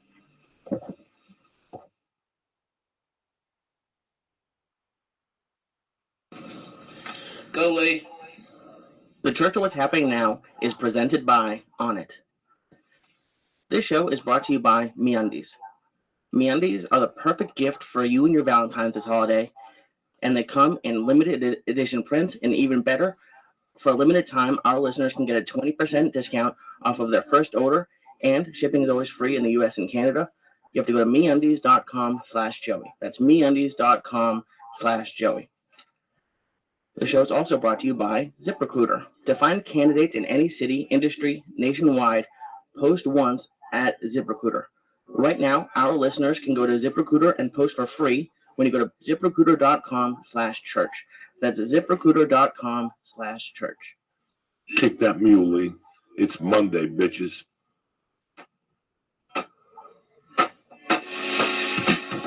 Oh shit. Oh shit.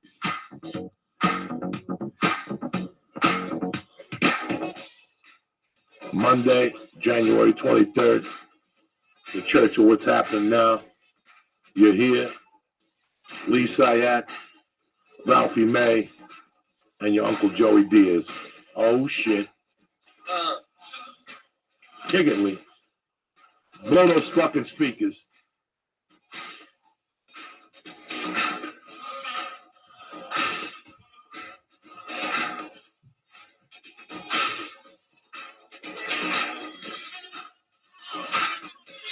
Oh shit. Here we go, cocksuckers. Steal grandma's volumes. We're going. What's happening, you bad motherfuckers? Monday, it's Tuesday by the time you listen. Hope you're having a great fucking day. Uncle Joey, Ralphie May. Hey, everybody.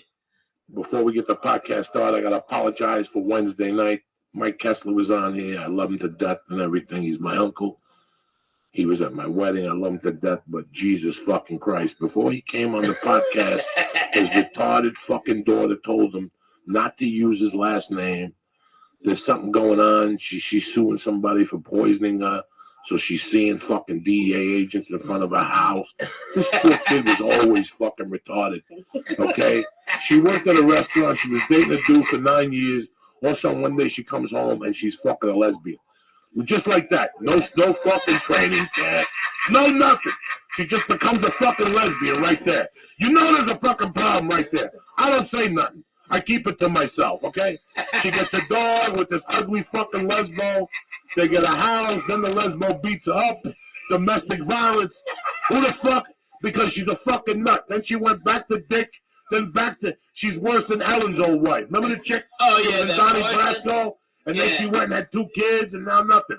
No more lesbian, no more LGBTQ community. That's how quick these motherfuckers change in LA. They go from LGBT to BLT. Yeah, for the BLT. So now he comes on the show, and every question I ask him, he says he thinks this is like The Godfather too. Like he's under questioning by Congress.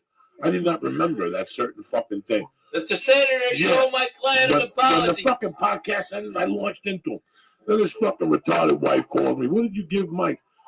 He's 70 years old. Mike did heroin for 30 fucking years. A fucking edible's not going to put a dent. Yo, can you hear me? Yeah. How are you? Hello. Hi. I'm fine, and you? Dude, I'm so glad that you're here. I'm from Bangladesh. Dude, Bangladesh is amazing. Shout out to Dhaka. Do you know Dhaka? Yeah, my Dhaka is well done. Fuck yeah. Capital. Absolutely. I stream my life 24 hours a day, 7 days a week, 365 days a year for world peace. I'm going to help everybody in Bangladesh. You should know I always stream 24 hours. I'm always going. Oh, I have 3 years on YouTube. 3 years. yeah, I see. You see, I'm always online. I'm not speaking English. Okay. Then one moment. One moment. I'll speak whatever the fuck you speak. Shit.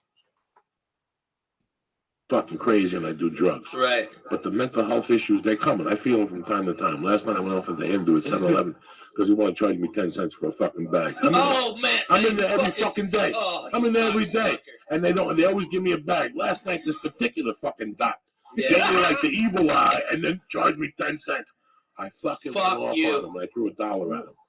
I go, here's $1, you fuck. I'm family in the 7-Eleven. I've stopped burglaries in here. This is one of the only 7-Elevens in the country I don't shoplift. I give you respect. Wow. I don't even shoplift. I've never Holy shoplifted at the shit. 7-Eleven.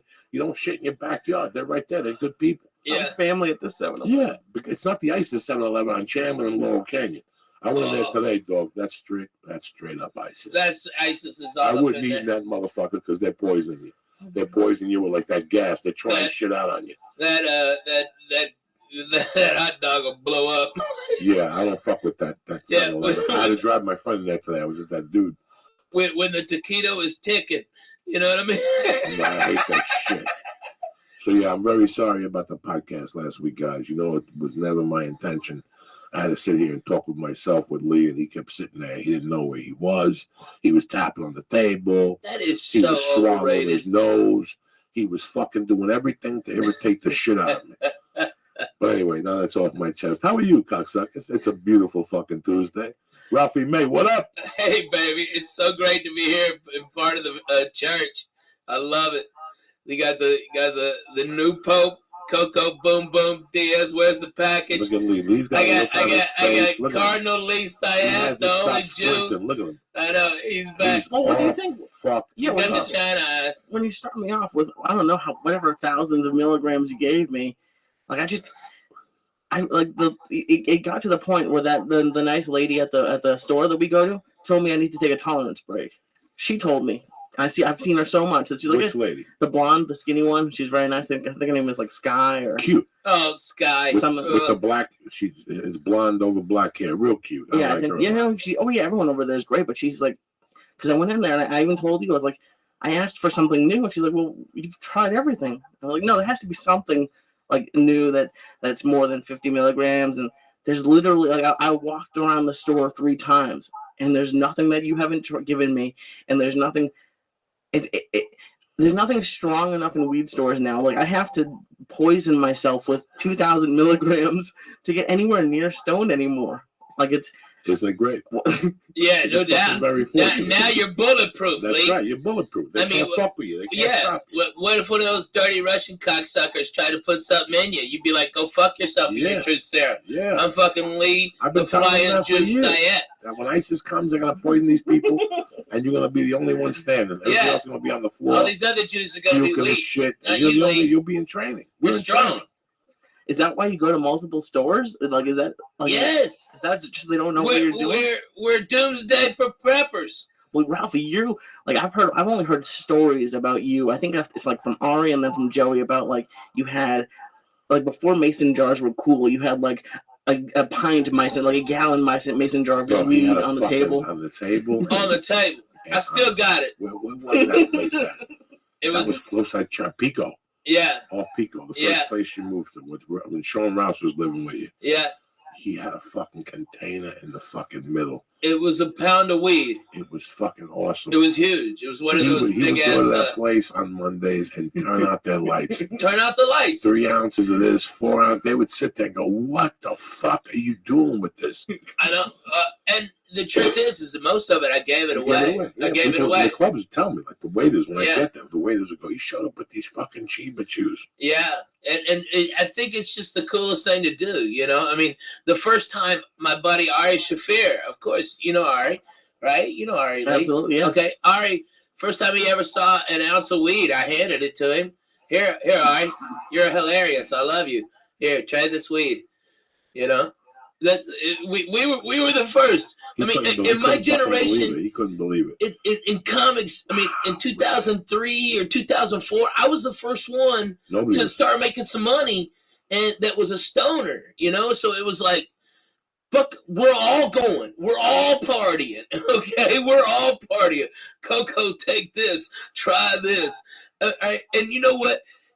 Joey is a guy that will eat a girl's pussy while melting a coke rock on her clit, and then reach into her pocketbook and get hundreds. Okay, all right, and mad that he only pulls out 1s and 5s. Okay, all right, he's mad till he gets that 100. Then oh, she came. I'm out of here. Right, but when it came to taking weed from me, I had to force it to him. You had to force it to him. You did not. Your pride, you're like, I can buy my own weed. I know you can, but here, take this. Oh, you give and me this that and this. That Oh my God, Matt's OG, I missed that shit. Me too, man. 35%. Damn, that was I good. really missed that fucking reefer. That was I good. saw him a few months ago, man. Yeah. He married that girl. Yeah, he had long hair and he was doing his thing. You know, I said he closed it down. You know, it's amazing how those. He was when Kushmart opened. the word on the street from a lot of people, Kushmud at one time were making 25 grand a day. That would 25 fucking grand a day at one time. How much was like a gram at that point, do you think? 25. Yeah. Jesus. 25. The Russians on fucking Sunset by Rouse were charging 30 for a gram. The Rock and Roll Rouse, right? Rock and Roll Rouse. They were charging 30 for a gram of Obama and 90 for a fucking eighth. They were straight up gangsters with that weed. Yeah.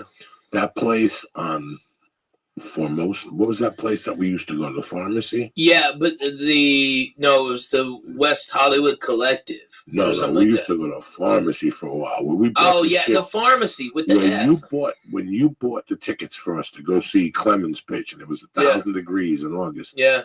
Against the Dodgers, and Ralphie bought a bag of edibles at the other place because the pharmacy had like ice cream and they were going out on a limb, Italian ice, and but the other place next to the breakfast joint that we used to go to there, by Whiskey a Go-Go. Yeah, that down place there with the black chick, the hot, skinny black girl. God, yeah, she was fun. They used to have cakes in there, Lee. Ooh. That would fuck you up, like chocolate cake. They were like 400 milligrams. Yeah, 400 milligrams. And I remember we took them to a fucking Dodger game. And this was before you had the tolerance for it. This was way before tolerance. This was when you ate shit and went home and cried yourself to sleep and shit. Yeah. You went to a Dodgers game? Yeah, we went to a ball game. It was 1,000 degrees. You, me, and John Wesley. Yeah. And we sat right under the sun, dog, with those edibles, getting a fucking suntan and brewing. That sun was cooking those fucking How many edibles. waters did he buy from the water guy when it came by 77? All of them, dude. We were fucking drinking. I handed him We left $100 after bill. 3 or 4 innings. It was intolerable. It was too hot. The ticket was so good that they were bad because it was right in the sun. Right in the sun.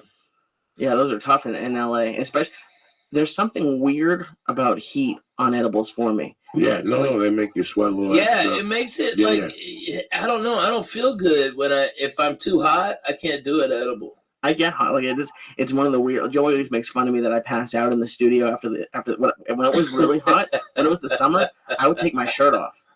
I have no idea why. I don't take my shirt off at the beach, and I was taking my shirt off here with the door open because they turned the AC off, and I was just hot. At least Cyan don't take his shirt off in the shower. I don't. He's like Josh Wolf's hat.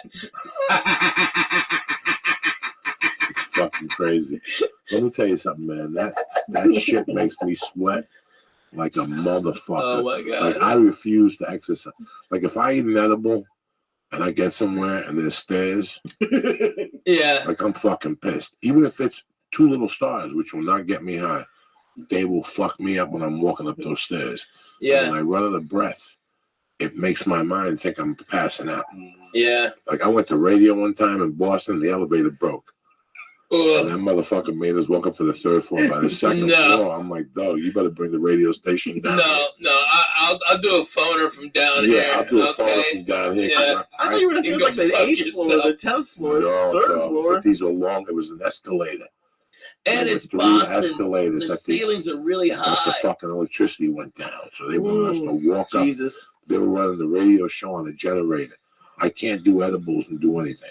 Like once I do edibles, I don't blame you. And I walk unexpectedly, my fucking heart stopped. My heart fucking beats too much. What about going downstairs at the old office? I used to have a freak out whenever I was struggling. Those are kind of steep stairs, man. Those freak me out. Oh my god, yeah. And I'm fine. I get a little nervous sometimes if I'm out and it's like rainy or something. But if I'm sober, I'm fine.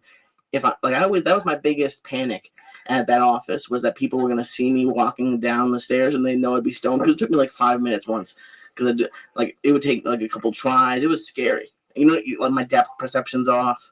I hear you. It's a different, but I kind of like now going out when I'm stoned. It's fun because I've always liked watching people and giggling at them, but weed just makes that 1,000 times better. Just watching crazy, like I almost want to go back to a city. I've never been in like a city really stoned, like Boston or New York. and like get to like sit and watch a whole city move by. Boston's aggravating, and you have to be very careful they'll leave because those Boston white people are a different type of white people than you've ever dealt with. Case in point, Lee, I had done a show there for New Year's in like 2000. There's ice everywhere, snow everywhere. That's true, yeah. It is probably 18 degrees at the most. And I saw these two guys walk up to a hot dog place and start beating the living shit out of each other because one of them put ketchup on their hot dog. Okay, and they beat the shit out of each other with blood and okay. And then he goes, I told you not to put ketchup on it, and gets up and they put their shirts back on and walk off together. They're the craziest white people you've ever seen, dude. I grew up in the suburbs of Boston. I've always hear stories about this stuff. I never really get to see it. But yeah, I think the winter would be a little bit tough, especially when it's like the same how hot freaks me out. I think super cold would freak me out too if I was stoned. Like when you can't breathe a little bit, when the cold takes your breath away. Man, okay, I was just in Fargo, North Dakota. Oof. Last month. It was negative 22 degrees. The wind chill, negative 40. It was so cold. I went outside to smoke a joint. Literally, I thought I was going to pass out. It hit me so hard because it was so cold. The weed did. And then... Well, when you walk into the warmth. Yeah. It's like being in high school. You smoke outside, then you walk into the high school. Yeah. And the weed levels off a little bit because you're in warm weather. Yeah, it's right. Deep. Man, it was so... Was that the coldest you've ever been in? Yeah, that was the coldest I ever been in, dude. I mean, I can't describe it to people. I mean, it's just, I mean, Coco, in my bus, on the inside, the windows were all closed, the bus heater's on, I have a space heater on top of that. I am under 6 inches of blankets, all right? And there's a water on top of my blankets that's about 18 inches away from the window, and it completely froze. And it was inside in a heated place that far away from the window. That is how fucking cold it was. I've never experienced anything. I tell you what, those people up there, they're tough, man. They're the fucking toughest motherfuckers ever. People think they're tough guys. All right, you ain't tough till you do that. When I was in my fourth year comedy, I moved back to Boulder. And I started getting work as a feature in different cities, not in clubs and one-nighters. These guys were booking and stuff. And the first weekend after New Year's, I went to Riverton, Wyoming. And it had to be that type of shit. And it snowed. So I remember being at the hotel, waking up like 11. There was no breakfast in hotels in those days. There was no free breakfast. Stop. You woke up and you had to look at that front desk dude and go, where do we go? And I asked the dude, I go, where do I go to eat lunch? He goes, I wouldn't take a chance. You driving? I said, no, I'm walking. He goes, you ain't going to make it. Yeah, you wouldn't make it. He goes, you ain't going to make it. And I said, yes, I will.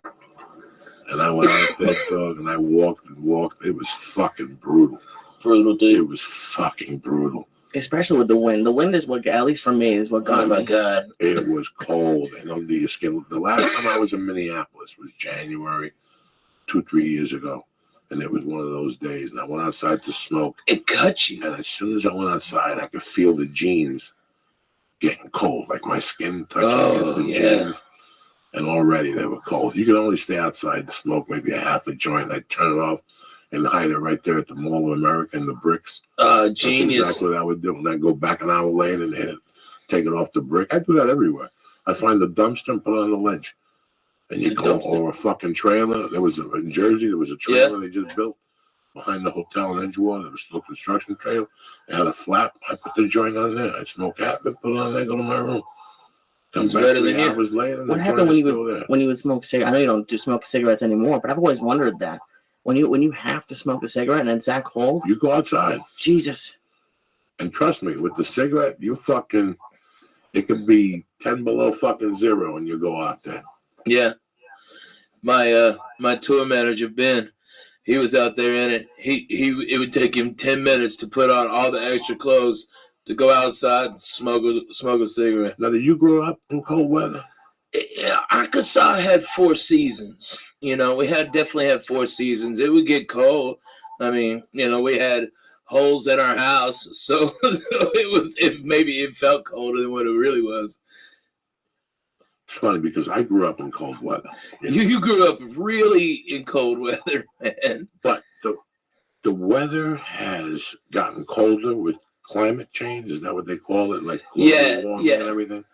Even this rain we're getting in California, they're getting history making. Yeah. Like yesterday, it rained 4 fucking inches in Long Beach. Is it true that we're not in a drought anymore? Is that true? I have no fucking I know idea. you don't know, but no. Listen, they were never in a drought. They were growing wheat. They got water to grow wheat. They ain't no fucking drought. You know what I'm saying? Right or wrong? Right? That's why I still took long showers. They got They got water to grow wheat. They got water to fucking long. I take long showers. For a year, I would only take long showers on the road. I get in the hotel room, and it was like fucking paradise. I was like Mad Max when they found fucking gasoline. I just laid in the fucking tub for an hour, let my fungi nails soften. But now I said, fuck that shit. When I'm home now, I go in the shower, bitch. I steam everything. I steam the muff. I don't give a fuck. Coco, you take 2 showers a day. 3, 2, Dude, 3 times. when I lived with you, it was at least 2, maybe 3. Water was free. Fuck it. Let's do this. I love fucking showers. I love going in there and breaking the monotony. Jerry Seinfeld used to have a joke that he put on his Rodney Dangerfield special about the shower. No, nobody can bother you in the shower. Nobody can ever bother you in the shower. Think about that. He's too busy. He's in the shower. You're in the shower. You're in the shower. You see that hair. You wonder how it got up there. You get how it would just creep his way up the wall. That's early Seinfeld, dog. He was on fire. Man, that guy, he's so good. And yet so boring to me. I find Jerry's jokes so boring, but he's so good, like from like purely like just joke technique and everything. I mean, he's brilliant. But what he has to talk about does not fucking interest me at all. About your fucking socks. I don't give a shit. I don't give a shit about putting your keys in your shoes at the beach. I don't give a shit about any of that. You know? But he's so good at doing it. Somebody fucking cares. Dude, of course. He's the fucking greatest. They're paying him a ton of fucking money. I know. What do I know? They just brought his I'm drinking web show to Mexican Netflix. Coke next to a Jew and a spig. Netflix just brought comedians in cars drinking coffee to Netflix. But he's also doing 2 specials for him. Wow. He's doing 2 specials, so it's like $50 million deal. It's crazy. And I love Seinfeld, the show. I've seen a couple of his stand-up specials. So I love, but what's interesting is I've only seen it before I started this and before like the storytelling comedy came up. So I'd be interested to look back on it, even because I like it. I think it's funny. But now that what I don't even know what the word is, but the genre of comedy has changed a little bit. I don't know if it stands up. I paid to see him. I took a girl on a date, maybe 1992 in Denver. I took this girl on a date, and I did stand up. I was like an open micer, and she knew, and I took her down there. And he was great.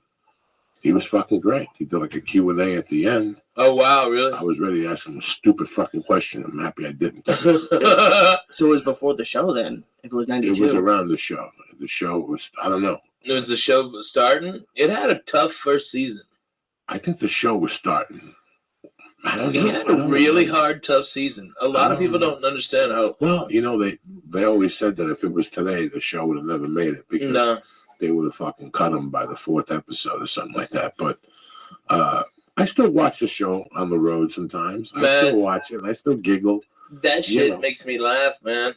Makes me giggle. I still remember the night that show ended.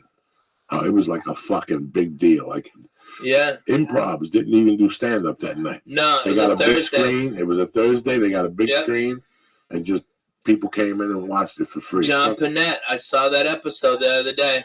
John Panette was great, and they were making fat jokes at him, and that's why they went to jail. Hilarious. I love that episode. It was so funny. John Panette was great. Is it on something that you could watch it from the beginning? Is it like on Hulu? I think it's on Hulu. Yeah, it's on Hulu. Yeah. I like to start watching that from the beginning. You know, Yeah. this fucking CISO, they have a couple specials on there, but they have something very interesting, Ralphie. What is it? That when you fucking not doing anything, Yeah. pretty interesting to watch. They have the very beginning of Saturday Night Live. Oh, wow. The pilot with Carlin, the whole fucking thing. Just watch for 4 or 5 episodes. Wow. It's pretty fucking interesting. Man. And you won't, it's not going to be, I don't want you to, I'm not telling you it's hilarious. No. Oh my God. Wait till you say, I didn't say that. No. I said, just watch it. Next time you're in a hotel room, you can't sleep, just go to CISO TV and press in Joey to give you a month for free and fucking watch it. Dude, I used your month for free, and I watched your special. I watched Dougie's special, Dougie Stanhope, and I watched Lori Kilmartin. And how good is Lori Kilmartin's? Phenomenal. I heard it's phenomenal. Phenomenal. You know what? It's like, I tell you what, HBO and Showtime, they better get their fucking shit together, because between Netflix and Hulu, those motherfuckers are gonna be out of the comedy business. What I like, as far as like those specials I saw in CISO, okay, as opposed to the last 3 specials I've seen on comedy, on HBO. HBO is hot garbage in comparison to Dougie and you and Lori Kilmartin. That's no bullshit. I'm gonna tell you something, man. Times are changing. You know, times are changing and they're moving fast.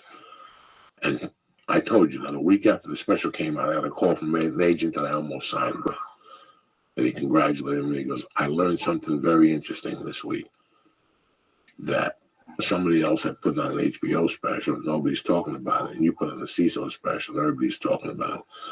And everybody's watching it from 9 to 5. He goes, next time one of my clients gets an offer from HBO, I think I'll only do it if they only put it on Saturday night and then stream it afterward. Yeah. Online. If not, it's really not worth it. No. And you learn, you live and learn, man. You know, everything's changing. Your audience now is from 9 to 5. It's the people who go into offices. 10 years ago, they couldn't find this. Now we're all over the place. They listen to Bill Burr. They listen to Jim Jeffries. They listen to Joe Rogan. Oh my goodness. 100 million downloads last month. They listen to you. They listen to here. I mean, yeah, no. It's this game is changing. Mark Maron. Oh my God, yeah. It's fucking crazy. Ever since we had Ray Canella on, I'm always looking. He runs a Roku channel or a YouTube channel. No more. No, okay. He used to. He sold it out or something. Wow. I went to this restaurant the other day, and the owner's daughter was watching a YouTube video of like the guy PewDiePie who plays video games and talks about it while he's playing the games. She was watching that on the 60-inch TV at the restaurant, like because it was her father's place, and she was like, I had to be under 10. And I'm like, that's the future. They have cable there, they have all, but she's watching a YouTube video, and it's interesting. Like maybe HBO. Was it a YouTube stream or a YouTube video? No, it was a video because you could go back and forth. It was crazy. It's like HBO is sort of like the Jerry Seinfeld, like that. Like they're still on that platform, and then YouTube. It's everything's changing. Like I would never have wanted to watch a YouTube video instead of TV. I had a computer when I was growing up, but there was no. I remember I had a Rainbow on video disc. There were no real videos or anything. Now that's all. Was it First Blood or Rambo? I think it was First Blood. That's a deadly movie. Is that on YouTube now? Like all those movies are on YouTube? Is that what you're saying? Probably to It's sell. like YouTube Red or something like that. Right, yeah, So I think they're all on there. Right, you have to rent them, you have to buy them. It's. But that's the thing. People don't want. All people want now is like, even I saw some like Sam Tripoli tweeted something today. Like someone was like 6,000 people were on Instagram Live watching this workout trainer working out. That's what people want now. They want quick. Like I almost, whenever I'm at home with Paula, we really don't watch movies that often. Like I think this weekend we watched one movie, but it's all TV. We all want quick, and it's the movies have been so bad. I think that's why they're going to YouTube and stuff. I don't know. I mean, haven't you guys found? Yeah, man. I mean, I got that Fire Stick, that Amazon Fire Stick, and we had it hacked, and so we get all the movies and stuff like that. Bro, so many of the fucking movies are not worth a goddamn dime. I mean, are total shit. Even for free, there's no point. Yeah, there's no. I mean, we'll turn off a free movie just because this is killing my head. You know, this is a headache. On my TV last week, I love Chael Sonnen. I think he's amazing at trash talk. I pulled up like a 20-minute best of Chael Sonnen trash talk video and had a better time watching that some kid put together by himself on his laptop than a TV show or a movie. It's pretty interesting, and it's I don't know. I mean, I think both of you guys have had a huge career growth from online video. Man, Netflix for me flipped the script, man. I mean, you know, you do 4 with Comedy Central and it's good. You do 1 with Netflix and it's all more than the first 4 with Comedy Central. I mean, but you know what? I was lucky because I took less money for the specials and did them on better cameras. You know, it cost me more money, but because of that, Netflix bought all my ones that were on Comedy Central, and they were the first to go out on those when they used to do just DVDs. Do you remember that? Absolutely, yeah. And they when they first went to 1080, mine were already there, and that's when the last like 4 I've shot were in 4K, and so they're still going to be good for years and years and years. And I took less money, but it's better for me in the career. But man, Netflix, dude, I'm going to Australia in April because of Netflix. I've never told a joke in Australia, and I'm going there. It's crazy. That just opens up so many doors because your special now is worldwide. Yeah. It's fucking it's too. I didn't know what the fuck you were talking about, Lee, before. I'm high. You confused the fuck out of me that you went to PewDiePie. And she was watching the restaurant. You and Paula watch. You and Paula watch fucking nothing. It was also you a watch 10-year-old fucking kid. Terrible shit. Anyway, you stay home and it's like Jim Jones fucking. It's what Jim Jones gave out the Kool-Aid. You're just waiting to give out Kool-Aid to shoot yourself out. The other day they were watching Animal House. I was so fucking happy. Yeah, that's right. I was so fucking Animal happy. House is a phenomenal movie. 20 years old. He sits in at night and watches Cheers. You want to shoot him. You want to fucking shoot him. This is what I got to deal with. He watches Cheers. I like Cheers. I'm making my way through it. Thinks he's in fucking Boston. Taking your way through the world today? Is it taking everything you got? It really is sometimes. Be nice to know. Would it sure would help a lot? Come on. I don't even know. I don't even know what to watch anymore. Like, I judge a movie, brother, right from the fucking trailer.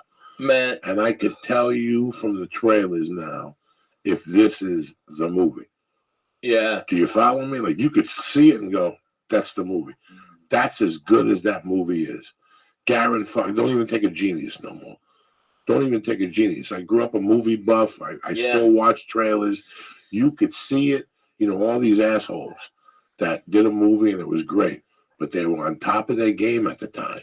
And when they went to them with sequels, they said, no, let's move on. Like Jim Carrey with that fucking Death Trap and Santa Claus 2, which Momo finally went to see after 3 weeks. After the fucking Doubleday canceled, he still went 3 times. That was the sign right there not to go see Santa 2, because they made them years later when they needed the money. Right. And they just did it, and then they just got it. It's just garbage. They don't even care. They just keep putting out shitty shit. Yeah. It breaks even in the box office. They sell it to international, and they make a little profit, or it's a fucking write-off. I heard that fucking CBS is redoing the Honeymoon. Yeah, that's a true story.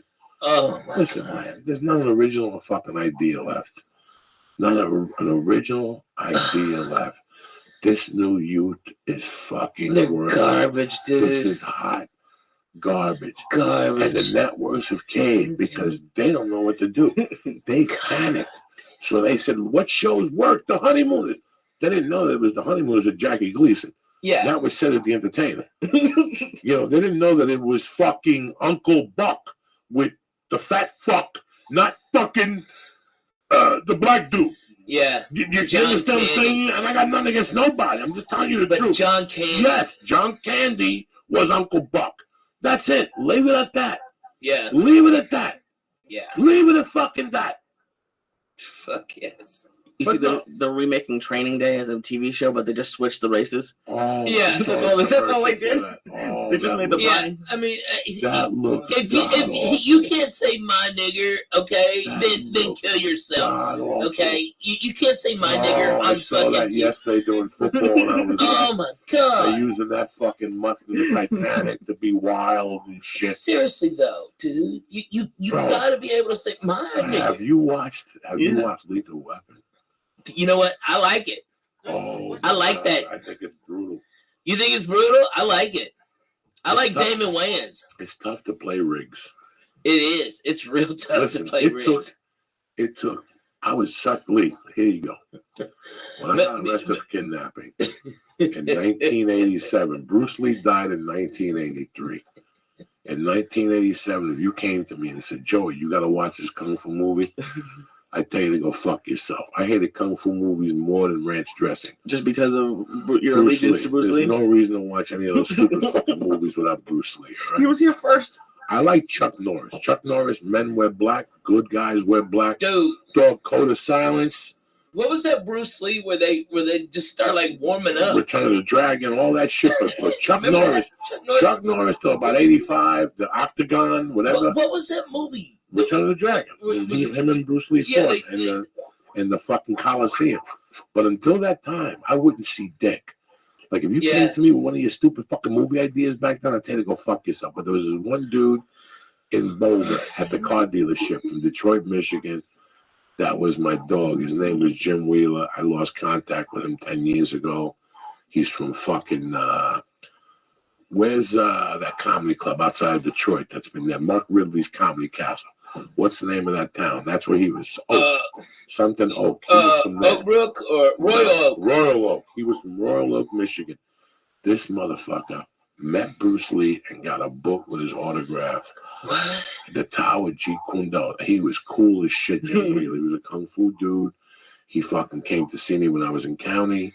The whole thing, he got me a job when I came out of county. But he kept bugging me before I got arrested. The night, he kept bugging me for weeks to watch Lethal Weapon and this movie with this fucking dude, Steven Seagal. The one when he's fucking great. Oh, he only did one good movie, and that was when he's on the boat. No. Under Siege with Tommy one. Lee, and they're doing that knife shit. The first one is tremendous. No. The first one is fucking. Which one is? Dog, the only reason why he made that one on the boat was because it must have been good. It was tremendous. But what was it? What was the name of it? Above the Law. Oh, that was a good one. I thought I got it twisted up. Okay, he made Above the Law, which then he went on Letterman and made an asshole of himself. Yeah, right. They asked him if it was the real CIA. He wasn't the CIA, but he was married to Kelly LeBrock. And if you're married to Kelly LeBrock, you're always welcome in my motherfucking yeah, house. right. You know what I'm saying? Yeah, let me smell your hand. Kelly LeBrock and Weird Science, good movie. Holy moly! When you're a kid, your head explodes. And what do you guys want to do? Yeah, that whole fucking thing.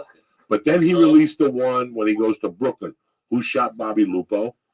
That one wasn't bad with Sticks and all those. That's what the dude from Law and Order. Who Shot Bobby Lupo? And he fights it. It's all about the mafia. Dude, I saw you the other day on fucking Law and Order. William Forsythe is the gangster in that. And you know the girl that Tony Soprano hooks up with, that he buys the real estate from, that she's on that show now. Hard to Kill? No. What's the show that she's on now? Viviana Margulies or something is her name. She was Tony Soprano. And then she started dating Christopher. Yeah. And then Christopher was doing heroin with her. Right. It's her first movie. She plays a hooker. She's the gangster's hooker. And Steven Seagal. So that's that one. And then the third one was the horrible one, when he gets shot and he goes into a coma. Oh, yeah, that was horrible. With Kelly LeBrock, and he wakes up and he's fucking no paralysis, no fucking, what's that thing you go for training after you wake up? Rehab. No, nothing. No. He woke up from a coma and he was throwing sidekicks for Jesus 2 days later. Fuck you. And then after that, it all went downhill and shit. Yeah, who gets out of a coma and starts beating people and choking them out and shit? his I was in cardio. a coma. Yeah. I couldn't work a spoon to my mouth. Okay, what the fuck are you talking about? He came out of a coma. He was Almost beating drowned up in a cup fucking of muscle guys applesauce. and running 4 That's a miles. true story. Almost drowned in applesauce. That is fucked up. But no. Above the law is the real fucking deal, my man. It's deadly. It's a great movie. But dude, I saw you the other day talking about Alexis. All right, taking out the trash on that fucking Law and Order, dude. Which one? The one you were on. You were taking out the trash. You were telling the cops about the fucking like SVUs or something. Dude, it was great. I did 2 You're scenes. getting a check. I did 2 scenes, but they fucking cut them. They cut the one. Oh, they cut the first one? Yeah, they cut. It was the fucking coldest day of the year, my friend. Ooh. You understand me? And the fucking, I had a $20 bill, Lee, and I walked into a store and I said, "Hey, let me get a pack of cigarettes and something else." Listen, it was $16 fucking dollars. And I almost shot myself. I go, why is it $16 for a soda and a pack of cigarettes? He goes, cigarettes at 10. That's when I shot that, which had to be 2006. Yeah. I can't imagine what cigarettes are in New York. So next time you go to New York, pack heavy. In fact, there's somebody who quit. Gene Pompa quit because he said he went to New York and he went downstairs. It was $10 a pack. He goes, I'm done. Wow. Done, yeah. It was 10. I got a Snapple and a fucking pack of smokes, and it was fucking $17, 16, and a lottery ticket, $17 or something. I was like, what the fuck? Jesus. And the wind was coming. See, this was before. I was trying to tell you about global warming and stuff. Oh, yeah. But it changed in New York because there were all those tall buildings got built. All those buildings along the Jersey coastline facing New York City, they all got built. So that slows that wind down. When I was a kid, I still remember I could still go through maybe 4 nights. One night I was coming from Judas Priest at the Palladium. I went over there by myself. And I came home. My mom had just died. She'd been in the grave 2 weeks. I said, I'm going to see fucking Judas Priest. And I went over there and I got off that Boulevard East bus and I was walking up to Kennedy Boulevard. And a wind got me. And I was dressed to kill. You know, like not dressed to kill, but like, you know, parka, hooded sweatshirt, boots. That wind got a hold of me, man. My fucking spine almost broke. There was one time in Riverton, Wyoming. Yeah. I remember the night Freddie Prinze died. Oh, wow. I was a kid, and I remember finding out when I was out, we were fucking kids, and we got, you know, in those days, you drank a bottle of Boone's Farm, you know, and I ended up drinking a fucking, like 2 bottles of Boone's Farm, and we split like a $10 bag of reefer, and I walked through the cemetery. There's a shortcut in North Bergen. A lot of people know about it. You're going through 64th Street, right behind the projects. Okay. You come out on 46th Street. And you just sometimes you bump into Santeria people, sometimes you bump into real devil worshippers and shit. How much time are you saving on this walk with devil worshippers? 20 minutes, but you're a Jesus kid. You're Christ. just 20, 25 minutes. Because at night you got to walk all around Kennedy Boulevard and then walk down 43rd. Now you just crawl through somebody's backyard. Like, Yeah, right. we had a spot where we had made like a little hole. You just come out of somebody's backyard right there. They live bordering the cemetery. But I went in that cemetery, it was fucking freezing. Yeah. It was freezing. I So had to cool. take a shit. So you know me, I'm a Catholic, I'm respectful. There's all these fucking old graves. I looked for the The oldest Gavin's grave. shower wasn't anywhere from, near. like 1891. Like 1891, dog. I went over there and pulled my pants halfway up, and I started looking around real creepy. Yeah. And I took my little dump, and when I pulled my pants on, I had peed in my pants, and the cold weather had frozen them already. Oh, I had shingles on the outside. There were fucking shingles on the outside of like that when it gets iced over. Yeah. Oh, that's how fucking cold it was. Like I still remember that night. Damn.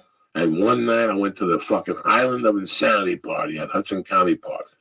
If you go to Hudson County Park in January, it gets so cold that the river freezes. And there's a little island where ducks live. All my friends would go across that fucking pond with kegs, and I took a fucking Quaalude. Oh, this is a great story. You rape yourself? No, I You didn't do no Quaalude, Cosby me, this kid Lebrano, And this fucking dude, Joe Focaccia, nobody knew we took these Gorilla Biscuits, and we knew they were strong. So we inhaled these Gorilla Biscuits. We went to the Island of Insanity. We got so fucked up with the Island of Insanity, we had to go, dog. We had to fucking go get something to eat. So we went to the Wing Fung.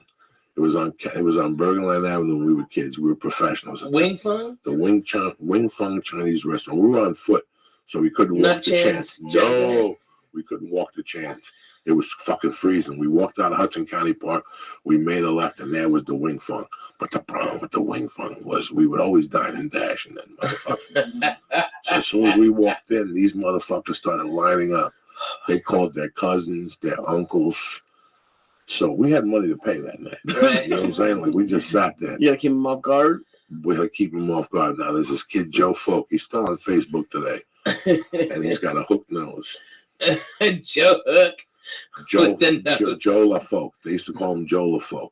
So me and Lubes are sitting on the same side, and Joe LaFolk is over here. And we're talking. We order egg ribs and pork fried rice and shrimp and lobster sauce and pop.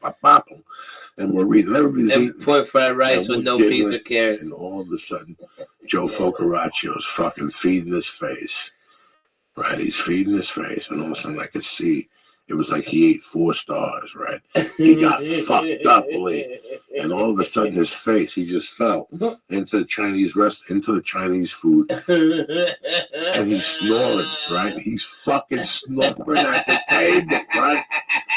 And I'm with Lebrano, and Lebrano's going, Folk, you're embarrassing me. Folk, get up.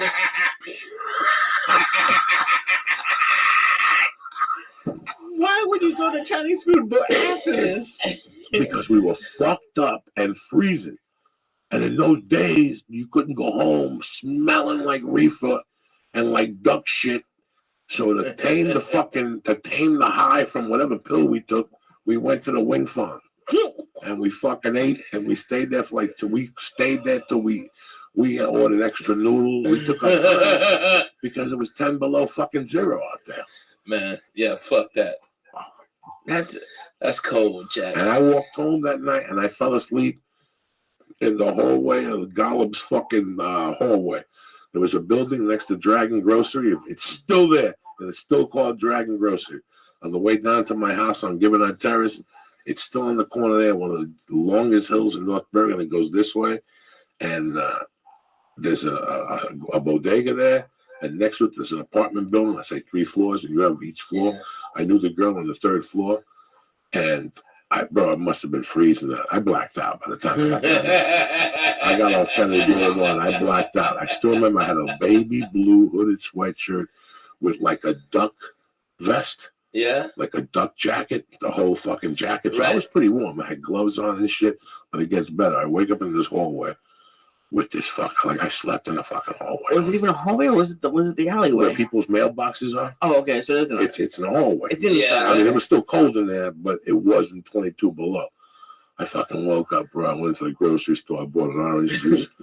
I drank that motherfucker, and I tiddled my way down the hill. But I know you love orange juice. Dog, I had this fucking jacket, right? You motherfucker love orange juice. I don't drink orange juice no more. Can you believe this? Oh my God! I used to have this feather jacket in those days, and one day my man Veneri had a Mustang, like the 2-door white one. That was the only car that the family had that was white. It was his sister's. And once he got old enough to drive, they gave him the Mustang. So he's driving on Kelly Boulevard. Somebody says, "Can you give us a ride home?" He goes, "Come on, get in." We all get in there, but my duck jacket gets caught in the hook, and he left the window open. So within 3 fucking minutes, the wind was hitting the duck, and there was feathers all over the fucking car. He was pissed at me for like 6 months. You know how it is to vacuum feathers out of your car? What's Tony better, that cocksucker? Took him a year to get all those feathers out of there. Fuck you. So funny. Coco, you're hilarious. I want to be around to pick up the pieces when somebody breaks your heart. Well, he's going through changes tonight. See, you don't go through these changes when you're at home with mama holding hands watching fucking Cheers. I don't eat 11 red stars and 1.5. Do you not pick up a bag of fucking stars every Tuesday? Yeah, but that's the whole bag. So what do you do with it? You stay with it. That's what I'm talking about. You go into training. As you used to do with me. Oh yeah, baby. What's up? Who leave you to learn Yeah. that mystery loves company.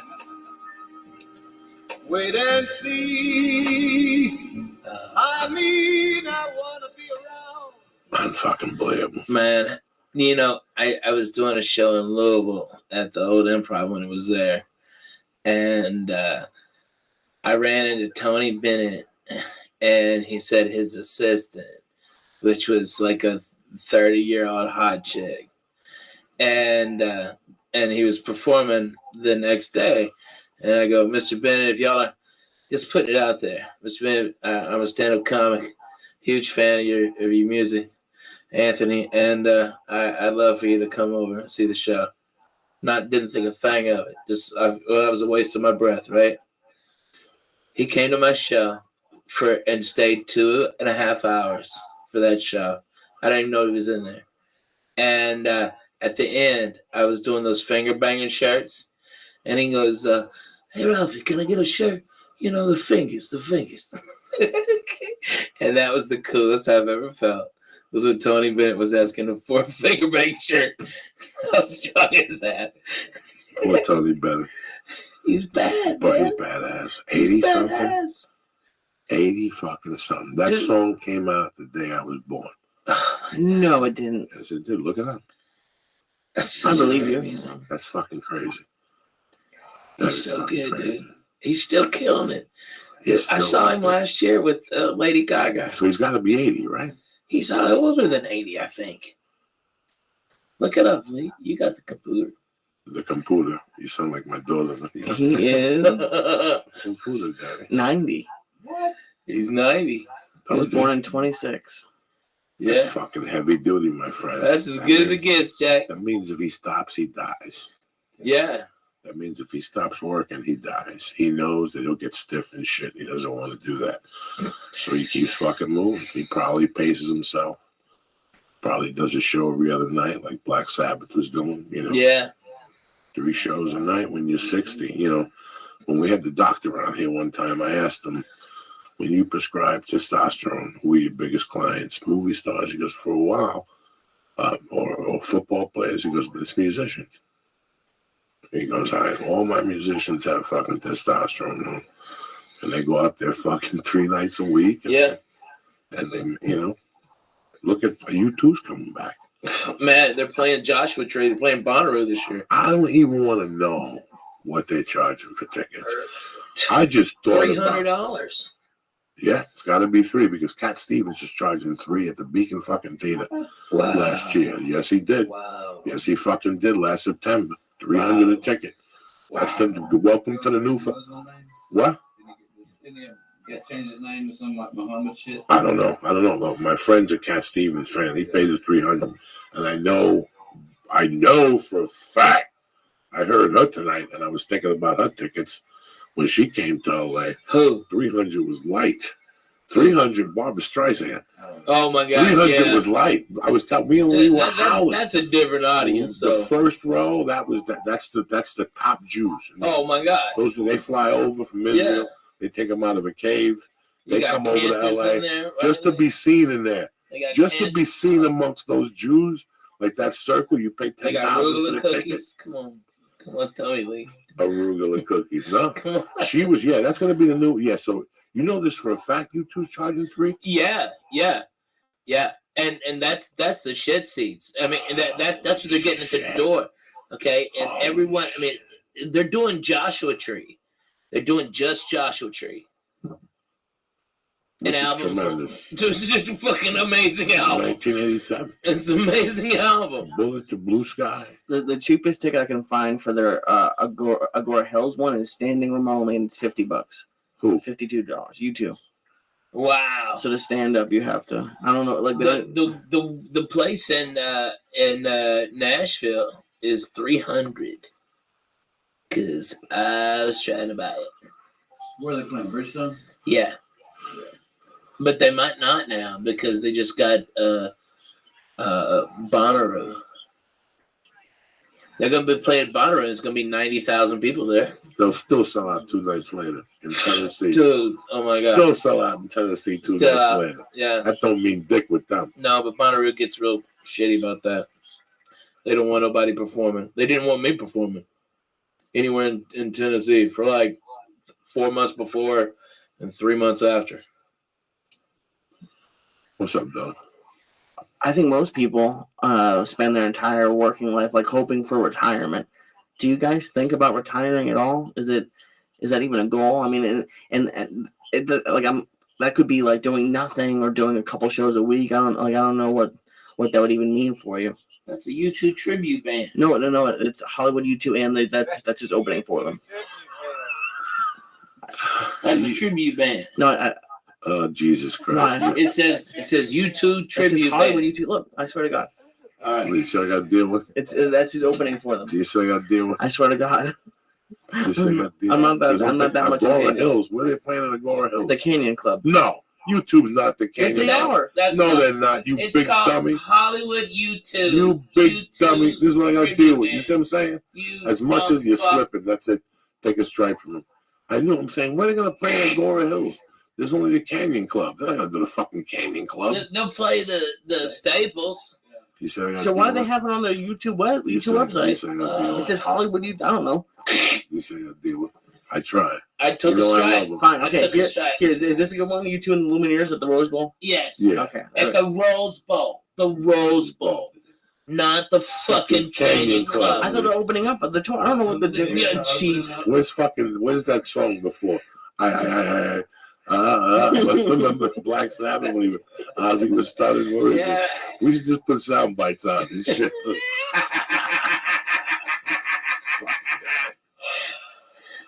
He eats those fucking stars. I tell him, be careful with those stars. I know. You can't be in training every night. I tell him, $55. Okay. It's $55 for standing room only at the Canyon Club for a U2 tribute band.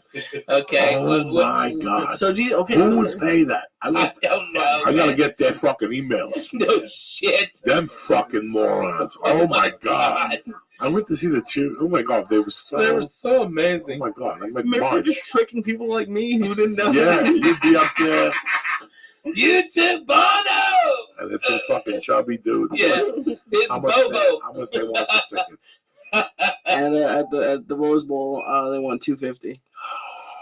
I told you. Oh The shit! Rose Bowl is fucking huge, man. It hold 60,000, 70,000. Oh my God! Hold on a second. Yeah, look at the price of these tickets. This is California. And that was for general admission below. Up top they went. I'm sorry, $430. I guess maybe that's a better angle. I don't know. It's saying. Yeah, they're retiring. Oh my God! Do you want to confirm this? Just make sure. No, you're on the right, Rose yeah. Bowl. That's the right. I mean, Let I me was tell like you something. 55. I don't think so. Where has America gone? Oh, dude. This is why I'm watching Cheers. This is like, Okay. Leave me alone. All right, huh? let's- Leave me let's- alone. Leave me Well, alone. no, I'm saying it's the same thing. It's the same time period, in a way. What time period? Not exactly, but like Are that. they listening to YouTube on Cheers? No. Well, maybe 80s, 90s. I don't know. I don't know when U2 was Are around. you playing with me? I don't know when U2 was around. Are you really trying to drive me crazy? You When got a was lot of U2 money. started? YouTube. The first time I remember about YouTube was maybe 82. No, okay. 82 or 80. So yeah, they were listening to 83, U2 then. somewhere out there. So they were.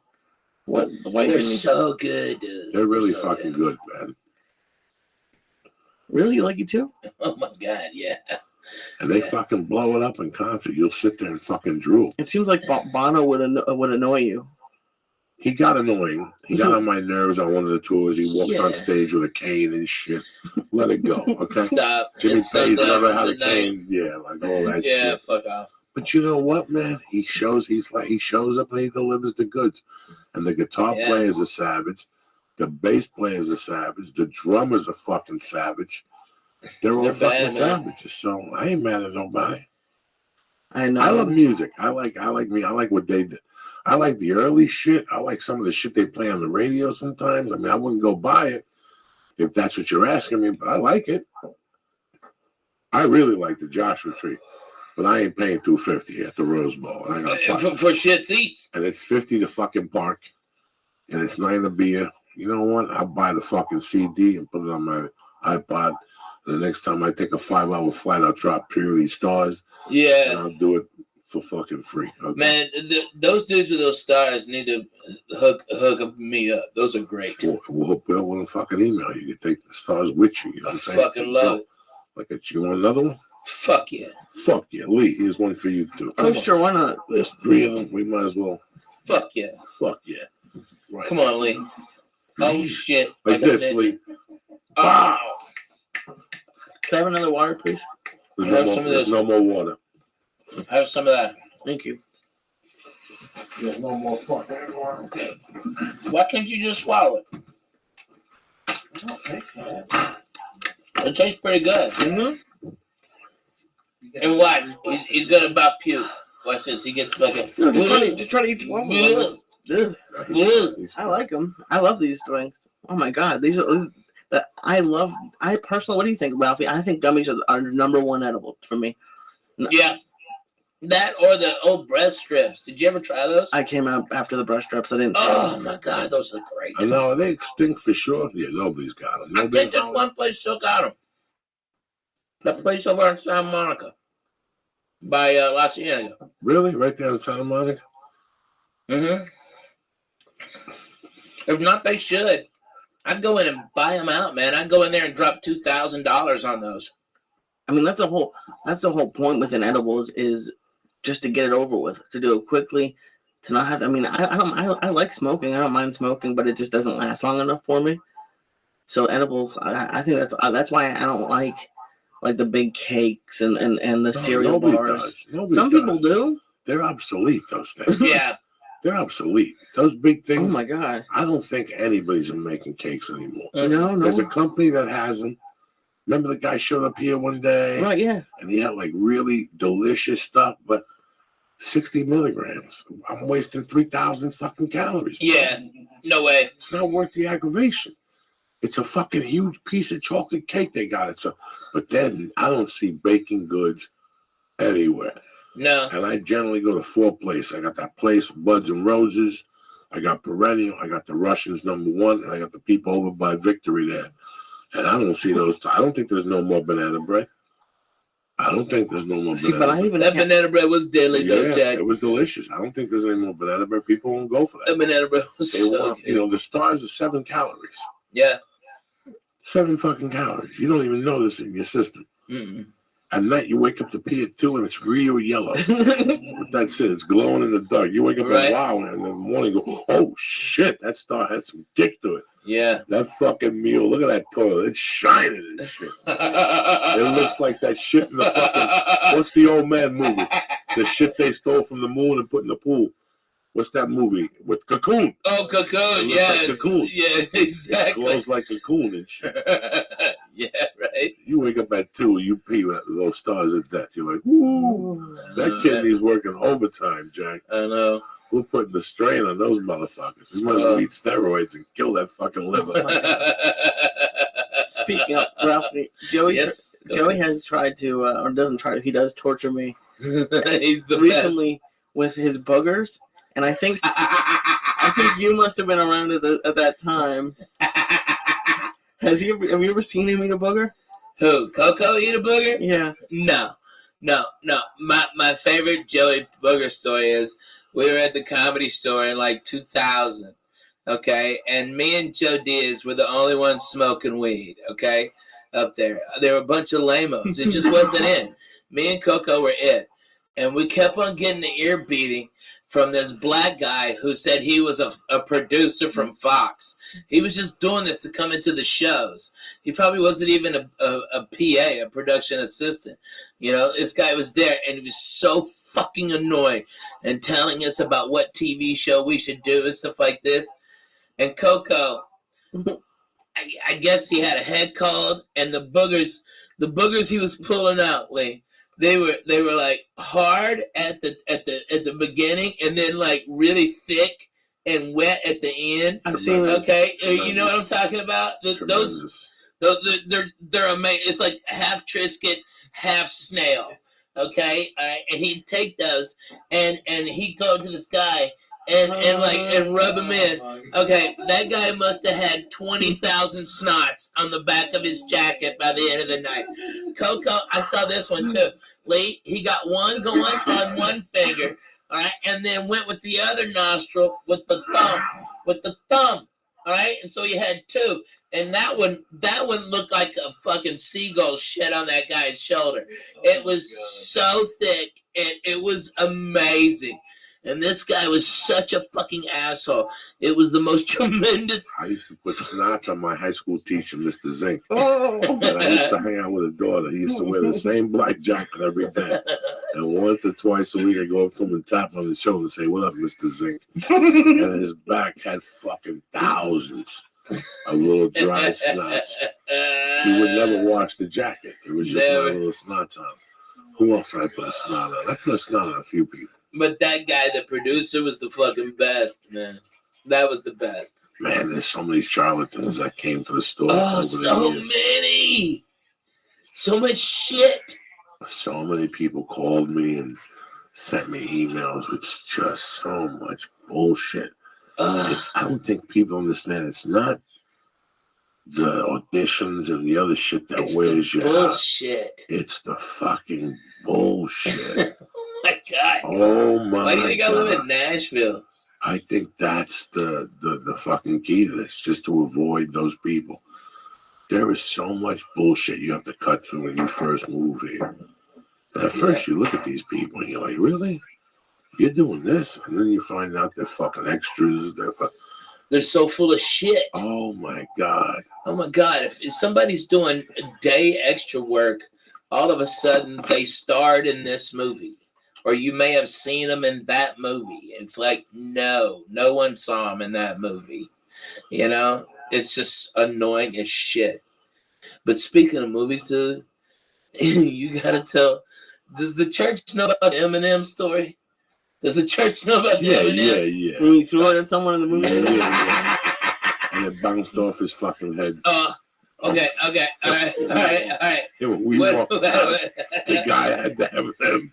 He was showing it to the manager. But he had a big ass bald head and he had a red spot where you hit him with that fucking Eminem. You're triggering me right now, Ralphie. This is bald hate. Oh my God! Like it was a fucking peanut M&M. So that fucking red spot was that big. It was that big. You were whipping the red spot. Oh my God! No, I don't think we were whipping. No, you whipped a couple. No. You whipped a couple, motherfucker. It wasn't just a lob. It was a bam. No. What I was doing was I was throwing them up in the air. Let me tell you, there was a couple of overhanded, man. There was a couple of overhanded. You went through a whole big fucking box of fucking M&Ms because I bought them and I'm fat and I wanted them. Yeah, me too. That's what I was thinking. I was like, why are you throwing these down? But not the bag, the box. Those big boxes when they used to do it right. Oh my God! And that guy getting hit. Yeah, it wouldn't be better to rob it because it's going to pick up steam. You probably throw it to the top of the movie. You can hear the M&M in his head. He had it wet in his hand. And then the movie started. And throughout the movie, he was looking for the M&M. He looked back. He had the flashlight out. He had the club manager in there. He had everybody in there. I'm sitting there like, I don't know what the fuck's going on, right? He knows it's us or the black dude in the corner. He's looking at the black dude. Oh my God. Oh, Jesus. It was fucking terrible. He knows it's me and Ralphie. There's 9 people in the movie theater. Yeah. It's either me and Ralphie or this black dude sitting there by himself with his hand on his cheek like Napoleon. And he's looking it up like it's either curtain number 1 or curtain number 2. He takes the peanut, he goes out there. The movie ends. I thought he went home because his head hurt. I thought he went home. I told you you binged him. I thought he went home. I told you you binged him. I thought he went home to buy. Didn't I tell you? I told you. His head hurt. We need to hear Ralphie. He had that red spot that big. I thought he went home to put ice on his head, right? The movie finishes. I forget all about this fucking dude. We're walking out. And he's got the fucking peanut in like a baggie with like evidence. It's evidence. Oh my God, and we're dying. Lining it up to the bruise on his head. I need this fingerprinted.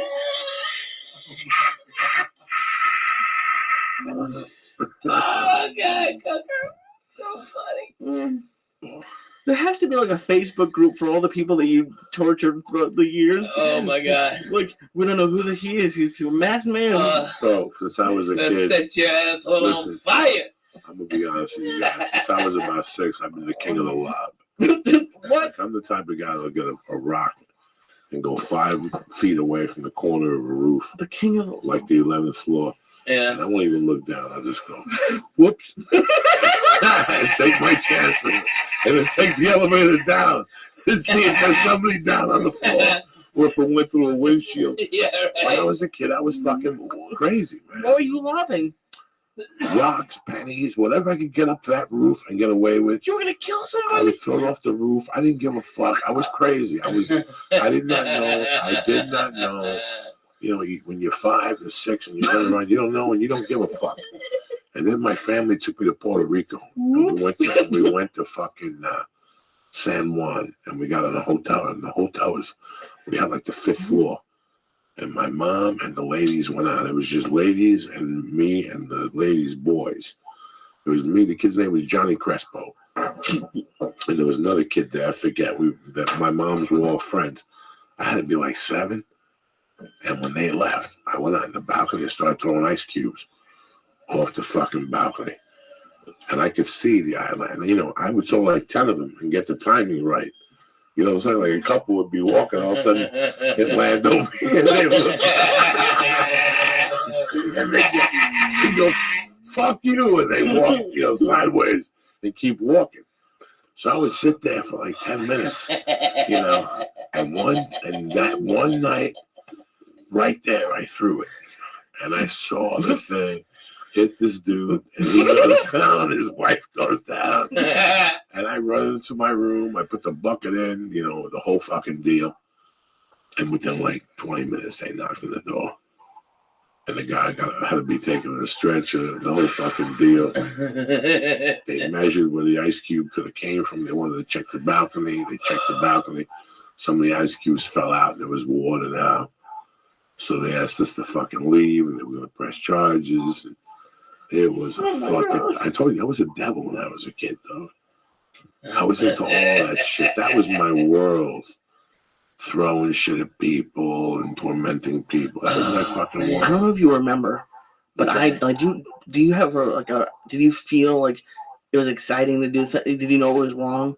Like, I remember as a kid doing stupid stuff. I used to buy, my mom had a bar, and in the jukebox there were 45s. Okay, and I lived on the 3rd floor on 205 West 88th Street. Mm-hmm. And there used to be like a parking garage where people would park their cars and walk out. I'd be on the 3rd floor. But I was in the deep corner. So I would take the 45s and whiz them out my window. And they would whiz out and go down. And from time to time, you hit somebody and go, what the fuck? Like I would hit them with a 45 to the head. And then I turned and thought, what's my dad? And I thought about this when I'm writing this book. I thought about that time period. It was a scary time period for my mom. One time I almost set the building on fire. I fucking went behind 88th Street and I started lighting little papers. I love doing that shit. You light one paper, you light 2 papers, and you push the envelope until the side of the building is on fire. And I gotta tell you something, guys. To this day, I remember taking my dick out and pissing. Like, this is going to put out that fire. That was your first thought? And I peed on it, and I ran away, and I went to my room, and like 10 minutes later, I saw the fire department back there and shit, and I was giggling to myself. I was one of those lunatics. I was one of those crazy fucks. So the house is burned down and you're giggling. Man, Coco, have you ever told him about what you used to do to Bobby Slayton? No, leave Bobby alone. Dude. Please leave him alone. Please, dude. No, leave him alone. Oh my God. Said, no, please, I don't want no drama over there. There's no drama. I talked about it with him this summer. We were dying laughing. No, you didn't. I did. No, you didn't. I did. Are you not gonna tell these people? No. Oh my god. I feel bad. I can't keep it. Hey, listen, Bobby. All right. I need you to go outside. All right. There's a rock right by your mailbox. Underneath that rock is a package. All right. I tell you what, because I got to go pick it up. You go out there, leave your money there. All right. And I'll be right back. Okay. All right. The best was when I talked to him and he'd tell me where he was at on Friday night. He told me where he was at on Thursday. So he's in Tempe. Let's say he's in Tempe. All right. I know if he's in Tempe, I know the hotel he's staying at. Okay. So he can't figure this out. I would call the hotel. I had this lined up on Thursday. Once he told me on Tuesday where he was going, I would start my torture chamber on Thursday. He would ask me if I knew anybody in that town. And I said, I'm not sure, but let me call the blind Mexican. My torture chamber. And I'd make up a name of somebody who's down there. He had a particular type of cocaine.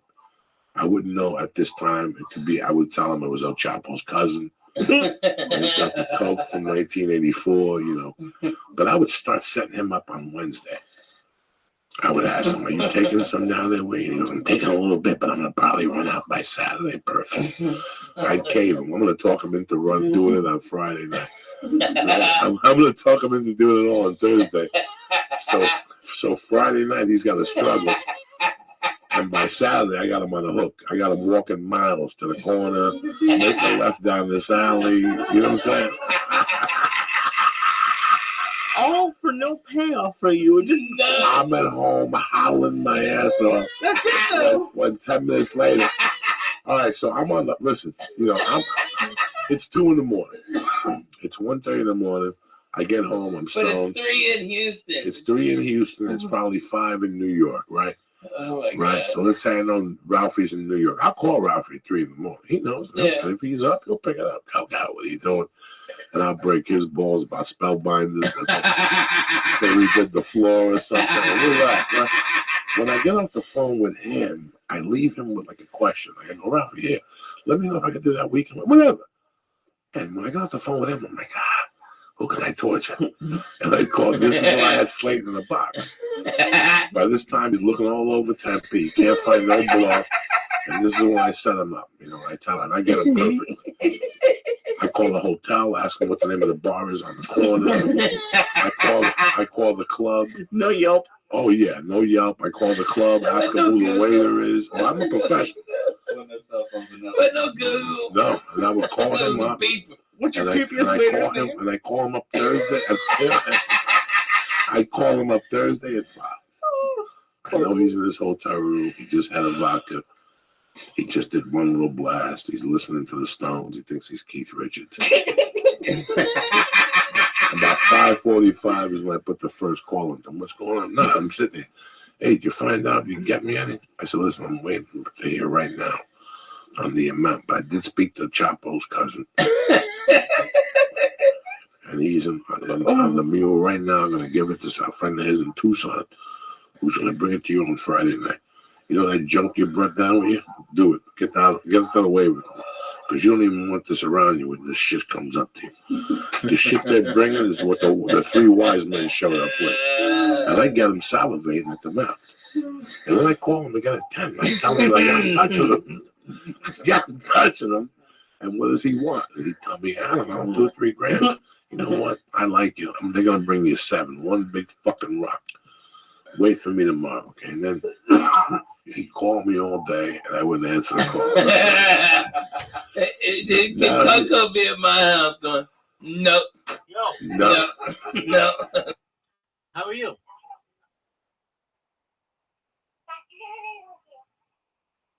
How are you?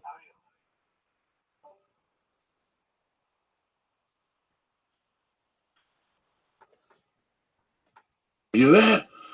Bobby, you there? And he'd be yelling, I'm here, pick up. And I'd hang up. The next day's when the torture really began. Okay, so I called him and go to the corner to the Stagecoach bar. sit at the table and ask for fucking Manny the waiter. Oh, I get him going. And he wouldn't know whether to ask him or Manny the waiter was in the town. And then once that foiled, he'd call me back. But see, it's like jiu-jitsu. I did the first attack, but I'm already anticipating the second.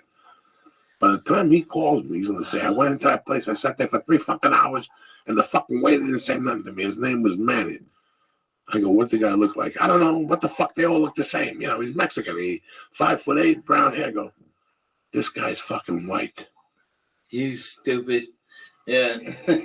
But he's gone now. He's gone now. Now the mule's coming. You would call him and then I would call him that night and tell him to meet him at the fountain down by the University of fucking Arizona State down there. Walk to the fountain. But I can't. It's raining. Go to the fountain. He's going to meet you at the fountain. Would you ever go like real deep, like, but don't take your car, they could see you, take a bus?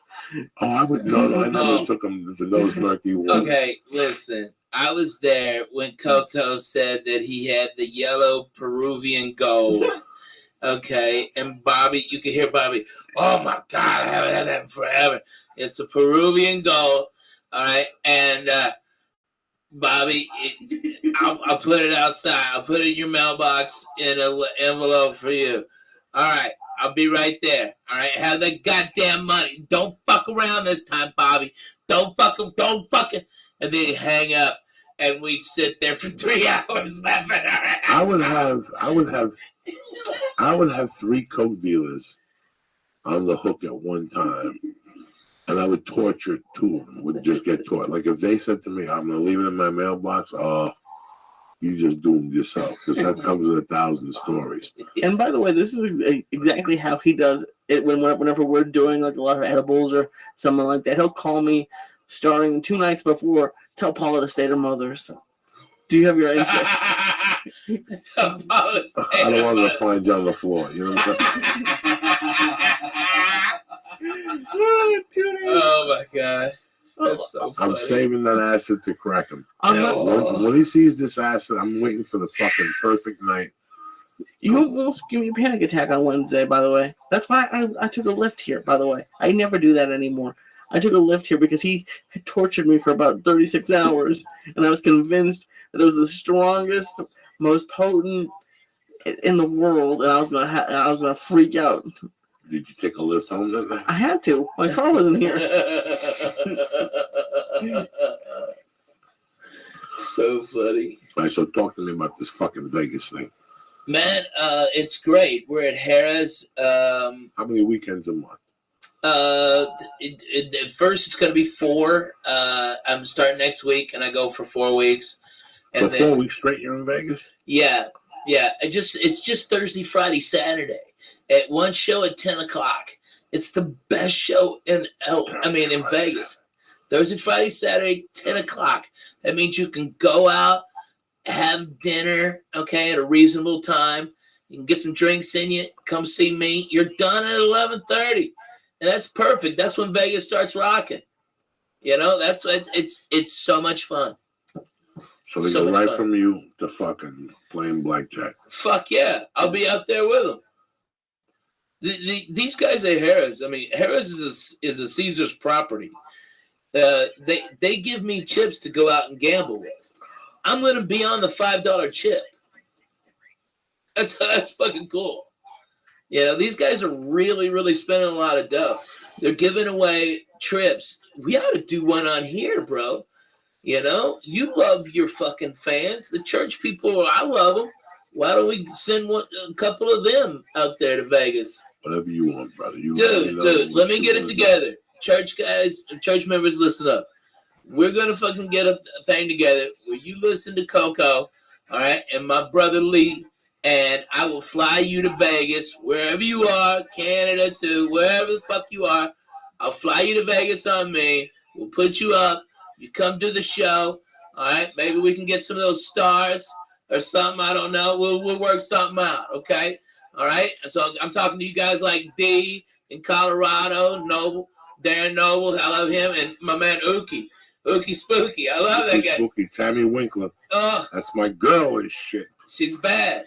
She's everywhere. Let's give some shout outs while you mentioned it and shit. Paulo Ofoglo, Louis Hector, Jesse Lindquist, Dom De Niro, my brother, MMA Insider, Oh, the that's a good fucking one. Spanish German, Leon Vega. There she is.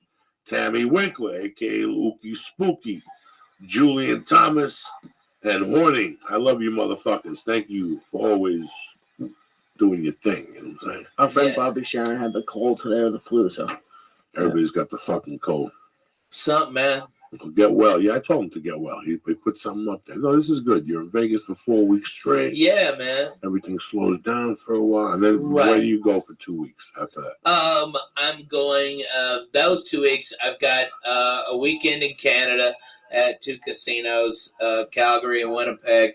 And then I think I got a week off. And then I'm back at Harris for a couple weeks, and then Couple more weeks in a row? Yeah, and then I go to Australia. I'm in Australia for 2 weeks. And you come back to Harris? Yep, go right back to So Harris. this is how many weeks altogether? 28. Nice. 28 weeks. And, the deal they're throwing at me is phenomenal. I mean, I can't ask for anything better. A suite that's bigger than any apartment that we've ever had. And you're gonna stay there all weekend? No. Well, I'll stay there Thursday, Friday, Saturday, and I get the fuck out. Dude, I'm taking a page out of Dr. Coco's book. Sunday is for my house, my family. I either gotta go see my dog or I gotta come see my kids or something, But I can't be in Vegas more than 3 days in a row. It's crazy, Bill. it's tougher, especially when you like buffets. Like I love buffets. If I hate live there, buffets. You hate buffets? Yes, I'm going to do you a favor, Lee. Any food you're eating at a buffet, somebody did not want that food. They picked something else besides that. That's disgusting. Think about that. They're all breathing on it. They got AIDS. They got those little plastic. Stop. covers. Stop. They don't stop AIDS. Ask Coco. He knows. They don't stop AIDS. AIDS jumps right at you. I know. I love buffets. I miss Chinese buffets from back east. They don't have it out here. Good. You're lucky. You're too fat to do that. You can't do that. I love and that's why I can't. But I love it. If I lived in Vegas, I'd go every day. No, you wouldn't. That's disgusting. I wouldn't let you. I love disgusting food. What do you mean? What do you eat? Everything bad. Everything bad? Yeah, I love it, and that's seriously. Yeah, I love burgers and not buffets, but like what do I like at buffets? Buffets are like Asian food, like dumplings, Chinese food. I hate breakfast buffets. I think breakfast buffets are a waste of time. I like brunch. Why? You can make eggs are $8, and they always charge like $30 for breakfast. Dude, let me tell you something, Lee, because you're young, you don't know. Blowjobs and egg Benedicts are exactly the same. You can only get them in hotels. Okay? All right? That's it. All right? You can't get them nowhere else. All right? I'm telling you, that's what you want, man. That eggs Benedict is the fucking what's up. I'm excited that you're taking a breather and just going to Yeah. And you'll come back here on Wednesdays or on Sundays? Yeah. I'll be doing a lot of Los Angeles press, so I'll be coming in on those off days and stuff. And, maybe I can come in here and hang out with you guys. I love it. I love it. Shit, even if you got, you got other guests, I just want to hang out with you. You still drive by Gonda when you come to town? Every time. I'm going to do it tonight. Does it remind you? It does. It keeps me humble. As I remember where I fell in front of my house where you thought, Ralphie, get up. They're going to think I mugged you. Ralphie, get the fuck up. You got to get up. They're going to think they're going to take me to jail, Ralphie. About a month ago, something happened. There was a lot of traffic on Laurel Canyon, so I went the long way. It was like 1:30 in the morning. Then I shot up that street. I parked under that tree. And it was pretty, for like 10 minutes, man. It was like I was waiting for you. Yeah. It was like, for fucking 5 minutes, I just thought about Ricky, and I thought about Gavin, and I thought about Celine, and the fucking sisters from Houston, and I thought about Doug Stanhope, and the fucking crazy buddy who had the apartment originally. Matt Becker. And just how many years we were down there walking what around. About that neighborhood, man? I mean, Dougie was there, Mitch Hedberg was there, you were there. I mean, everybody was in that neighborhood. Like Apollo, Josh Wolf, Yeah. It was a great little neighborhood, man. And you got to see it now. It's like, you know, there used to be that hotel on the corner. Right. On Vista. And was that hooker hotel, right? It was like a dead hooker hotel. And I remember making a turn one day and seeing the pool. And it was fucking algae with cigarettes in it. And there was a condom floating. I'll never forget looking up. And there was a mom with 3 kids and a husband. And they were tourists. You know, like when they sent them the picture of the hotel, the pool, right. Up, it was like, and they were fucking. And I remember going, what a waste to come to fucking California there. But there used to be a print shop there on the corner named Charlie Chan Printing. Yeah. I gave that motherfucker millions of dollars in the beginning, from printing the resumes to headshots to cutting them. Charlie Chan. But Charlie Chan. There used to be this kid. I don't know how the fuck I met him. It was right around the time of the Longest Yard, when weed was starting to percolate. And he just popped out of somewhere. He had this weed that killed Lincoln, fucking Louis Pasteur. This weed was fucking everybody up. He was a Dallas Cowboy thing. He had a Dallas Cowboy tattoo on his head. And he would always give me weed, like sell me weed, but it was fucking high powered. And he was a guy that got so fucked up in LA one night that he went out with his friends, snorted a bunch of blow, took a pill, didn't even know, got on a plane, and woke up in fucking Florida. And they called his parents and they put him to rehab for 6 months. And in Florida? Did they even let him leave Florida? Like something weird, man. Like it was just, the story was amazing. I forget what the fuck his name was. I can't believe he just came into my mind right fucking now. Wow. What a weird situation. We met some fucking characters down there, man. That was a long fucking time. Listen, next week I'll be here 20 fucking years. Wow. 20 fucking years. On February 19th, on my 54th birthday, I'll be a regular at the store. 20 fucking years. Wow. Wow. I never did nothing. You know what I'm saying? Yeah, right. Just to be at the, and dog, the whole time. I'm at 18. Yeah. Oh my God. Yeah, you were here right after me. You came right after. Oh my God. 18. God damn, Coco. It don't seem like it's been that long. Mercy. You had the manager that had the cancer. 1 foot in the grave, another on a banana peel, Rabbi. Banana peel, Rabbi. You got to sign with Jimmy Masala, Jack. Yeah, okay, Coco, let's go. Fuck. You cracked me with that one. I was a nice kid.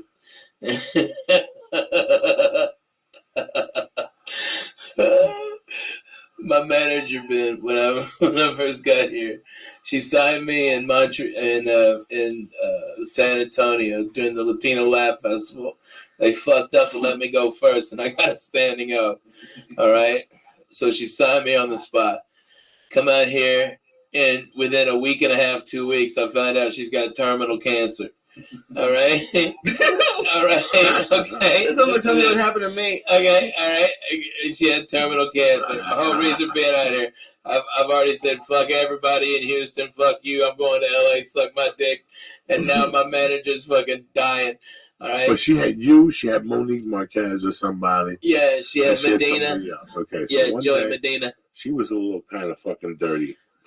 Right? One day I got a call from her and she goes, listen to me. I just got off the phone with these casting people at CBS. I had done Dick at that time. I had done the pilot for CBS and maybe basketball, maybe not. She called me. At that time, I was getting tormented by people. I was at Ken Phillips. Yeah. Okay, and I was getting tormented by weird things, like weird, oh my God, weird offers in those days. There was a guy that went to the Comedy Store every night to torment a bunch of comedians, and I was one of them. And he had a company that booked extras, and he would come to the Comedy Store and go, "What are you doing tomorrow? I'm gonna put you in the lead." Like he would come around while they were shooting Titanic. I moved here when they were shooting Titanic. Everybody had a job for you in the Titanic. They had 4 different casting people sending 50 people a day down to Rosarito, Mexico to work on the Titanic. You would go to a place, they'd take a picture of you, within an hour, you were in a fucking van, taking you to Rosarito. They had the ship there, parked, they put you on there, and you didn't know you were going to be union, you might not be non-union. You were in Titanic? No. That was the big ticket sell when I got here. So if you wanted to get to be in a movie, you'd go to Rosarito, Mexico, and they cashed you for the day. Remember at the end, they had all those violin players and all those. Yeah. There was thousands of people on that fucking boat, or at least it looked like it. You know what I'm saying? Mm-hmm. That was the hot job. Every fucking backstage, everybody could get you an extra job on the Titanic. But this specific company would be at the store every night tormenting me. Listen, you could be in the movie tomorrow. What if the director likes you and he upgrades you and he gives you a line? You know, come on down tomorrow morning, take a Polaroid. What are you Polaroid? And then I would question, why? What do you need a Polaroid for? If you already told me I got the part, yeah, tomorrow I get it for you. They just need a Polaroid to see what size shirt you wore. What the fuck? It's going to cost you $40. So in those days, you were getting $35 a day or something fucking crazy. Like you were getting like $75 a day or something, and you had to pay him $30 or something crazy. That's no fucking deal. You know, there were a lot of those guys. But you could just spend all day in a bus to Mexico. Yeah, but I wasn't going to Mexico. Some people fell for that fucking trick. Why? You want to go to Mexico? No, I'll get you an extra Titanic too. Cocksucker. So I get a call from her. I'm salivating her mouth for a role to fucking because they didn't like me as a stand-up comic, and there was a hot show at the time. I forget what the fuck the show was, and she called me one day, and she was telling me her father owned the Latin Quarter, the Cuban people, and the whole thing. And she goes, "I really like you. I'd like to work with you. I got a." She goes, "Usually when a manager signs, you don't have a job for you. I got a job. You're gonna make $10,000 on or some shit." She goes, "They want to meet with you this afternoon. Sign with me. Come to my office. Sign with me. I'll send you right to the audition." I was like, you know what? Send me on the audition, and then we'll talk. What the fuck? There's no trust here. And she was like, no, you gotta come down and sign the paperwork. And I thought that was something kinky. You know, a week later, Ralphie came up to me. Yeah. And he's like, she's dying. What do you think? And I'm like, you know what? Say la vie, bitch. Go sign with the Laugh Factory. She's dead and buried. This guy's got one foot in the grave, another on a banana peel. What are you doing, Ralphie? She put any money in your pocket? You know, at that time, the Laugh Factory was the hottest club in LA. And the hot club, not the Improv was hot on Mondays and trendy on Thursdays. Right. When I mean hot, I mean that if you had a set at the Laugh Factory 3 nights in a row, something was going to happen. You either got an agent, you got an audition, you got a commercial. That's how the first 3 roles were just industry. All the time. All the time. I can't tell you how many auditions I got just from doing Monday nights. Yeah. Gilbert Escobar show. How many auditions? How many? That was a great show.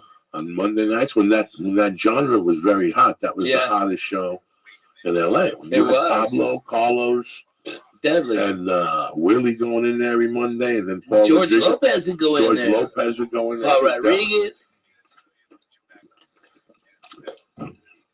It was really a fucking deadly Monday night. It was the hottest Monday night. Then they had Freaky Monday, and that got really hot. That was the genre at the Improv. Yeah. That was a great night because they put white dudes up till about 8:35. Then about 8:35, they put like a mixed guy up. Mm-hmm. Like somebody confused a white dude with an afro or somebody. Yeah. They would put Dave Attell up. He would kill that motherfucker, and they would start black men. He would. Dave Attell would go up there on those Monday nights and sizzle that fucking room. Blow it up. Blow that fucking room up. Oh, I believe that. I was laughing at the white guy with the afro. No, there's always something. That spot, that 8:35 spot, they always reserved for somebody who was kind of a little on the rough side, because then the black show started. So why did they call it Freak? What did they call it? Freaky Night? Freaky Monday. Why? That's because it was freaks. The hot chicks were there. People were ordering that. That's where all that bottle service. It started all that shit at Freaky Monday. Yeah. And fucking they incorporated Miami, everywhere else, but Freaky. I'm not saying as a city. I'm saying as an improv. Right. I'm saying as an improv. That was the first club to really have Monday nights. And then Monday night at the Laugh Factory was Latino night. Bang it. Monday night at the Comedy Sold out. Sold out. Monday night at the Comedy Store was an open mic. Yeah. 52 people. Yeah. That's how different it was then. Yeah. The Improv was packed. The Comedy Store had Comedy Store nobody was there. nobody on Monday night. 50 fucking people. Watch that microphone. Okay. Because now they'll slip out and shit. Oh, really? Okay. Yeah, I'm you'll be sorry. cool. No, you're cool, brother. Yeah, I in don't those wanna mess it days, up. I there was just a wanna- complete different. Tuesday nights, the main room at the Comedy Store was 500 people. The original room had 8 people, tops. Yeah. Tops. I remember leaving like the bars to walk over there to do the spot because you needed to have $15. Yeah. But there was guaranteed 8 people. Wednesday night, 64. Thursday night, 110. Or it was sold out Yeah. on Thursday night, and then Friday and Saturday it was sold out. Right. But it was always dead, the Comedy Store. Now it's completely different. Now 20 it's years only later, the place to go. it's the only place to go. The Improv and the Laugh Factory are dead. Yeah. So that's how it changes. It's not that the club is better now. The club was where Pryor was there. Yeah. They'd gone through some years where it was rough at the Comedy Store. Man. So Do they you remember away those nights we went up there trying to get our $15 and then like Eddie Griffin would come in and do an hour and a half, and then Andrew would do an hour and a half, and then somebody else, Paul Mooney, would do an hour. It was rough to be a comic up there. You had, you wanted to try material. Not only did you want to try material, let's be honest, you needed the $15. We needed it. You counted on that $15. Yeah. They paid you every 2 weeks. It was like if you got the main room and 3 spots, you were okay. I mean, you weren't going to pay the rent with that. No, but it was They kept in nice. Chinese food and reefer and yin yang. That ching ching. You took me to Chin Chan. Yeah. It wasn't bad, man. Mm-mm. It's pretty interesting how we, Green Tea House. The Green Tea House. And Hoy's Walk. Before the podcast started, Ralphie and I were talking about how many people we had been out here with. And we were talking about what they were doing now. And it's pretty funny how we weren't saying nothing bad about them or anything. We were just talking about the situation that the only reason we're in this position here is because we stayed here. Yeah. This isn't no genius fucking move. Just outlast everybody else. That's it. That was it. Is it tough skin? What is it? We just stuck it out. We just believed in the dream and stayed, and things happened. Ralphie's been kicking ass for 12 fucking years, But this is the podcast with Lee, the whole thing. This is 20 years in the making. You know what I'm saying? Without a doubt. Dude, we fucking- were doing this without the cameras and the internet. 20 20 years ago. 20 years ago. At night, after the Comedy Store, till 4 a.m. every night. Oh my God. Drinking Bloody Marys, Lee. And I was you. Getting fucked up on new drugs all the time. It was awesome. It was awesome. I can only imagine. It's 4 a.m. Lee, how long you know me? How many nights have you seen me in all those years at 4 a.m? the only times we woke up to get an early flight. That's it. We don't never choose 4 in the morning. We'd be up till 4, talking, laughing, listening to music, giggling, talking about fucking comedy and the politics economy and set my hair on fire and who he had worked with. It seemed like such a long time ago, but it really wasn't. Isn't it crazy? It's weird, Coco. I mean, 20 years. God damn it, man. If when you got here and when you were skinny and you were showing your dick on Doug Stanhope's fucking door with the picture, okay? Did you fucking know that you would be here for 20 fucking years? No.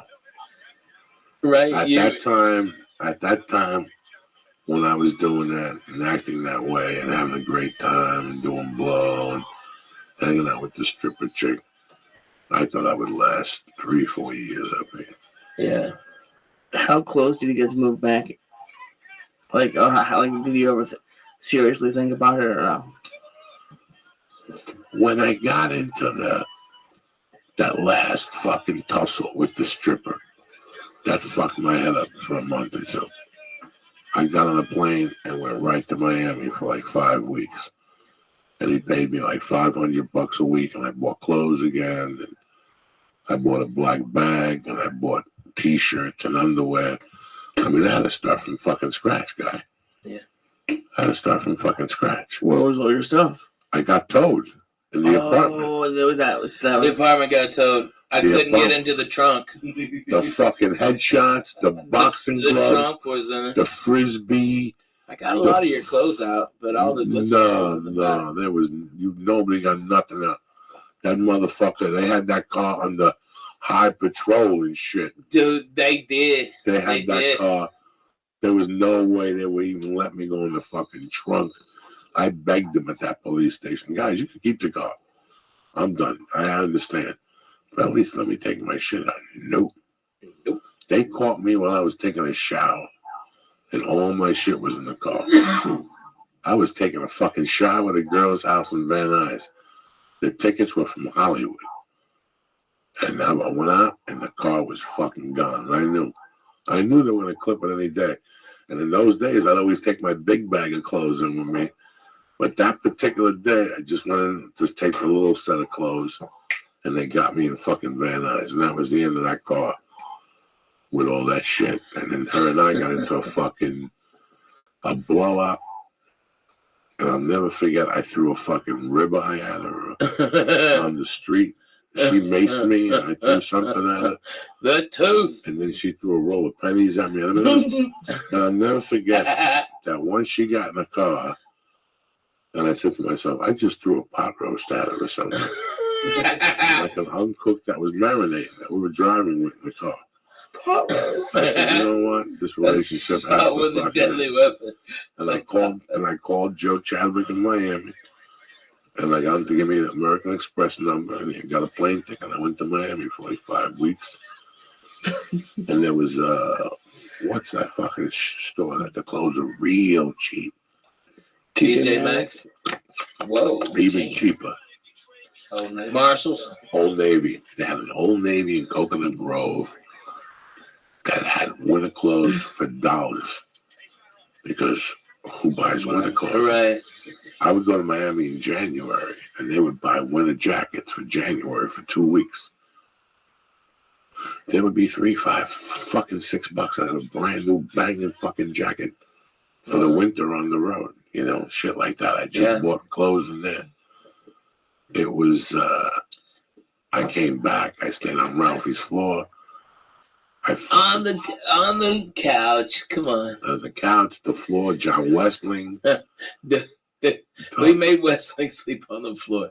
All right, the big guys got comfortable spots, but when Lee, this is the truth.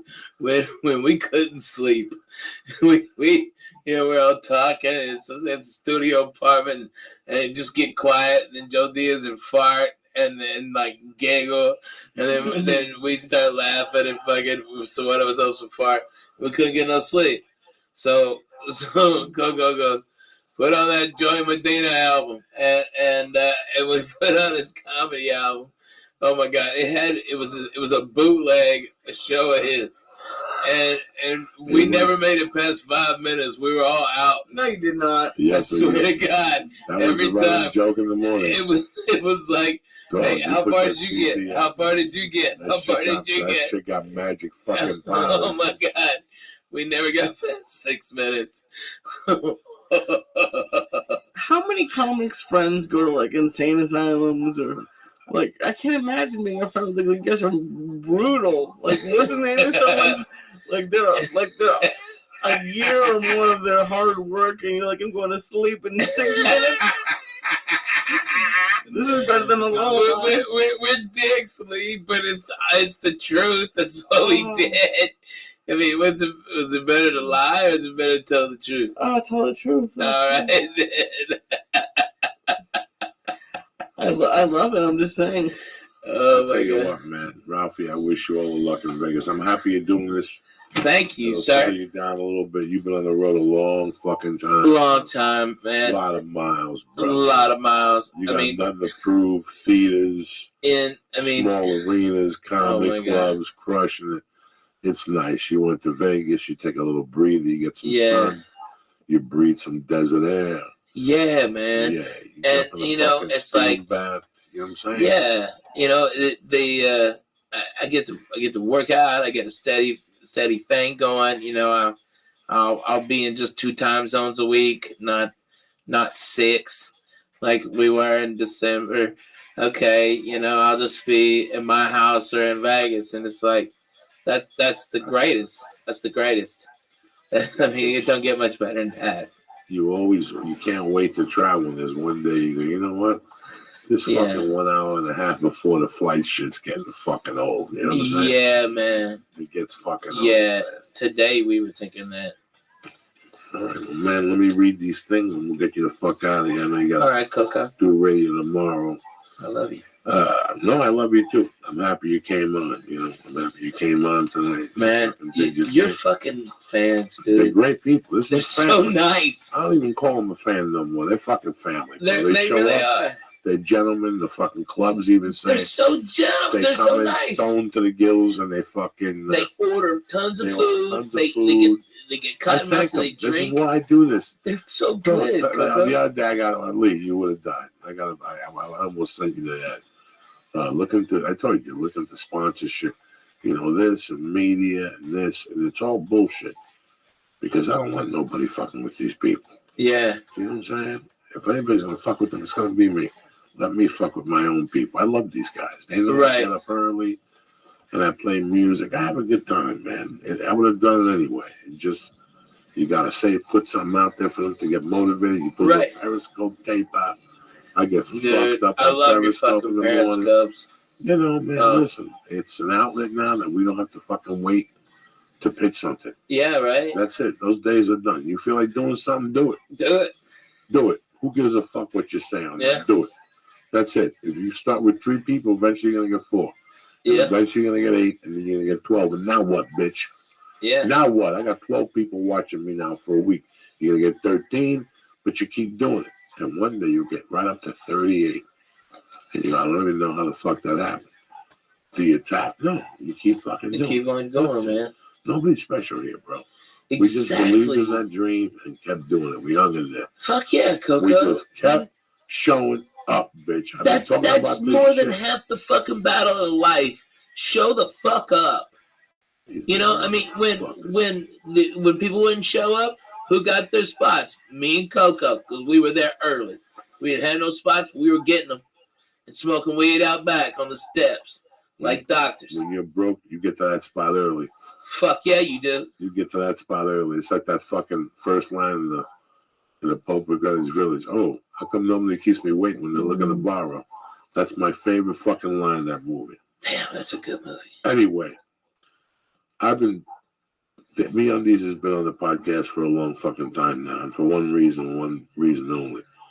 They're comfortable. I like how they feel, and I wear them when I go to the gym. They keep everything tight. Plus, they have a fabric, and they keep your nutsack nice and fucking clean. If I said it once, I said 1,000 times.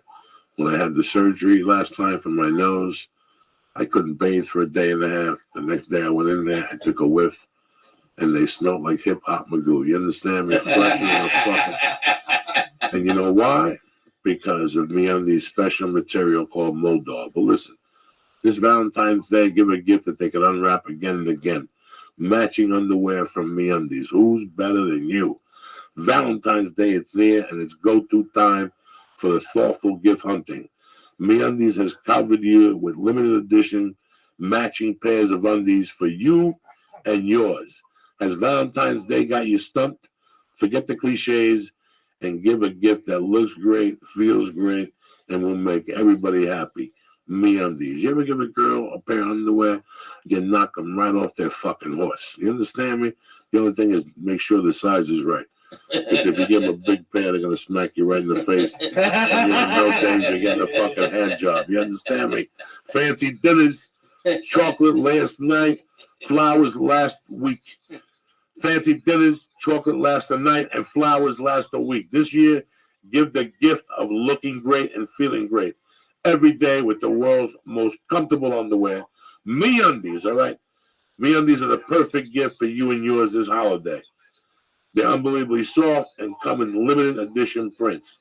MeUndies knows that your special someone deserves a special fabric, which is why their underwear is made with exclusively out of modal, like I told you, a fabric with a touch 3 times softer than cotton. MeUndies is special, limited edition Valentine's undie, which means you and your Valentine can match. And yeah, it's as cute as it sounds. You understand me? Not for me. Women like that shit. When you're showing shit with matching, if you want your balls licked, something's got to match. You know what I'm saying? And if for some reason you and MeUndies aren't a perfect match, they'll give you your money back and let you keep your first pair. There's no refund on a bad fancy dinner, all right? They offer free shipping, and for limited time, listeners to this podcast get 20% off their first order. But you got to go to MeUndies.com/Joey's. With the MeUndies Better Day Guarantee, you have nothing to lose. Ugats. So don't wait any longer. Go to MeUndies right now. Go to MeUndies.com/Joey right now and get 20% off your first order. Get the matching Valentines. Get the red with the fucking black polka dots. She's going to love it. Fuck the flowers. Hit her with the underwear. The one she's got on, you rip them off. You throw her on the floor. You eat that monkey. And then you put the new pair on. You say, Happy Valentine's Day, honey. I love you.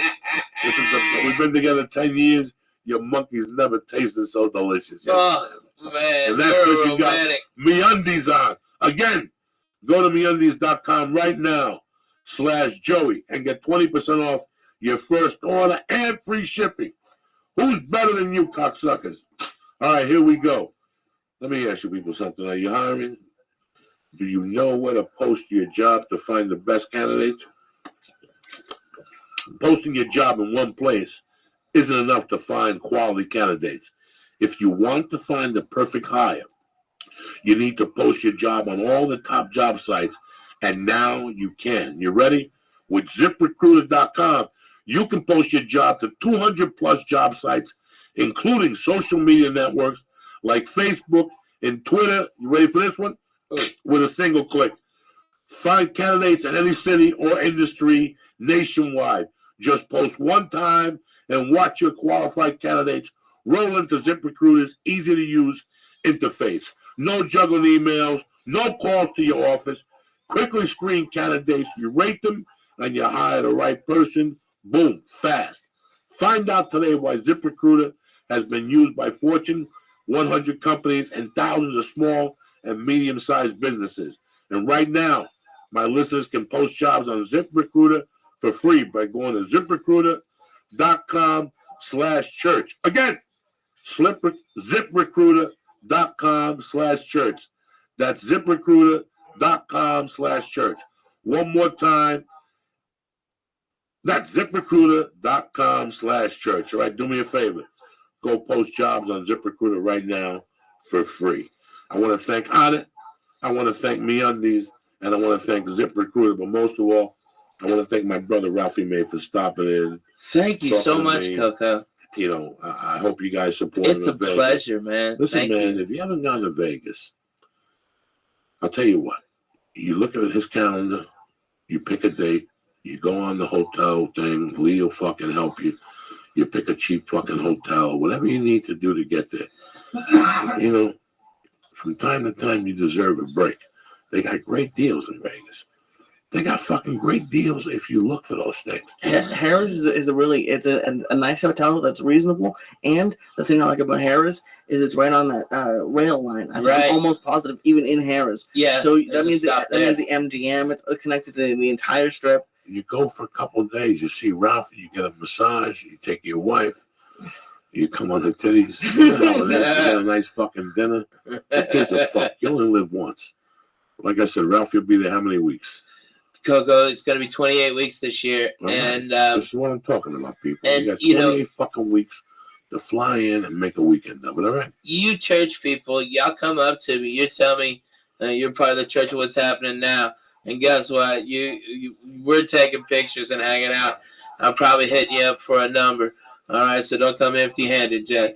Let's go. I love you, motherfuckers. Don't forget, I'm in Nashville next week. Fuck yes. And I don't know what's going to happen with the Flappers thing for the taping for the Cat special because they put me on the Gong Show by mistake So I don't even know if we're doing that tonight, but I'll tweet and you come on Thursday night, all right?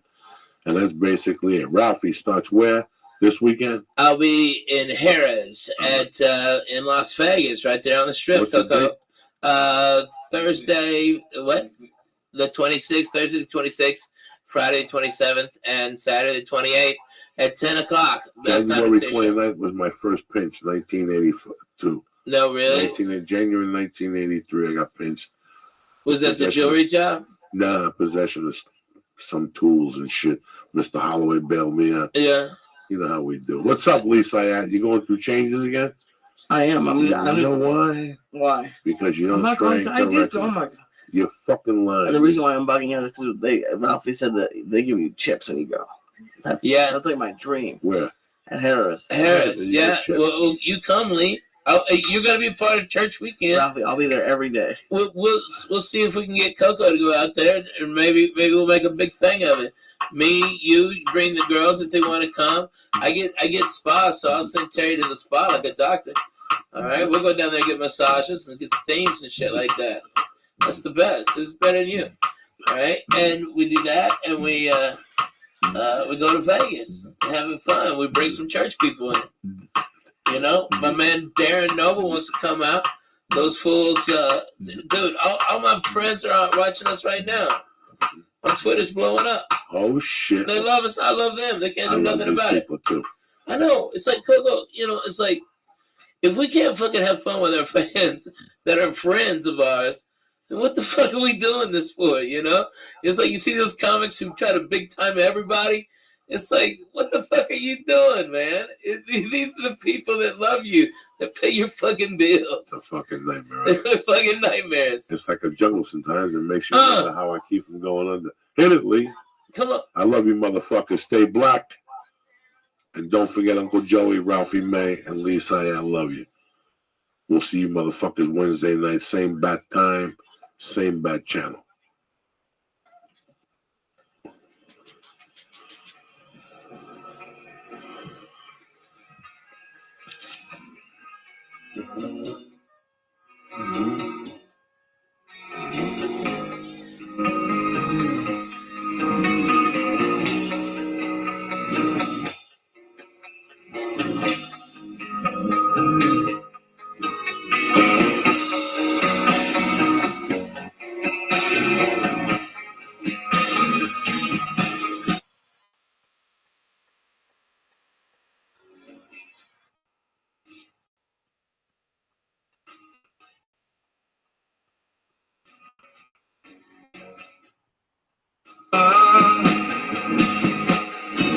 Listen closely.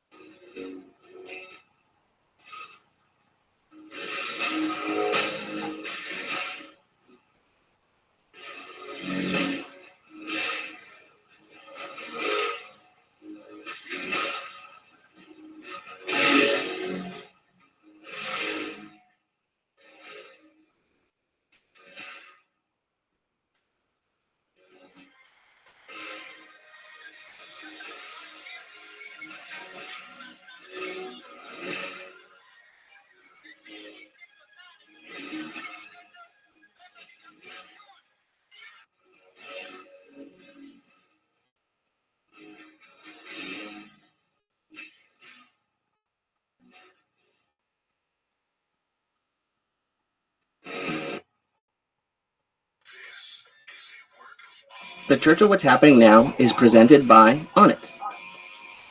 This show is brought to you by Blue Apron. For less than $10 per person per meal, Blue Apron delivers seasonal recipes along with the pre-proportioned ingredients to make delicious home-cooked meals. Check out this week's menu and get your first 3 meals for free with free shipping by going to blueapron.com/Joey. That's blueapron.com/Joey. Show is also brought to you by Lyft. Drive with Lyft. It's the ride-sharing app that lets you be your own boss, pick your own hours, and earn up to $1,500 a week driving your own car. Sign up today at lyft.com/Joey. And right now, if you complete 100 rides in 30 days, you're going to get an extra $500 driving bonus. Go to lyft.com/Joey.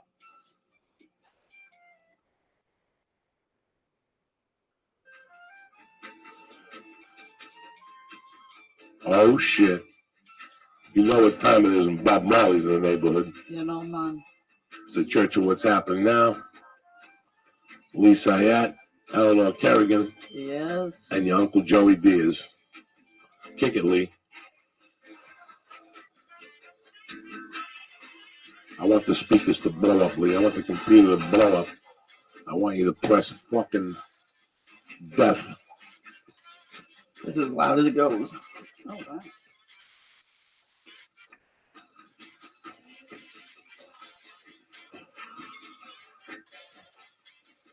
Oh, shit. Here you go, cocksuckers. So we're gonna roll. Oh, shit. It's Thursday.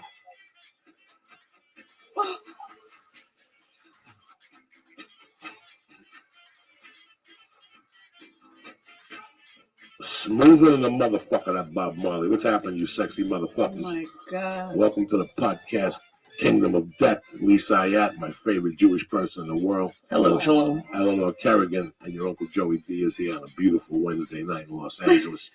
Eleanor Kerrigan, what's happening? Nothing. I'm excited to be here. Sexy Bob Marley bringing us in. We were talking about fucking affairs, like having we're talking about how the difference of walking into a closet and bumping into a victim and her licking your nutsack and you going one way and her going the other. And then you refuse her on Facebook, but she don't even make you're professionals. Yeah.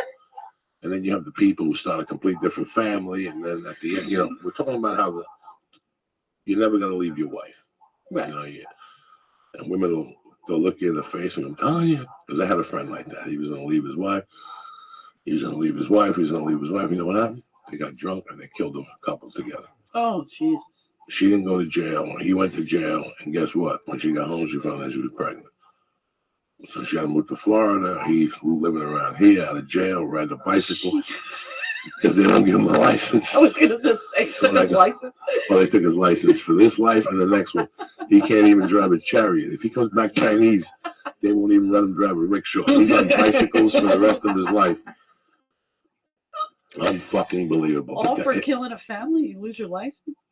For life. I Two guess. people. I guess. Two people in a car when you're drunk.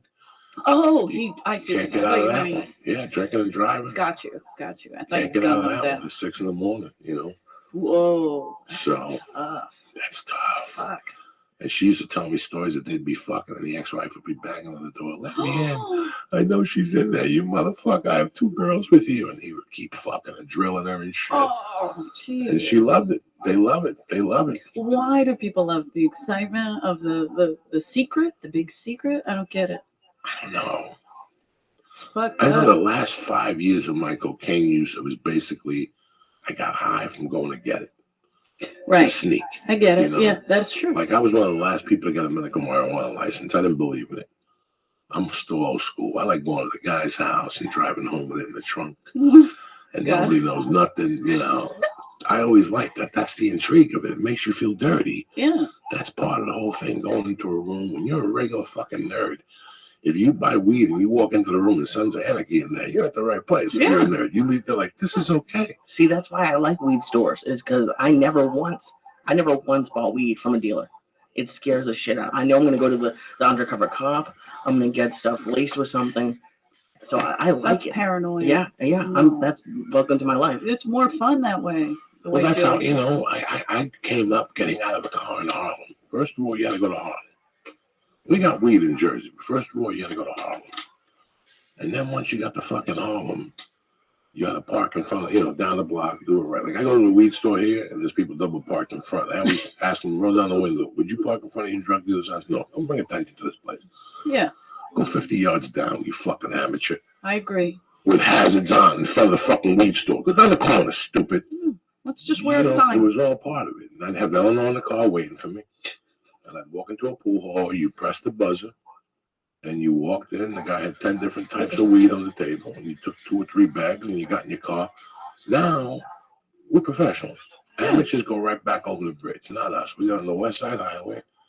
We get off on like 57th Street, and we stay on 12th Avenue, and we stop. We get a hot dog. While we eating a hot dog, you're rolling the number. You get out of the car, we smoke the number, we eat some fucking Tic Tacs, we spray some cologne on you so nobody knows nothing, and you have to the Lincoln Tunnel. Beautiful. And you come back with your weed, and you had the night out already. Yeah. That's it. You already got a hot dog. Yeah, dinner and a movie. Some fucking air. Yeah. So that was the whole part of it. That's, you're not only getting the weed, but you're also bringing it over the state. You're going through a tunnel. There was that suspense. You know, when I went on to 135th to get the coke, I could have bought coke in Jersey. You know, let me tell you something. When I was 21, I was like people that are 40 now. You know, it was illusion like this. You know, in LA, if you live in LA, they want you to, people will come to you and go, this painter's phenomenal. He painted, blah, blah. Mitzi Shore's house. Or he's, you know, Dennis Quaid's dentist, you know. So we used to go into the city, and it was basically $20 cheaper, but you still had to pay for the toll and gas. And there was a little danger of maybe getting shot or robbed. Or a chase or but something. But when we exciting. went, they were cool Colombian dudes, and they took us into their little discotheque, and they had cockfighting. And then we go in, it was a discotheque, but in the daytime, they had cockfighting. And they'd sweep the floors. Wait, during the daytime? During the daytime. So we go in the afternoon to get coke. Why go over there at night and compete with everybody else? You're right. Now the cops are looking for you. We go over in the afternoon, sightseeing. What are you doing on 135th Street? We got fucking lost, officer. We wanted to see Harlem. We wanted to see MLK Boulevard, and we made a fucking right. This guy don't know how to drive. He's Puerto Rican. I'm sorry. Yeah. And the cop will let you go. You know what I'm saying? Because the first thing they're going to ask you is, why are you over here on 135th Street? Absolutely. Did you ever have anxiety like I was talking about? Never. Never? Oh, my God. Never. It was my world. I love all that shit. If you got laced, I thought that was like a bonus. That's for a bonus most if you people. get laced. Isn't it? No, I don't know. You can't talk to You me. always have a better story if you got laced. At 12, I was getting ready for my bar mitzvah, and I was having play dates, and Joey was doing acid or whatever he was doing. You gave me anxiety just saying at 12 you had play dates. Yeah, I don't know what the fuck. I don't know. Play date when somebody comes over. I don't know. Maybe 12 is too old for a play date. Yes. I don't know. Maybe I was having sleepovers then. Who knows? Maybe I upgraded to the sleepover. But still, it wasn't fucking... I hadn't even had a sip of alcohol, I don't think. I probably at most had some, like, Manischewitz Jewish wine. That's terrible. Oh. That's all I had. There's no way. Lee, there's nothing wrong with that. There's nothing wrong. No, that's beautiful. Listen, it was 2 different societies. Yeah, oh my gosh. It was 2 different, you know. I'm looking at this Trump today, and I'm looking at a caveman. I'm looking at a guy that's 60, but he's really 100. Yeah, he don't look good. Yeah, he's out. No, it's not that he don't look good. It's that parts of him are out of touch. And I understand where he's going with some of this. You know, I get it. Yo, dog, can you hear me? Yo. Do you speak English? Yo, dog, do you speak English?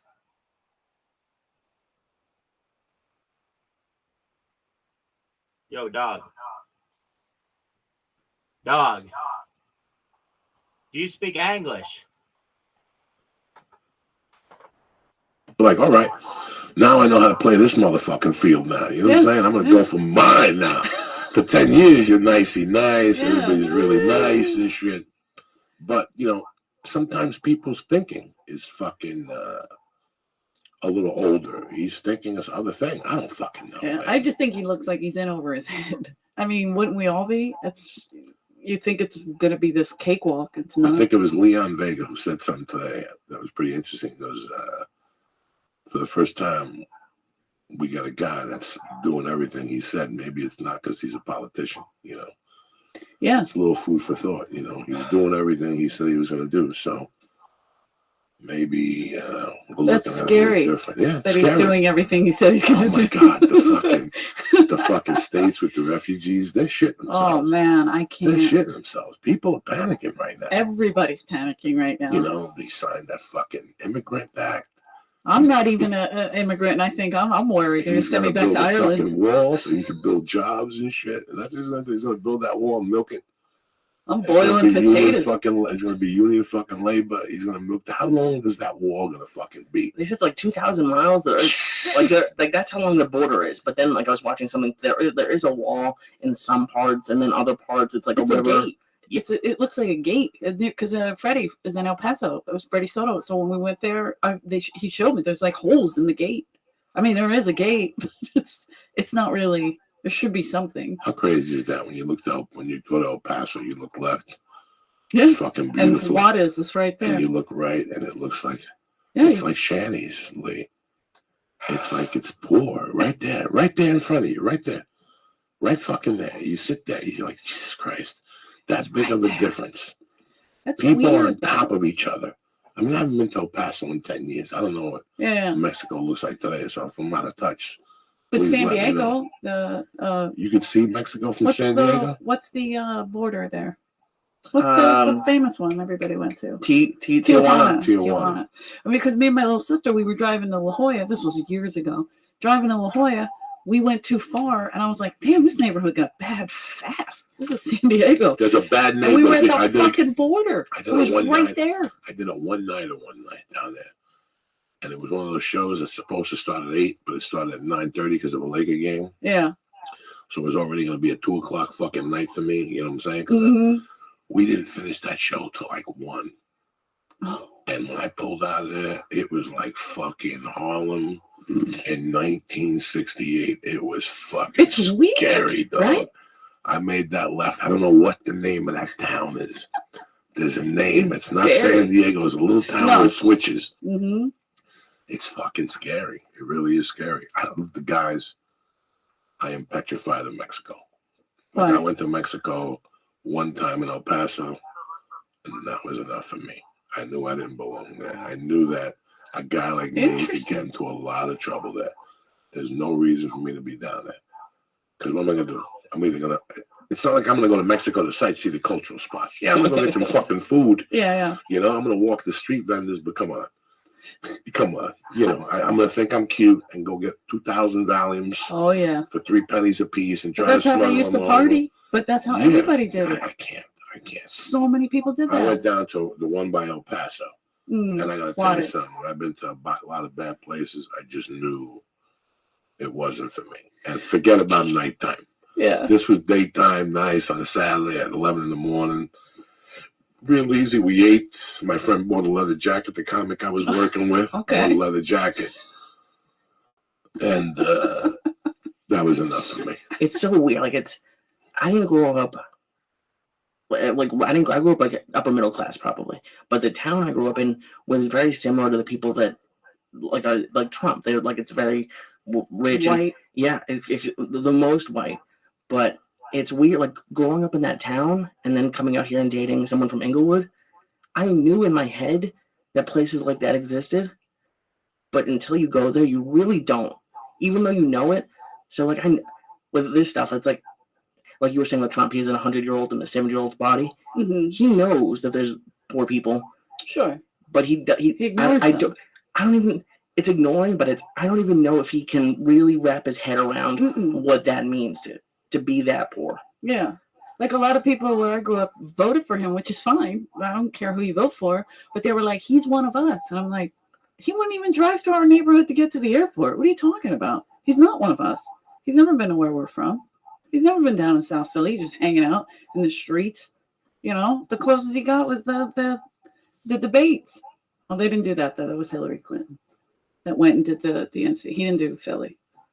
I really don't know much about the guy, and except he's different. From my contact as a kid, when I watched that thing, and he was the owner of the USFL. Oh yeah.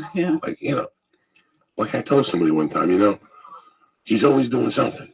If you do 30 things, you're going to fail at 10 of them. Yeah. You can't hold that against somebody. When people would say, well, your hotel went bankrupt, your college went bankrupt. But look at all the things that did stay open. There's got to be some value in that. I don't know if it qualifies to be an American fucking president. Right. But I think the people just got so sick of, whoever voted for him is sick of what's going on. And I agree. He got to them with key words. Yes. He got to them with key words. Something very interesting.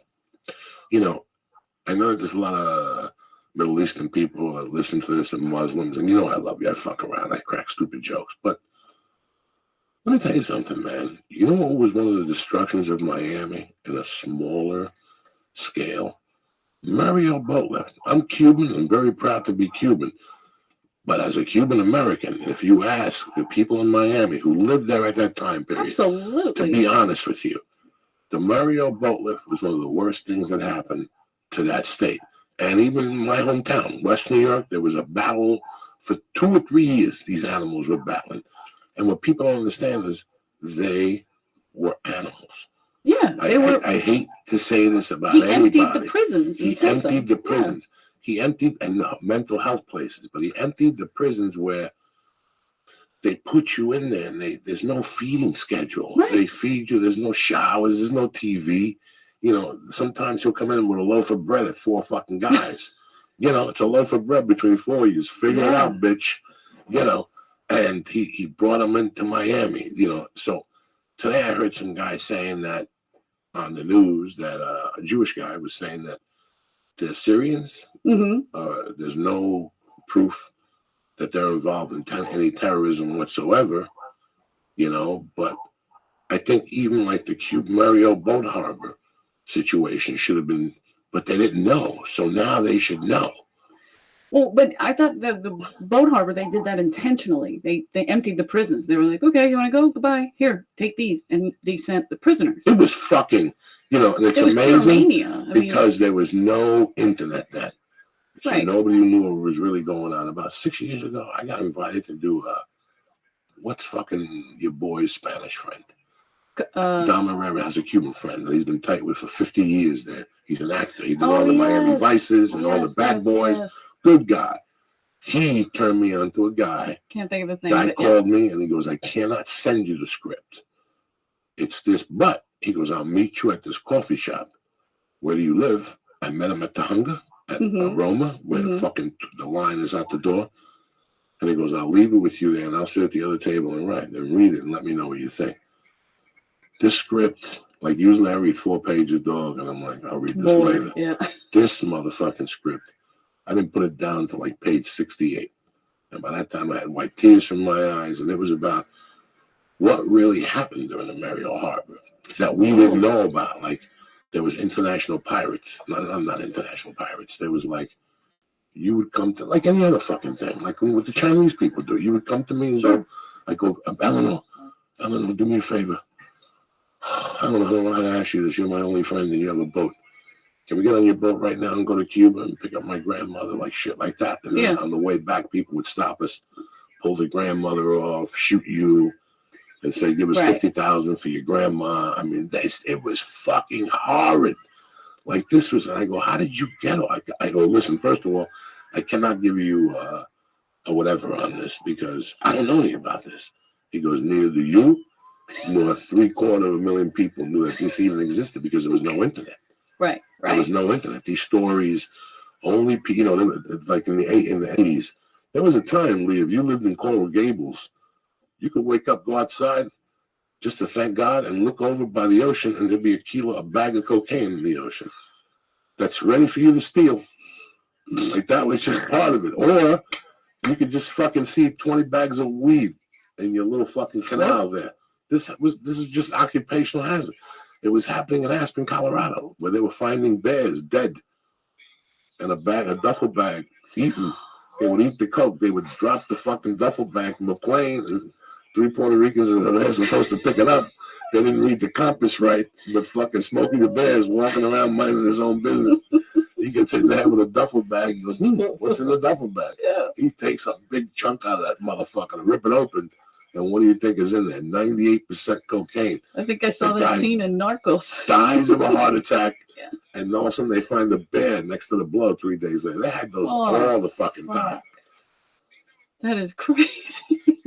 So I don't, like I said, when I read that script, it fucked with me for a couple of days. Oh, I bet. I was like, this was fucked up. Nobody, The and in intel. Scarface, they show you when they're interviewing him.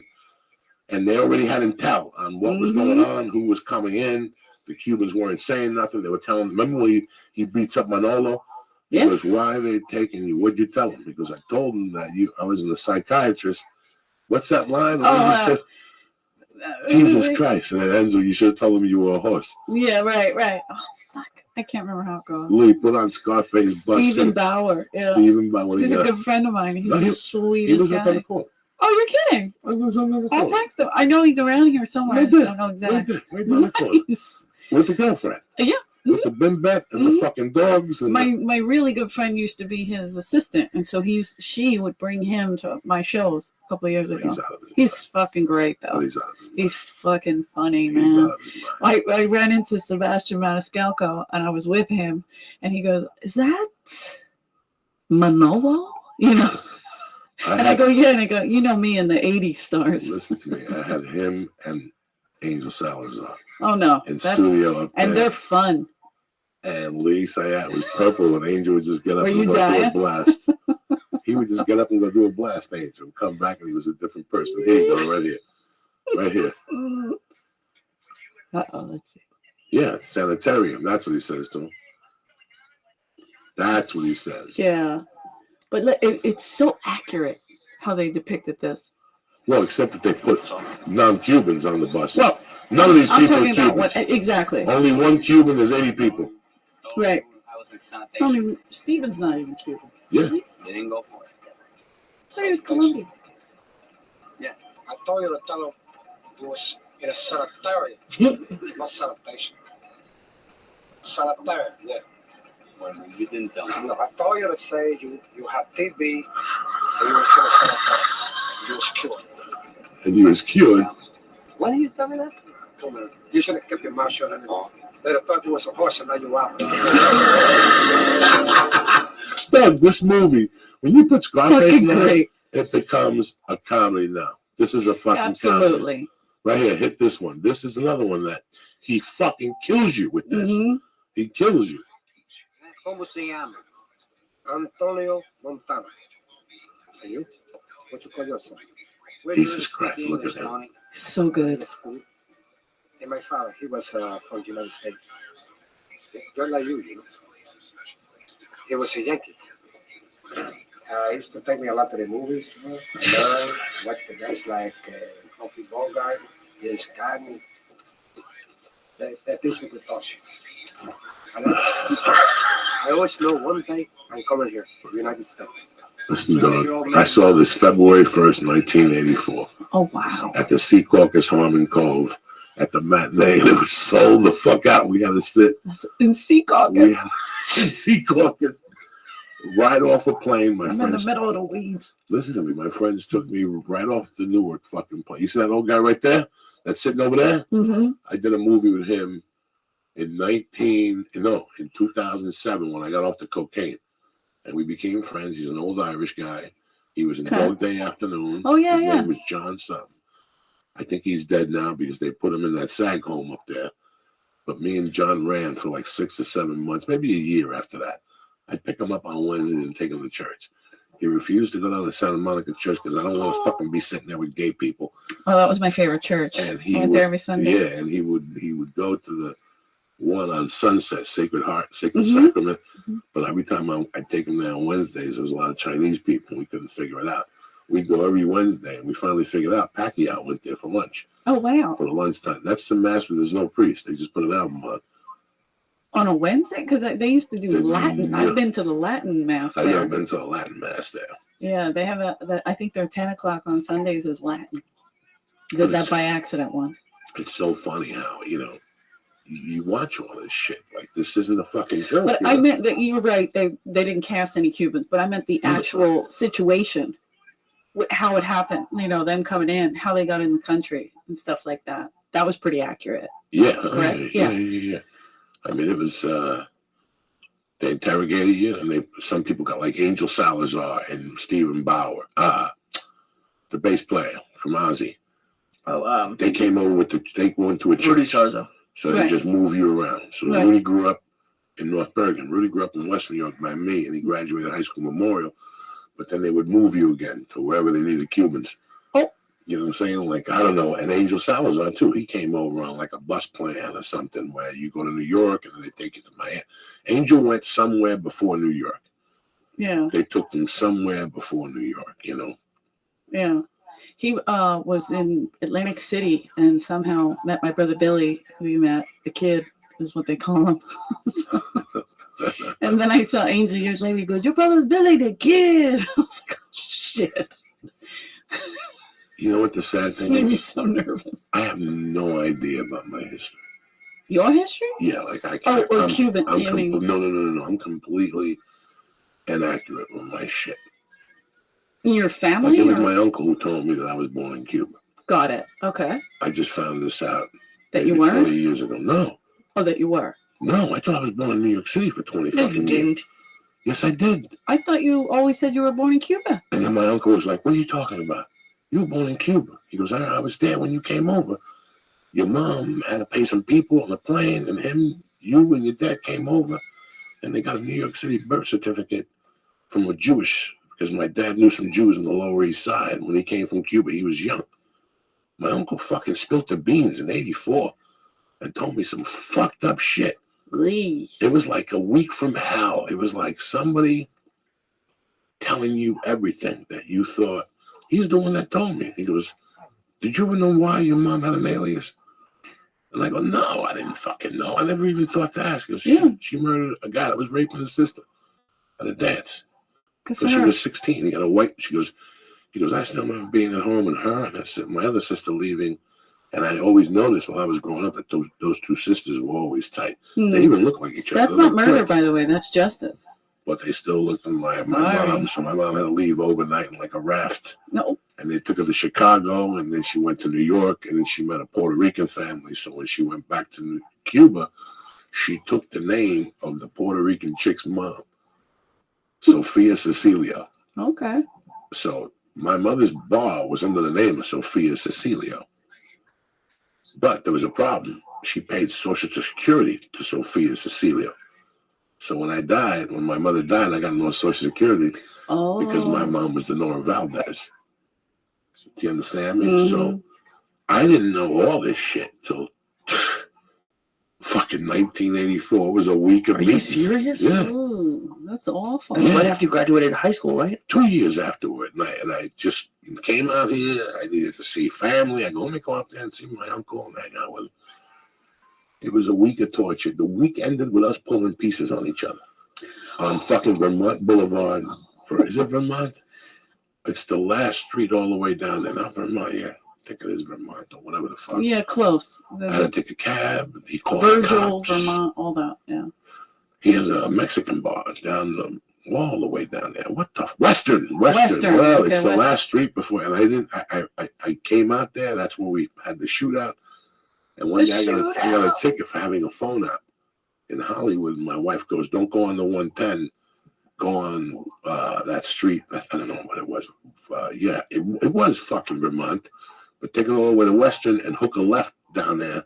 And there's a left that takes you right into City Hall, or right into where you go for your tickets and shit. Mm-hmm. And when I was at the left, I looked up and the bar was still there.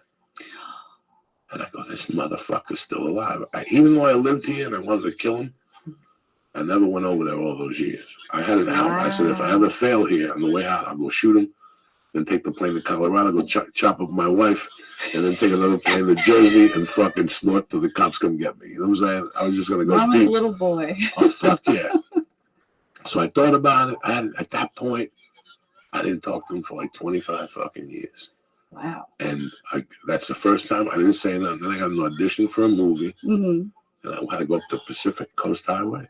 Mm-hmm. And I was driving the long way, and I stopped, and I go, "I've been here before."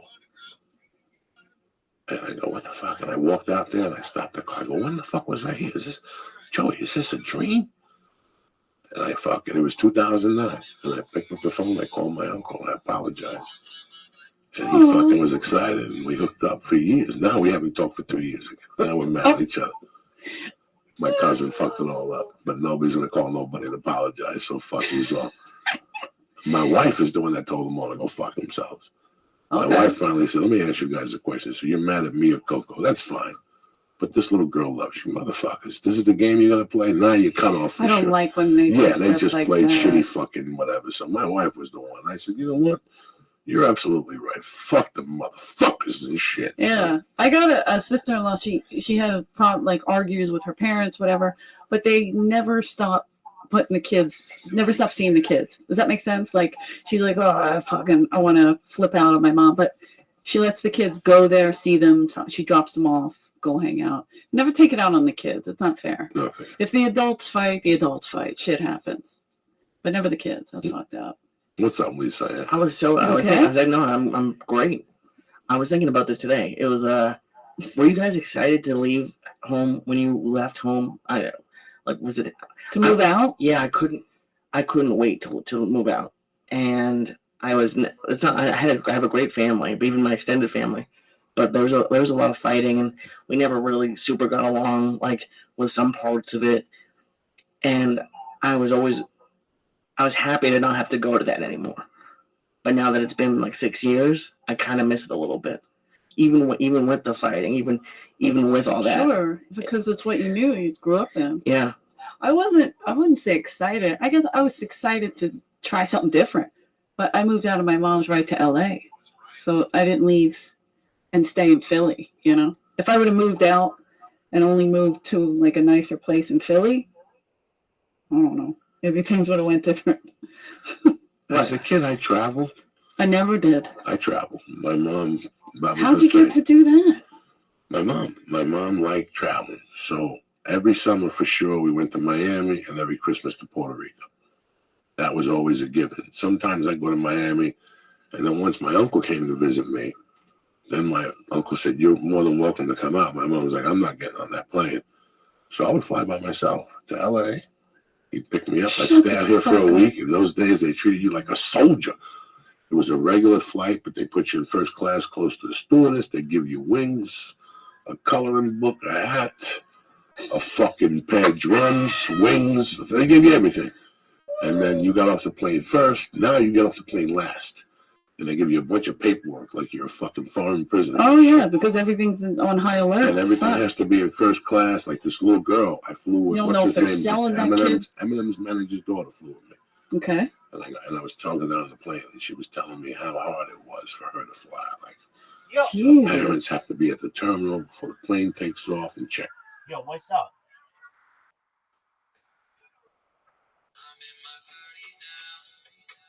How you living, pimp?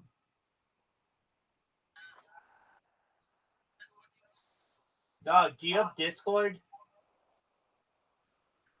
Do you have Discord?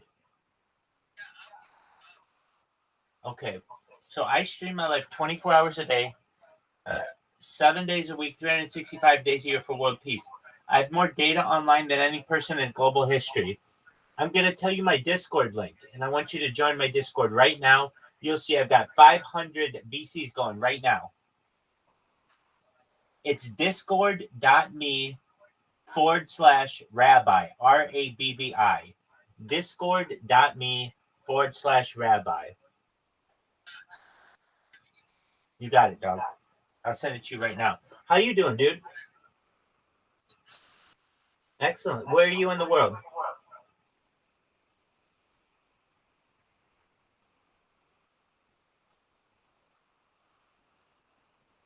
All right. I'm coming in right now. It says I have to subscribe to premium to message you. What do I do? It says I have to subscribe to premium to message you. Hey, it says you only accept from premium members. All right, let me send you a message. Yeah, do that. Can you do it though? Do it to this account that I have in my hand. Hold on. This one. Send it to this one. Send it to this one. Excellent. Okay. Just a moment. You sent me a message? Okay. Do it on the one where I'm waving to you. Yes. But on this one. See the one where I'm waving to you? Yeah. Okay. I got it. I got it.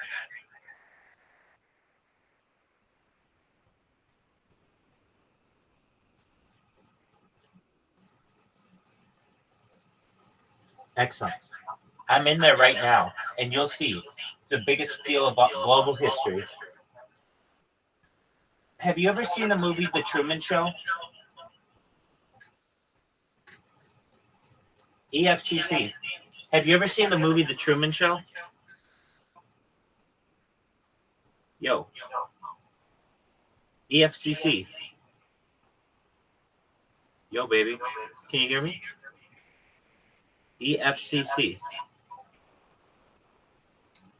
Yo, I can hear you. What do you say? Hey, have you ever seen The Truman Show?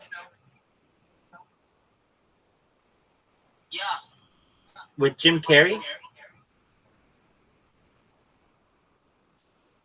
Okay, the Q show. No, I've not seen it before, bro. Oh, okay. That's all right. Go to my Discord. I sent you the link. Yeah. All right, let me go to the Discord now. Okay, hold on a second, though. I'm going to... Okay, take your time. All right, bro.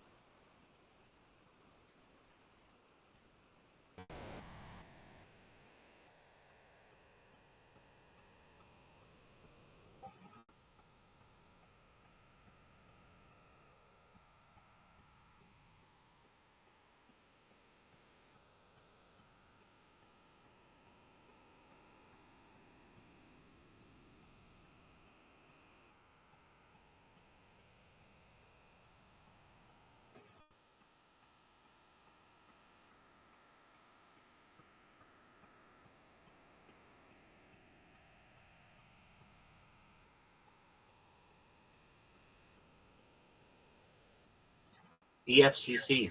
Can you hear me?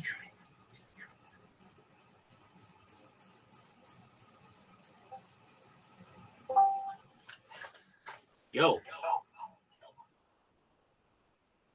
What up, Philip? 224.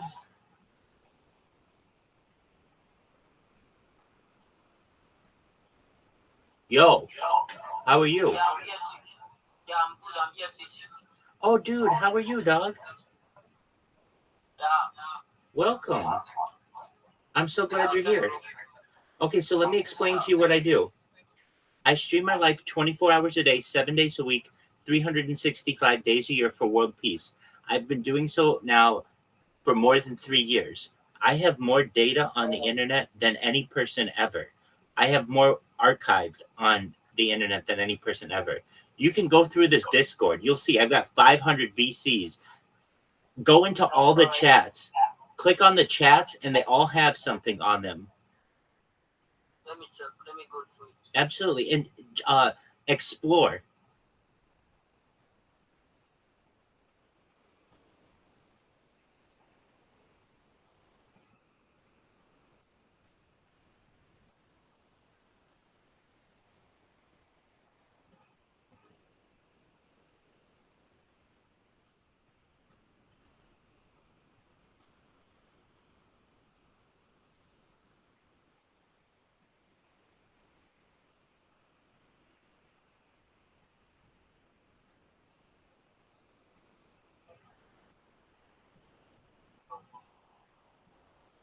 Go pay you now, guy.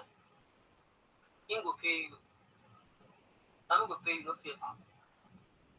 Then come the guy who want to talk for me.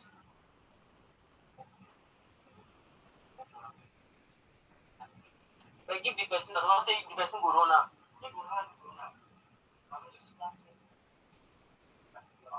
No, bro. What do you say to check? Check it out. Look at whatever you want. You're live on 8 different YouTube streams right now. You want to see yourself on YouTube? So here, I'll show you.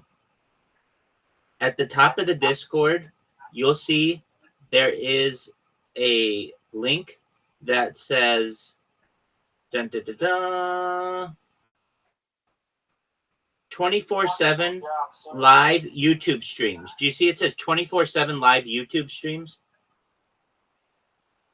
It's at the very top of the Discord. It's got a red button next to it. Yeah. Watch what happens when you click it. I clicked it. These are all my accounts. Look at all these that we have live. I'm seeing them. Yeah. So it's a really big deal. So whenever you're bored, feel free to come in here and say hi. And you don't have to stay right now. You can go do whatever you want. But whenever you're bored, come on in, okay? All right, bro. We'll be friends. You take care, my friend. And if you ever have any questions or need anything, I'm here. Come in once per day, and we'll develop a friendship once per day, okay? All right, bro. Peace, buddy. Take care. It's like those cops getting caught at that weed store. These dummies went in there and tried to rob, didn't know that they got invisible cameras everywhere. Everywhere. The cameras you see, they're working, but they're decoys. They're working. You're going to go up to them and spray paint them? You could spray paint those motherfuckers all you want because there's 50 more of those fucking things. And they got you from every fucking angle. And if not, you have to assume. Yeah. If you're not assuming, so you have to go into those places with a fucking mask. So wait a second, I have to do all this work. They can do what? Rob a 7-Eleven? A bank? There's no way now they could follow you with the traffic cameras from 7-Eleven to your house. Like they could. It's like the night of. Did you watch that show? Yes. Oh man, that was great. And nothing when won they from followed that. You believe that? Nothing won, which is a real fucking shame. Totoro, that's my heart. You know. Oh man, he's great. Let's say you tried to rob big time drug dealers. Mm. That's the only occupation I could do is set up drug dealers. Or just con people out of money, because that's the second thing. There's always a sucker every day. There's always, that's scary.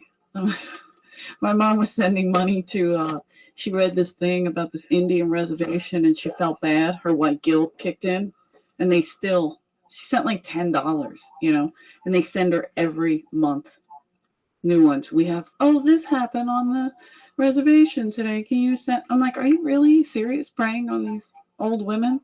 I mean, I'm sure they do it to all They people. do it to all our people. Old people. Oh, they go after them quick. Sick. Yeah. No, I got to come up with a good scam because I need money. You know, Got any ideas, Lee? I have tons of ideas. I mean, selling coke is obsolete. Oh, And yeah. there's money in it, but you got to be on your belly to sell it. So you got You gotta be out of the fucking underground, house. yeah. No, but you still got to be out. You got to be out on your belly. Means you got to be out there, fucking. No, belly I to hear what belly. you're saying, but you got to be. You can't. You know. Yeah, I could send Lee. You know, but I just made Lee a partner. When I lived in Aspen, I had a dude named Carl Hall, my brother. To this day, even though he's little butts, he's my brother. I miss him. I still laugh at his fucking jokes. Listen, man, that kid would come to me and say, "Give me a half ounce in 50s." I don't know what I charge him. And we did this from July to November. I could give him 10 grams of coke in packages bindled up, and he cut a deal with me right off the bat. I'm taking a gram off the top and $50. Take it, because I'm still going to make this amount, and this is going to go. He would come back 3 times in one night. Nobody sold coke like this kid. That's because amazing. he was from the South, and he knew how to party, man. Come on, let's do a fucking blast. Yeah, I got more of this. I know the motherfucker who processed this shit. And he, yeah, give me $50. He just fucking banged people out. He was the best salesman I ever saw. Redneck kid. It's amazing. Oh, he was hilarious. And he'd pick up chicks every night. Every night he had a different woman. He lived in employee housing. What kind of housing? Employee housing. That's where you work at a hotel. Let's say you move from here to Snowmass Village. I see what you mean. And you got a job as security at a hotel. They'll offer you. You want employee Yeah, housing? sure. So you live in a 4-bedroom apartment. You know. You have to share it with other you people. share the Yeah. kitchen, the bathroom, and the living space with other people. Yeah, I've heard of But it's just, $75 a week compared to paying $1,200. And it's a pretty good start. They take it right It's out of not your bad. check. You don't even know what's going on. I lived in fucking employee housing. When I was security at the Crestwood, like a motherfucker. Where's that? The Crestwood is Snowmass Village. That's how I know about it. I can't believe you work security. Yeah, right. I worked night security from 5 to 1. I'm the guy. I'm the midnight commandant. Yeah, that was me. I'm the guy. I'm the midnight commandant. I would work. I would work 5 to 1. Okay. 5 nights a week. I had to wear a green shirt with beige pants. They gave me the jacket. Do you have like a stick? No stick. Flashlight? I had a walkie-talkie. Security was basically how to check the jacuzzis, turn them all off, make sure the gym was closed, make sure the laundry room was open, make sure there was wood out for people to light their fires. I had to walk around the buildings twice, but the primary job was picking people up at the airport. I'd have 3 or 4 runs, and it's supposed to take you 10 minutes. It took me 2 hours. That's how I did. I did 10 miles an hour like I fucking... And Did a couple stops Yeah, on the way. I would stop at the Holiday Inn and get a fucking cocktail. I knew where to buy I knew when I first got that security job, I still knew where to get Quaaludes. Wait. So I would take the van up to Aspen. The people would be calling, "Where are you? I'm making a loop right now." And I'd still be in Aspen. Come on, bro. I'd be up at those fucking Quaaludes. That's what I was going to say. Like, what about the people you were picking up? They'd have to wait. It's snow. They You were the could, you could best make up people in the anything. world, and I Yeah. could tell them a story. I could tell them the car spun out. I used to tell them I had a Make all walkie-talkie. kinds of shit up. I remember right? there was no GPS, Lee. Okay, complete different world, Lee. So let's say they would say to me, a guy is landing at 7:50.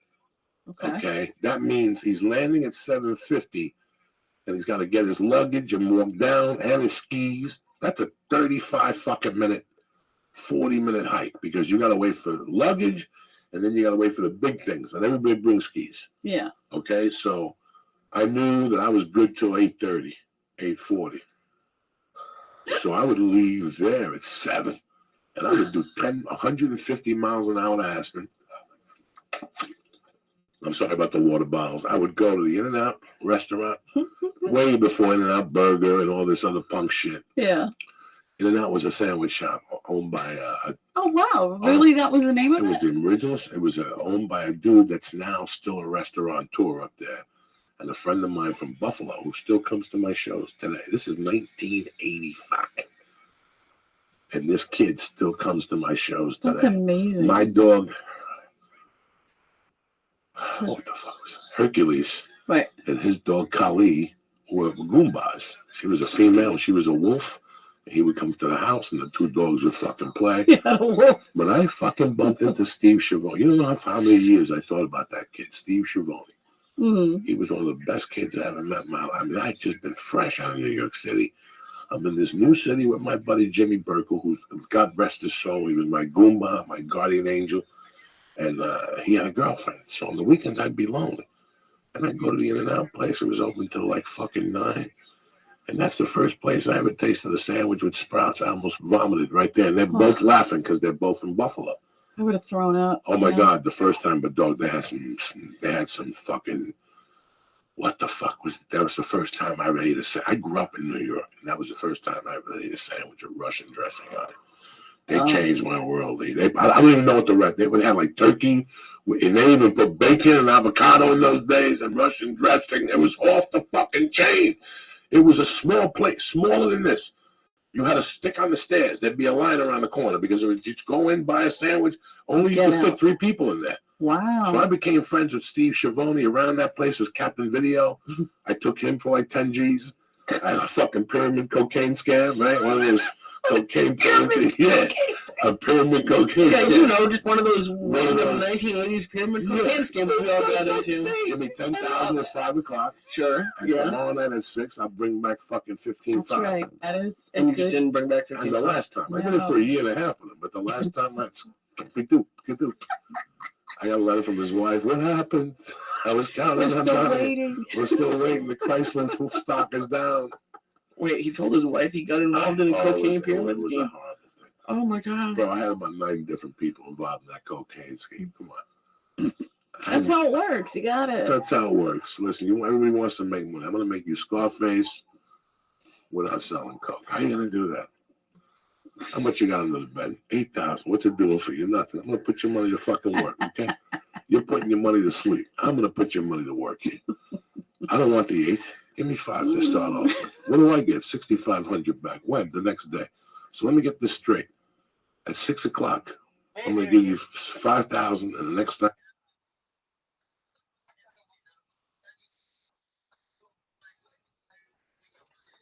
What did you say, dog?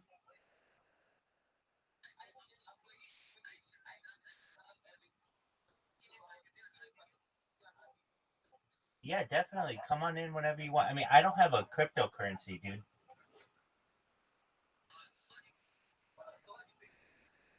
I just stream my life. Thank you. Come on in whenever you want. I'll make you a moderator. You got it, dog.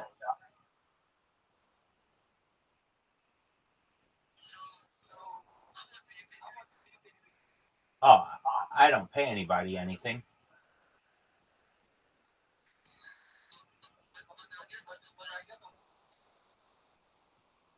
Dog, I don't have anything to give you.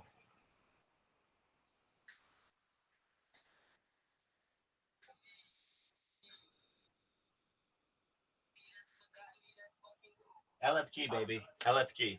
I lived in that chateau for probably 6 weeks, man. Wow. But in there, the chateau keeper, not the owner, he sold Quaaludes that were made in like Woody Creek by fucking young cocaine chemists. They were giving them to Don Johnson. And who's the writer with the cigarette? With the Buffalo Road, Fear and Loathing in Las Vegas. That's what he was selling them, down in Woody Creek. And he would give me 4 for $20. They were $10 a piece in those days. Hunter S. Thompson. They were $10 a piece, but I told him once, I go, how can I give you 10? I was just paying 4 in New York, and that's New York. Yeah. And he goes, all right, I'll give them to you for 4. That's how much money that slick motherfucker was making. Jesus Christ. Wow. I've only been to Aspen once. The Comedy Festival. 95, I think I did. Jesus Christ. I wasn't in it. I was just there with my first ex-fiance. Jesus Christ. How are the Quaaludes? He was doing coke, but no, I'm kidding. I didn't get any Quaaludes. They wouldn't give me any. It was fun though. It's fucking crazy, that place. Beautiful. Too nervous for me. I don't ski. Is that the same thing? Like I snowmobiled. The adrenaline, like How do you pitch someone they're loan sharking you money for cocaine? Kinda, I don't know. I would go to guys like you. I know, that's my you're my brother. You're my brother. I know you for 10 years. You know I've always been kind of kinky, but he's always been cool with me, man. I would go to guys The guy's like you. kid plays with his kid. Yeah, these are the guys that want to make a quick 1,500 so they can get a girlfriend on the side and get their dick sucked without mama See? knowing. You always got to remember, you got to look for the same, you got to fucking racially profile. Always Jews are always looking racially for profile. 1,500, wait a second. 1,500, yeah, okay. And then they'll come to me and go, I want to do it every week. Because that's 6,000 a week. That's 6,000 a month. How would you not want to do that? But then you leave at the last one. That's 60. After you made fucking 70 grand, what do you give a fuck? Yeah. So he took me for You're not gonna 6,500. complain. Who gives a fuck? What do you give a fuck? Are you crazy? I guess. I don't know. I've never been involved in a pyramid scheme before. So get the Quaalude, eat a half of it, and zoop to the airport. Oh. And pick the motherfuckers up and take High them as a kite. half a high as a kite. Half. At that time, I built a tolerance for gorilla biscuits by that time. And you're I was 85. You're being paid right now. You're on duty. Yeah, You're on 12, the 15, 13 an hour plus tips. All right. I love that you're 2 hours late and you're going to get a tip. No, oh yeah. I get you at every angle. I was getting ski boots. But he had a skis. story. He had a story. to tell. No. People from Texas, they didn't fuck around in those days. Sure. Those were my main customers. When I knew I had Texans coming in, that's when I showed up tip-top Magoo.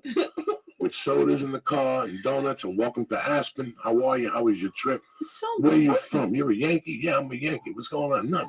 You a Dallas Cowboys? Yeah, I'm a Dallas. Next thing you know, you're talking, you're driving. You ski? You want to come ski with me and my family tomorrow? Let's do it. I got family passes. And these guys are just spitting shit out of you because they're on vacation.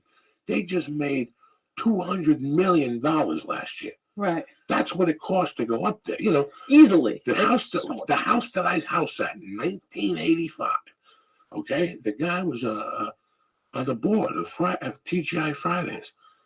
When his daughters came, I got to talk to him. His daughters are like, I don't know if you know this. He's got 20 of these.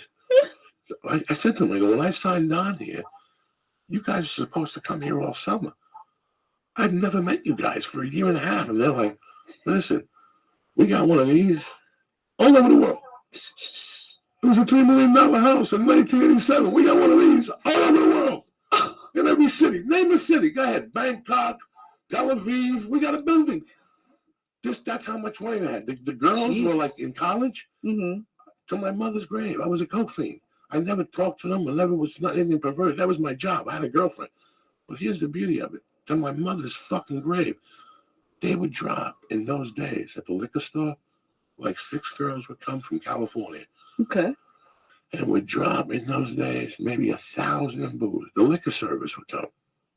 The delivery store would come and just bring them 5 cases of hard booze, beer, and I would see it. And then a week later, I would go, well, how much was that? $1,200. That's what they always spend every year. They would drink 3 beers. And they would leave the rest. And I would drink the fucking rest. Fuck you. They'd leave all of that? And they put it in cabinets and lock it, but I had the key to the cabinets. Oh, man, we would have been selling it. We They would weren't have. coming back for a year and a half. My buddy had the job before me, and he had it for 2 or 3 years. And I said to him one day, you don't live in the house? And he goes, no. And I go, why? And I go, well, I live in the quarters. That's what it says on my contract. As soon as he left, I was in that garage for maybe a month before I was like, you know what? I'm moving on up. I went upstairs to the master bedroom. You should have seen this. Balcony, fucking hawks. What are you going to do when they come back? They would come back once a year. You vacuum, you wash the sheets. You don't know how to make a bed. You hire fucking somebody. That's what I did.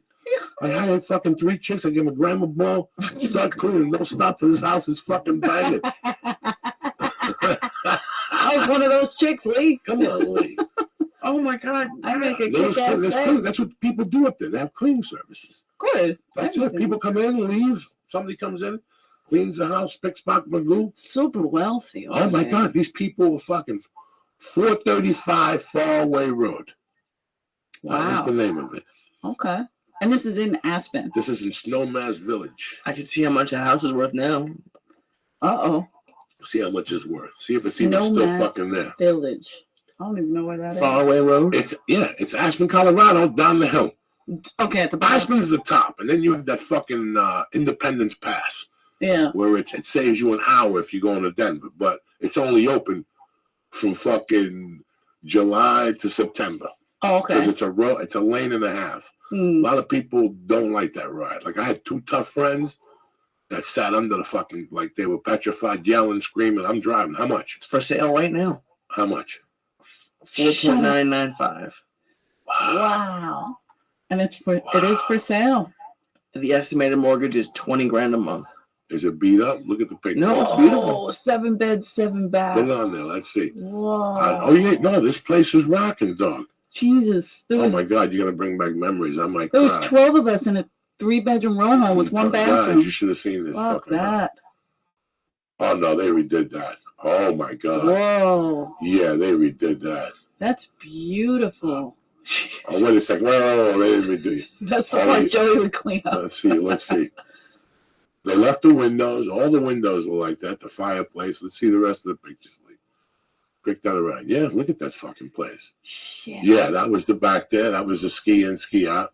We could ski in, ski out of it? Yeah. All you had to do was walk over that mountain right there. Boom. And you put your skin, it went downhill. It was like stealing. All you had to do was walk 10 yards.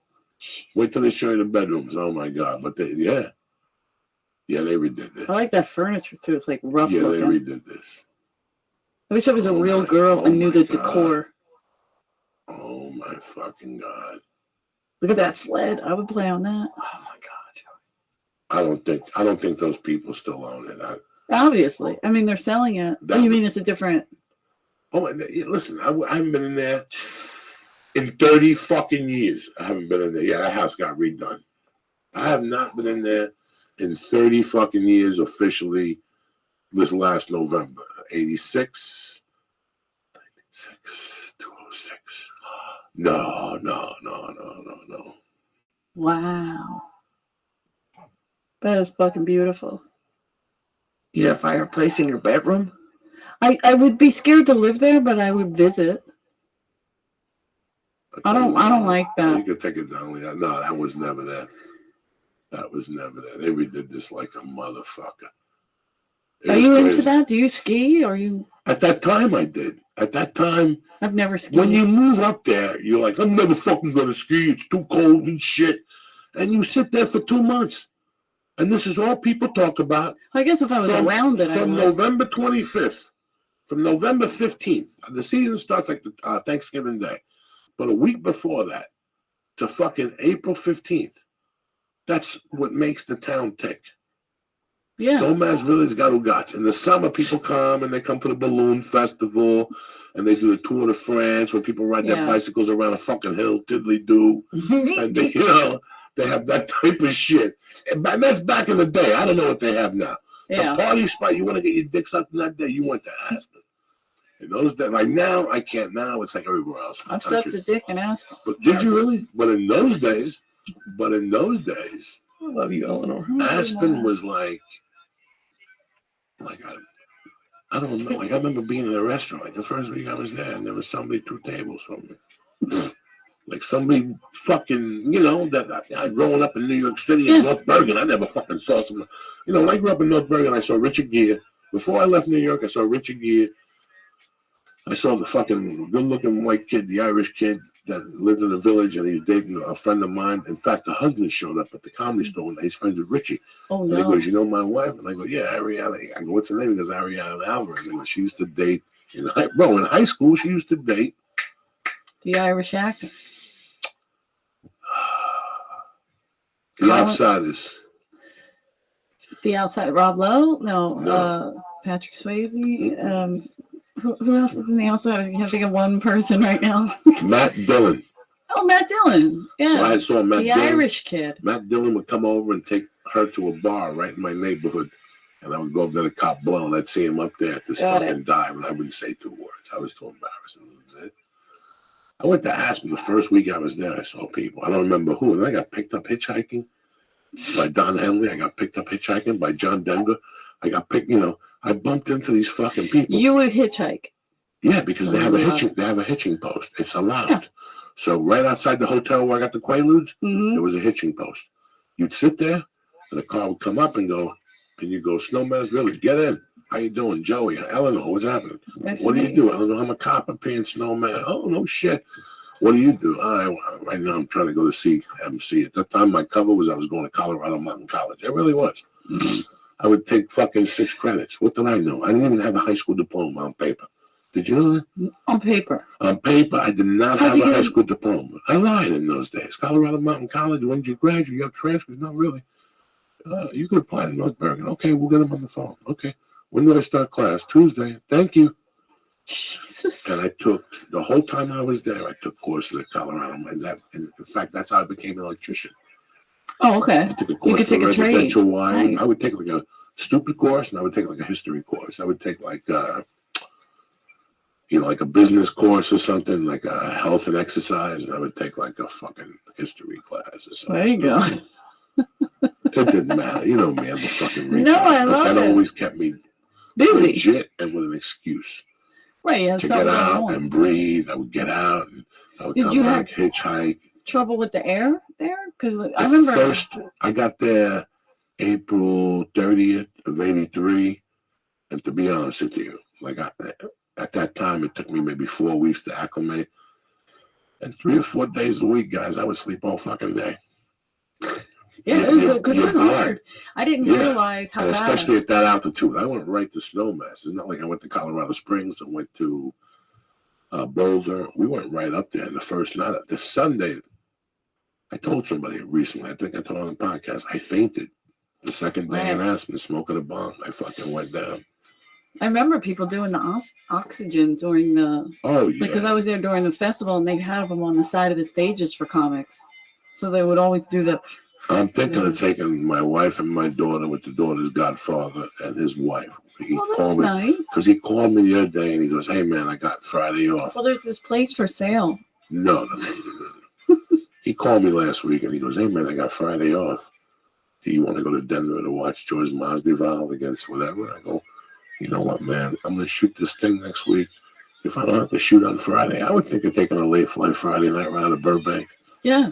And going over there, there's only 2 flights direct. You take that late one, you got to go to fucking Utah and San Diego. No. And you don't get to fucking Denver till 2 in the morning or some shit with the fucking Miami sound machine. Is that the do you still have to take that little commuter? From where? Well, I guess if you're going to Denver, no, but Aspen. No, they go direct now. Does it? Oh yeah, we're living in Remember North that Times. little Oh, that plane was Aspen Airways. Then you fly from there to Denver, and you got to land. And then I remember taking trips to New Jersey. I'd come back, and by the time you land in Denver, there's a foot of snow, and that little plane ain't taking off. You have to sit at the airport all night with a package. Yeah. And the bars were closed at 2. The one night in Illinois, I had my Coke in the locker. I had about 8 ounces in a yellow manila envelope in the locker. And every 10 minutes, I would go, all right, this is the last chunk I'm going to take out of it. And I would go into the men's bathroom, snort up, and go to the bar and drink. And you know how much money I spent on quarters putting that fucking Coke in and out of the locker that night? How they didn't have me on camera. That's the shit I think about. I thought you were doing your laundry. No. It was a yellow quarters. It was a yellow manila envelope, and the bar was 30 yards away. And I got to talking to this guy from LA. I'll never forget that night. There's still nights that I sit and I go, oh my God, how they didn't catch me. I pulled an all-nighter at an airport and snorted the whole time. Jesus. Like a fucking animal. Every time I tried to jerk off in the men's bathroom, all that type of sickness that I was going through in 87. All that sickness I was going through, jerking off in bathrooms and fucking. Oh my God. I feel like this is my life kind of. Oh yeah, just to let you know what I'm feeling today. Right. You know what I'm I saying? love it. This is why I hate writing sometimes. I'm trying to write these because you books. can't write real. You have to write real. You have to write what's true to you. I never really did cocaine, but I will tell you this. When I was with my first ex-fiance, he was doing cocaine. And I found out I was doing his laundry, naturally. And I found the little vial, and I was like, what is this? And I, smelled it. Like, what a fucking idiot. Like, that's how naive I was. I was like, and then I went like that and tasted it. Like, all of a sudden, I'm fucking CSI Eleanor. And I tasted it, and my tongue went numb. And when I went in to confront him, I had a completely numb tongue, and I'm screaming, like, what the fuck is this? You know, and I'm like, I think my tongue passed away. That's how fucking strong it was. Why were you tasting it? Do you know what I Coke tastes like? don't know. Is it from the movies? I think so. I don't know. I thought like it would like tingle or something. Like, oh yeah. You know, looking back without the jokes, how disappointing was it to see somebody go from 0 to 60 to 0? Listen, it's a horrible fucking situation. It's not just somebody. When you, like for you, it's somebody, but for me, it was literally the somebody. He was the first guy I truly fell in love with. Truly thought I could look at him and see our kids. I could see what they look like. I could see how many there were, all of it, and to watch it go like that and down. Never in my life would I.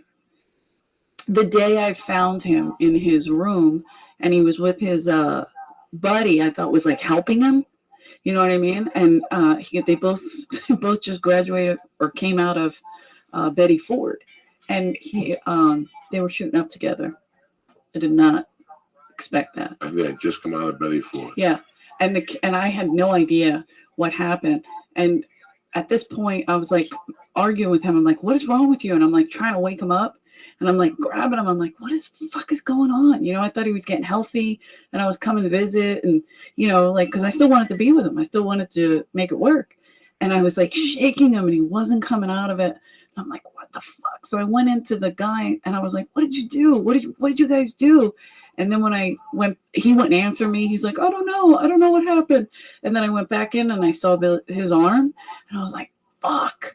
So I realized what they were doing. And then I got a baseball bat and I chased the guy out. I was fucking hitting things on the way out. I was like, get the fuck out of here. He went flying. And then the only thing I could think to do was to call Argus Hamilton. And I told him everything that was in the room, every single thing I saw.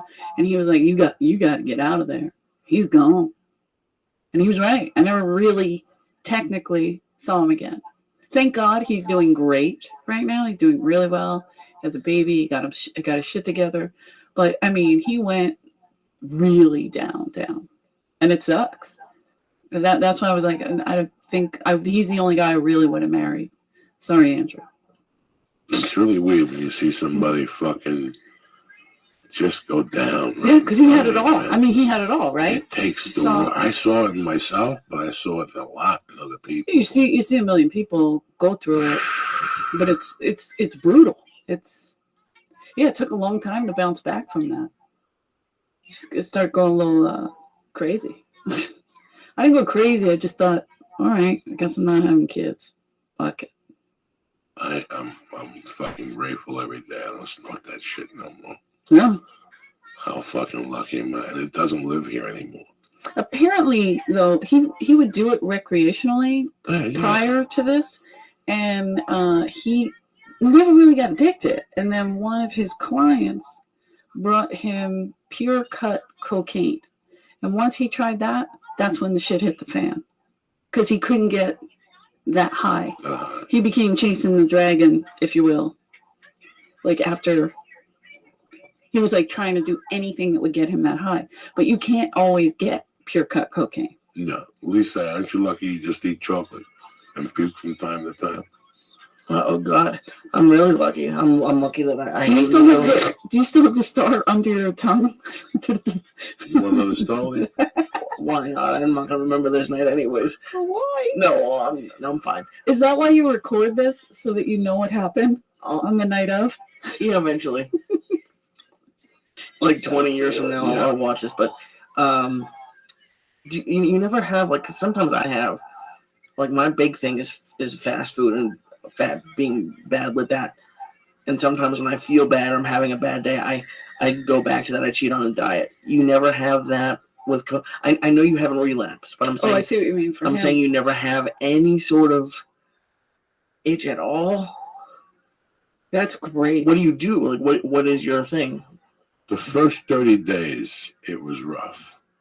The first 30 to 60 days, it was rough. Once I got past New Year's Eve, I'll never forget being in San Francisco with Rogan, Red Band, because I was never a New Year's Eve snorter.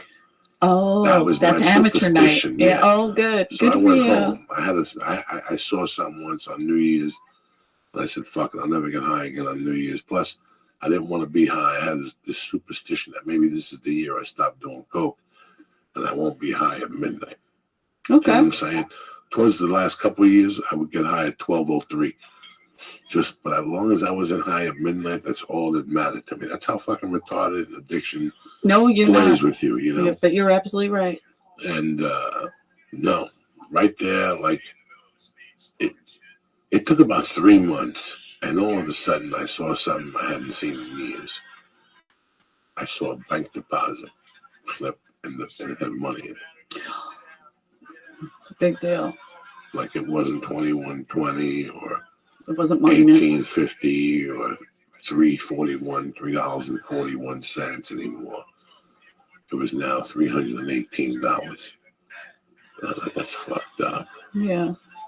And then I did the math, and you don't want to know what the numbers were. The numbers were astronomical. Absolutely. The numbers were so deep that Terry had to take a loan out from me for $636 a month for 6 years. That's how buried I got. I believe it. And we paid it off in 4 years. Thank God. Mazel tov. Yeah. But that's how deep it went. But the crazy thing was, that wasn't the first time. Yeah. Like the story I'm telling you about Aspen, the first time I left with some cash because I had jewelry I had robbed from different joints and a block of hash and fucking. I've always been an animal, you know? No, I get it. I love it. Then the second time I left with, a half ounce of coke, 3,000 cash, and I owed 70. Like I owed 70. Like I owed somebody like 25. Like there was somebody I owed 25,000. Oh my God. That would call me every 2 days and go, come on, man, you gotta help me out here. You're killing me here type shit. There were no threats. One lady said some shit to me. How do you not get threats? Who are these people? Are they commoners? Like there were people who had stumbled in the 80s. People like let me give you an example. Like, but what I mean, commoners, not gangsters. Not gangsters. No, let me describe. Yeah, because who would this be? Somebody like Redman. Okay. In 1987, a guy like Redman can make 5 G's a night, selling grams of blow. This was a village. Okay. This was a little village. It was 3 miles to go down the hill, and it was, I don't know, maybe 7 something. I may be wrong, to go into Aspen. Okay. To hit Old Snowmass, I don't know how long it is either, but there's nothing in Old Snowmass but a gas station at that time. Once you got to the village, you were in the village. There was the tower, there was another bar up there, and there was maybe 3 bars up there that were open, and 2 hotels that had bars. You had 5 places to go. 6. There was a Mexican place that was very kinky, and that's where all the drugs were. That was the reputation. So this kid that was like I just said to you, somebody very commoner, got into helping somebody out with coke, and next thing you know, they were from Mankato, Minnesota, and about 30 of them had been there. And a guy and a chick that were not fucking got involved in the drug trade. And let me tell you something, within a year, they had become filthy rich. They went from being 0 to 100. There was so much coke up there at the time.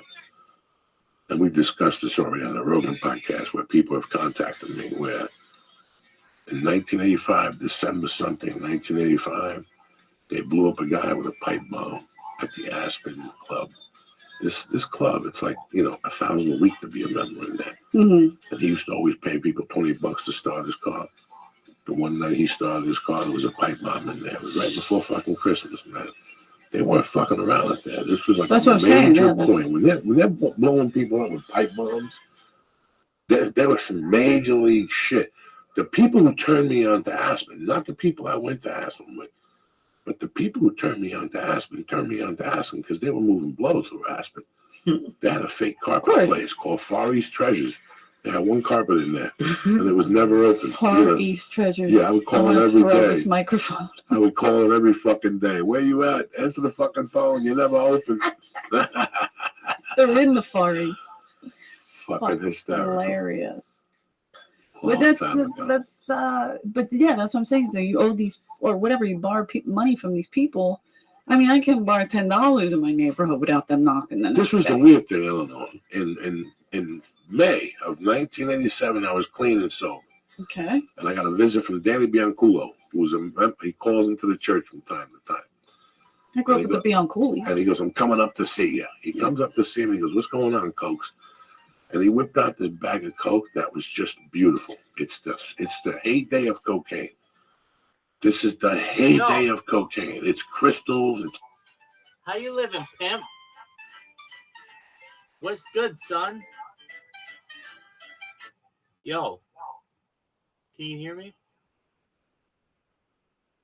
Yo. Does everybody love me? I think so. I'm amazing.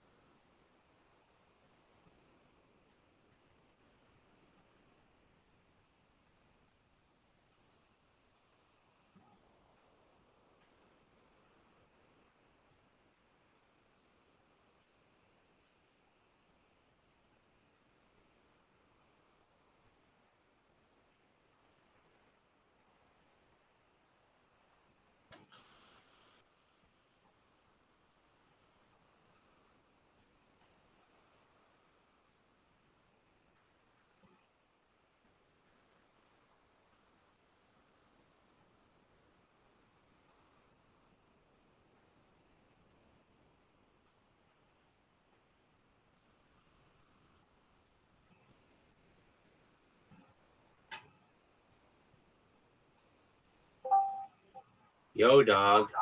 How are you?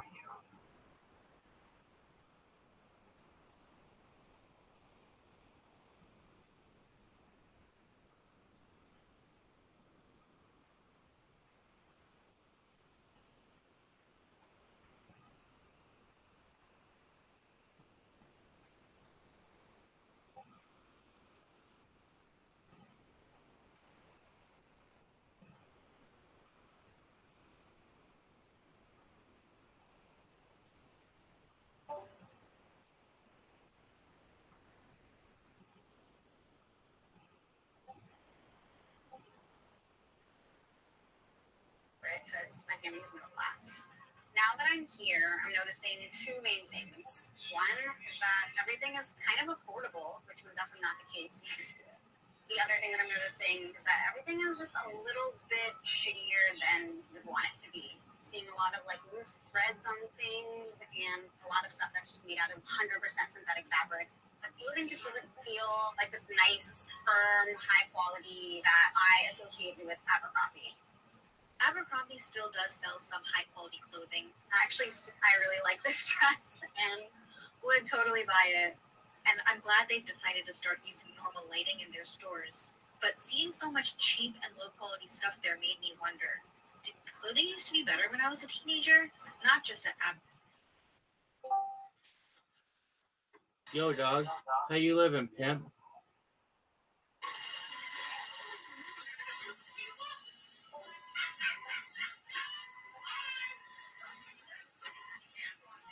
One banana, please.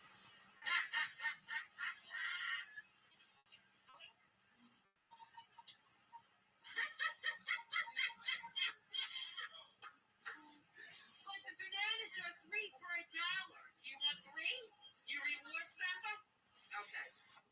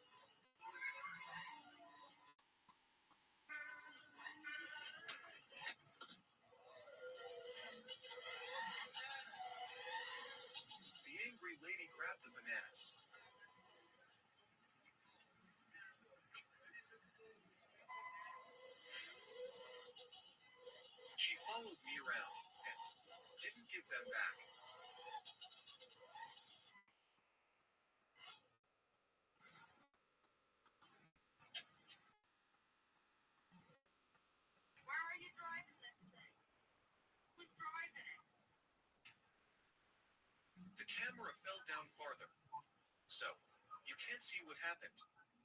She proceeded to follow the car all the way to a nearby McDonald's parking lot tent, threatened to call the police for an invasion of store privacy.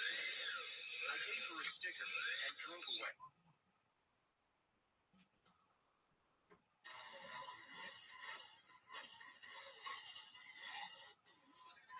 Look at this, Frank.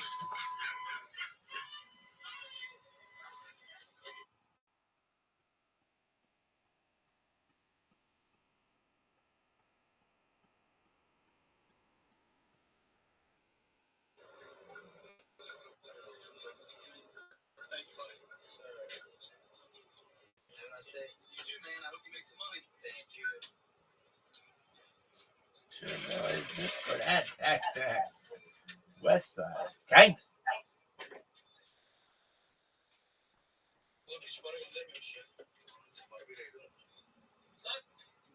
Orası bir şey gelmiyor. Sir, did you send money? I didn't see. I'm sorry. Like a wish I could have told them, motherfucker.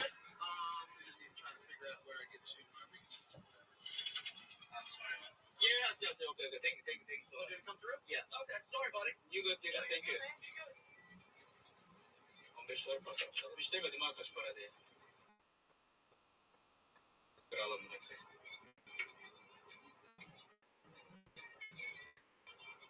Çok sıcak. Çünkü bir kere başıma geldi, piçin biri para vermeden gitti biliyor musun? Böyle götürdü. Dedi para yattım dedi. İyi dedim ben de yürüdüm. Lan bir baktım para gelmemiş. Ya of şuna banlayın ya.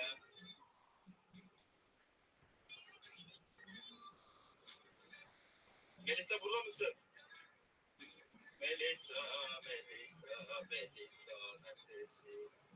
Melisa neredesin? I'm in on a Discord action. Some fucking amateur here. I'm trying to drop the fucking menu of the year on you bitches. How would you go through an entire Be a book. What's that? How would you go through an entire bag of weed in like 2 hours? In those days, that weed would last me 3 nights. But I would have 4 or 5 bags of weed, and I had Jimmy. So as soon as I got home at 6:30, I was an electrician, and then 2 nights a week, I went to college. So the other 5 nights, I was either home and smoking dope with Jimmy. But Jimmy had a girlfriend who had herpes. What? And she's doing.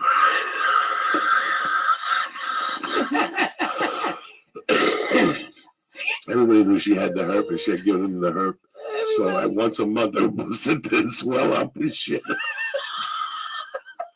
Oh my god! Did you have like your own cups in the apartment? Oh fuck yeah! I could never live with someone who had herpes. Why? Yeah, Don't be mean. I'm not. I'm not being controllable. mean. It is controllable. It's funny. Oh my god! And she had a stinky dog. She had a dog that was a great yellow But I lab, worked hard not to. but he wasn't allowed in the building. He would get evicted, so she had to live in the Jeep. The dog got evicted from the They building. wouldn't let her, and she didn't have no place to live. She was trying to save money to get a job.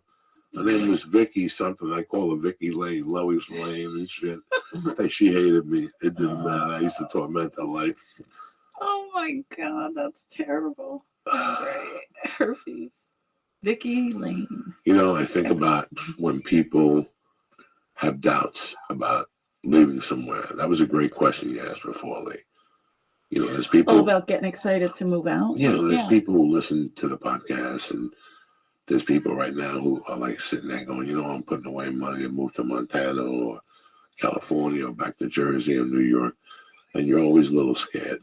And these stories I'm telling you right now about Colorado in '83, that was the first time I was ever out of New York City.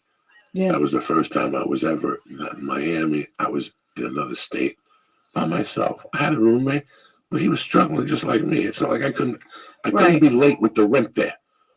Do you understand me? Like, you know what I'm saying? Like, you're saying take the chance, move out. No. But it was amazing. Like walking home in those days in November, and in Colorado, if you lived in those places at night, all you smell is wood burning. Oh yes. And you can hear it crackling. Right. And you can hear it, and it's cold, but not really. And it's real quiet and serene. And I would be walking in that parking lot, like walking and doing what a 21-year-old doing, skating down half of it. And I remember going, wow, what these motherfuckers are really missing. And even though I'm by myself, look at what I'm doing by myself. I agree. That's the most important thing that people are always scared of. They don't know if they're going to, that satisfaction of having that closet with that fan, you're eating what you want, you're driving Lyft. Yep, You whatever know, it is. and you're trying to put it together just to prove to yourself that you can. And there's one night where you'll be there with crackers. You have the computer on watching Game of Thrones, and you'll have crackers, and you'll have a can of sausages and a Coke one, and you'll sit there and you'll go, how fucking lucky am I? Yeah. I'm in Sacramento. I'm in Wherever. Los Angeles, living my dream. I might be broke, but for tonight, I'm good. Yeah. I'm good. I'm not home. I'm not at that bar. I'm not at that environment. I'm not at that. That's what that part of my life always was. I was ashamed how it ended. They caught me robbing. I planned a jewelry heist. They already knew I was burglarizing these places. I was in deep. They knew, but they didn't know. I acted like I didn't do coke. That was my cover.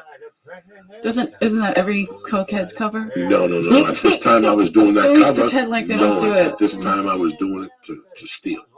Got it. So that the finger can never be torn to me. Why would he steal? He don't even do coke. Look at the size of him. He lifts weights and hits a bag every fucking day. He does push-ups in between outside like an idiot. I played the pothead. Got it. You follow me? And then The pothead never. And they would snort coke around me, and then they talk, and we'd go back into their house, and they play darts. Also, a guy would come out of the back room with a kilo of coke, and I go, here we go. We got a pigeon. There we go. Pilot the bombardier. And I give him like right away. With those guys, you just put them on a hook. You just got one guy. Eventually, you're going to throw him in there. You just got to work him and see what's going on. The woman in the house who was roommate, I knew the roommate. The guy worked in the fucking golf court that went away for the daytime. And this guy skied. The apartment's wide open. And the coke is in the bedroom somewhere. Or in that closet. Right there. And I got 5 minutes. But there's a fucking sliding window in the living room. So when I come into place, I'm going to open the sliding window. I'm going to leave it open just so I have the option to walk out the sliding window. But do I really feel the way that I feel? So I would always open up my path out before I'd even go for the loop. I'd go for the loop. I'd find the loop. I'd lock the door how it was, and I'd go out the back door. I'd look back, boom, and I'd walk out the back door. I may believe I was looking at birds. Oh my God, it's a silver-bellied blue chick from Canada. Did you learn that door trick the hard way? Like that seems like something like you might have to learn when you like get trapped somewhere. I was really good at it because all the condos were made the same, from building A to building M. They were all the same cut. If I could break into one door, I could break into all of them. My buddy was an engineer. He made the clips to bust into all the doors. But my cookie, listen, I'm not the smartest dude in the world. So one night, these new people live upstairs and they're talking about drugs all the time. And I don't really befriend them. I just hear them chatter at parties, how much blow they do. So I watch them one night. Again, I go into the fucking front door, lock the door, the lights are out. I go in the back. Again, it's snowing out. So I get to the back door and I slide open the sliding door. And I fucking go in the back and boom, there's the blow. I see the lights pull up. I close the door, boom. I lock the front door. I go to the fucking back as I'm running up. Boom, I left the screen door up, the one with the flies, so the flies won't come in. And I landed right in the fucking grass. I just closed the sliding door. And they were right there. And I fucking ran. It wasn't fresh snow, thank God. That's what saved me.